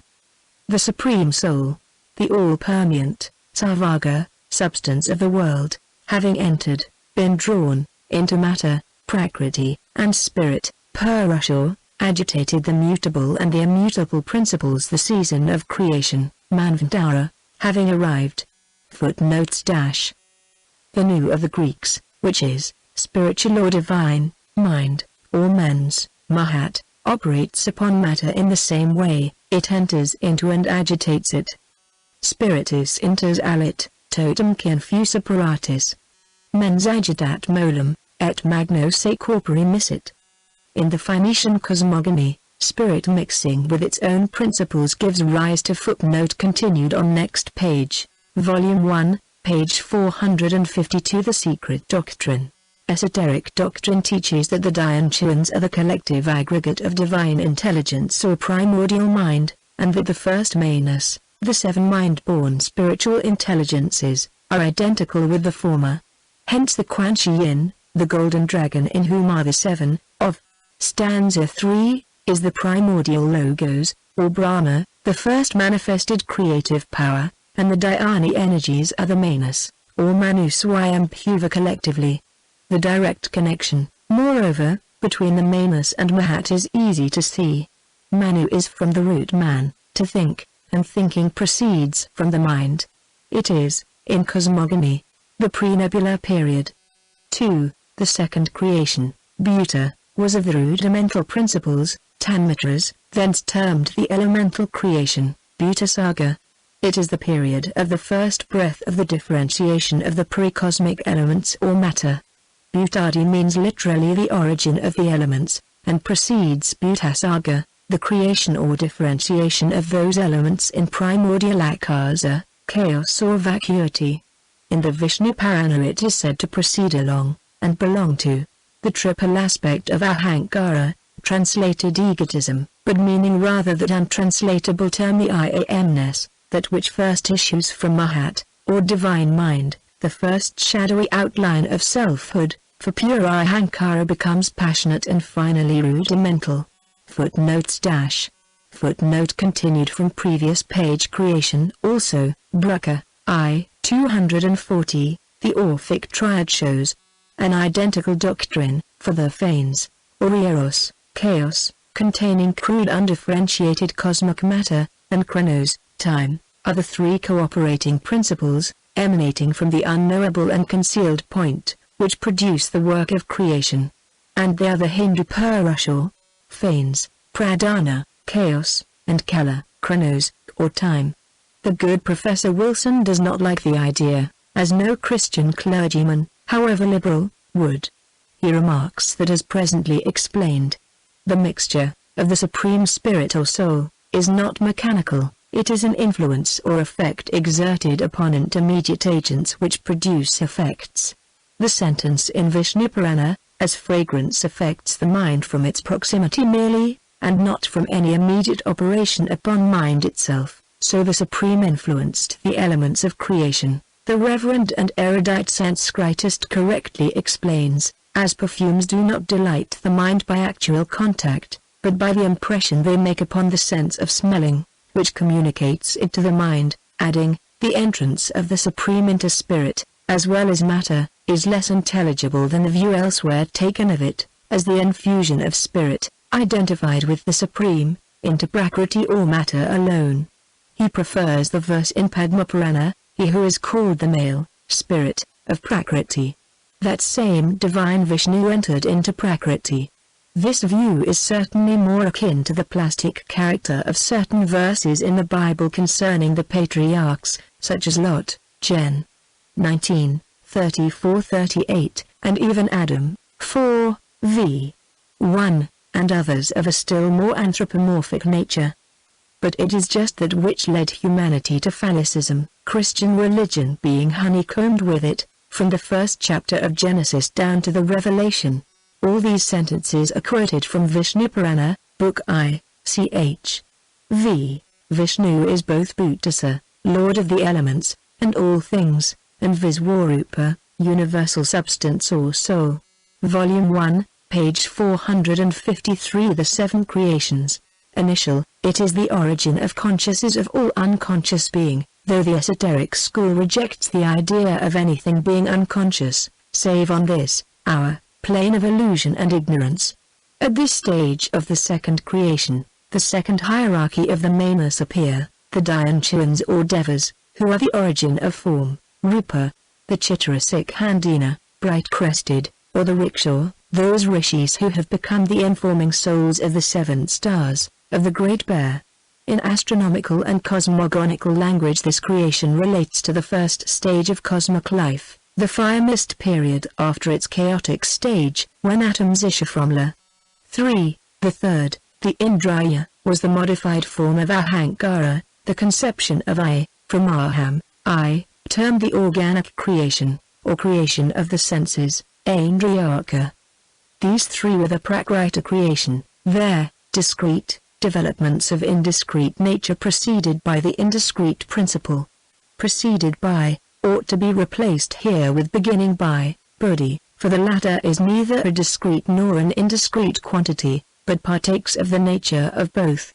In man as in cosmos, a unit, a human monad on the plane of illusion, when once freed from the three forms of Ahankara and liberated from its terrestrial manas, Buddhi becomes truly a continued quantity, both in duration and extension, because eternal and immortal. Earlier it is stated that the third creation abounding with the quality of goodness is termed Urdhvasritas, and a page or two further the Urdhvasritas creation is referred to as the sixth creation. That of the divinities, p. 75. This shows plainly that earlier as well as later manvantaras have been purposely confused, to prevent the footnotes dash.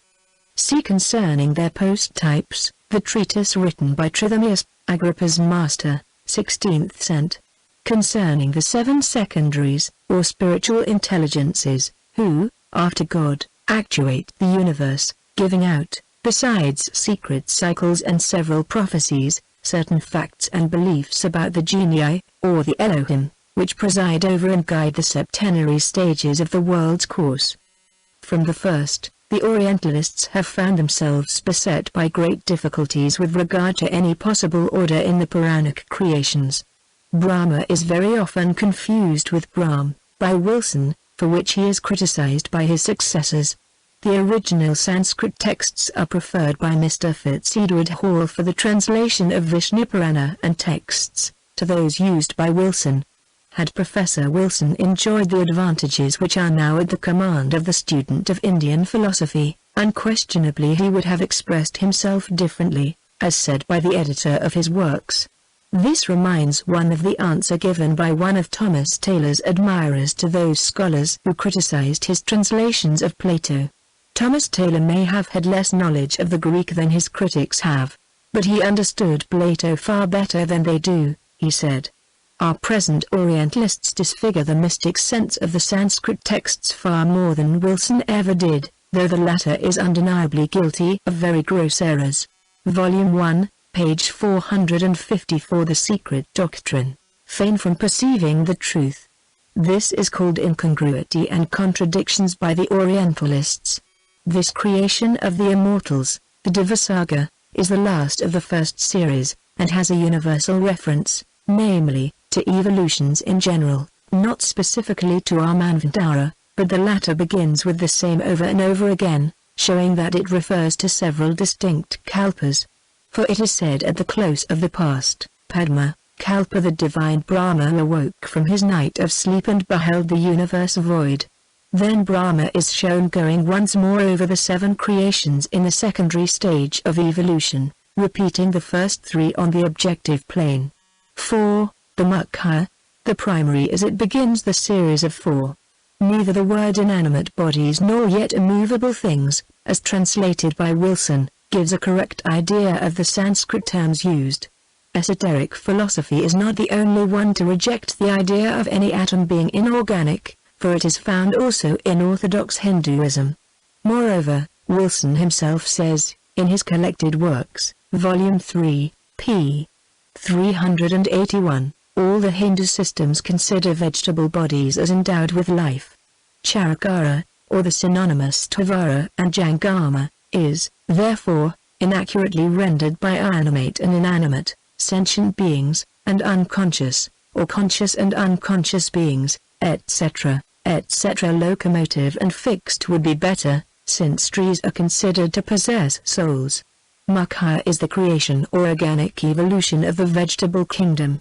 In this secondary period, the 3 degrees of elemental or rudimental kingdoms are evolved in this world, corresponding inversely in order to the 3 Prakritic creations during the primary period of Brahma's activity. As in that period, in the words of Vishnu Purana, the first creation was that of Mahat, intellect, the second, of Tanmatras, rudimental principles, and the third, that of the senses, Indriyaka. In this one, the order of the elemental forces stand thus: 1. The nascent centers of force, intellectual and physical; 2. The rudimental principles, nerve force, so to say; and 3. Nascent to perception, which is the Mahat of the lower kingdoms, especially developed in the third order of elementals. These are succeeded by their footnotes dash. The 3 creations beginning with intelligence are elemental, but the 6 creations which proceed from the series of which intellect is the first are the work of Brahma, Vayu Purana. Here creations mean everywhere stages of evolution. Mahat, intellect or mind, which corresponds with Manas, the former being on the cosmic, and the latter on the human plane, stands here, 2, lower than Buddhi or super-divine intelligence. Therefore, when we read in Linga Purana that the first creation was that of Mahat, intellect being the first in manifestation, we must refer that specified creation to the first evolution of our system or even our earth, none of the preceding ones being discussed in the Puranas, but only occasionally hinted at. Volume 1, page 455. Creations continued. Objective kingdom of minerals, in which latter that a perception is entirely latent, to redevelop only in the plants. The Mukha creation, then, is the middle point between the 3 lower and the 3 higher kingdoms, which represent the 7 esoteric kingdoms of cosmos, as of earth. The Triaxaritas, or Teriaganya, creation, that of the sacred animals, corresponding only on earth, to the dumb animal creation. That which is meant by animals, in primary creation, is the germ of awakening consciousness or of a perception, that which is faintly traceable in some sensitive plants on earth and more distinctly in the protistic monera. On our globe, during the first round, animal creation precedes that of man, while the former, or mammal, evolves from the latter in our 4th round, on the physical plane, in round I. The animal atoms are drawn into a cohesion of human physical form, while in round 4, the reverse occurs according to magnetic conditions developed during life. And this is metempsychosis. See Mineral Monad in 5 years of Theosophy, p. 276. This 5th stage of evolution, called exoterically creation, may be viewed in both the primary and secondary periods, one as the spiritual and cosmic, the other as the material and terrestrial. It is archebiosis, or life origination, so far, of course, as the manifestation of life on all the 7 planes is concerned. It is at this period of evolution that the absolutely eternal universal motion, or vibration, that which is called in esoteric language the great breath, differentiates in the primordial, first manifested atom. More and more, as chemical and physical sciences progress, does this occult axiom find its corroboration in the world of knowledge, the scientific hypothesis, that even the simplest elements of matter are identical in nature and differ from each other only owing to the variety of the distributions of atoms in the molecule or speck of substance, or by the modes of its atomic vibration, gains every day more ground. Thus, as the differentiation of the primordial germ of life has to precede the evolution of the Dianchuan of the 3rd group or hierarchy of being in primary creation, before those gods can become Rupa, embodied in their first ethereal form, so animal creation has to proceed. Footnotes dash. Professor Wilson translates it. as though animals were higher on the scale of creation than divinities, or angels, although the truth about the devas is very plainly stated further on. This creation, says the text, is both primary, prakrita, and secondary, vakrita.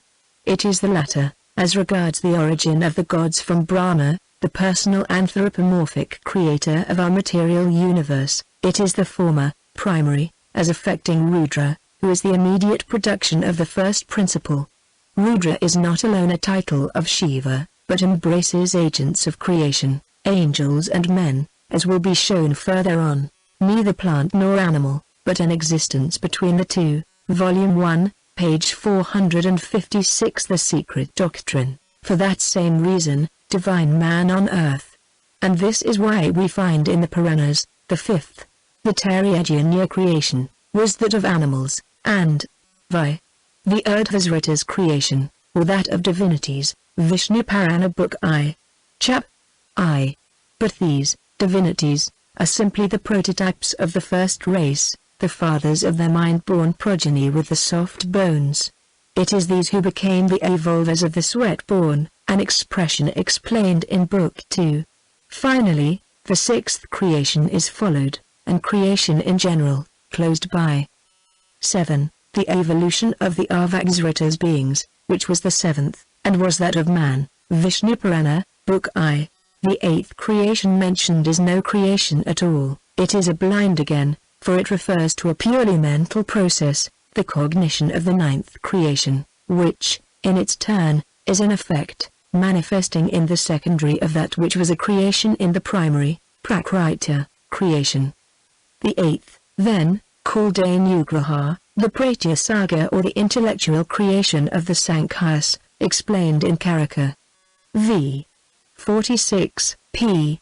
146, is that creation of which we have a perception, in its esoteric aspect, and to which we give intellectual assent, Anugraha, in contradistinction to organic creation. It is the correct perception of our relations to the whole range of gods and especially of those we bear to the Kimaras, the so-called ninth creation, which is in reality an aspect of or reflection of the sixth in our Manvantara, the Vaivasvata. There is a ninth, the Kimara creation, which is both primary and secondary, says Vishnu Purana, the oldest of such texts. The Kimaras, explains an esoteric text. Footnotes dash. Created beings, explains Vishnu Purana, although they are destroyed, in their individual forms, at the periods of dissolution, yet being affected by the good or evil acts of former existences, are never exempted from their consequences.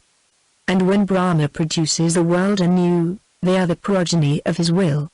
Collecting his mind into itself, yoga willing, Brahma creates the four orders of beings, termed gods, demons, progenitors, and men. Progenitors meaning the prototypes and evolvers of the first route race of men. The progenitors are the Pitras, and are of 7 classes. They are said in exoteric mythology to be born of Brahma's side, like he from the rib of Adam. These notions, remarks Dr. Wilson, the birth of Rudra and the saints, seem to have been borrowed from the Saivas, and to have been awkwardly engrafted upon the Vaishnava system. The esoteric meaning ought to have been consulted before venturing such a hypothesis. Parasara, the Vedic rishi, who received the Vishnu Purana from Pulastya and taught it to Maitreya, is placed by the Orientalists at various epochs. As correctly observed, in the Hindu class, Dict, speculations as to his era differ widely from 575 before Christ to 1391 before Christ, and cannot be trusted. Quite so, but no less, however, than any other date as assigned by the Sanskritists, so famous in this department of arbitrary fancy. Volume 1, page 457. Who the Kimaras are the Dionis, derived immediately from the Supreme Principle, who reappear in the Vaivasvata Manu period, for the progress of mankind. The commentator of the Vishnu Purana corroborates it, by remarking that these sages live as long as Brahma, and they are only created by him in the first Kalpa, although their generation is very commonly and inconsistently introduced in the Varaha, or Padma Kalpa, the secondary. Thus, the Kumaras are, exoterically, the creation of Rudra or Nilalahita, a form of Shiva, by Brahma, and of certain other mind-born sons of Brahma. But, in the esoteric teaching, they are the progenitors of the true spiritual self in the physical man, the higher Prajapati, while the Pitris, or lower Prajapati, are no more than the fathers of the model, or type of his physical form, made in their image. 4, and occasionally 5, are mentioned freely in the exoteric texts, 3 Kumaras being secret. Compare what is said of the fallen angels in Book 2. The exoteric 4 are, Sanat Kumara, Sananda, Sanaka, and Sanatana, and the esoteric 3 are, Sana, Kapla, and Sanat Sujata. Special attention is once more drawn to this class of Dyanchuans, for herein lies the mystery of generation and heredity hinted at in Book I. See the 4 orders of angelic beings, comment on stanza 7. Book 2 explains their position in the divine hierarchy.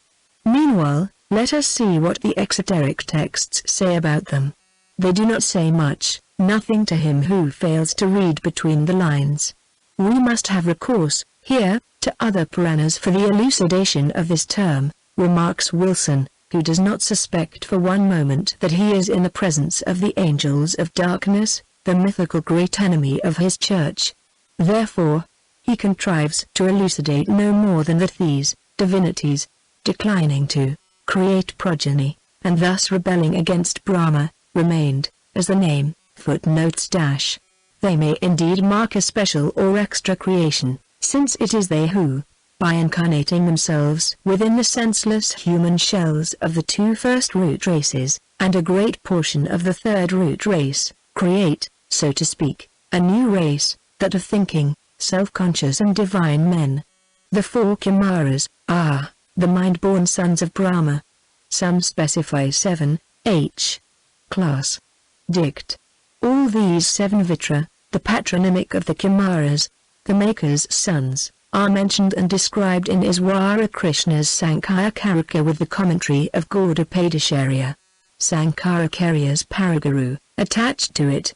It discusses the nature of the Kumaras, though it refrains from mentioning by name all the 7 Kumaras, but calls them instead the 7 sons of Brahma, which they are, as they are created by Brahma in Rudra. The list of names it gives us is, Sanaka, Sanandana, Sanatana, Kapla, Ribu, and Panchasika. But these are again all aliases. So untrustworthy are some translations of the Orientalists that in the French translation of Harivamsa, it is said the 7 Prajapati, Rudra, Skanda, his son, footnote continued on next page. Volume 1, page 458. The secret doctrine of the first implies, ever boys, Kumaras, that is, ever pure and innocent, whence their creation is also called the Kumara. Book I. Chap. V. Vishnu Purana. The Puranas, however, may afford a little more light. Being ever as he was born, he is here called a youth, and hence his name is well known as Sanat Kumara, Linga Purana, prior section LXX. 174. In the Seva Purana, the Kumaras are always described as Yojans. The Kama Purana, after enumerating them, says, these 5, O Brahmins, were Yojans, who acquired entire exemption from passion. They are 5, because 2 of the Kumaras fell. Of all the 7 great divisions of Dyanchuans, or Devas, there is none with which humanity is more concerned than with the Kumaras. Imprudent are the Christian theologians who have degraded them into fallen angels, and now call them Satan and demons, as among these heavenly denizens who refuse to create, the Archangel Michael, the greatest patron saint of Western and Eastern churches, under his double name of Saint Michael and his supposed copy on earth, Saint George, conquering the dragon, has to be allowed one of the most prominent places. See Book 2, The Sacred Dragons and Their Slayers. The Kumaras, the mind-born sons of Brahma Rudra, or Shiva, footnotes dash. Footnote continued from previous page, and Sanat Kumara proceeded to create beings. Whereas, as Wilson shows, the original is, these 7 created progeny, and so did Rudra, but Skanda and Sanat Kumara, restraining their power, abstained from creation. The four orders of beings are referred to sometimes as Mbamsi, which Wilson renders, literally waters, and believes it a mystic term. It is one, no doubt, but he evidently failed to catch the real esoteric meaning. Waters and water stand as the symbol for Akasa, the primordial ocean of space, on which Narayana, the self-born spirit, moves, reclining on that which is its progeny. See Manu. Water is the body of Nara, thus we have heard the name of water explained. Since Brahma rests on the water, therefore he is termed Narayana, Linga, Vayu, and Markandeya Puranas. Pure, Purusha created the waters pure. At the same time water is the third principle in material cosmos, and the third in the realm of the spiritual, spirit of fire, flame, akasa, ether, water, air, earth, are the cosmic, sidereal, psychic, spiritual and mystic principles, preeminently occult, in every plane of being. Gods, demons, Pitras and men, are the four orders of beings to whom the term Mbamsi is applied. In their Vedas it is a synonym of gods, because they are all the product of waters, mystically, of their Akasic ocean, and of the third principle in nature. Pitras and men on earth are the transformations, rebirths, of gods and demons, spirits, on a higher plane. Water is, in another sense, the feminine principle. Venus Aphrodite is the personified sea, and the mother of the god of love, the generator of all the gods, as much as the Christian Virgin Mary is Maya, the sea, the mother of the Western god of love, mercy and charity. If the student of esoteric philosophy thinks deeply over the subject, he is sure to find out all the suggestiveness of the term Mbamsi, in its manifold relations to the Virgin in heaven, to the celestial Virgin of the alchemists, and even to the waters of grace of the modern Baptist. Volume 1, page 459. The Patron Guide of Israel. The howling and terrific destroyer of human passions and physical senses, which are ever in the way of the development of the higher spiritual perceptions and the growth of the inner eternal man, mystically, are the progeny of Shiva, the Mahayogi, the great patron of all the yogis and mystics of India. They themselves, being the virgin ascetics, refuse to create the material being man. Well may they be suspected of a direct connection with the Christian archangel Michael, the Virgin, combatant of the dragon Apophis, whose victim is every soul united too loosely to its immortal spirit, the angel who, as shown by the Gnostics, refused to create just as the Kumaras did.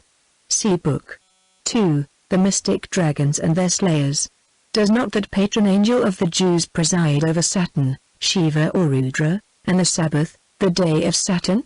Is he not shown of the same essence with his father, Saturn, and called the son of time, Kronos, or Kala, time, a form of Brahma, Vishnu and Shiva?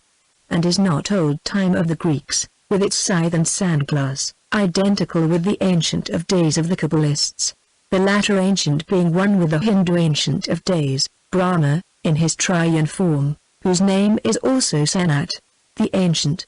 Every Kumara bears the prefix of Sanat and Sana, and Sanaskara is Saturn, the planet, Sani and Sara, the king Saturn whose secretary in Egypt was Thothmes I.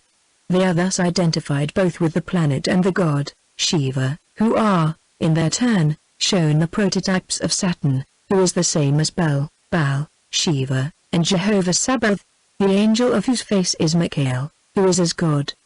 He is the patron and guardian angel of the Jews, as Daniel tells us, v. 21, and, before the Kumaras were degraded, by those who were ignorant of their very name, into demons and fallen angels, the Greekophites, the occultly inclined predecessors and precursors of the Roman Catholic Church after its secession and separation from the primitive Greek Church, had identified Michael with their Ophiomorphos, the rebellious and opposing spirit. This means nothing more than the reverse aspect, symbolically, of office, divine wisdom or Christos. In the Talmud, Michael, is prince of water and the chief of the seven spirits, for the same reason that his prototype, among many others, Sanat Sujata, footnotes Shiva Rudra is the destroyer, as Vishnu is the preserver, and both are the regenerators of spiritual as well as a physical nature. To live as a plant, the seed must die.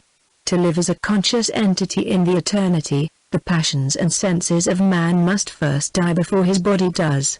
To live is to die and to die is to live, has been too little understood in the West.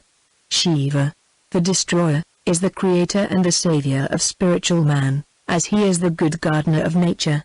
He weeds out the plants, human and cosmic, and kills the passions of the physical, to call to life the perceptions of the spiritual, man.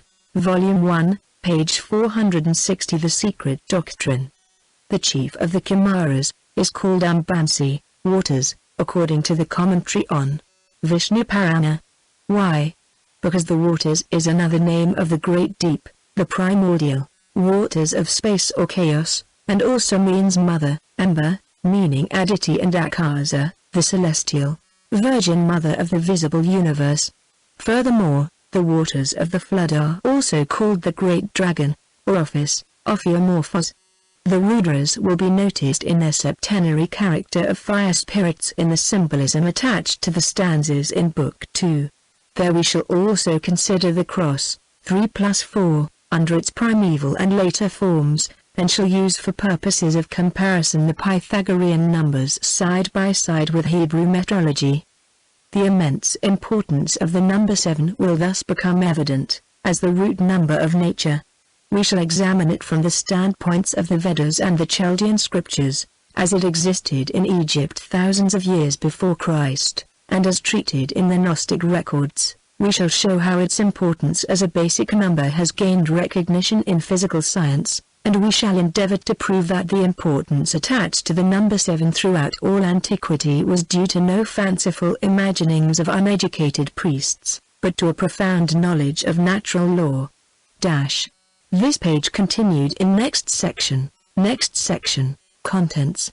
The Secret Doctrine by H.P. Blavatsky, Volume 1, page 460. This page continued from previous section. Section 14. The Four Elements. Metaphysically and esoterically there is but one element in nature, and at the root of it is the deity, and the so-called 7 elements, of which 5 have already manifested and asserted their existence, are the garment, the veil, of that deity, direct from the essence whereof comes man, whether physically, psychically, mentally or spiritually considered. 4 elements only are generally spoken of in later antiquity, 5 admitted only in philosophy. For the body of ether is not fully manifested yet, and its noumenon is still the omnipotent Father, ether, the synthesis of the rest. But what are these elements whose compound bodies have now been discovered by chemistry and physics to contain numberless sub-elements, even the 60 or 70 of which no longer embrace the whole number suspected? Vidyadenda, sections 11 and 12, quotations from Mr. Crook's lectures. Let us follow their evolution from the historical beginnings, at any rate. The 4 elements were fully characterized by Plato when he said that they were that which composes and decomposes the compound bodies. Volume 1, page 461 on the elements. Hence cosmolatry was never, even in its worst aspect, the fetishism which adores or worships the passive external form and matter of any object, but looked ever to the noumenon therein. Fire, air, water, earth, were but the visible garb, the symbols of the informing, invisible souls or spirits, the cosmic gods to whom worship was offered by the ignorant, and simple, respectful recognition by the wiser. In their turn the phenomenal subdivisions of the noumenal elements were informed by the elementals, so called, the nature spirits of lower grades. In the theogony of Moschus, we find ether first, and then the air, the 2 principles from which alone the intelligible, noetos, God, the visible universe of matter, is born. In the Orphic hymns, the Eros Phanes evolves from the spiritual egg, which the ethereal winds impregnate, wind being the spirit of God, who is said to move in ether, brooding over the chaos, the divine idea. In the Hindukatikopanishad, Purusha, the divine spirit, already stands before the original matter, from whose union springs the great soul of the world, Maha equals Atma, Brahm, the spirit of life, these latter appellations being again identical with the universal soul, or anima mundi, the astral light of the Theists and Kabbalists, being its last and lowest division. The stoicheia, elements, of Plato and Aristotle, were thus the incorporeal principles attached to the four great divisions of our cosmic world, and it is with justice that Kreuzer defines those primitive beliefs as a species of magism, a psychic paganism, and a deification of potencies, a spiritualization which placed the believers in a close community with these potencies, Book 9, p. 850. So close, indeed, that the hierarchies of those potencies or forces have been classified on a graduated scale of 7 from the ponderable to the imponderable. They are septenary, not as an artificial aid to facilitate their comprehension, but in their real cosmic gradation, from their chemical, or physical, to their purely spiritual composition. Gods, with the ignorant masses, gods independent and supreme, demons with the fanatics, who, intellectual as they often may be, are unable to understand the spirit of the philosophical sentence, in pluribus unum. With the Hermetic philosopher they are forces relatively blind, or intelligent, according to which of the principles in them he deals with. It required long millenniums before they found themselves, in our cultured age, finally degraded into simple chemical elements. At any rate, good Christians, and especially the biblical Protestants, footnotes movers, Foreignizer, 282.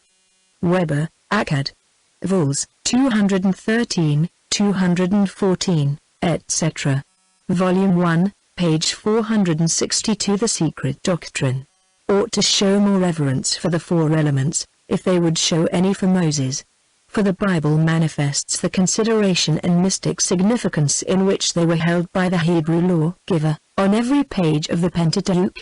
The tent which contained the Holy of Holies was a cosmic symbol, sacred, in one of its meanings, to the elements, the four cardinal points, and ether. Josephus shows it built in white, the color of ether. And this explains also why, in the Egyptian and the Hebrew temples, according to Clemens Alexandrinus, a gigantic curtain, supported by 5 pillars, separated the sanctum sanctorum, now represented by the altar in Christian churches, wherein the priests alone were permitted to enter, from the part accessible to the profane. By its 4 colors the curtain symbolized the 4 principal elements, and signified the knowledge of the divine that the 5 senses of men can enable man to acquire with the help of the 4 elements. See Stromata I.V. Section 6. In Corey's Ancient Fragments, one of the Chaldean oracles expresses ideas about the elements and ether in language singularly like that of the unseen universe, written by 2 eminent scientists of our day. It states that from ether have come all things, and to it all will return, that the images of all things are indelibly impressed upon it, and that it is the storehouse of the germs or of the remains of all visible forms, and even ideas. It appears as if this case strangely corroborates our assertion that whatever discoveries may be made in our days will be found to have been anticipated by many thousand years by our simple-minded ancestors. Isis unveiled. Whence came the 4 elements and the malachim of the Hebrews?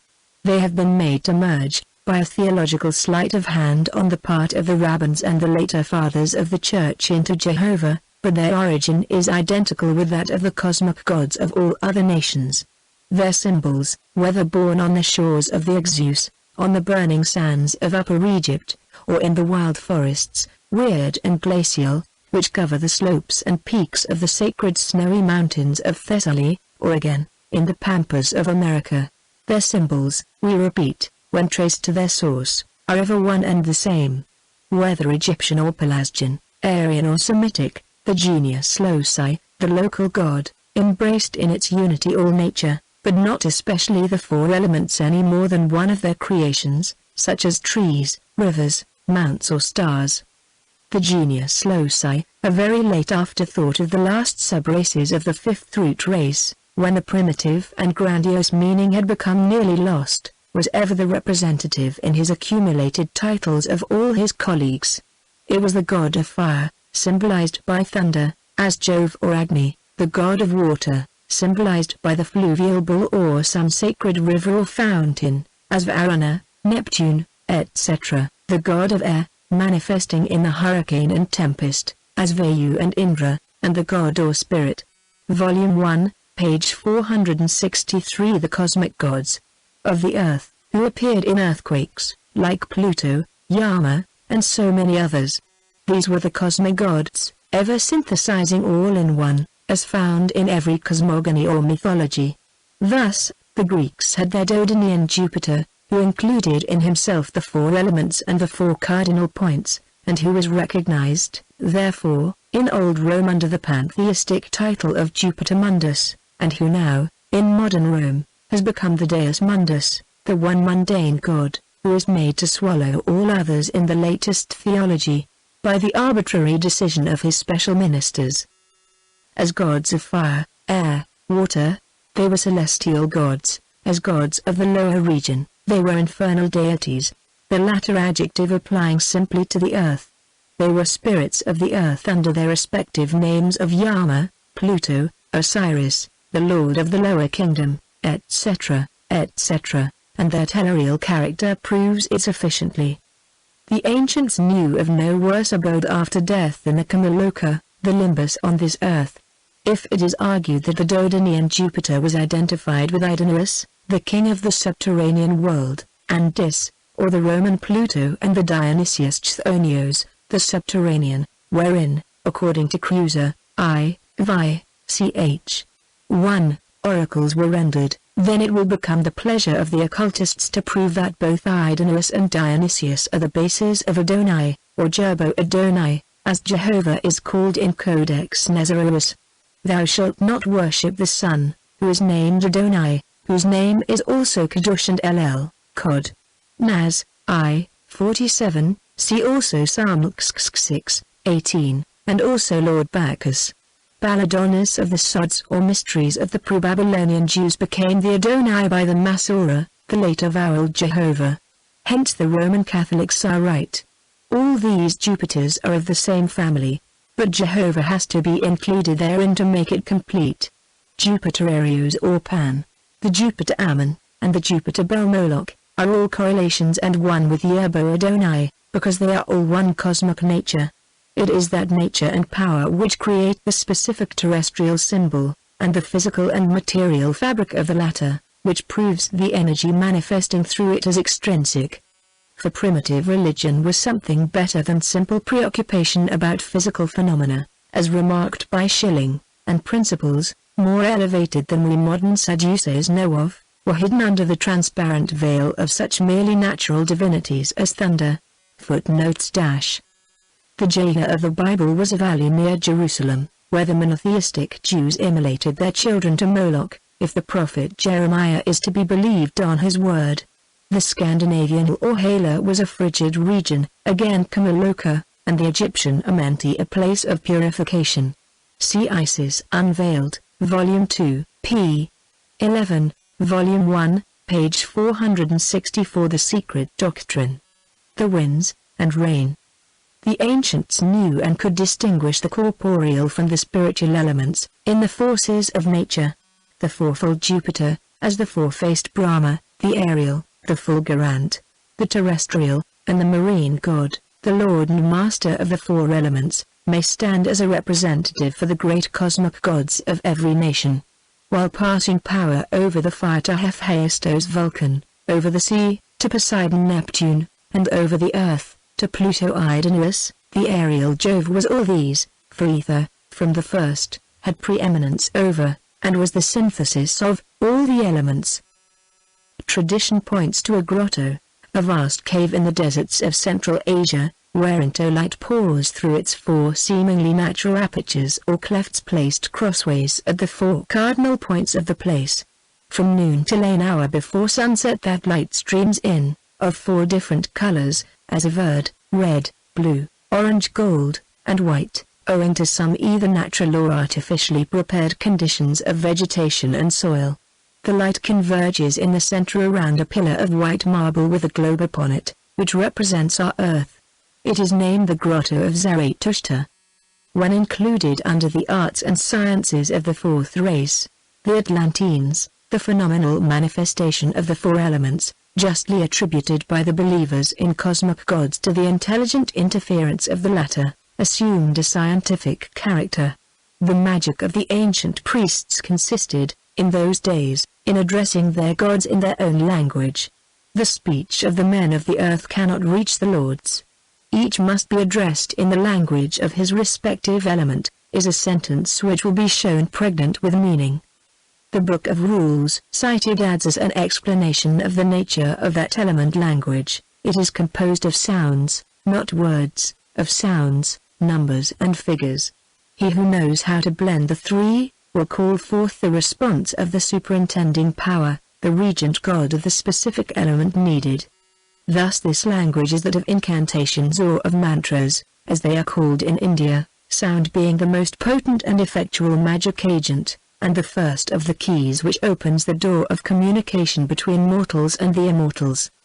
He who believes in the words and teachings of St. Paul, has no right to pick out from the latter those sentences only that he chooses to accept, to the rejection of others, and St. Paul teaches most undeniably the existence of cosmic gods and their presence among us. Paganism preached a dual and simultaneous evolution, creation, spiritualem ac mundanum, as the Roman Church has it, ages before the advent of that Roman Church. Exoteric phraseology has changed little with respect to divine hierarchies since the most palmy days of paganism, or idolatry. Names alone have changed. Volume 1, page 465. A Confession of Science. Along with claims which have now become false pretenses. For when Plato put in the mouth of the highest principle, further ether or Jupiter, these words, for instance, the gods of whom I am the maker, Epiphex, as I am the father of all their works, operum caperans, he knew the spirit of this sentence as fully, we suspect, as St. Paul did, when saying, for though there be that are called gods, whether in heaven or in earth, as there be gods many and lords many, etc., 1 Cor. 8. 5. Both knew the sense and the meaning of what they put forward in such guarded terms. Says Sir W. Grove, F.R.S., speaking of the correlation of forces, the ancients when they witnessed a natural phenomenon, removed from ordinary analogies, and unexplained by any mechanical action known to them, referred it to a soul, a spiritual or preternatural power. Air and gases were also at first deemed spiritual, but subsequently they became invested with a more material character, and the same words pneuma, spirit, etc., were used to signify the soul or a gas. The very word gas, from Geist, a ghost or spirit, affords us an instance of the gradual transmutation of a spiritual into a physical conception. p. 89. This, the great man of science, in his preface to the 5th edition of Correlation of Physical Forces, considers as the only concern of exact science, which has no business to meddle with the causes. Cause and effect, he explains, are therefore, in their abstract relation to these forces, words solely of convenience. We are totally unacquainted with the ultimate generating power of each and all of them, and probably shall ever remain so. We can only ascertain the norma of their actions. We must humbly refer their causation to one omnipresent influence, and content ourselves with studying their effects and developing, by experiment, their mutual relations. p. 14. This policy once accepted, and the system virtually admitted in the above quoted words, namely, the spirituality of the ultimate generating power, it would be more than illogical to refuse to recognize this quality which is inherent in the material elements, or rather, in their footnotes - We cannot be taken to task by the Protestants for interpreting the verse from the Corinthians as we do, for, if the translation in the English Bible is made ambiguous, it is not so in the original texts, and the Roman Catholic Church accepts the words of the Apostle in their true sense. For a proof see the Commentaries on St. Paul's Epistles, by St. John Chrysostom, directly inspired by the Apostle, and who wrote under his dictation, as we are assured by the Marquis de Merville, whose works are approved by Rome. And St. Chrysostom says, commenting on that special verse, and, though there are, in fact, they who are called gods, for it seems, there are really several gods, with all, and for all that, the God principle and the superior God ceasing to remain essentially one and indivisible. Thus spoke the old initiates also, knowing that the worship of minor gods could never affect the God principle. See de Merville, Des Esprits, Volume 2, 322. Volume 1, page 466. The Secret Doctrine. Pounds, as present in the fire, air, water or earth. The ancients knew these powers so well, that, while concealing their true nature under various allegories, for the benefit, or to the detriment, of the uneducated rabble, they never departed from the multiple object in view, while inverting them. They contrived to throw a thick veil over the nucleus of truth concealed by the symbol, but they ever tried to preserve the latter as a record for future generations, sufficiently transparent to allow their wise men to discern that truth behind the fabulous form of the glyph or allegory. They are accused of superstition and credulity, those ancient sages, and this by those very nations, which, learned in all the modern arts and sciences, cultured and wise in their generation, accept to this day as their one living and infinite God, the anthropomorphic Jehovah of the Jews. What were some of the alleged superstitions? Hesiod believed, for instance, that the winds were the sons of the giant Typhus, who were chained and unchained at will by Aeolus, and the polytheistic Greeks accepted it along with Hesiod. Why should not they, since the monotheistic Jews had the same beliefs, with other names for their dramatis personae, and since Christians believe in the same to this day? The Hesiodic Aeolus, Boreas, etc., were named Kadim, Tsum, Daran, and Ruachurjan by the chosen people of Israel. What is, then, the fundamental difference? While their Hellenes were taught that Aeolus tied and untied the winds, the Jews believed as fervently that their Lord God, with smoke coming out of his nostrils and fire out of his mouth, rode upon a cherub and did fly, and was seen upon the wings of the wind. 2. Psalm 22. 9 and 11. The expressions of the two nations are either both figures of speech, or both superstitions. We think they are neither, but only arise from a keen sense of oneness with nature, and a perception of the mysterious and the intelligent behind every natural phenomenon, which the moderns no longer possess. Nor was it superstitious in the Greek pagans to listen to the oracle of Delphi, when, at the approach of the fleet of Xerxes, that oracle advised them to sacrifice to the winds, if the same has to be regarded as divine worship in the Israelites, who sacrificed as often to the wind and fire, especially to the latter element. Do they not say that their God is a consuming fire, Dut. 4:24, who appeared generally as fire and encompassed by fire? And did not Elijah seek for him, the Lord, in the great strong wind, and in the earthquake? Do not the Christians repeat the same after them? Do not they, moreover, sacrifice to this day, to the same God of wind and water? They do, because special prayers for rain, dry weather, trade winds and the calming of storms on the seas exist to this hour in the prayer books of the three Christian churches, and the several hundred sects of the Protestant religion. Volume 1, page 467. The fighting gods offer them to their God upon every threat of calamity. The fact that they are no more answered by Jehovah, than they were, probably, by Jupiter Pluvius, does not alter the fact of these prayers being addressed to the power or powers supposed to rule over the elements, or of these powers being identical in paganism and Christianity. Or have we to believe that such prayers are crass idolatry and absurd superstition only when addressed by a pagan to his idol, and that the same superstition is suddenly transformed into praiseworthy piety and religion whenever the name of the celestial addressee is changed? But the tree is known by its fruit. And the fruit of the Christian tree being no better than that of the tree of paganism, why should the former command more reverence than the latter? Thus, when we are told by the Chevalier Dra, a converted Jew, and the Marquis de Merville, a Roman Catholic fanatic of the French aristocracy, that in Hebrew lightning is a synonym of fury, and is always handled by an evil spirit, that Jupiter Fulgur or Fulgurans is also called by the Christians Eliseus, and denounced as the soul of lightning, its demon, we have either to apply the same explanation and definitions to the Lord God of Israel, under the same circumstances, or renounce our right of abusing the gods and creeds of other nations. The foregoing statements, emanating as they do from two ardent and learned Roman Catholics, are, to say the least, dangerous, in the presence of the Bible and its prophets.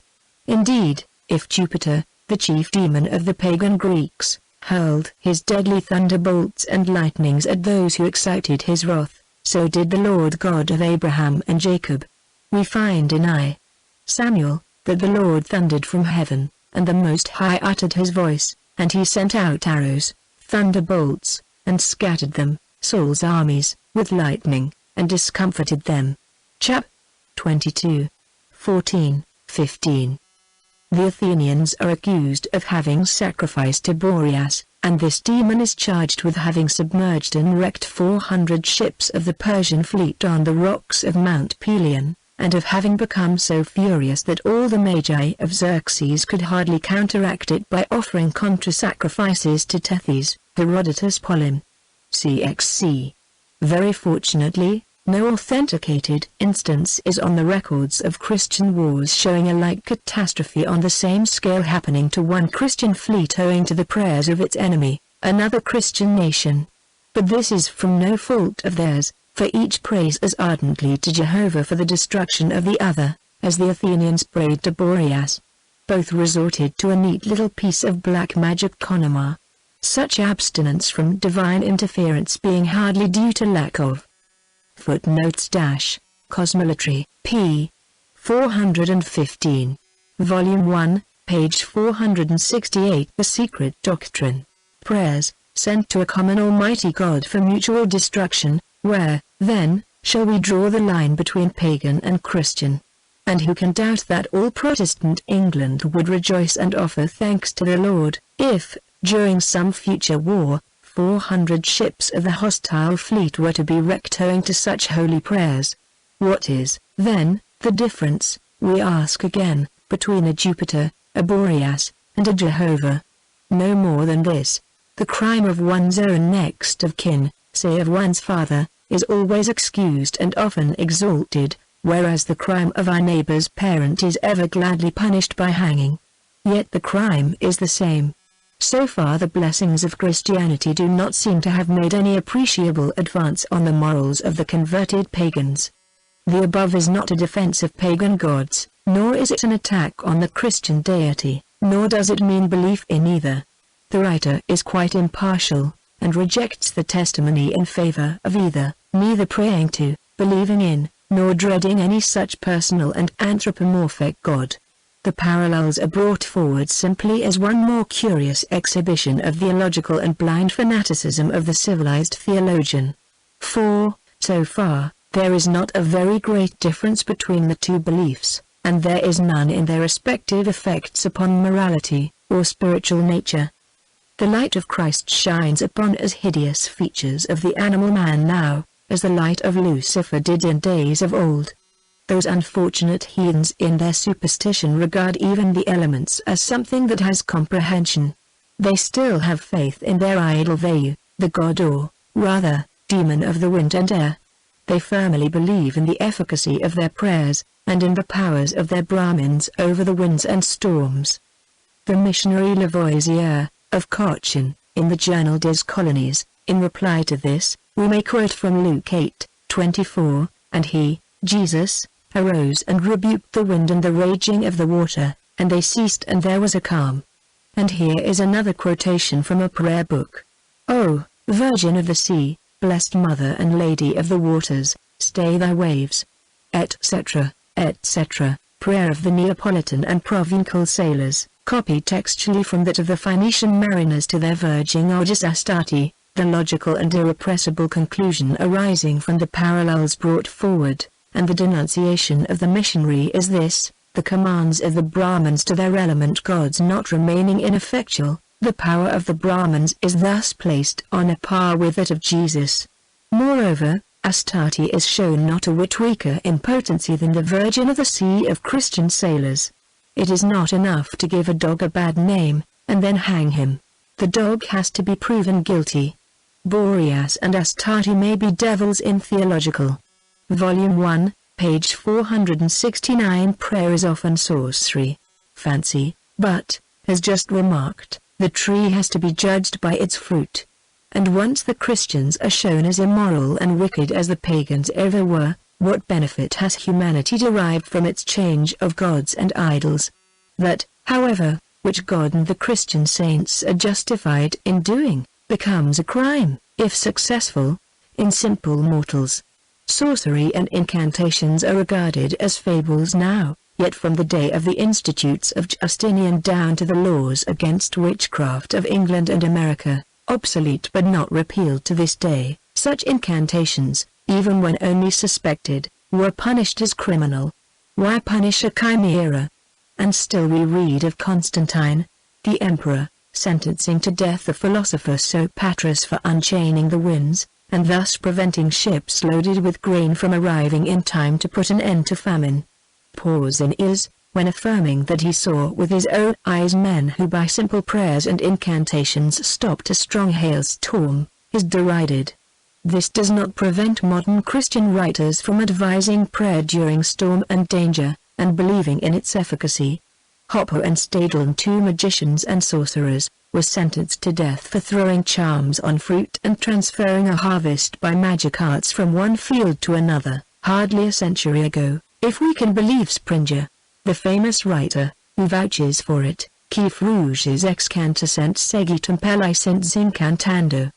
Let us close by reminding the reader that, without the smallest shadow of superstition, one may believe in the dual nature of every object on earth, in the spiritual and the material, the visible and the invisible nature, and that science virtually proves this, while denying its own demonstration.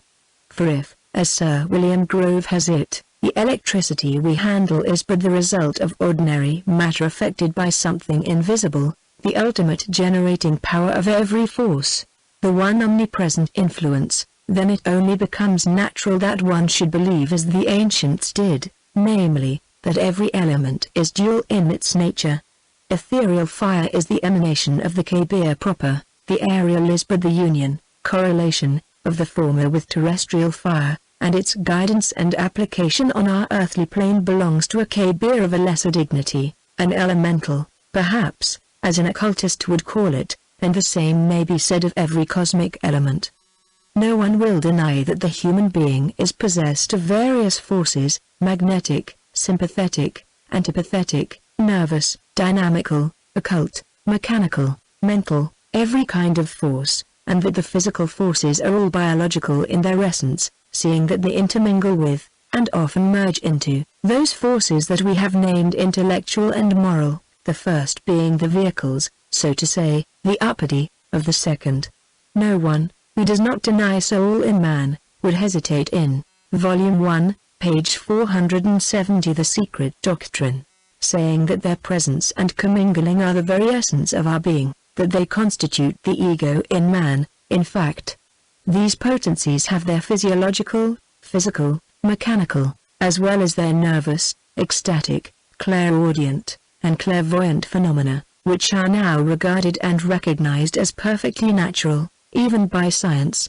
Why should man be the only exception in nature, and why cannot even the elements have their vehicles, their vahans in what we call the physical forces? And why, above all, should such beliefs be called superstition along with the religions of old? This page continued in next section.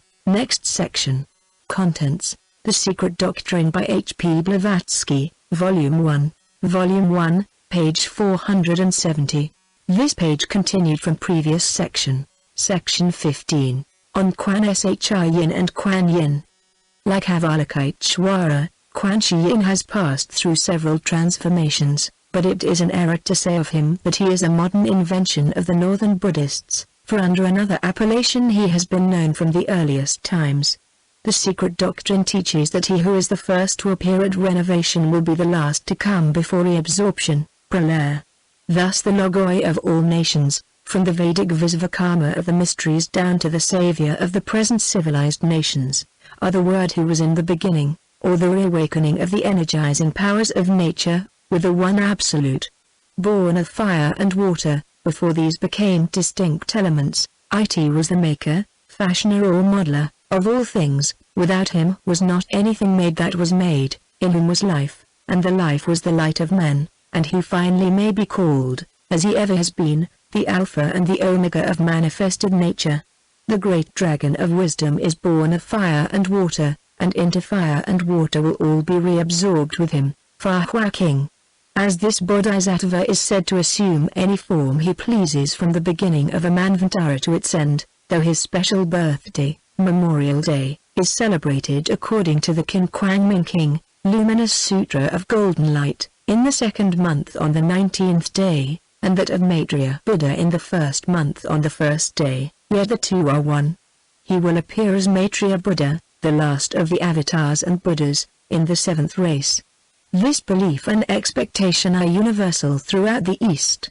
Only it is not in the Kali Yuga, our present terrifically materialistic age of darkness, the Black Age, that a new savior of humanity can ever appear. The Kali Yuga is.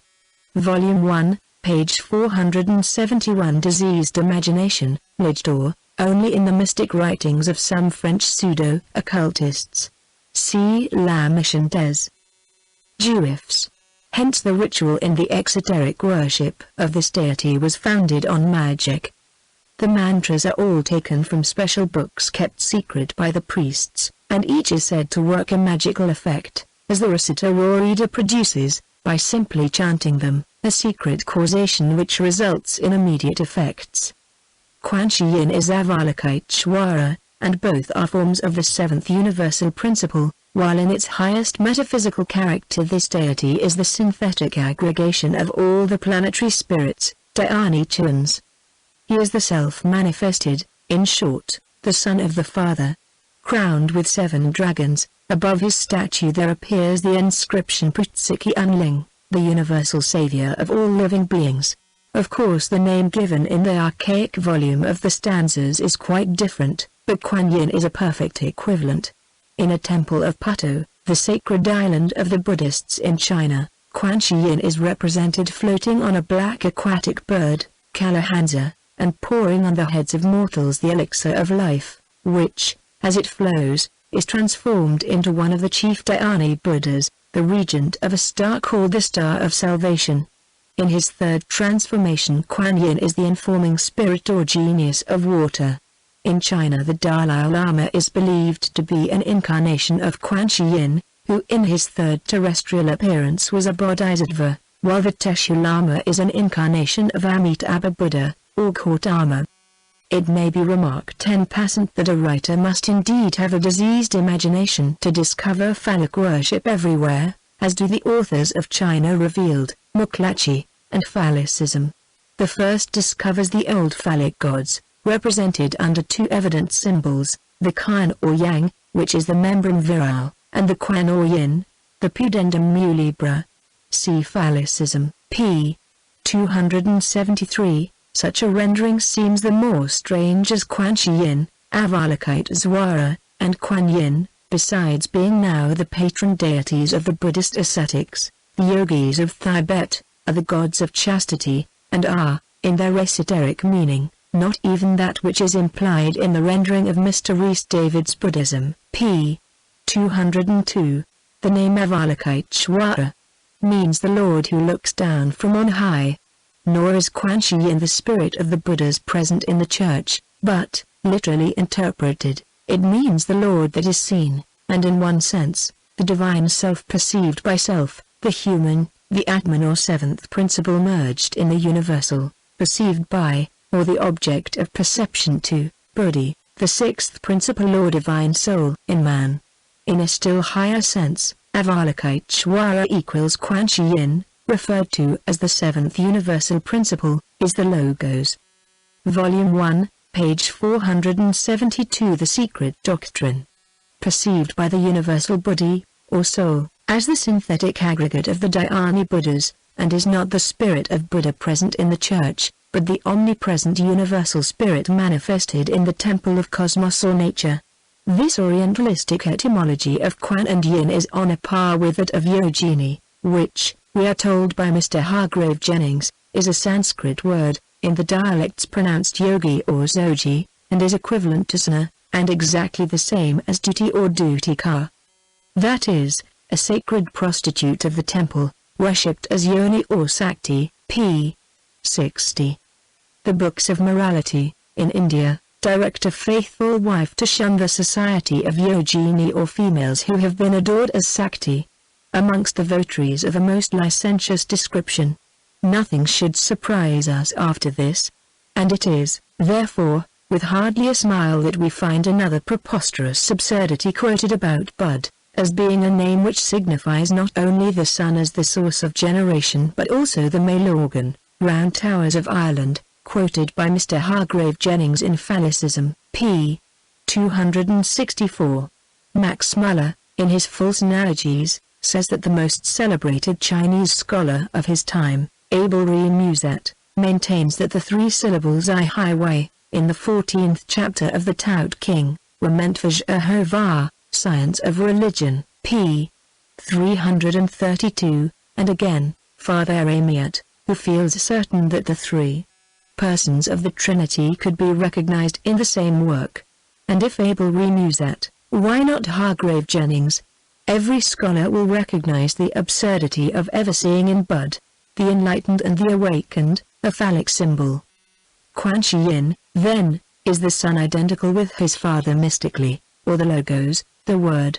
He is called the Dragon of Wisdom in stanza 3, as all the logoi of all the ancient religious systems are connected with, and symbolized by, serpents. In Old Egypt, the god Nabkun, he who unites the doubles, astral light reuniting by its dual physiological and spiritual potency the divine human to its purely divine monad, the prototype in heaven or nature, was represented as a serpent on human legs, either with or without arms.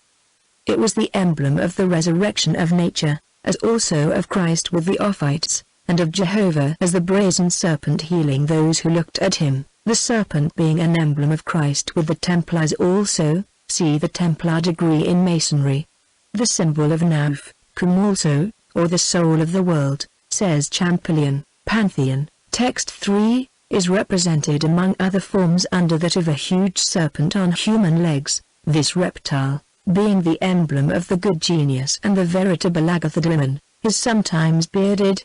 The sacred animal is thus identical with the serpent of the Ophites, and is figured on a great number of engraved stones, called Gnostic or Basilidian gems.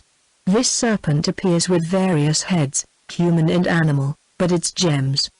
Volume 1, page 473. Snobs, or dragons, are always found inscribed with the name Chnubis.